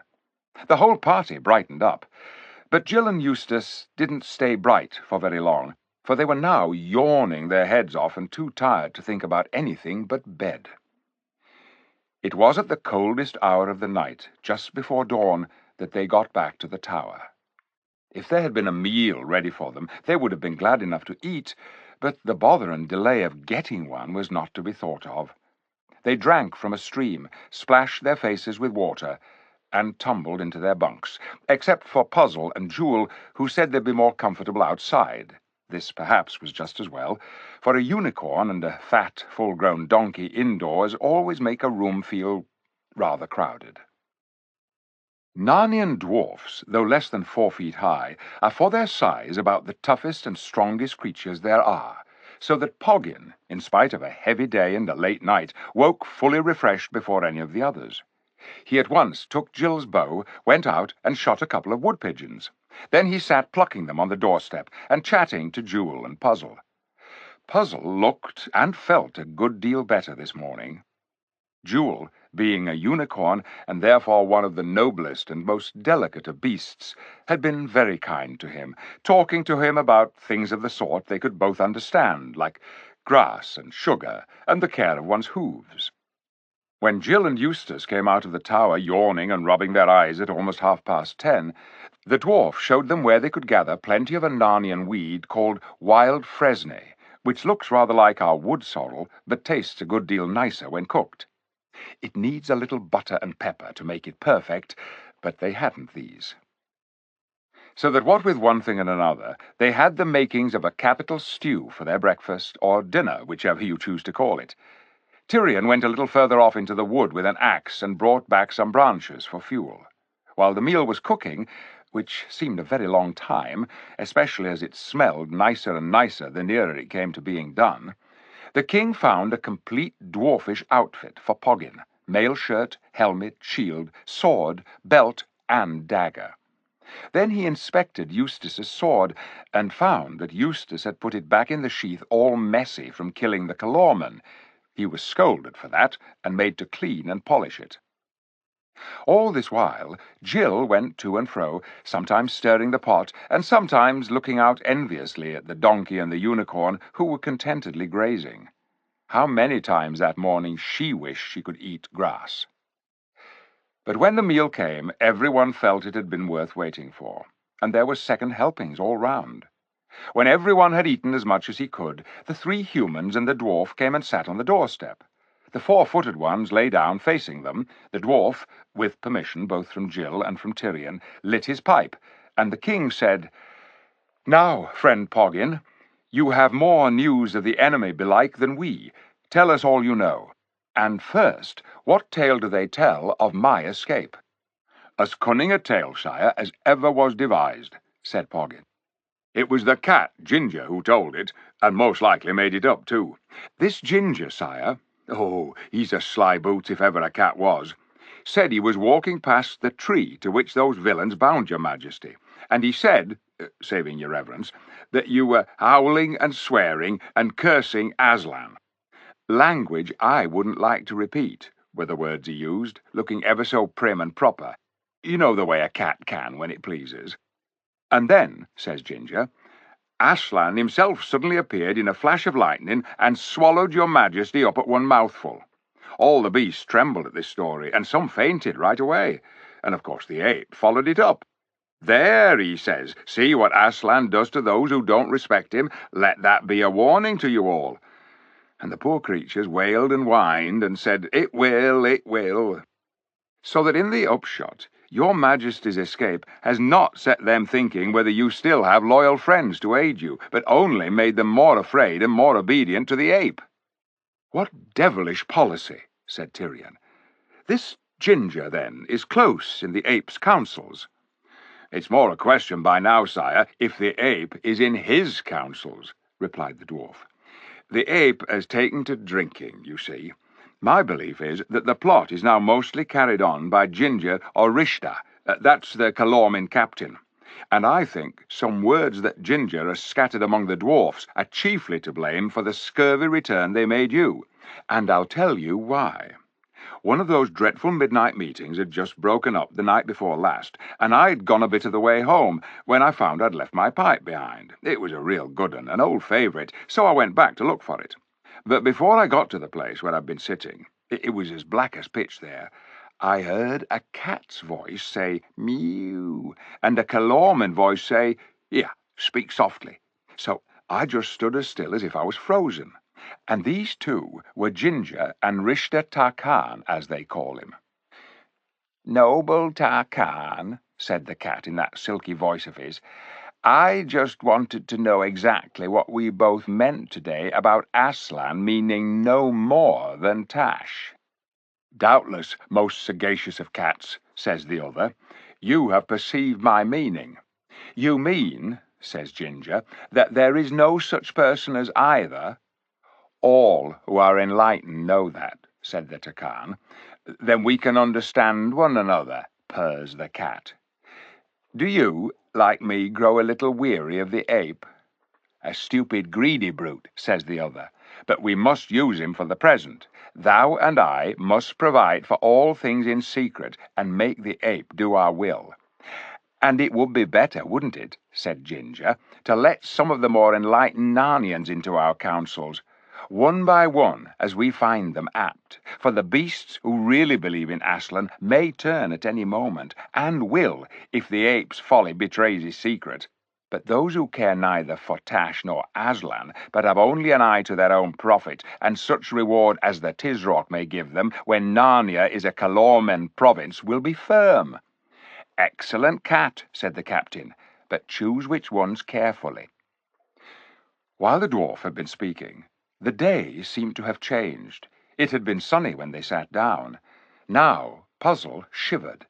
Jewel shifted his head uneasily. Jill looked up.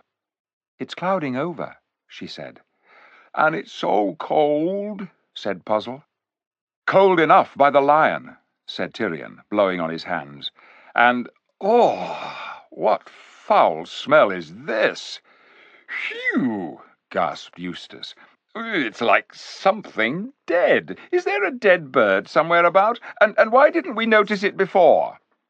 With a great upheaval, Jewel scrambled to his feet and pointed with his horn. "Look!" he cried. "Look at it! Look! Look!" Then all 6 of them saw, and over all their faces there came an expression of uttermost dismay. Chapter 8. What News the Eagle Brought. In the shadow of the trees on the far side of the clearing, something was moving. It was gliding very slowly northward. At first glance, you might have mistaken it for smoke, for it was grey and you could see things through it. But the deathly smell was not the smell of smoke. Also, this thing kept its shape instead of billowing and curling as smoke would have done. It was roughly the shape of a man, but it had the head of a bird, some bird of prey with a cruel curved beak. It had 4 arms, which it held high above its head, stretching them out northward as if it wanted to snatch all Narnia in its grip. And its fingers, all 20 of them, were curved like its beak and had long, pointed, bird-like claws instead of nails. It floated on the grass instead of walking, and the grass seemed to wither beneath it. After one look at it, Puzzle gave a screaming bray and darted into the tower, and Jill, who was no coward, as you know, hid her face in her hands to shut out the sight of it. The others watched it for perhaps a minute, until it streamed away into the thicker trees on their right and disappeared. Then the sun came out again, and the birds once more began to sing.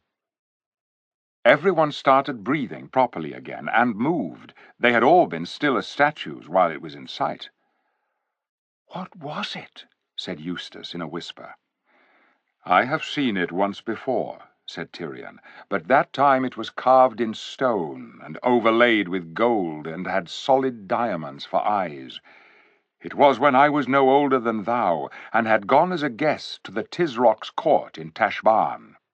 He took me into the great temple of Tash.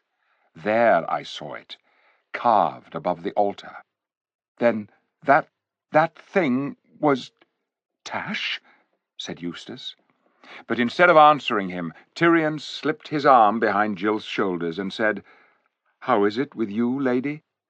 All right," said Jill, taking her hands away from her pale face and trying to smile. "I'm all right. It only made me feel a little sick for a moment."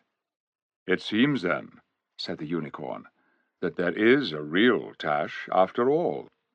"Yes," said the dwarf, "and this fool of an ape who didn't believe in Tash will get more than he bargained for. He called for Tash. Tash has come."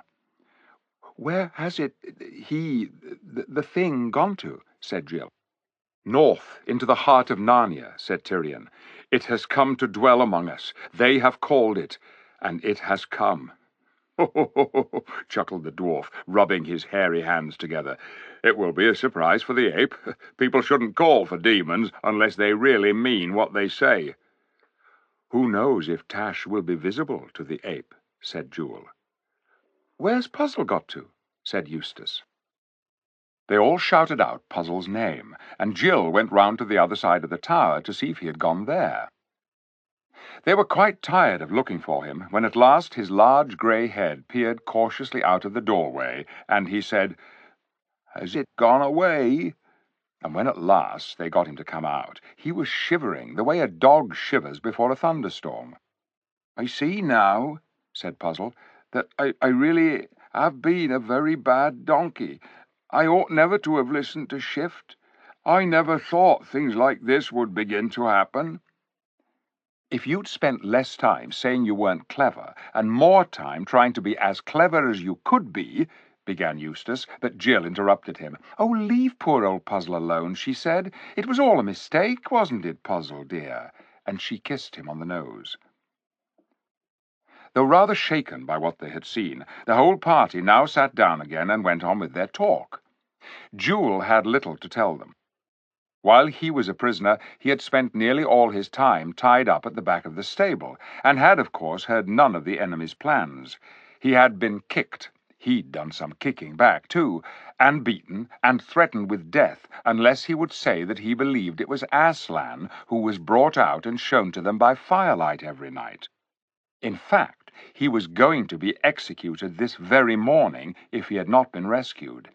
He didn't know what had happened to the lamb.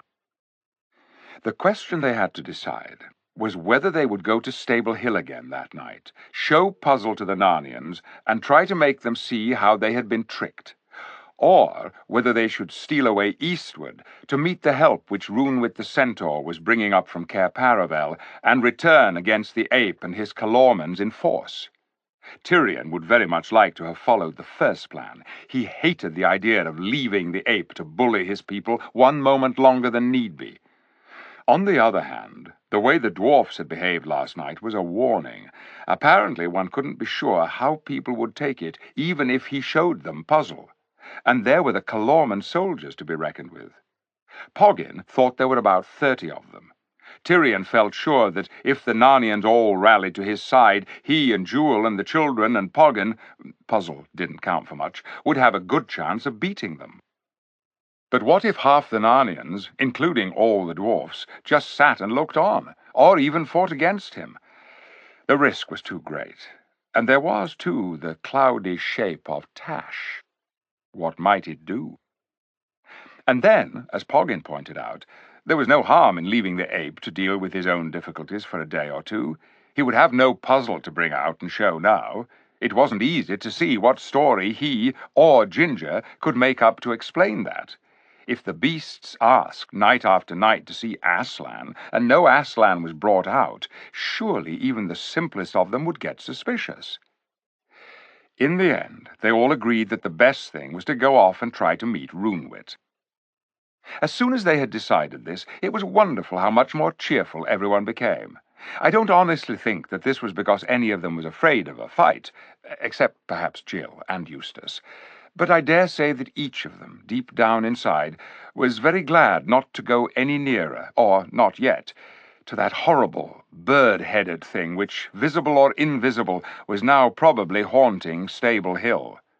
Anyway, one always feels better when one has made up one's mind. Tyrion said they had better remove their disguises, as they didn't want to be mistaken for Calormans and perhaps attacked by any loyal Narnians they might meet. The dwarf made up a horrid-looking mess of ashes from the hearth and grease out of the jar of grease which was kept for rubbing on swords and spearheads. Then they took off their Calorman armor and went down to the stream. The nasty mixture made a lather just like soft soap.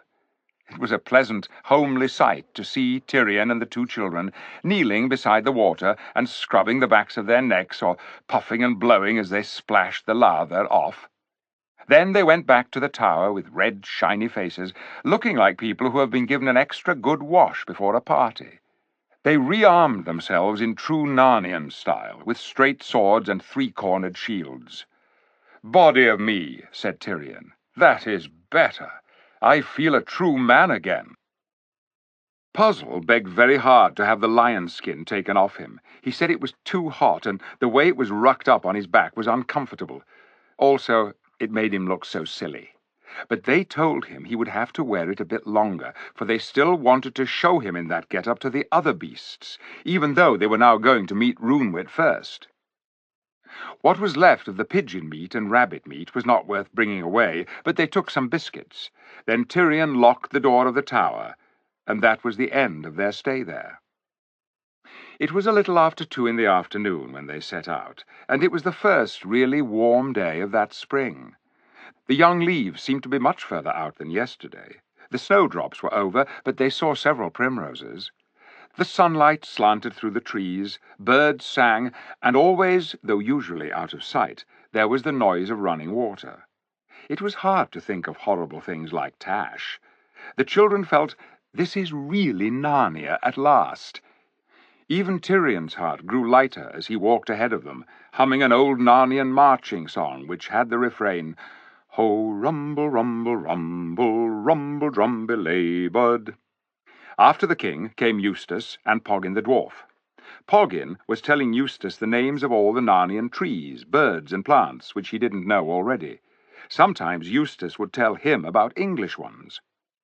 After them came Puzzle, and after him Jill and Jewel, walking very close together. Jill had, as you might say, quite fallen in love with the unicorn.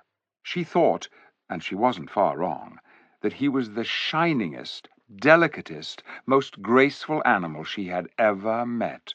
And he was so gentle and soft of speech that if you hadn't known, you would hardly have believed how fierce and terrible he could be in battle. "Oh, this is nice," said Jill, "just walking along like this. I wish there could be more of this sort of adventure. It's a pity there's always so much happening in Narnia." But the unicorn explained to her that she was quite mistaken. He said that the sons and daughters of Adam and Eve were brought out of their own strange world into Narnia only at times when Narnia was stirred and upset, but she mustn't think it was always like that. In between their visits, there were hundreds and thousands of years when peaceful king followed peaceful king, till you could hardly remember their names or count their numbers, and there was really hardly anything to put into the history books.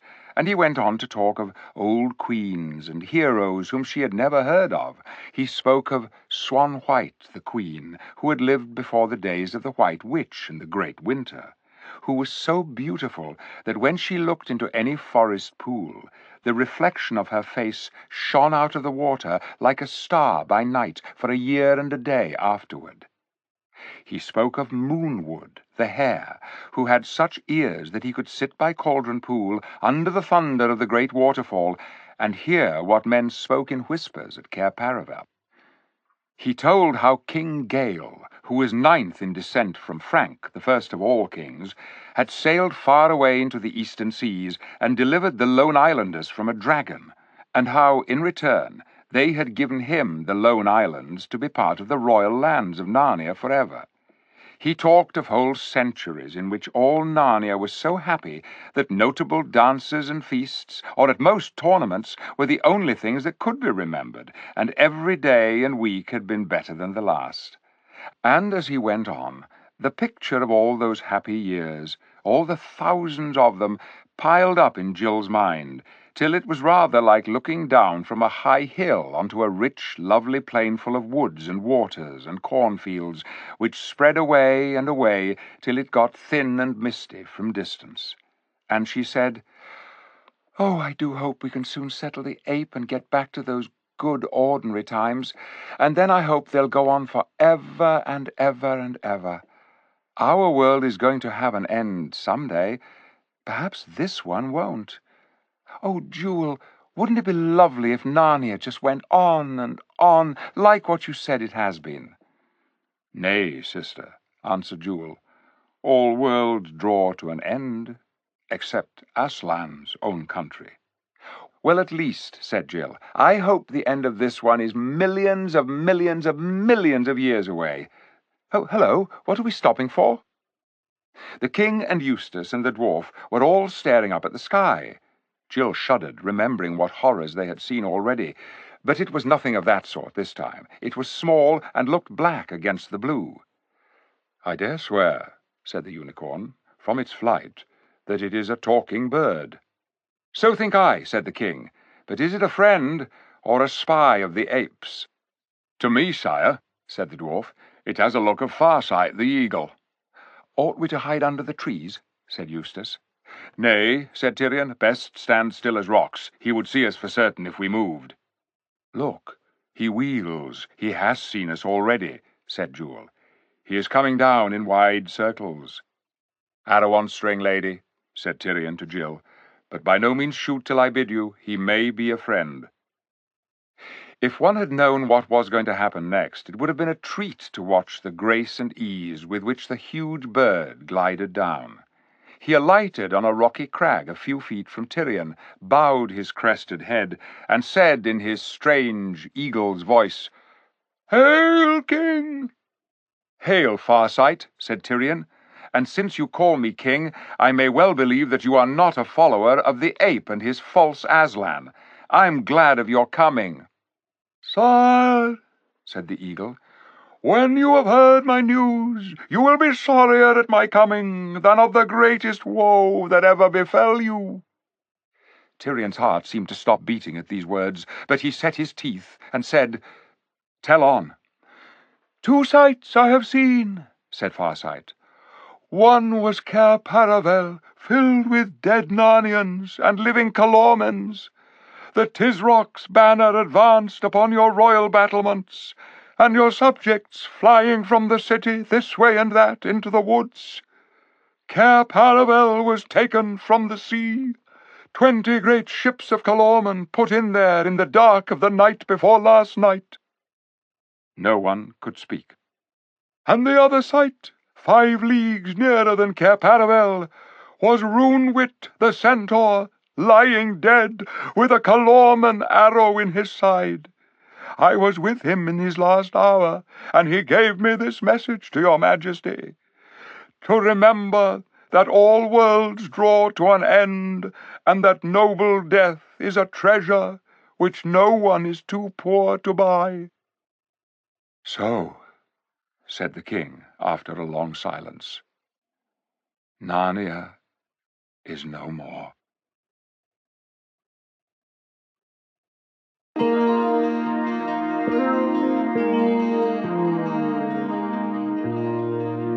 Chapter 9.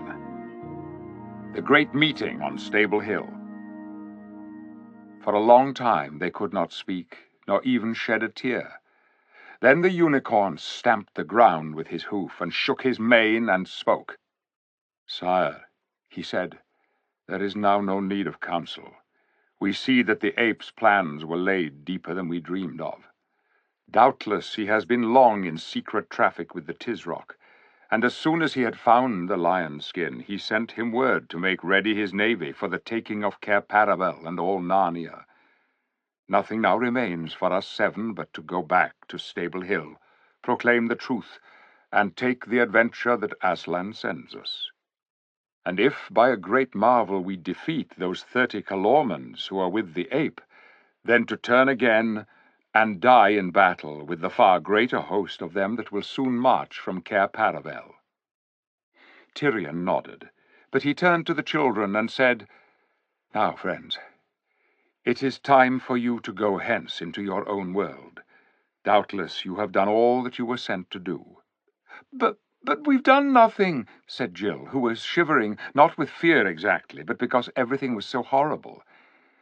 "Nay," said the king, "you loosed me from the tree. You glided before me like a snake last night in the wood, and took Puzzle, and you, Eustace, killed your man. But you are too young to share in such a bloody end as we others must meet tonight, or, it may be, 3 days hence. I entreat you, nay, I command you, to return to your own place. I should be put to shame if I let such young warriors fall in battle at my side." "No, no, no," said Jill, very white when she began speaking, and then suddenly very red, and then white again. "We won't. I don't care what you say. We're going to stick with you whatever happens, aren't we, Eustace?" "Yes, but there's no need to get so worked up about it," said Eustace, who had stuck his hands in his pockets, forgetting how very odd that looks when you're wearing a mail shirt. "Because, you see, we haven't any choice. What's the good of talking about our going back? How? We've got no magic for doing it." This was very good sense, but at the moment Jill hated Eustace for saying it. He was fond of being dreadfully matter-of-fact when other people got excited.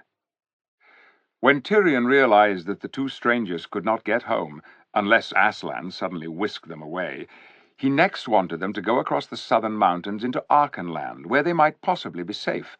But they didn't know their way, and there was no one to send with them. Also, as Poggin said, once the Calormans had Narnia, they would certainly take Archenland in the next week or so. The Tisroc had always wanted to have these northern countries for his own. In the end, Eustace and Jill begged so hard that Tyrion said they could come with him and take their chance, or, as he much more sensibly called it, the adventure that Aslan would send them. The king's first idea was that they should not go back to Stable Hill, they were sick of the very name of it by now, till after dark. But the dwarf told them that if they arrived there by daylight, they would probably find the place deserted, except perhaps for a Calorman sentry. The beasts were far too frightened by what the ape and Ginger had told them about this new angry Aslan, or Tashlan, to go near it except when they were called together for those horrible midnight meetings. And Calormans are never good woodsmen. Poggin thought that even by daylight they could easily get round to somewhere behind the stable without being seen. This would be much harder to do when the night had come, and the ape might be calling the beasts together, and all the Calormans were on duty. And when the meeting did begin, they could leave Puzzle at the back of the stable, completely out of sight, till the moment at which they wanted to produce him. This was obviously a good thing, for their only chance was to give the Narnians a sudden surprise. Everyone agreed, and the whole party set off on a new line, northwest, toward the hated hill. The eagle sometimes flew to and fro above them, sometimes he sat perched on Puzzle's back. No one, not even the king himself, except in some great need, would dream of riding on a unicorn. This time Jill and Eustace walked together. They had been feeling very brave when they were begging to be allowed to come with the others, but now they didn't feel brave at all. "Pole," said Eustace in a whisper, "I may as well tell you I've got the wind up." "Oh, you're all right, Scrub," said Jill. "You can fight, but I'm just shaking, if you want to know the truth." "Oh, shaking's nothing," said Eustace. "I'm feeling I'm going to be sick." "Don't talk about that, for goodness sake," said Jill. They went on in silence for a minute or two. "Pole," said Eustace presently. "What?" said she. "What'll happen if we get killed here?" "Well, we'll be dead, I suppose. But I mean, what will happen in our own world? Shall we wake up and find ourselves back in that train? Or shall we just vanish and never be heard of any more? Or shall we be dead in England? Gosh, I never thought of that. It'll be rum for Peter and the others if they saw me waving out of the window, and then when the train comes in we're nowhere to be found. Or if they found I mean, if we're dead over there in England." "Oh," said Jill, "what a horrid idea." "It would be horrid for us," said Eustace. "We shouldn't be there. I almost wish—" "No, I don't, though," said Jill. "What were you going to say?" "I was going to say I wish we'd never come, but I don't, even if we are killed. I'd rather be killed fighting for Narnia than grow old and stupid at home and perhaps go about in a bath chair and then die in the end just the same. Or be smashed up by British railways." "Why do you say that?" "Well, when that awful jerk came, the one that seemed to throw us into Narnia, I thought it was the beginning of a railway accident, so I was jolly glad to find ourselves here instead." While Jill and Eustace were talking about this, the others were discussing their plans and becoming less miserable. That was because they were now thinking of what was to be done this very night, and the thought of what had happened to Narnia, the thought that all her glories and joys were over, was pushed away into the back part of their minds. The moment they stopped talking, it would come out and make them wretched again, but they kept on talking. Poggin was really quite cheerful about the night's work they had to do. He was sure that the boar and the bear and probably all the dogs would come over to their side at once, and he couldn't believe that all the other dwarfs would stick to Griffle, and fighting by firelight and in and out among the trees would be an advantage to the weaker side. And then, if they could win tonight, need they really throw their lives away by meeting the main Calorman army a few days later? Why not hide in the woods, or even up in the western waste beyond the great waterfall, and live like outlaws? And they might gradually get stronger and stronger, for talking beasts and Archenlanders would be joining them every day. And at last they'd come out of hiding and sweep the Calormans, who would have got careless by then, out of the country, and Narnia would be revived. After all, something very like that had happened in the time of King Miraz. And Tyrion heard all this and thought, but what about Tash, and felt in his bones that none of it was going to happen.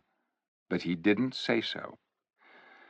When they got nearer to Stable Hill, of course, everyone became quiet. Then the real woodwork began, from the moment at which they first saw the hill to the moment at which they all arrived at the back of the stable. It took them over 2 hours. It's the sort of thing one couldn't describe properly unless one wrote pages and pages about it. The journey from each bit of cover to the next was a separate adventure, and there were very long waits in between and several false alarms. If you're a good scout or a good guide, you will know already what it must have been like.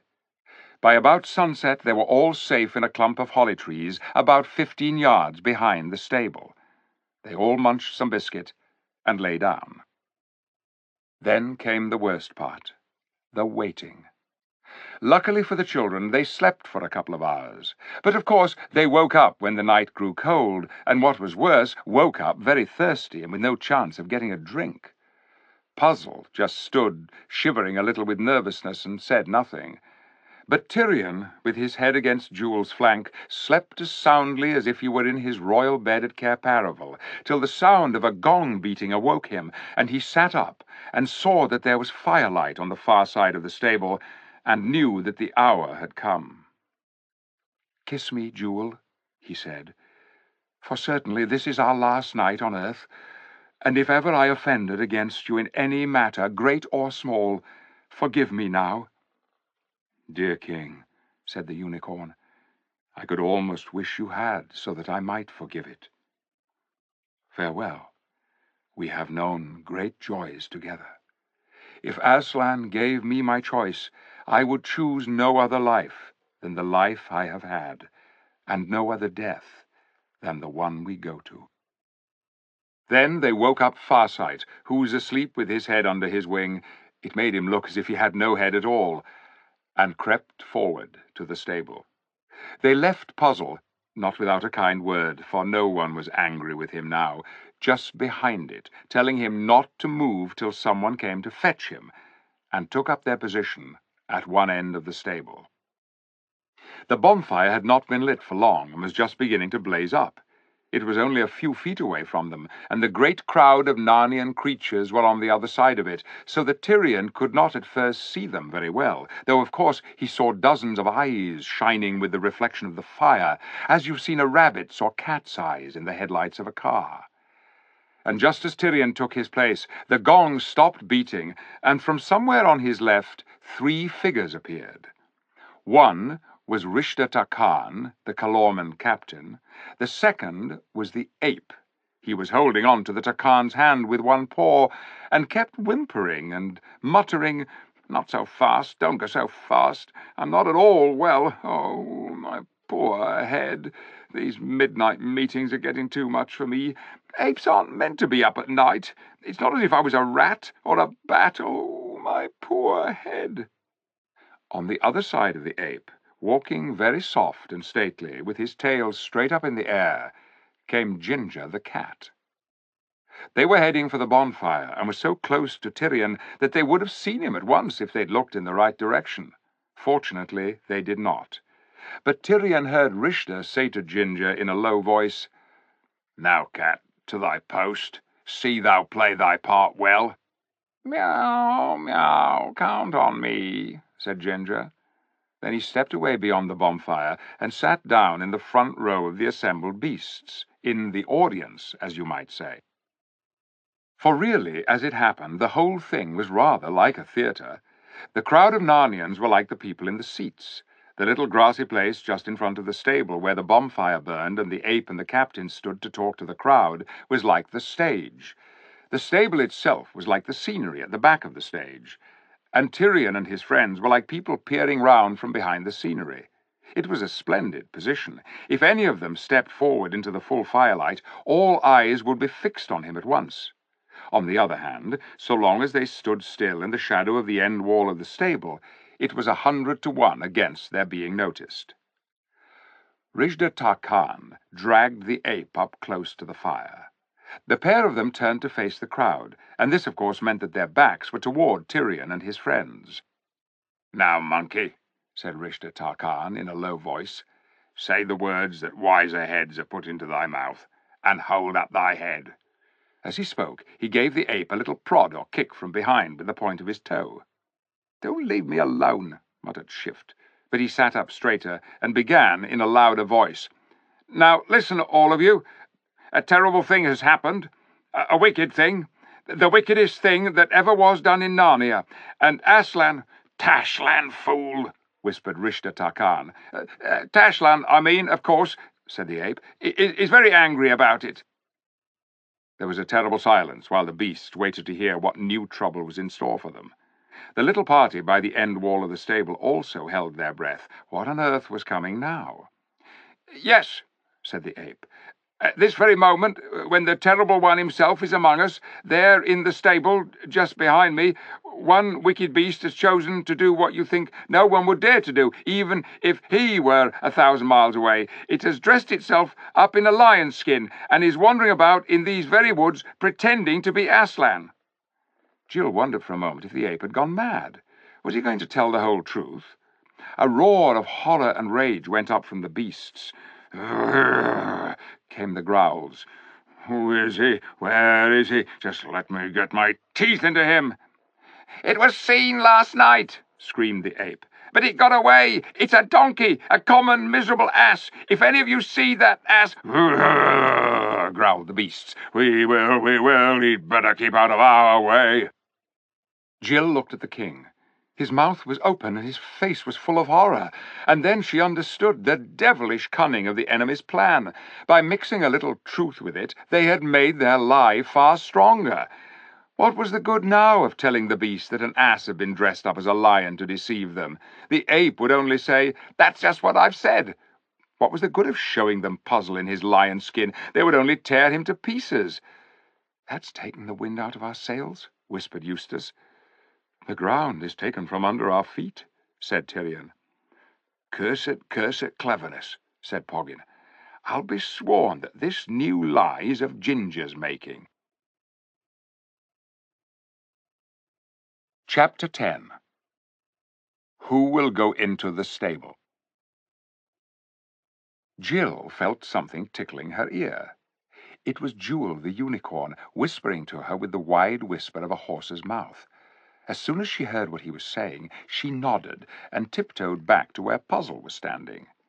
Quickly and quietly she cut the last cords that bound the lion skin to him.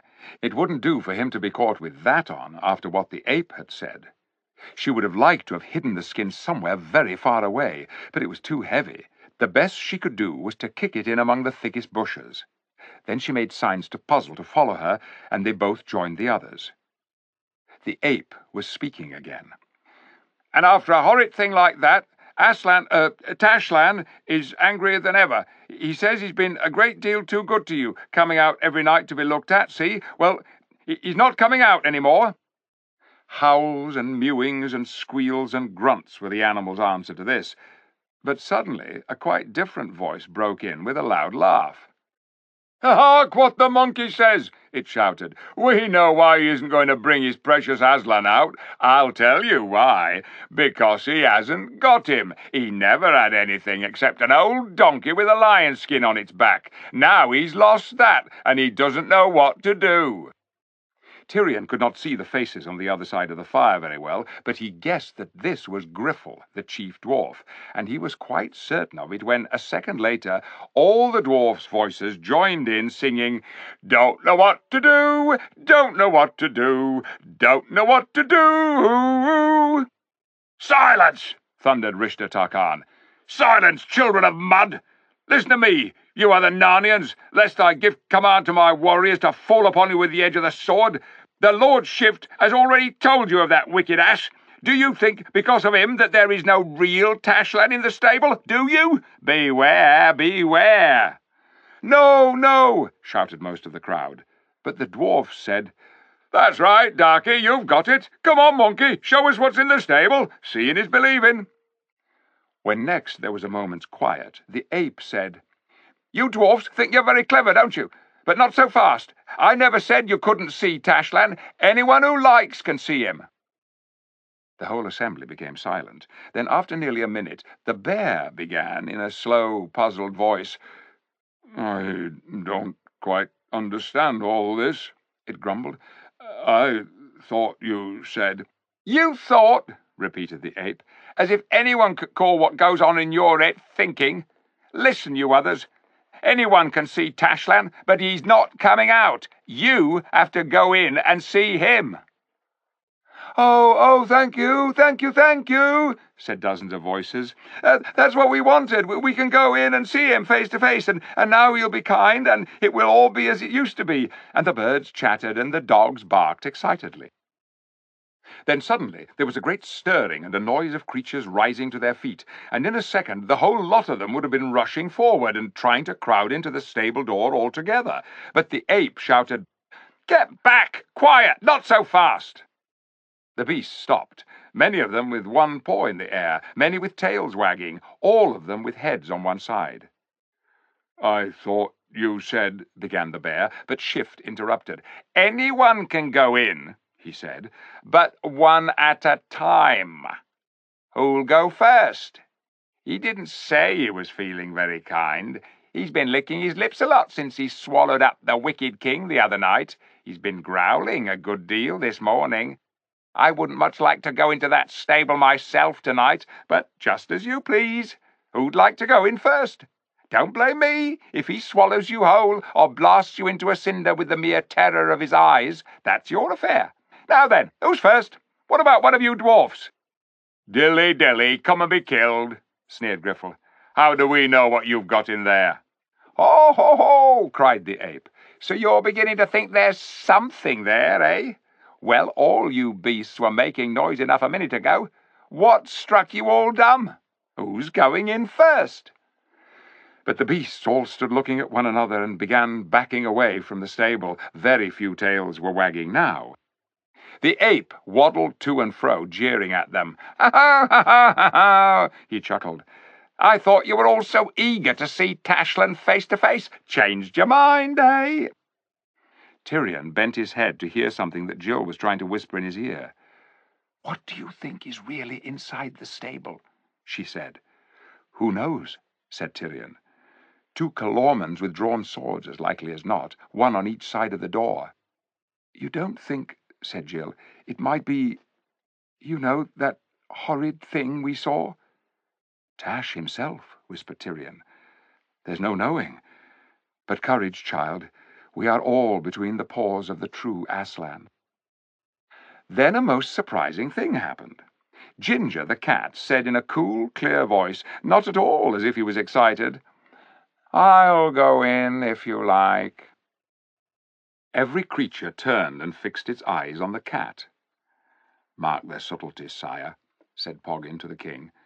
"This cursed cat is in the plot, in the very centre of it. Whatever is in the stable will not hurt him, I'll be bound. Then Ginger will come out again and say that he has seen some wonder."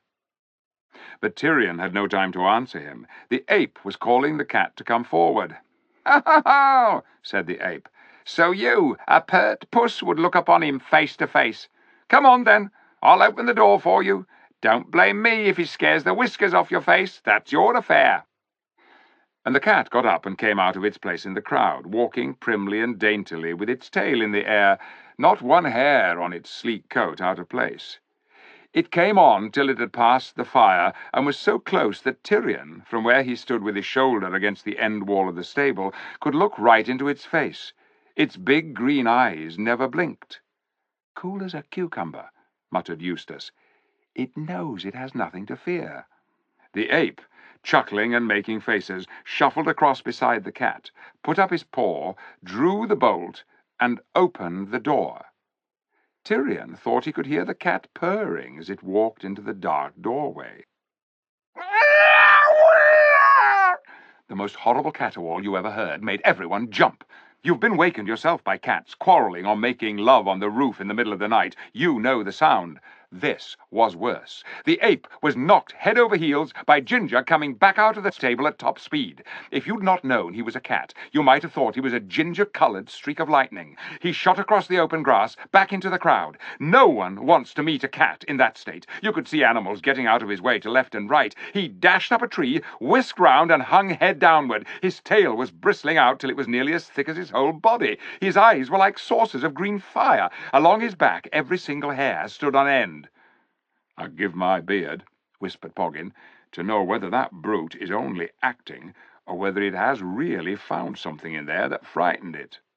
"Peace, friend," said Tyrion, for the captain and the ape were also whispering, and he wanted to hear what they said. He did not succeed, except that he heard the ape once more whimpering, my head, my head." But he got the idea that those two were almost as puzzled by the cat's behaviour as himself. "Now, Ginger," said the captain, "enough of that noise. Tell them what thou hast seen."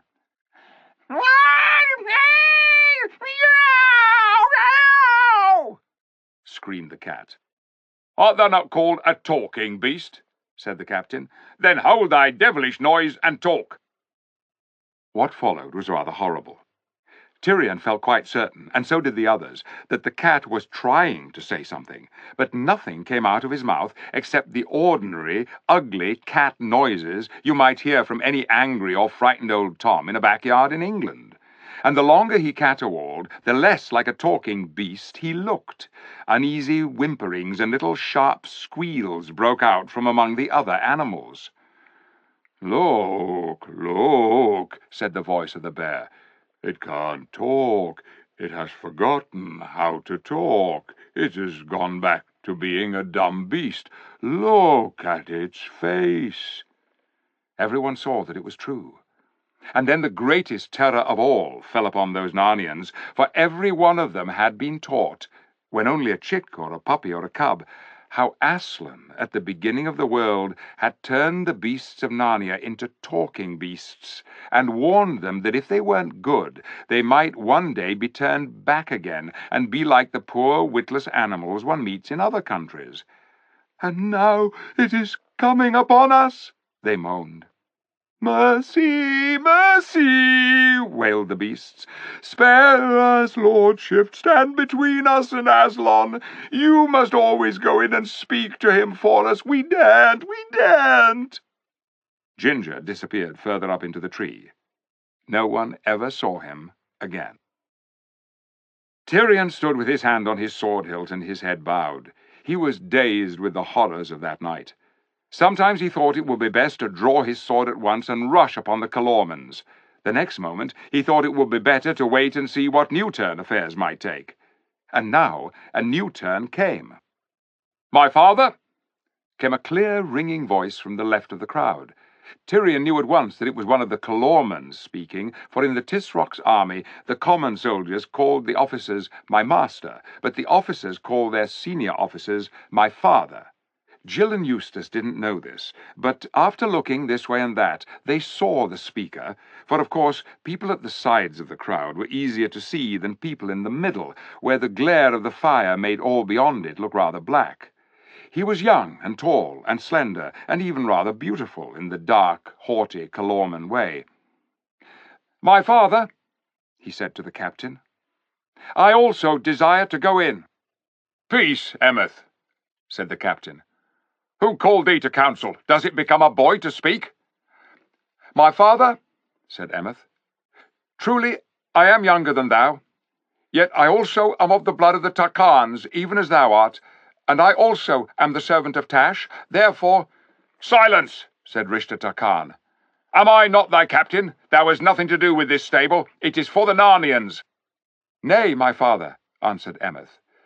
"Thou hast said that their Aslan and our Tash are all one, and if that is the truth, then Tash himself is in yonder, and how then sayest thou that I have nothing to do with him? For gladly would I die 1,000 deaths, if I might look once on the face of Tash." "Thou art a fool, and understandest nothing," said Rishta Tarkan. "These be high matters." Emeth's face grew sterner. "Is it not true, then, that Tash and Aslan are all one?" he asked. "Has the ape lied to us?" "Of course they're all one," said the ape. "Swear it, ape," said Emeth. "Oh dear," whimpered Shift. "I wish you'd all stop bothering me. My head does ache. Yes, yes, I swear it." "Then, my father," said Emeth, "I'm utterly determined to go in." "Fool," began Rishta Tarkan, but at once the dwarfs began shouting, "Come along, Darky, why don't you let him in? Why do you let Narnians in and keep your own people out? What have you got in there that you don't want your own men to meet?" Tyrion and his friends could only see the back of Rishta Tarkan, so they never knew what his face looked like as he shrugged his shoulders and said, "Bear witness all that I am guiltless of this young fool's blood. Get thee in, rash boy, and make haste." Then, just as Ginger had done, Emeth came walking forward into the open strip of grass between the bonfire and the stable. His eyes were shining, his face very solemn. His hand was on his sword hilt, and he carried his head high. Jill felt like crying when she looked at his face, and Jewel whispered in the king's ear, "By the lion's mane, I almost love this young warrior, Calorman though he be. He is worthy of a better god than Tash." "I do wish we knew what is really inside there," said Eustace. Emeth opened the door and went into the black mouth of the stable. He closed the door behind him. Only a few moments passed, but it seemed longer, before the door opened again. A figure in Calorman armor reeled out, fell on its back, and lay still. The door closed behind it. The captain leapt toward it and bent down to stare at its face. He gave a start of surprise. Then he recovered himself and turned to the crowd, crying out, "The rash boy has had his will. He has looked on Tash and is dead. Take warning, all of you." We will," said the poor beasts, but Tyrion and his friends stared first at the dead Calorman and then at one another, for they, being so close, could see what the crowd, being further off and beyond the fire, could not see. This dead man was not Emeth. He was quite different, an older man, thicker and not so tall, with a big beard. "Ha ha ha ha ha!" chuckled the ape. "Any more? Anyone else want to go in? Well, as you're all shy, I'll choose the next. You boar, on you come. Drive him up, Calormans. He shall see Tashlan face to face." "Oh, grunted the boar, rising heavily to his feet. "Come on, then. Try my tusks." When Tyrion saw that brave beast getting ready to fight for its life, and Calorman's soldiers beginning to close in on him with their drawn scimitars, and no one going to its help, something seemed to burst inside him. He no longer cared if this was the best moment to interfere or not. "Swords out," he whispered to the others. "Arrow on the string. Follow." Next moment, the astonished Narnians saw 7 figures leap forth in front of the stable, 4 of them in shining mail. The king's sword flashed in the firelight as he waved it above his head, and cried in a great voice, "Here stand I, Tyrion of Narnia, in Aslan's name, to prove with my body that Tash is a foul fiend, the ape a manifold traitor, and these Calormans worthy of death. To my side, all true Narnians! Would you wait till your new masters have killed you all one by one?" Chapter 11. The pace quickens. Quick as lightning, Rishda Tarkan leapt back out of reach of the king's sword. He was no coward, and would have fought single-handedly against Tyrion and the dwarf if need were. But he could not take on the eagle and the unicorn as well. He knew how eagles can fly into your face and peck at your eyes and blind you with their wings, and he had heard from his father, who had met Narnians in battle, that no man, except with arrows or a long spear, can match a unicorn, for it rears on its hind legs as it falls upon you, and then you have its hoofs, and its horn, and its teeth to deal with all at once. So he rushed into the crowd, and stood calling out, to me, warriors of the Tisrock, may he live forever! To me, all loyal Narnians, lest the wrath of Tashlan fall upon you!" While this was happening, 2 other things happened as well. The ape had not realized his danger as quickly as the Tarkan. For a second or so, he remained squatting beside the fire, staring at the newcomers.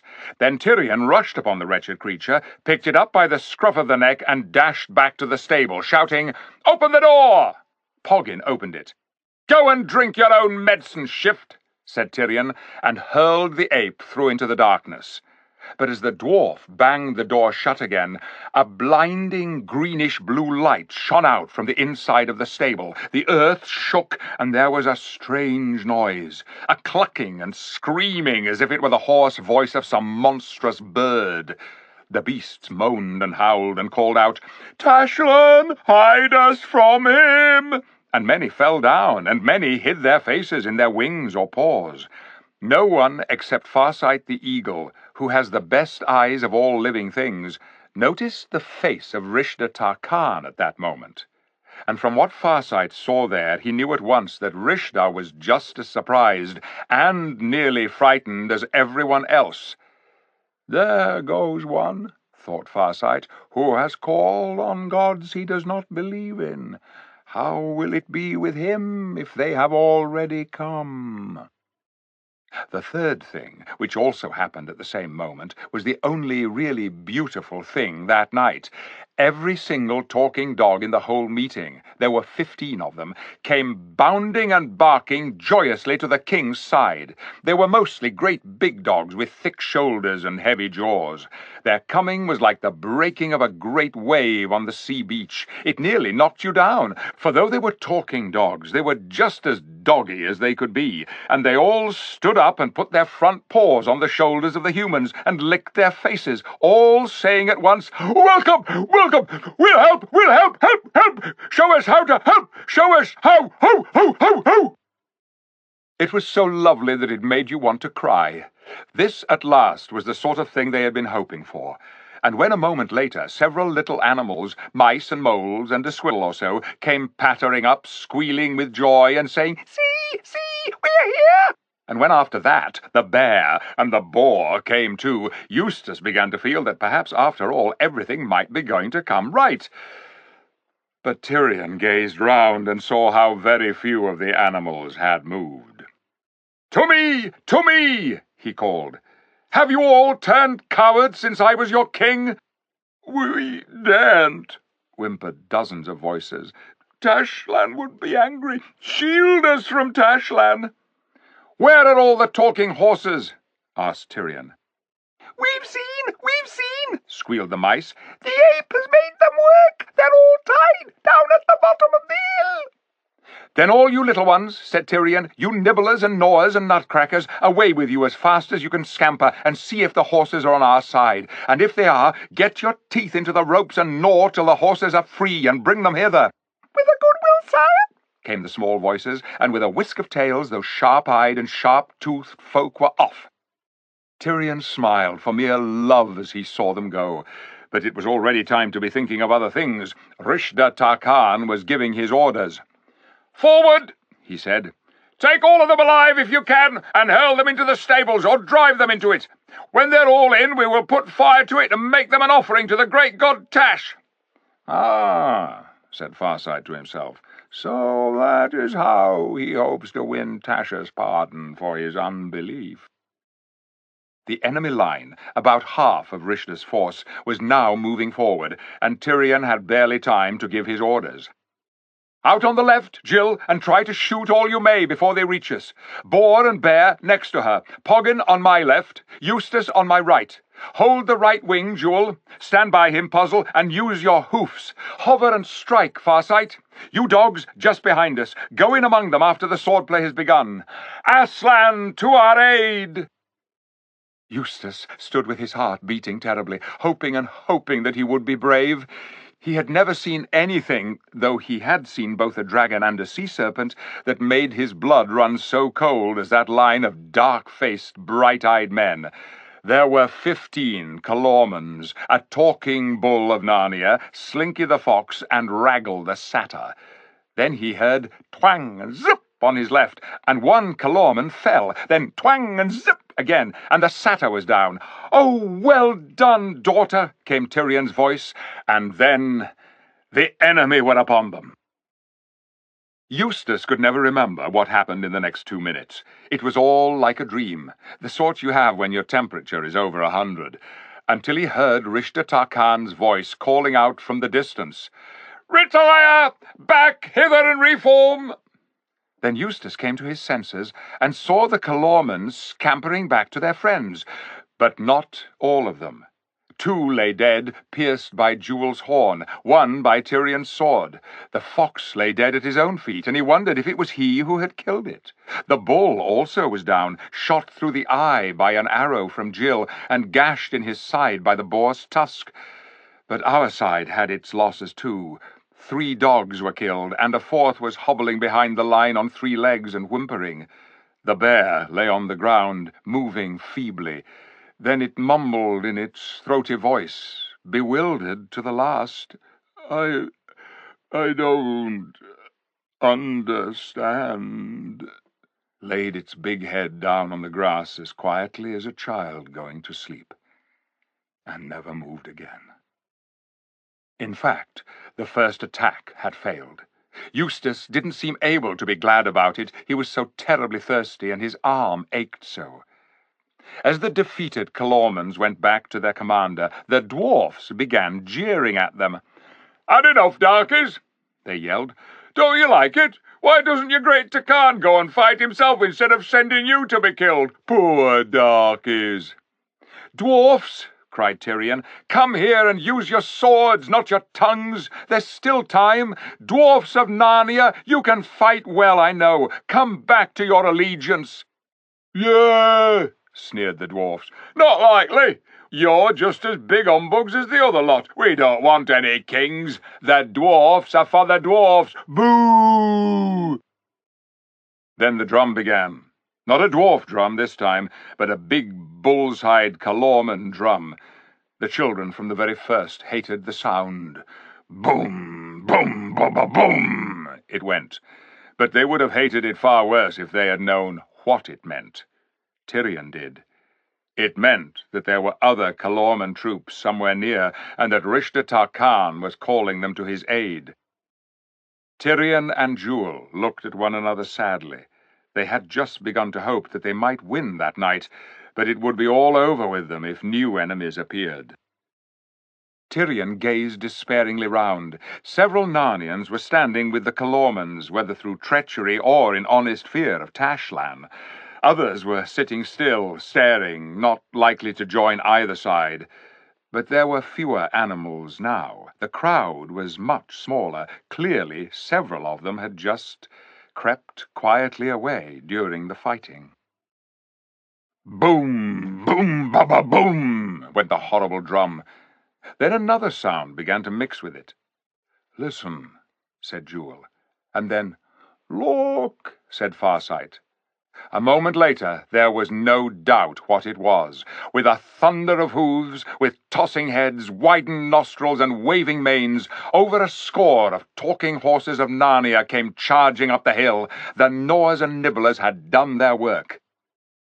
Poggin the dwarf and the children opened their mouths to cheer, but that cheer never came. Suddenly the air was full of the sound of twanging bowstrings and hissing arrows. It was the dwarfs who were shooting, and for a moment Jill could hardly believe her eyes. They were shooting the horses. Dwarfs are deadly archers. Horse after horse rolled over. Not one of those noble beasts ever reached the king. "Little swine!" shrieked Eustace, dancing in his rage. "Dirty, filthy, treacherous little brutes!" Even Jewel said, "Shall I run after those dwarfs, sire, and split 10 of them on my horn at each plunge?" But Tyrion, with his face as stern as stone, said, "Stand fast, Jewel. If you must weep, sweetheart," this was to Jill, "turn your face aside, and see you wet not your bowstring. And peace, Eustace. Do not scold like a kitchen girl. No warrior scolds. Courteous words, or else hard knocks, are his only language." But the dwarfs jeered back at Eustace. "That was a surprise for you, little boy, eh? Thought we were on your side, did you? No fear, we don't want any talking horses. We don't want you to win any more than the other gang. You can't take us in. The dwarfs are for the dwarfs." Rishta Tarkan was still talking to his men, doubtless making arrangements for the next attack, and probably wishing he had sent his whole force into the first. The drum boomed on. Then, to their horror, Tyrion and his friends heard, far fainter as if from a long way off, an answering drum. Another body of Calormans had heard Rishta's signal and were coming to support him. You would not have known from Tyrion's face that he had now given up all hope. "Listen," he whispered in a matter-of-fact voice. "We must attack now, before yonder miscreants are strengthened by their friends." "Bethink you, sire," said Poggin, "that here we have the good wooden wall of the stable at our backs. If we advance, shall we not be encircled and get sword points between our shoulders?" "I would say as you do, dwarf," said Tyrion, "were it not their very plan to force us into the stable. The further we are from its deadly door, the better." "The king is right," said Farsight. "Away from this accursed stable, and whatever goblin lives inside it, at all costs." "Yes, let's do it," said Eustace. "I'm coming to hate the very sight of it." "Good," said Tyrion. "Now, look yonder to our left. You see a great rock that gleams white like marble in the firelight? First, we will fall upon those Calormans. You, maiden, shall move out on our left and shoot as fast as ever you may into their ranks. And you, eagle, fly at their faces from the right. Meanwhile, we others will be charging them. When we are so close, Jill, that you can no longer shoot at them for fear of striking us, go back to the white rock and wait. You others keep your ears wide, even in the fighting. We must put them to flight in a few minutes, or else not at all, for we are fewer than they. As soon as I call, 'Back,' then rush to join Jill at the White Rock, where we shall have protection behind us, and can breathe a while. Now, be off, Jill." Feeling terribly alone, Jill ran about 20 feet, put her right leg back and her left leg forward, and set an arrow to her string. She wished her hands were not shaking so. "That's a rotten shot," she said, as her first arrow sped toward the enemy and flew over their heads. But she had another on the string next moment. She knew that speed was what mattered. She saw something big and black darting into the faces of the Calormans. That was Farsight. First one man and then another dropped his sword and put up both hands to defend his eyes. Then one of her own arrows hit a man, and another hit a Narnian wolf, who had, it seemed, joined the enemy. But she had been shooting only for a few seconds when she had to stop. With a flash of swords and of the boar's tusks and Jul's horn, and with deep baying from the dogs, Tyrion and his party were rushing on their enemies like men in a 100-yards race. Jill was astonished to see how unprepared the Calormans seemed to be. She did not realize that this was the result of her work and the eagles'. Very few troops can keep on looking steadily to the front if they are getting arrows in their faces from one side and being pecked by an eagle on the other. "Oh, well done! Well done!" shouted Jill. The king's party were cutting their way right into the enemy. The unicorn was tossing men as you'd toss a hayfork. Even Eustace seemed to Jill, who after all didn't know very much about swordsmanship, to be fighting brilliantly. The dogs were at the Calormans' throats. It was going to work. It was victory at last. With a horrible, cold shock, Jill noticed a strange thing. Though Calormans were falling at each Narnian sword stroke, they never seemed to get any fewer. In fact, there were actually more of them now than when the fight began. There were more every second. They were running up from every side. They were new Calormans. These new ones had spears. There was such a crowd of them that she could hardly see her own friends. Then she heard Tyrion's voice crying, "Back to the rock!" The enemy had been reinforced. The drum had done its work.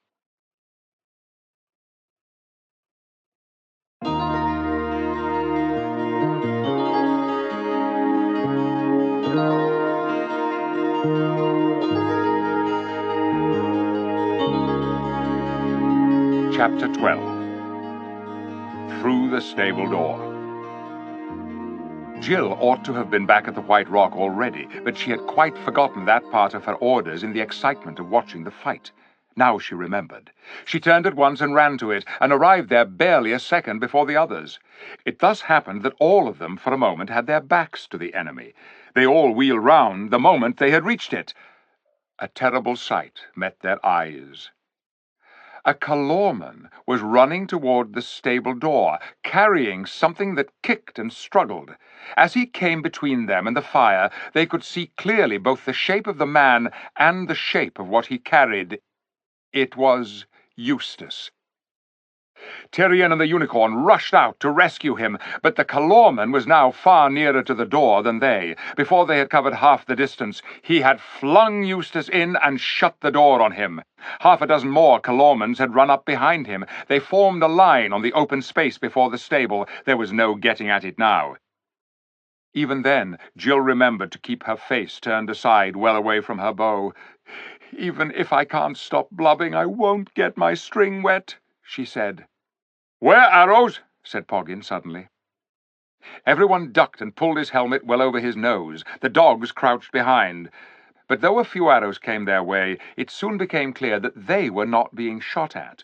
Griffel and his dwarfs were at their archery again. This time they were coolly shooting at the Calormans. "Keep it up, boys," came Griffel's voice.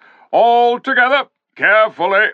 We don't want darkies any more than we want monkeys. All lions, all kings, the dwarfs are for the dwarfs." Whatever else you may say about dwarfs, no one can say they aren't brave. They could easily have got away to some safe place. They preferred to stay and kill as many of both sides as they could, except when both sides were kind enough to save them trouble by killing one another. They wanted Narnia for their own. What perhaps they had not taken into account was that the Calormans were mail-clad, and the horses had had no protection. Also the Calormans had a leader. Rishta Tarkan's voice cried out, 30 of you, keep watch on those fools by the White Rock. The rest after me, that we may teach these sons of earth a lesson." Tyrion and his friends, still panting from the fight and thankful for a few minutes' rest, stood and looked on while the Takan led his men against the dwarfs. It was a strange scene by now. The fire had sunk lower. The light it gave was now less and of a darker red. As far as one could see, the whole place of assembly was now empty, except for the dwarfs and the Calormans. In that light, one couldn't make out much of what was happening. It sounded as if the dwarfs were putting up a good fight. Tyrion could hear Griffle using dreadful language, and every now and then the Takan calling, "Take all you can alive! Take them alive!" Whatever that fight may have been like, it did not last long.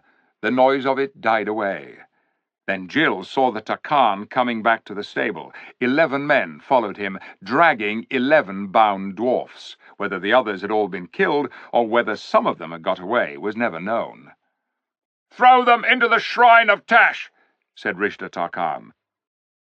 And when the 11 dwarfs, one after the other, had been flung or kicked into that dark doorway, and the door had been shut again, he bowed low to the stable and said, "These also are for thy burnt offering, Lord Tash." And all the Calormans banged the flats of their swords on their shields and shouted, "Tash! Tash! The great god Tash! Inexorable Tash!" There was no nonsense about Tash Lan now. The little party by the White Rock watched these doings and whispered to one another. They had found a trickle of water coming down the rock, and all had drunk eagerly, Jill and Poggin and the king in their hands, while the 4-footed ones lapped from the little pool which it had made at the foot of the stone. Such was their thirst that it seemed the most delicious drink they ever had in their lives, and while they were drinking they were perfectly happy and could not think of anything else. "I feel in my bones," said Poggin, "that we shall all, one by one, pass through that dark door before morning. I can think of 100 deaths I would rather have died." "It is indeed a grim door," said Tyrion. "It is more like a mouth." "Oh, can't we do anything to stop it?" said Jill in a shaken voice. "Nay, fair friend," said Jewel, nosing her gently. "It may be for us the door to Aslan's country, and we shall sup at his table tonight." Rishda Tarkan turned his back on the stable and walked slowly to a place in front of the White Rock. "Hearken," he said. "If the boar and the dogs and the unicorn will come over to me and put themselves in my mercy, their lives shall be spared. The boar shall go to a cage in the Tisrock's garden, the dogs to the Tisrock's kennels, and the unicorn, when I have sawn his horn off, shall draw a cart. But the eagle, the children, and he who was the king shall be offered to Tash this night." The only answer were growls. "Get on, warriors," said the Tarkan. "Kill the beasts, but take the 2-legged ones alive." And then the last battle of the last king of Narnia began. What made it hopeless, even apart from the numbers of the enemy, was the spears. The Calormans, who had been with the ape almost from the beginning, had had no spears. That was because they had come into Narnia by 1s and 2s, pretending to be peaceful merchants, and of course they had carried no spears, for a spear is not a thing you can hide.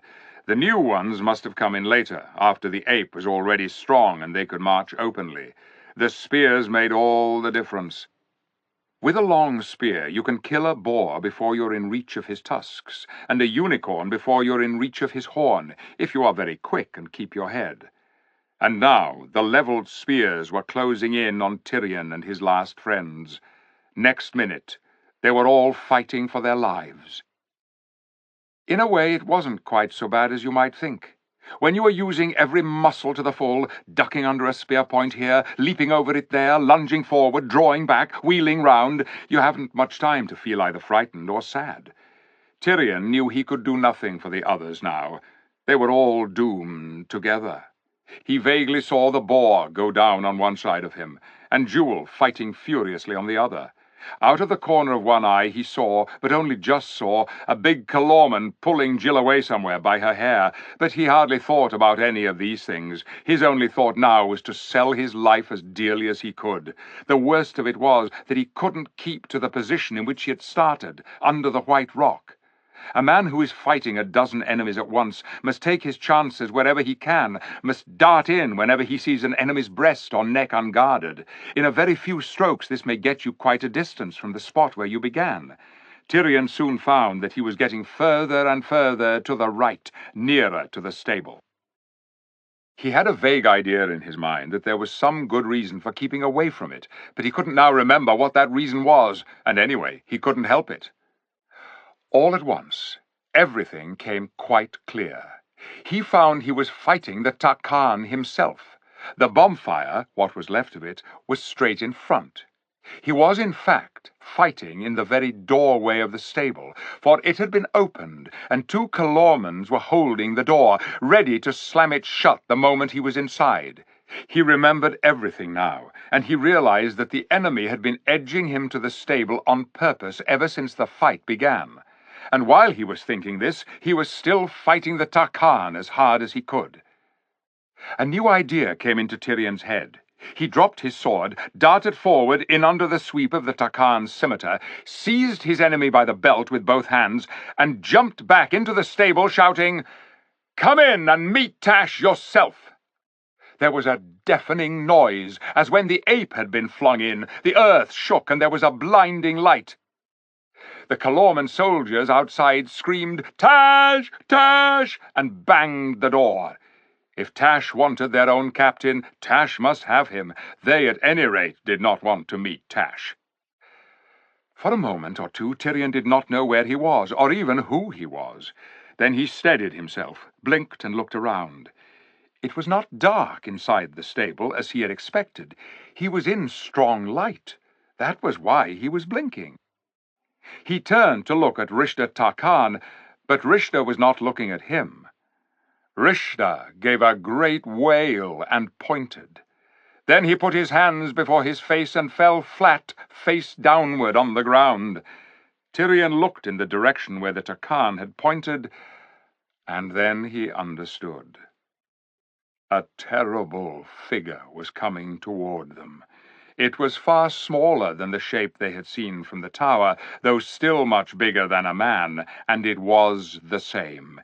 It had a vulture's head and 4 arms. Its beak was open, and its eyes blazed. A croaking voice came from its beak.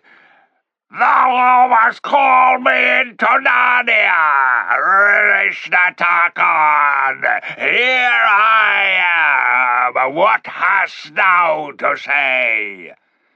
But the Tarkan neither lifted his face from the ground nor said a word. He was shaking like a man with a bad hiccup. He was brave enough in battle, but half his courage had left him earlier that night when he first began to suspect that there might be a real Tash. The rest of it had left him now. With a sudden jerk, like a hen stooping to pick up a worm, Tash pounced on the miserable Rishda and tucked him under the upper part of his 2 right arms. Then Tash turned his head sidewise to fix Tyrion with one of his terrible eyes, for of course, having a bird's head, he couldn't look at you straight.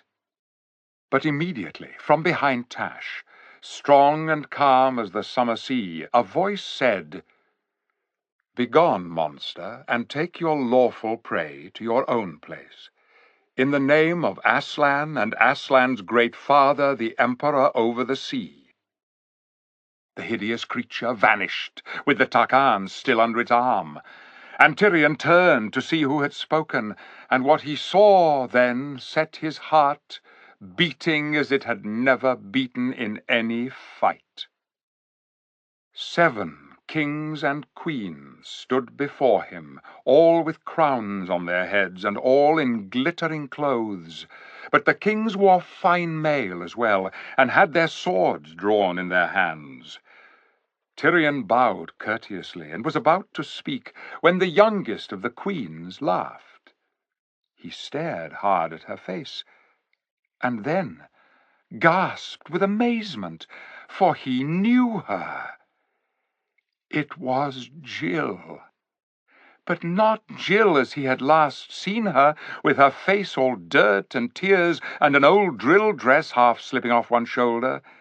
Now she looked cool and fresh as if she had just come from bathing, and at first he thought she looked older, but then didn't, and he could never make up his mind on that point.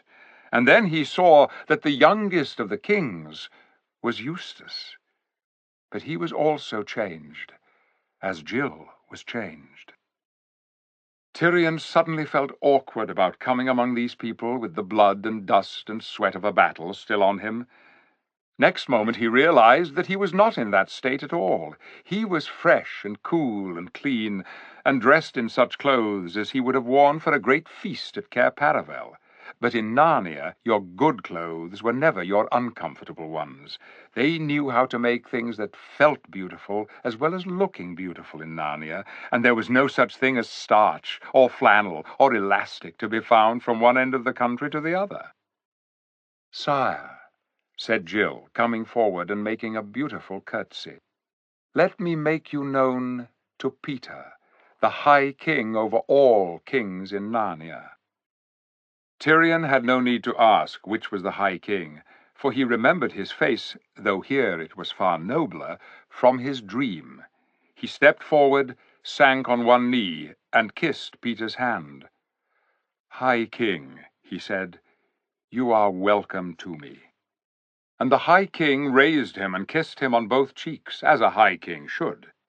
Then he led him to the eldest of the queens, but even she was not old, and there were no grey hairs on her head and no wrinkles on her cheek, and said, "Sir, this is that Lady Polly who came into Narnia on the first day, when Aslan made the trees grow and the beasts talk." He brought him next to a man whose golden beard flowed over his breast and whose face was full of wisdom. "And this," he said, "is the Lord Diggory, who was with her on that day. And this is my brother, King Edmund, and this my sister, the Queen Lucy." "Sir," said Tyrion, when he had greeted all these, "if I have read the chronicler right, there should be another. Has not your majesty 2 sisters? Where is Queen Susan?" "My sister Susan," answered Peter shortly and gravely, "is no longer a friend of Narnia." "Yes," said Eustace, "and whenever you've tried to get her to come and talk about Narnia, or do anything about Narnia, she says, 'What wonderful memories you have. Fancy you're still thinking about all those funny games we used to play when we were children.'" "Oh, Susan," said Jill. "She's interested in nothing nowadays except nylons and lipstick and invitations. She always was a jolly sight too keen on being grown up." "Grown up, indeed," said the Lady Polly. "I wish she would grow up. She wasted all her school time wanting to be the age she is now, and she'll waste all the rest of her life trying to stay that age.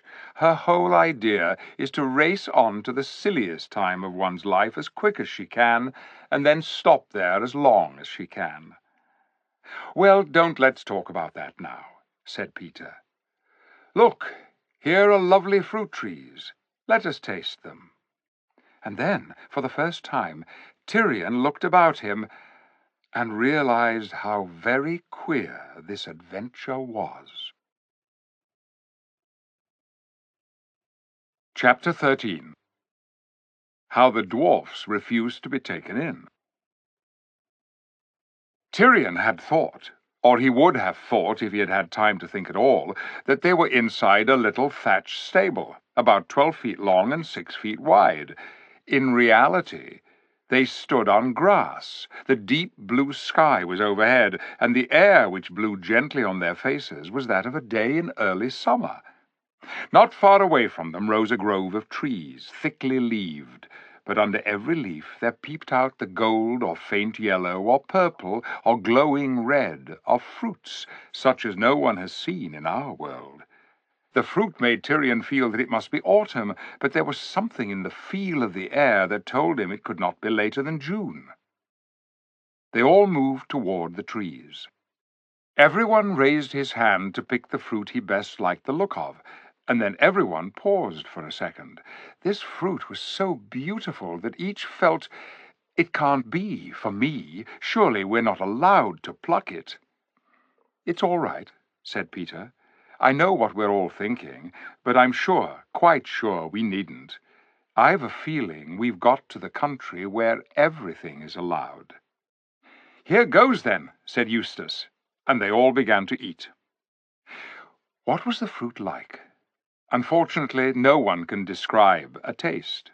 All I can say is that compared with those fruits, the freshest grapefruit you've ever eaten was dull, and the juiciest orange was dry, and the most melting pear was hard and woody, and the sweetest wild strawberry was sour.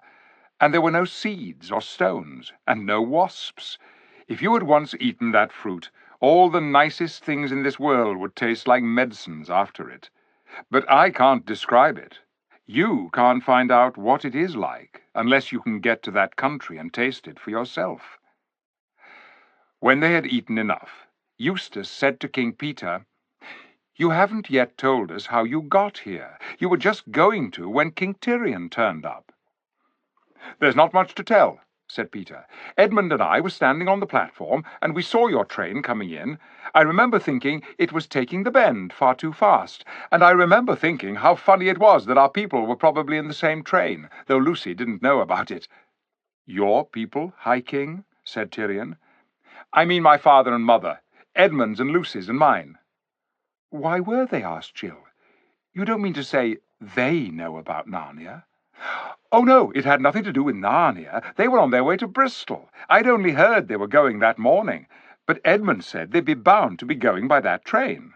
Edmund was the sort of person who knows about railways. "And what happened then?" said Jill. "Well, it's not very easy to describe, is it, Edmund?" said the High King. "Not very," said Edmund. It wasn't at all like that other time when we were pulled out of our own world by magic. There was a frightful roar, and something hit me with a bang, but it didn't hurt, and I felt not so much scared as, well, excited. Oh, and this one queer thing. I'd had a rather sore knee from a hack at Rugger. I noticed it had suddenly gone, and I felt very light. And then here we were." "It was very much the same for us in the railway carriage," said the Lord Diggory, wiping the last traces of the fruit from his golden beard. "Only I think you and I, Polly, chiefly felt that we'd been unstiffened. You youngsters won't understand, but we stopped feeling old." "Youngsters, indeed," said Jill. "I don't believe you two really are much older than we are here." "Well, if we aren't, we have been," said the Lady Polly. "And what has been happening since you got here?" asked Eustace. "Well," said Peter, "for a long time, at least I suppose it was a long time, nothing happened. Then the door opened." "The door?" said Tyrion. "Yes," said Peter, "the door you came in, or came out by. Have you forgotten?" "But where is it?" "Look," said Peter, and pointed. Tyrion looked and saw the queerest and most ridiculous thing you can imagine. Only a few yards away, clear to be seen in the sunlight, there stood up a rough wooden door, and round it the framework of the doorway. Nothing else. No walls, no roof. He walked toward it, bewildered, and the others followed, watching to see what he would do. He walked round to the other side of the door, but it looked just the same from the other side. He was still in the open air on a summer morning. The door was simply standing up by itself, as if it had grown there like a tree. "Fair sir," said Tyrion to the High King, "this is a great marvel." "It is the door you came through with that Calorman 5 minutes ago," said Peter, smiling. "But did I not come in out of the wood into the stable, whereas this seems to be a door leading from nowhere to nowhere?" "It looks like that if you walk round it," said Peter. "But put your eye to that place where there's a crack between two of the planks, and look through." Tyrion put his eye to the hole. At first he could see nothing but blackness. Then, as his eyes grew used to it, he saw the dull red glow of a bonfire that was nearly going out, and above that, in a black sky, stars. Then he could see dark figures moving about or standing between him and the fire. He could hear them talking, and their voices were like those of Calormen's. so he knew that he was looking out through the stable door into the darkness of Lantern Waste, where he had fought his last battle. The men were discussing whether to go in and look for Rishta Khan, but none of them wanted to do that, or to set fire to the stable. He looked round again, and could hardly believe his eyes. There was the blue sky overhead, and grassy country spreading as far as he could see in every direction, and his new friends all round him laughing.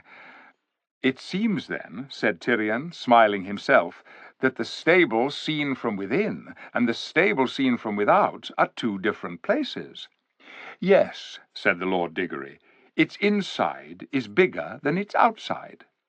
"Yes," said Queen Lucy, "in our world, too, a stable once had something inside it that was bigger than our whole world." It was the first time she had spoken, and from the thrill in her voice, Tyrion now knew why. She was drinking everything in even more deeply than the others. She had been too happy to speak. He wanted to hear her speak again, so he said, "Of your courtesy, madam, tell on. Tell me your whole adventure." "After the shock and the noise," said Lucy, "we found ourselves here, and we wondered at the door as you did. Then the door opened for the first time. We saw darkness through the doorway when it did, and there came through a big man with a naked sword. We saw by his arms that he was a Kalorman. He took his stand beside the door with his sword raised, resting on his shoulder, ready to cut down anyone who came through. We went to him and spoke to him, but we thought he could neither see nor hear us, and he never looked round on the sky and the sunlight and the grass. I think he couldn't see them either. So then we waited a long time.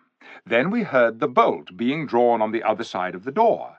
But the man didn't get ready to strike with his sword till he could see who was coming in, so we supposed he had been told to strike some and spare others. But at the very moment when the door opened, all of a sudden, Tash was there, on this side of the door. None of us saw where he came from, and through the door there came a big cat. It gave one look at Tash and ran for its life, just in time, for he pounced at it, and the door hit his beak as it was shut.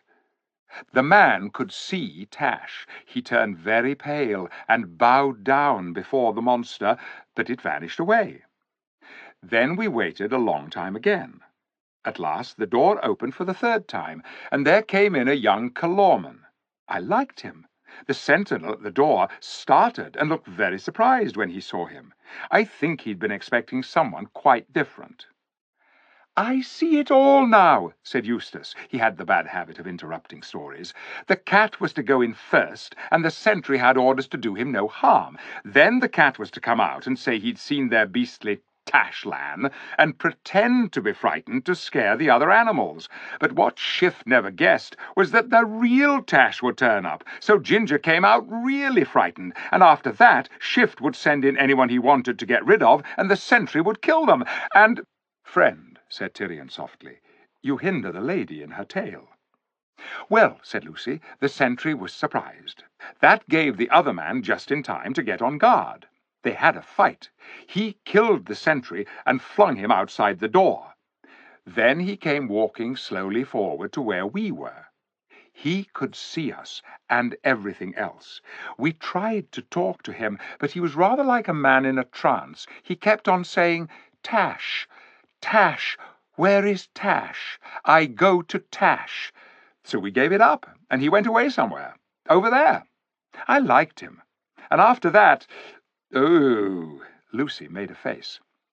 "After that," said Edmund, "someone flung a monkey through the door, and Tash was there again. My sister is so tender-hearted, she doesn't like to tell you that Tash made one peck, and the monkey was gone." "Serve him right," said Eustace. "All the same, I hope he'll disagree with Tash, too." "And after that," said Edmund, "came about a dozen dwarfs, and then Jill, and Eustace, and last of all, yourself." "I hope Tash ate the dwarfs too," said Eustace. "Little swine!" "No, he didn't," said Lucy. "And don't be horrid. They're still here. In fact, you can see them from here. And I've tried and tried to make friends with them, but it's no use." "Friends with them?" cried Eustace. "If you knew how those dwarfs have been behaving—" "Oh, stop it, Eustace," said Lucy. "Do come and see them. King Tyrion, perhaps you could do something with them." "I feel no great love for dwarfs today," said Tyrion. "Yet at your asking, lady, I would do a greater thing than this." Lucy led the way, and soon they could all see the dwarfs. They had a very odd look. They weren't strolling about or enjoying themselves, although the cords with which they had been tied seemed to have vanished, nor were they lying down and having a rest. They were sitting very close together in a little circle facing one another. They never looked round or took any notice of the humans till Lucy and Tyrion were almost near enough to touch them. Then the dwarfs all cocked their heads as if they couldn't see anyone, but were listening hard and trying to guess by the sound what was happening. "Look out," said one of them in a surly voice. "Mind where you're going. Don't walk into our faces." "All right," said Eustace indignantly. "We're not blind. We've got eyes in our heads." "There must be darn good ones if you can see in here," said the same dwarf, whose name was Diggle. "In where?" asked Edmund. "Why, you bonehead, in here, of course," said Diggle. "In this pitch-black, poky, smelly little hole of a stable." "Are you blind?" said Tyrion. "Ain't we all blind in the dark?" said Diggle. "But it isn't dark, you poor stupid dwarfs," said Lucy. "Can't you see? Look up, look round. Can't you see the sky and the trees and the flowers? Can't you see me?" "How in the name of all humbug can I see what ain't there? And how can I see you any more than you can see me in this pitch darkness?" "But I can see you," said Lucy.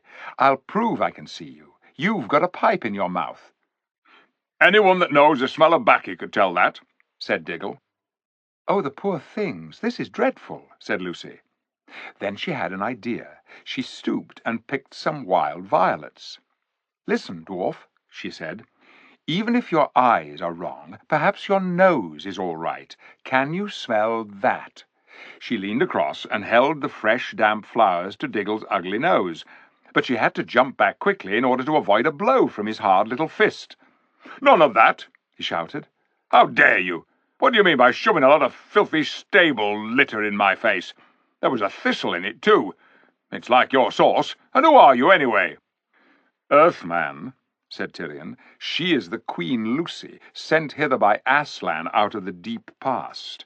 And it's for her sake alone that I, Tyrion, your lawful king, do not cut all your heads from your shoulders, proved and twice-proved traitors that you are." "Well, if that doesn't beat everything," exclaimed Diggle. "How can you go on talking all that rot? Your wonderful lion didn't come and help you, did he? Thought not. And now, even now, when you've been beaten and shoved into this black hole, just the same as the rest of us, you're still at your old game, starting a new lie, trying to make us believe we're none of us shut up and it ain't dark and heaven knows what." "There is no black hole, save in your own fancy, fool," cried Tyrion. "Come out of it!" And, leaning forward, he caught Diggle by the belt and the hood and swung him right out of the circle of dwarfs. But the moment Tyrion put him down, Diggle darted back to his place among the others, rubbing his nose and howling, "Oh! Oh! What did you do that for? Banging my face against the wall! You've nearly broken my nose!" "Oh, dear," said Lucy. "What are we to do for them?" "Let 'em alone," said Eustace. But as he spoke, the earth trembled, the sweet air grew suddenly sweeter, a brightness flashed behind them, all turned. Tyrion turned last because he was afraid. There stood his heart's desire, huge and real, the golden lion, Aslan himself, and already the others were kneeling in a circle round his forepaws and burying their hands and faces in his mane as he stooped his great head to touch them with his tongue. Then he fixed his eyes upon Tyrion, and Tyrion came near, trembling, and flung himself at the lion's feet, and the lion kissed him and said, "Well done, last of the kings of Narnia, who stood firm at the darkest hour." "Aslan," said Lucy through her tears, will you, do something for these poor dwarfs?" "Dearest," said Aslan, "I will show you both what I can and what I cannot do." He came close to the dwarfs and gave a low growl, low that it set all the air shaking, but the dwarfs said to one another, "Hear that? That's the gang at the other end of the stable. Trying to frighten us. They do it with a machine of some kind. Don't take any notice. They won't take us in again." Aslan raised his head and shook his mane. Instantly a glorious feast appeared on the dwarf's knees, pies and tongues and pigeons and trifles and ices, and each dwarf had a goblet of good wine in his right hand. But it wasn't much use. They began eating and drinking greedily enough, but it was clear that they couldn't taste it properly. They thought they were eating and drinking only the sort of things you might find in a stable. One said he was trying to eat hay, and another said he had got a bit of an old turnip, and a third said he'd found a raw cabbage leaf, and they raised golden goblets of rich red wine to their lips and said, "Ugh! Fancy drinking dirty water out of a trough that a donkey's been at. Never thought we'd come to this." But very soon every dwarf began suspecting that every other dwarf had found something nicer than he had, and they started grabbing and snatching, and went on to quarrelling, till in a few minutes there was a free fight, and all the good food was smeared on their faces and clothes, or trodden underfoot. But when at last they sat down to nurse their black eyes and their bleeding noses, they all said, "Well, at any rate, there's no humbug here. We haven't let anyone take us in. The dwarfs are for the dwarfs." "You see," said Aslan, "they will not let us help them. They have chosen cunning instead of belief. Their prison is only in their own minds. Yet they are in that prison, and so afraid of being taken in that they cannot be taken out. But come, children, I have other work to do." He went to the door, and they all followed him. He raised his head and roared, "Now it is time!" Then louder, "Time!" Then so loud it could have shaken the stars, "Time!" The door flew open. Chapter 14. Night falls on Narnia. They all stood beside Aslan on his right side and looked through the open doorway. The bonfire had gone out. On the earth, all was blackness. In fact, you could not have told that you were looking into a wood if you had not seen where the dark shapes of the trees ended and the stars began. But when Aslan had roared yet again, out on their left they saw another black shape. That is, they saw another patch where there were no stars, and the patch rose up higher and higher, and became the shape of a man, the hugest of all giants. They all knew Narnia well enough to work out where he must be standing. He must be on the high moorlands that stretch away to the north, beyond the river Shribble. Then Jill and Eustace remembered how once long ago, in the deep caves beneath those moors, they had seen a great giant asleep, and been told that his name was Father Time, and that he would wake on the day the world ended. "Yes," said Aslan, though they had not spoken. "While he lay dreaming, his name was Time. Now that he is awake, he will have a new one." Then the great giant raised a horn to his mouth. They could see this by the change of the black shape he made against the stars. After that, quite a bit later, because sound travels so slowly, they heard the sound of the horn, high and terrible, yet of a strange, deadly beauty. Immediately the sky became full of shooting stars. Even one shooting star is a fine thing to see. But these were dozens, and then scores, and then hundreds, till it was like silver rain, and it went on, and when it had gone on for some while, one or two of them began to think that there was another dark shape against the sky, as well as the giants. It was in a different place, right overhead, up in the very roof of the sky, as you might call it. "Perhaps it's a cloud," thought Edmund. At any rate, there were no stars there, just blackness. But all around, the downpour of stars went on, and then the starless patch began to grow, spreading further and further out from the center of the sky, and presently a quarter of the whole sky was black, and then a half, and at last the rain of shooting stars was going on only low down near the horizon. With a thrill of wonder, and there was some terror in it too, They all suddenly realized what was happening. The spreading blackness was not a cloud at all. It was simply emptiness. The black part of the sky was the part in which there were no stars left. All the stars were falling. Aslan had called them home. The last few seconds before the rain of stars had quite ended were very exciting. Stars began falling all around them. But stars in that world are not the great flaming globes they are in ours. They are people. Edmund and Lucy had once met one. So now they found showers of glittering people, all with long hair like burning silver and spears like white-hot metal, rushing down to them out of the black air, swifter than falling stones. They made a hissing noise as they landed and burnt the grass. And all these stars glided past them and stood somewhere behind, a little to the right. This was a great advantage because otherwise, now that there were no stars in the sky, everything would have been completely dark and you could have seen nothing. As it was, the crowd of stars behind them cast a fierce white light over their shoulders. They could see mile upon mile of Narnian woods spread out before them, looking as if they were floodlit. Every bush and almost every blade of grass had its black shadow behind it. The edge of every leaf stood out so sharp that you'd think you could cut your finger on it. On the grass before them lay their own shadows. But the great thing was Aslan's shadow. It streamed away to their left, enormous and very terrible, and all this was under a sky that would now be starless forever. The light from behind them, and a little to their right, was so strong that it lit up even the slopes of the northern moors. Something was moving there. Enormous animals were crawling and sliding down into Narnia. Great dragons and giant lizards and featherless birds with wings like bats' wings. They disappeared into the woods, and for a few minutes there was silence.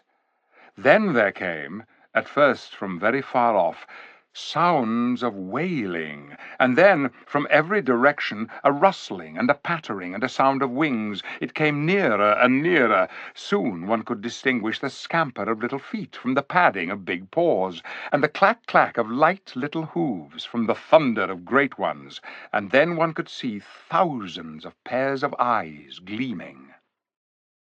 And at last, out of the shadow of the trees, racing up the hill for dear life by thousands and by millions, came all kinds of creatures, talking beasts, dwarfs, satyrs, fauns, giants, calormens, men from Archenland, monopods, and strange unearthly things from the remote islands or the unknown western lands, and all these ran up to the doorway where Aslan stood.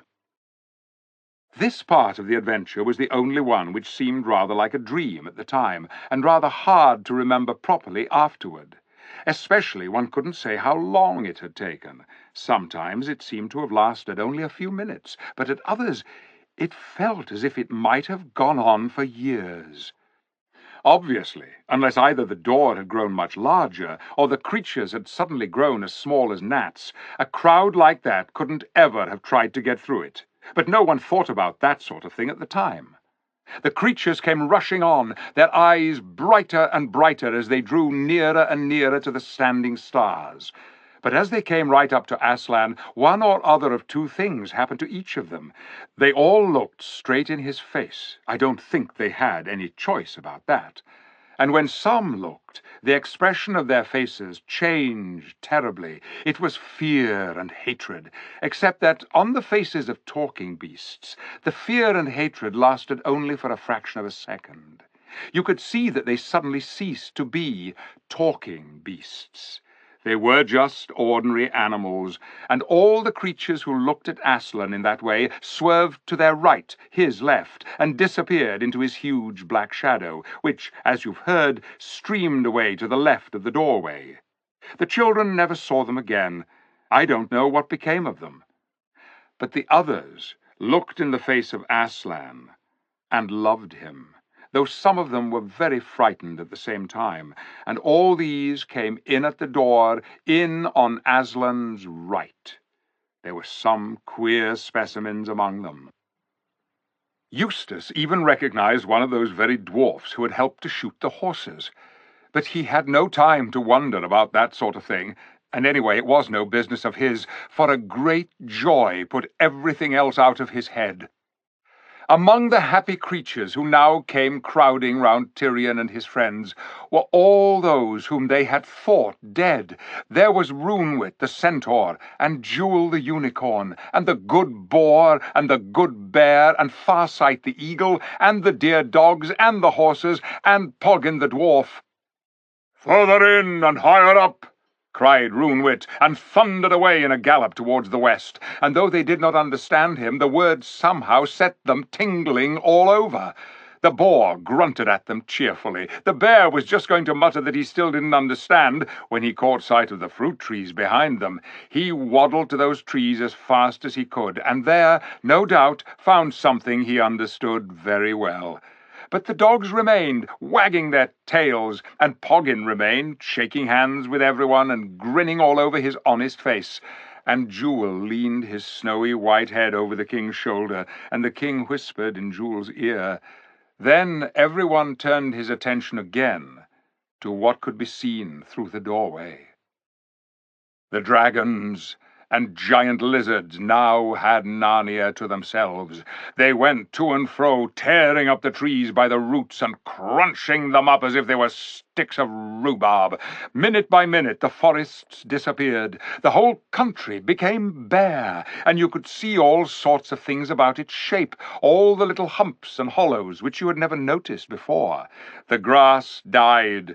Soon Tyrion found that he was looking at a world of bare rock and earth. You could hardly believe that anything had ever lived there. The monsters themselves grew old and lay down and died. Their flesh shriveled up and the bones appeared. Soon they were only huge skeletons that lay here and there on the dead rock, looking as if they had died thousands of years ago. For a long time, everything was still.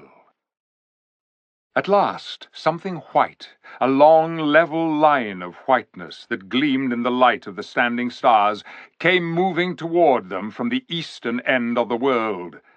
A widespread noise broke the silence. First a murmur, then a rumble, then a roar, and now they could see what it was that was coming and how fast it came. It was a foaming wall of water. The sea was rising.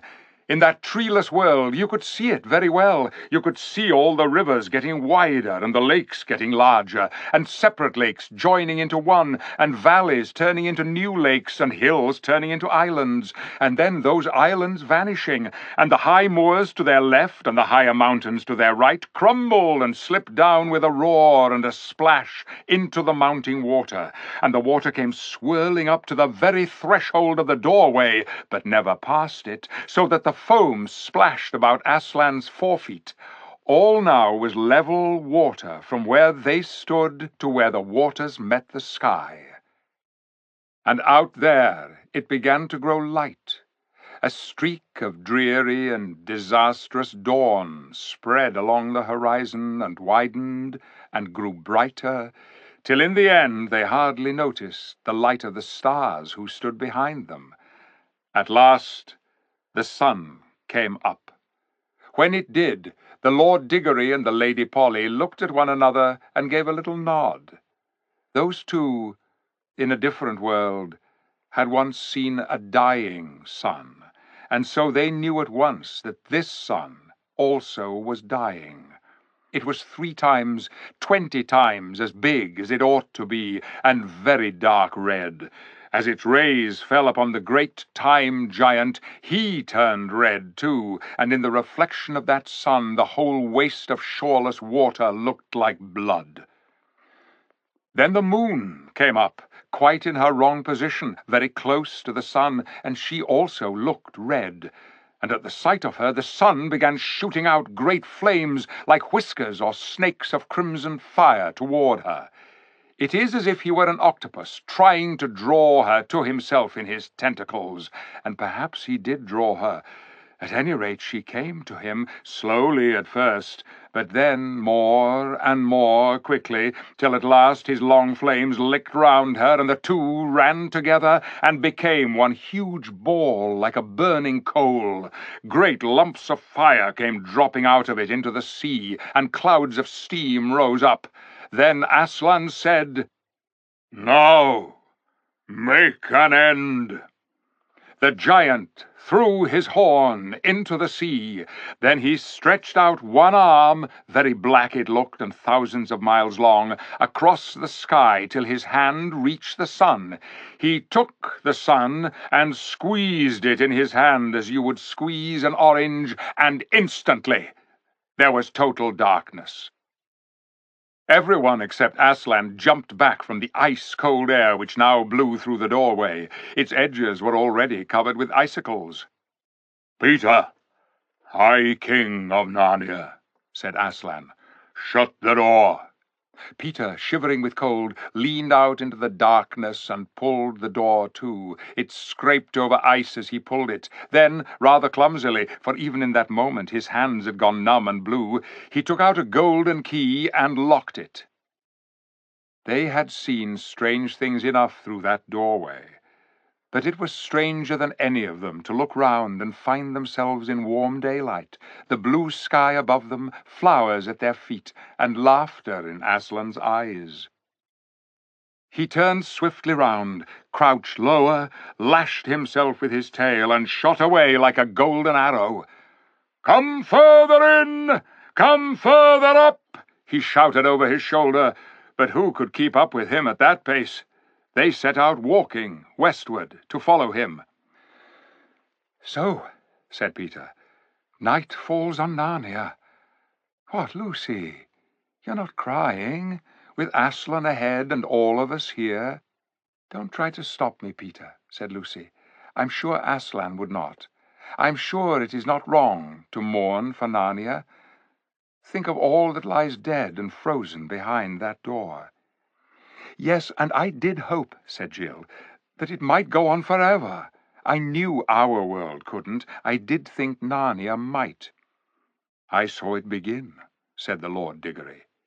"I did not think I would live to see it die." "Sirs," said Tyrion, "the ladies do well to weep. See, I do so myself, as I have seen my mother's death. What world but Narnia have I ever known?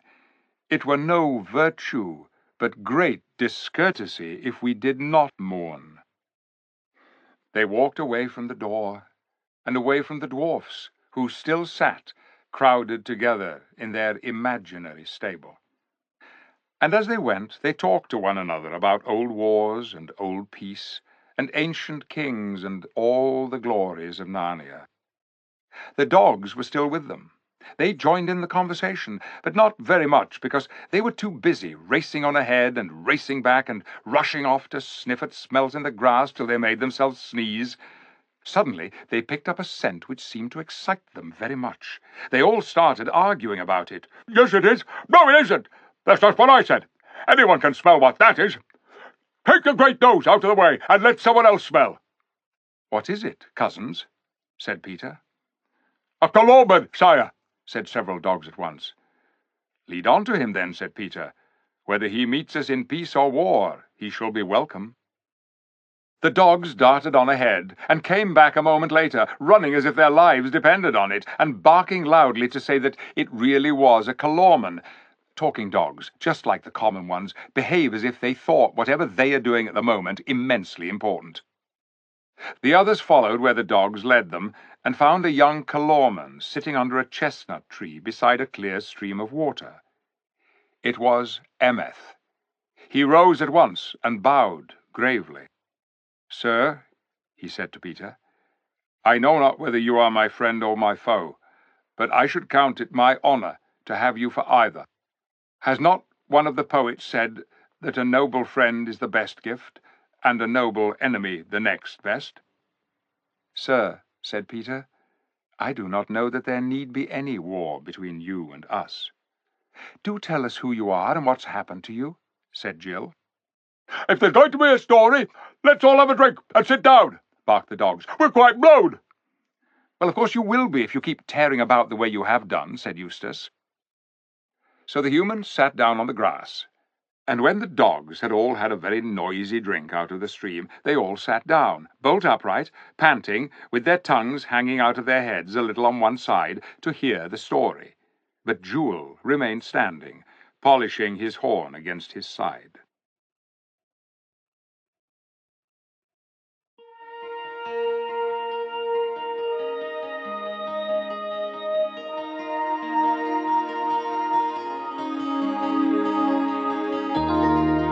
Chapter 15. Further up and further in.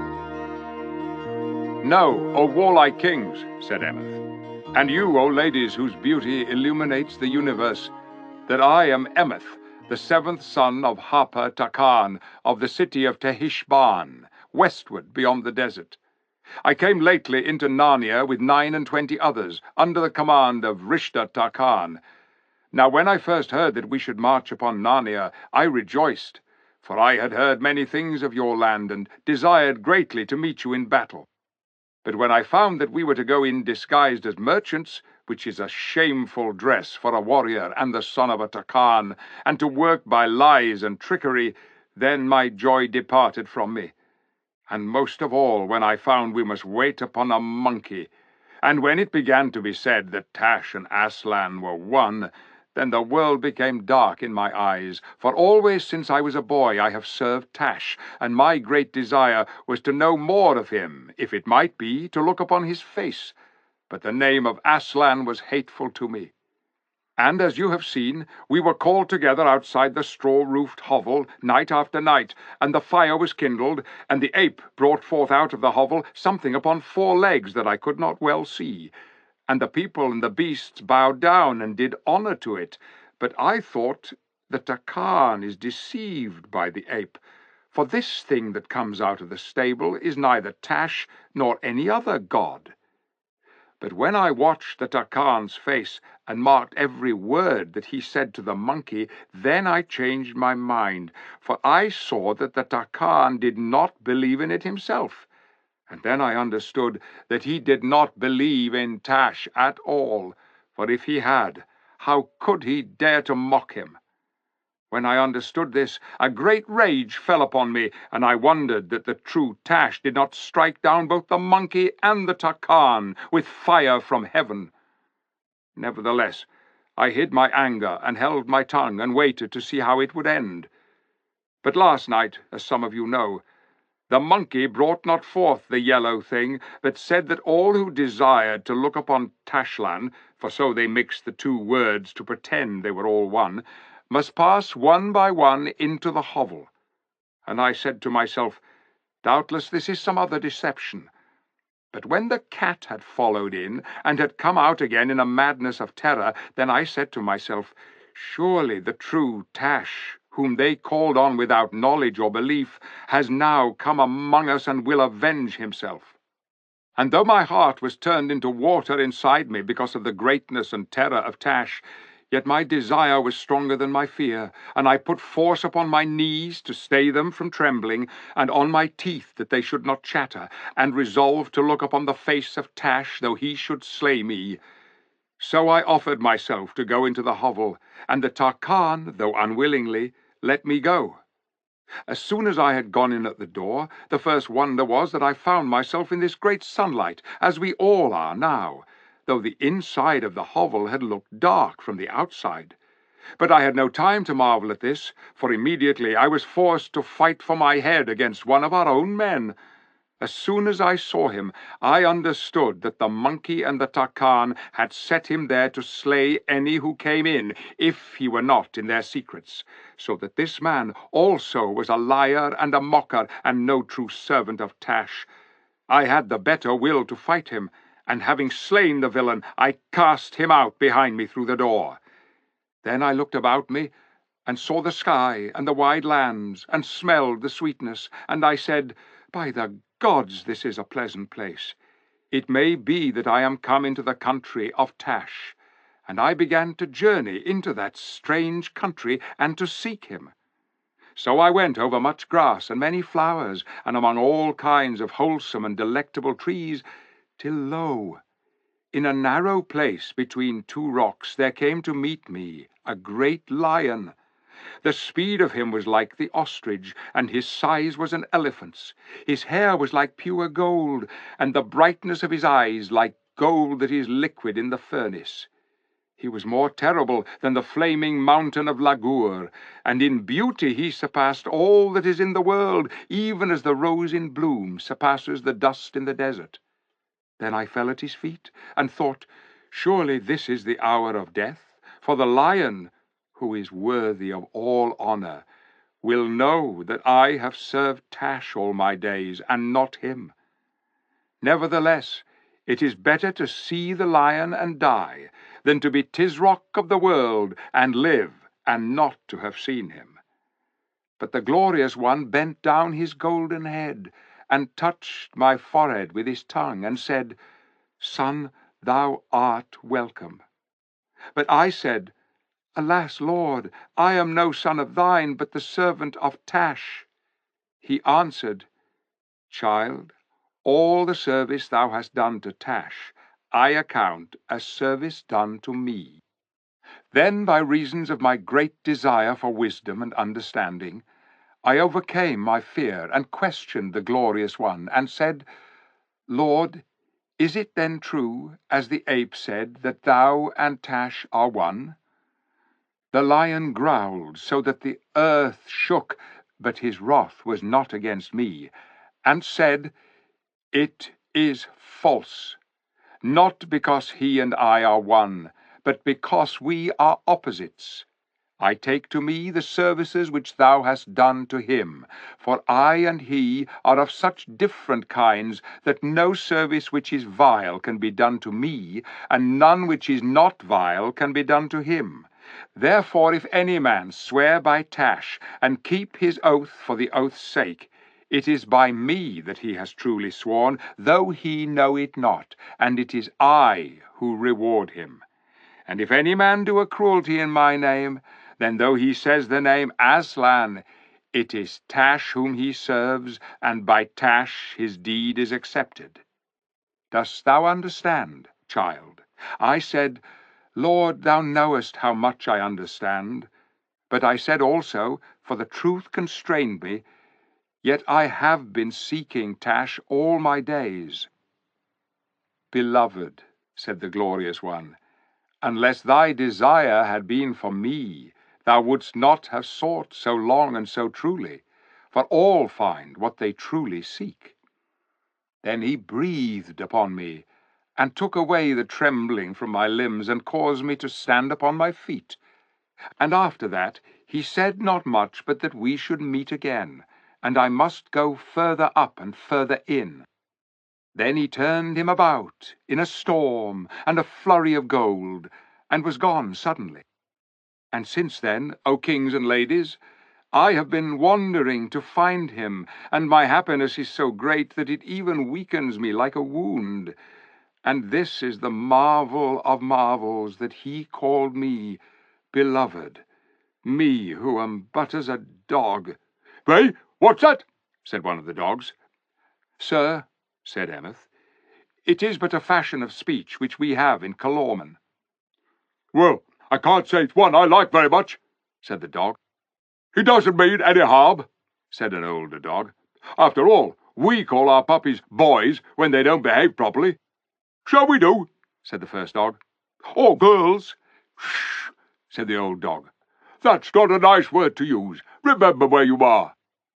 "Look," said Jill suddenly. Someone was coming, rather timidly, to meet them. A graceful creature on 4 feet, all silvery grey, and they stared at him for a whole 10 seconds before 5 or 6 voices said all at once, "Why, it's old Puzzle!" They had never seen him by daylight with the lion's skin off, and it made an extraordinary difference. He was himself now, a beautiful donkey, with such a soft grey coat and such a gentle, honest face, that if you had seen him, you would have done just what Jill and Lucy did, rushed forward and put your arms round his neck and kissed his nose and stroked his ears. When they asked him where he had been, he said he had come in at the door along with all the other creatures, but he had, well, to tell the truth, he'd been keeping out of their way as much as he could, and out of Aslan's way, for the sight of the real lion had made him so ashamed of all that nonsense about dressing up in a lion's skin that he did not know how to look anyone in the face. But when he saw that all his friends were going away westward, and after he'd had a mouthful or so of grass, "And I've never tasted such good grass in my life," said Puzzle, he plucked up his courage and followed. "But what'll I do if I really have to meet Aslan? I'm sure I don't know," he added. "You'll find it will be all right when you really do," said Queen Lucy. Then they all went forward together, always westward, for that seemed to be the direction Aslan had meant when he cried out, "Further up and further in." Many other creatures were slowly moving the same way, but that grassy country was very wide and there was no crowding. It still seemed to be early, and the morning freshness was in the air. They kept on stopping to look round and to look behind them, partly because it was so beautiful, but partly also because there was something about it which they could not understand. "Peter," said Lucy, "where is this, do you suppose?" "I don't know," said the High King. "It reminds me of somewhere, but I can't give it a name. Could it be somewhere we once stayed for a holiday when we were very, very small?" "It would have to have been a jolly good holiday," said Eustace. "I bet there isn't a country like this anywhere in our world. Look at the colours. You couldn't get a blue like the blue on those mountains in our world."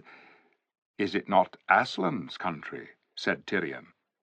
"Not like Aslan's country on top of that mountain beyond the eastern end of the world," said Jill. "I've been there." "If you ask me," said Edmund, "it's like somewhere in the Narnian world. Look at those mountains ahead, and the big ice mountains beyond them. Surely they're rather like the mountains we used to see from Narnia, the ones up westward beyond the waterfall." "Yes, so they are," said Peter, "only these are bigger." "I don't think those ones are so very like anything in Narnia," said Lucy. "But look there." She pointed southward to their left, and everyone stopped and turned to look. "Those hills," said Lucy, "the nice woody ones and the blue ones behind, aren't they very like the southern border of Narnia?" "Like?" cried Edmund after a moment's silence. "Why, they're exactly like. Look, there's Mount Piri with his forked head, and there's the pass into Archenland and everything." "And yet they're not like," said Lucy. "They're different. They have more colours on them, and they look further away than I remembered, and they're more, oh, I don't know."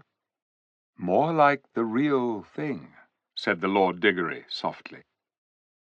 Suddenly Farsight the eagle spread his wings, soared 30 or 40 feet up into the air, circled round, and then alighted on the ground. "Kings and queens," he cried, "we have all been blind. We are only beginning to see where we are. From up there I have seen it all. Ettinsmuir, Beaver's Dam, the great river, and Cair Paravel still shining on the edge of the eastern sea. Narnia is not dead. This is Narnia." "But how can it be?" said Peter. "For Aslan told us older ones that we should never return to Narnia, and here we are." "Yes," said Eustace, "and we saw it all destroyed and the sun put out." "And it's all so different," said Lucy. "The eagle is right," said the Lord Diggory. "Listen, Peter. When Aslan said you could never go back to Narnia, he meant the Narnia you were thinking of. But that was not the real Narnia. That had a beginning and an end. It was only a shadow or a copy of the real Narnia which has always been here and always will be here. Just as our own world, England and all, is only a shadow or copy of something in Aslan's real world. You need not mourn over Narnia, Lucy. All of the old Narnia that mattered, all the dear creatures, have been drawn into the real Narnia through the door. And of course it is different as a real thing is from a shadow, or as waking life is from a dream." His voice stirred everyone like a trumpet as he spoke these words, but when he added under his breath, It's all in Plato, all in Plato, bless me. What do they teach them at these schools? The older ones laughed. It was so exactly like the sort of thing they had heard him say long ago in that other world where his beard was grey instead of golden. He knew why they were laughing and joined in the laugh himself. But very quickly they all became grave again, for, as you know, there is a kind of happiness and wonder that makes you serious. It is too good to waste on jokes. It is as hard to explain how this sunlit land was different from the old Narnia as it would be to tell you how the fruits of that country taste.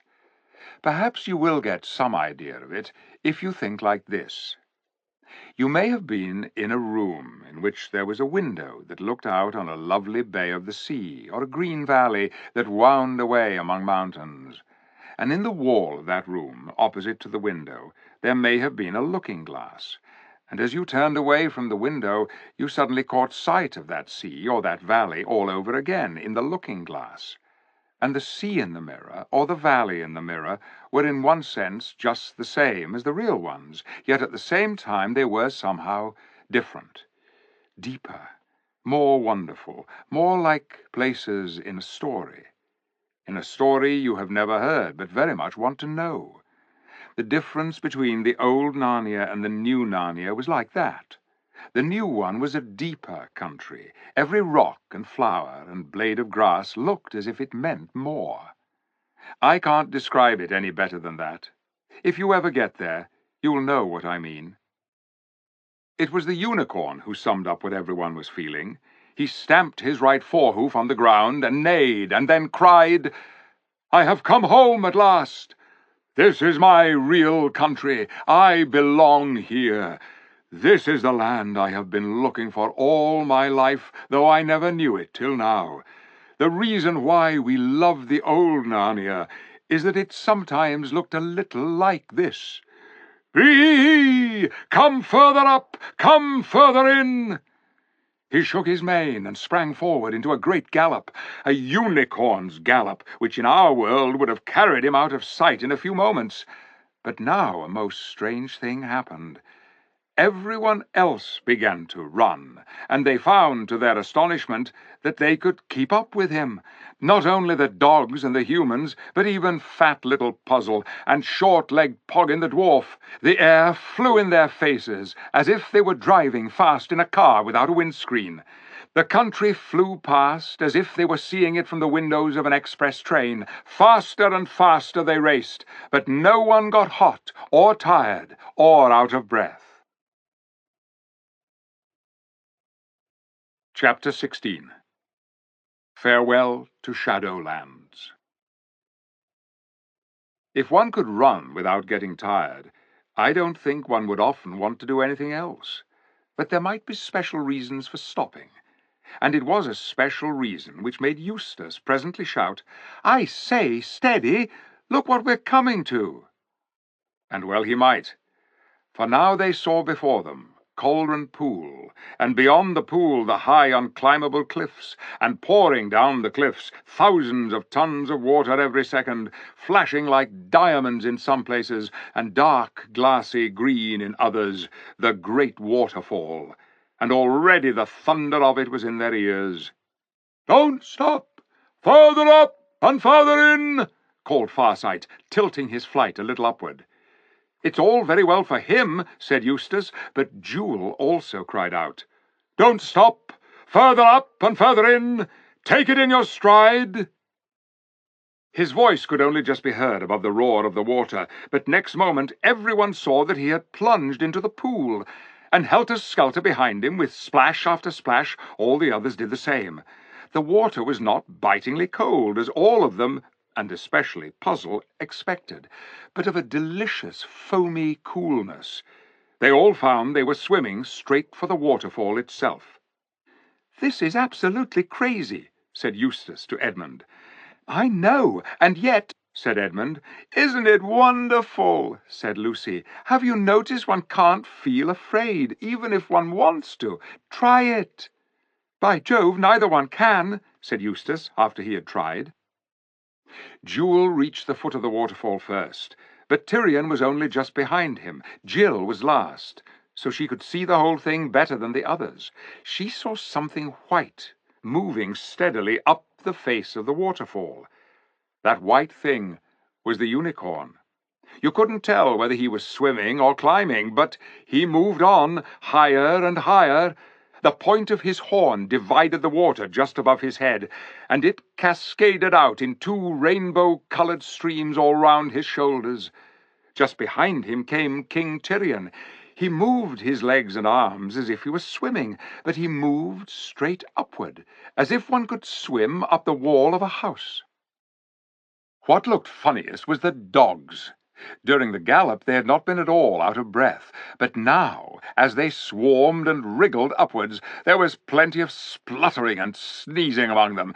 That was because they would keep on barking, and every time they barked they got their mouths and noses full of water. But before Jill had time to notice all these things fully, she was going up the waterfall herself. It was the sort of thing that would have been quite impossible in our world. Even if you hadn't been drowned, you would have been smashed to pieces by the terrible weight of water against the countless jags of rock. But in that world you could do it. You went on, up and up, with all kinds of reflected lights flashing at you from the water, and all manner of coloured stones flashing through it, till it seemed as if you were climbing up light itself.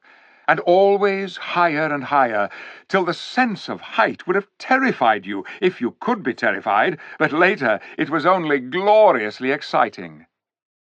And then at last one came to the lovely smooth green curve in which the water poured over the top, and found that one was out on the level river, above the waterfall. The current was racing away behind you, but you were such a wonderful swimmer that you could make headway against it. Soon they were all on the bank, dripping but happy. A long valley opened ahead, and great snow mountains, now much nearer, stood up against the sky. "Further up and further in!" cried Jewel, and instantly they were off again. They were out of Narnia now, and up into the western wild, which neither Tyrion nor Peter nor even the eagle had ever seen before. But the Lord Diggory and the Lady Polly had. "Do you remember? Do you remember?" they said, and said it in steady voices, too, without panting, though the whole party was now running faster than an arrow flies. "What, Lord?" said Tyrion. "Is it then true, as stories tell, that you two journeyed here on the very day the world was made?" "Yes," said Diggory, "and it seems to me as if it were only yesterday." "And on a flying horse?" asked Tyrion. "Is that part true?" "Certainly," said Diggory. "But the dogs barked, 'Faster! Faster!' So they ran faster and faster, till it was more like flying than running, and even the eagle overhead was going no faster than they, and they went through winding valley after winding valley, and up the steep sides of hills, and faster than ever down the other side, following the river, and sometimes crossing it, and skimming across mountain lakes as if they were living speedboats, till at last, at the far end of one long lake, which looked as blue as a turquoise, they saw a smooth green hill. Its sides were as steep as the sides of a pyramid, and round the very top of it ran a green wall. But above the wall rose the branches of trees, whose leaves looked like silver and their fruit like gold. "Further up and further in!" roared the unicorn, and no one held back. They charged straight at the foot of the hill, and then found themselves running up it, almost as water from a broken wave runs up a rock out at the point of some bay. Though the slope was nearly as steep as the roof of a house, and the grass was smooth as a bowling green, no one slipped. Only when they had reached the very top did they slow up. That was because they found themselves facing great golden gates, and for a moment none of them was bold enough to try if the gates would open. They all felt just as they had felt about the fruit. Dare we? Is it right? Can it be meant for us?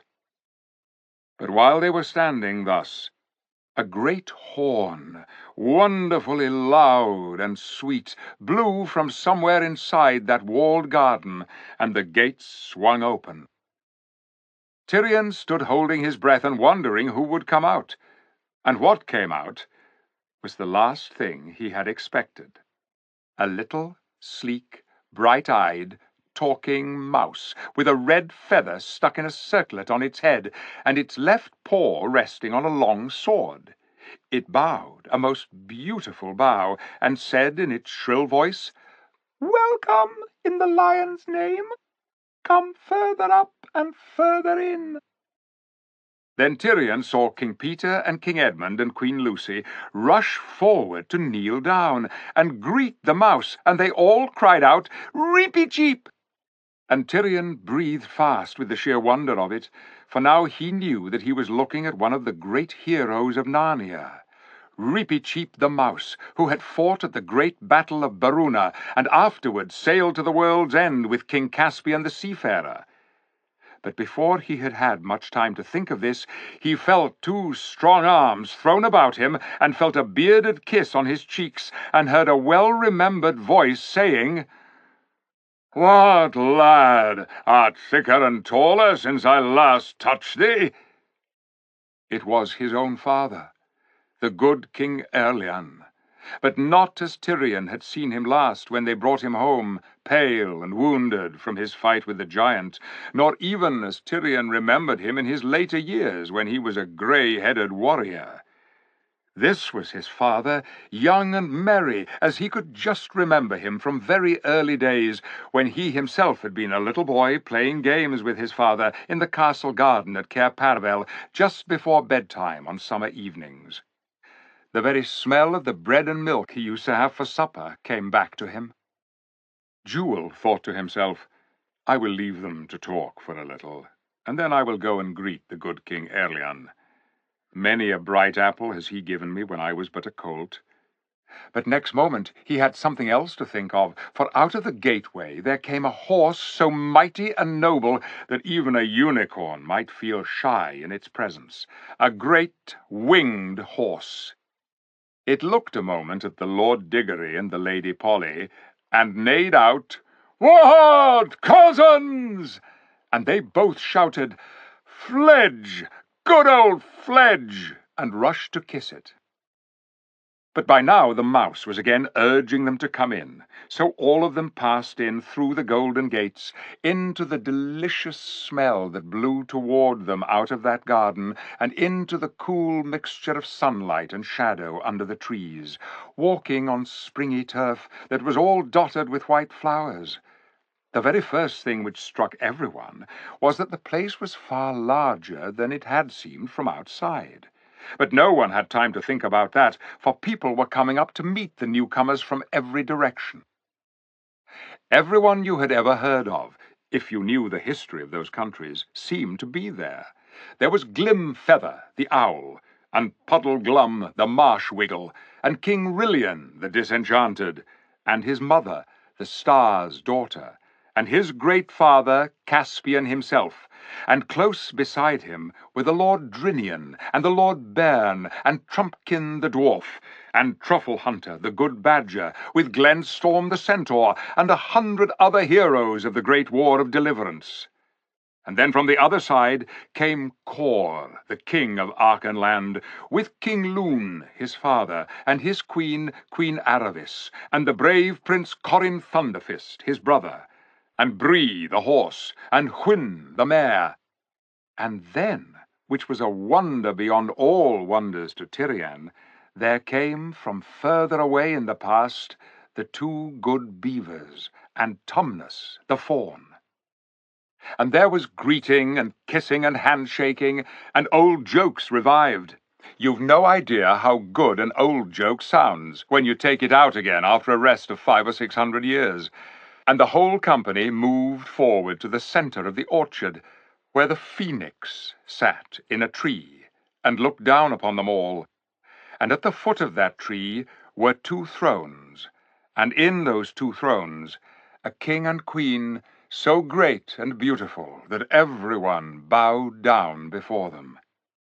And well they might, for these 2 were King Frank and Queen Helen, from whom all the most ancient kings of Narnia and Archenland are descended.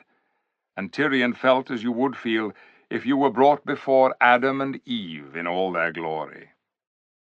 About half an hour later, or it might have been 100 years later, for time there is not like time here, Lucy stood with her dear friend, her oldest Narnian friend, the fawn Turnus, looking down over the wall of that garden and seeing all Narnia spread out below. But when you looked down, you found that this hill was much higher than you had thought. It sank down with shining cliffs, thousands of feet below them, and trees in that lower world looked no bigger than grains of green salt. Then she turned inward again, and stood with her back to the wall and looked at the garden. "I see," she said at last, thoughtfully. "I see now. This garden is like the stable. It is far bigger inside than it was outside." "Of course, daughter of Eve," said the fawn. "The further up and the further in you go, the bigger everything gets. The inside is larger than the outside." Lucy looked hard at the garden and saw that it was not really a garden, but a whole world, with its own rivers and woods and sea and mountains. But they were not strange. She knew them all. "I see," she said. "This is still Narnia, and more real and more beautiful than the Narnia down below, just as it was more real and more beautiful than the Narnia outside the stable door. I see. World within world, Narnia within Narnia." "Yes," said Tumnus, "like an onion, except that as you continue to go in and in, each circle is larger than the last." And Lucy looked this way and that, and soon found that a new and beautiful thing had happened to her. Whatever she looked at, however far away it might be, once she had fixed her eyes steadily on it, became quite clear and close, as if she were looking through a telescope.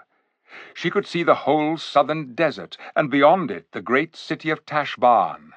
To eastward she could see Cair Paravel and the edge of the sea, and the very window of the room that had once been her own.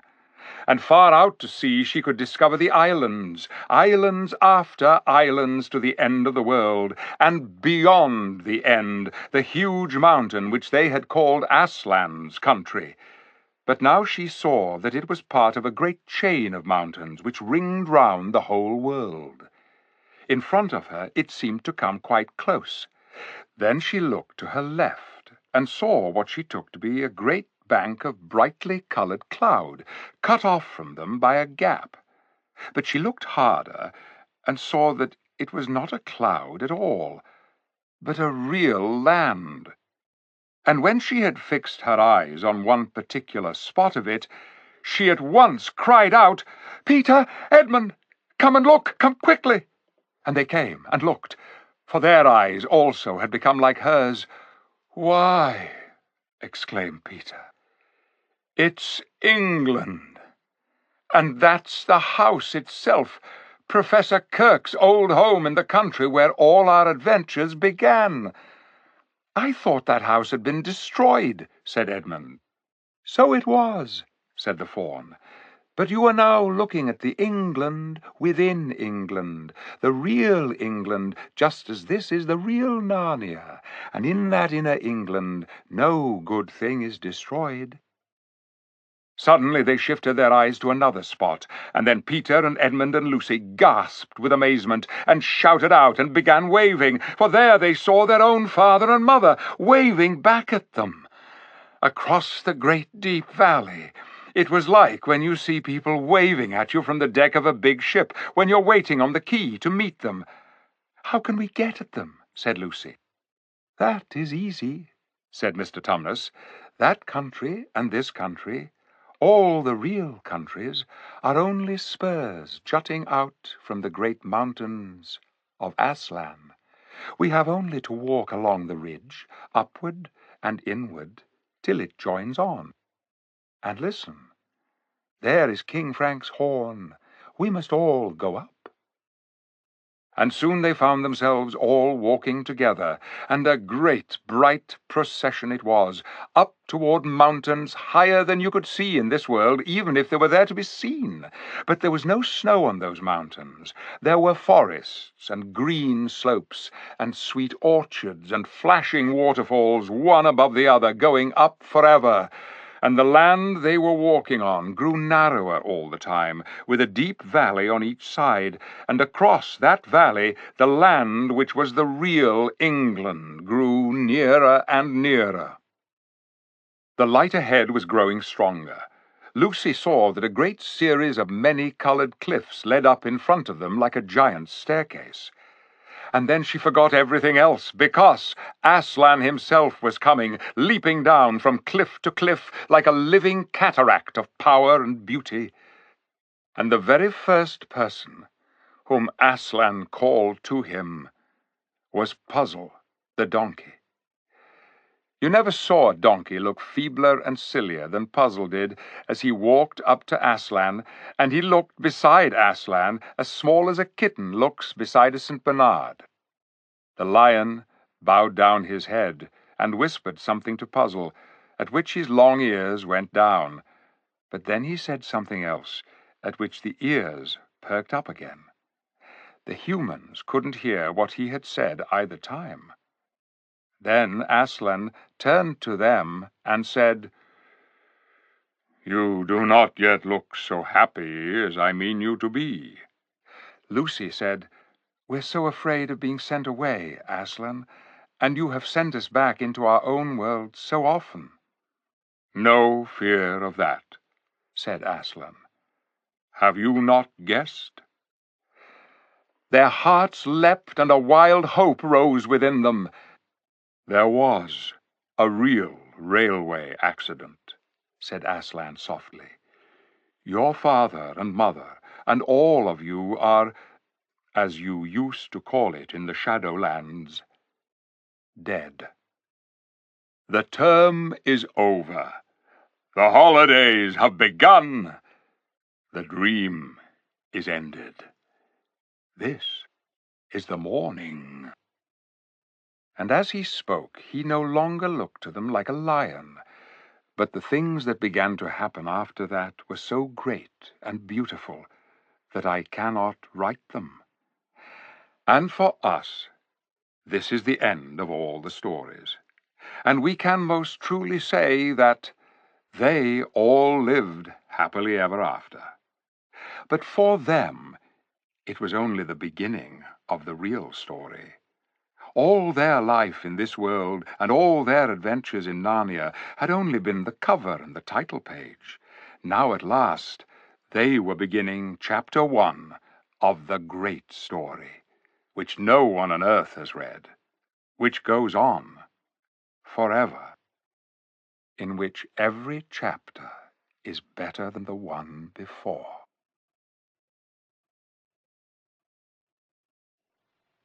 We hope you've enjoyed this unabridged production of The Chronicles of Narnia by C.S. Lewis, presented by HarperCollins and Harper Audio, and performed by Kenneth Branagh, Michael York, Alex Jennings, Lynn Redgrave, Derek Jacobi, Jeremy Northam, and Patrick Stewart. The Magician's Nephew, copyright 1955, renewed 1983, by C.S. Lewis Proprietary Limited. The Lion, the Witch, and the Wardrobe, copyright 1950, renewed 1978, by C.S. Lewis Proprietary Limited. The Horse and His Boy, copyright 1954, renewed 1982, by C.S. Lewis Proprietary Limited. Prince Caspian, copyright 1951, renewed 1979, by C.S. Lewis Proprietary Limited. The Voyage of the Dawn Treader, copyright 1952, renewed 1980, by C.S. Lewis Proprietary Limited. The Silver Chair, copyright 1953, renewed 1981, by C.S. Lewis Proprietary Limited. The Last Battle, copyright 1956, renewed 1984, by C.S. Lewis Proprietary Limited.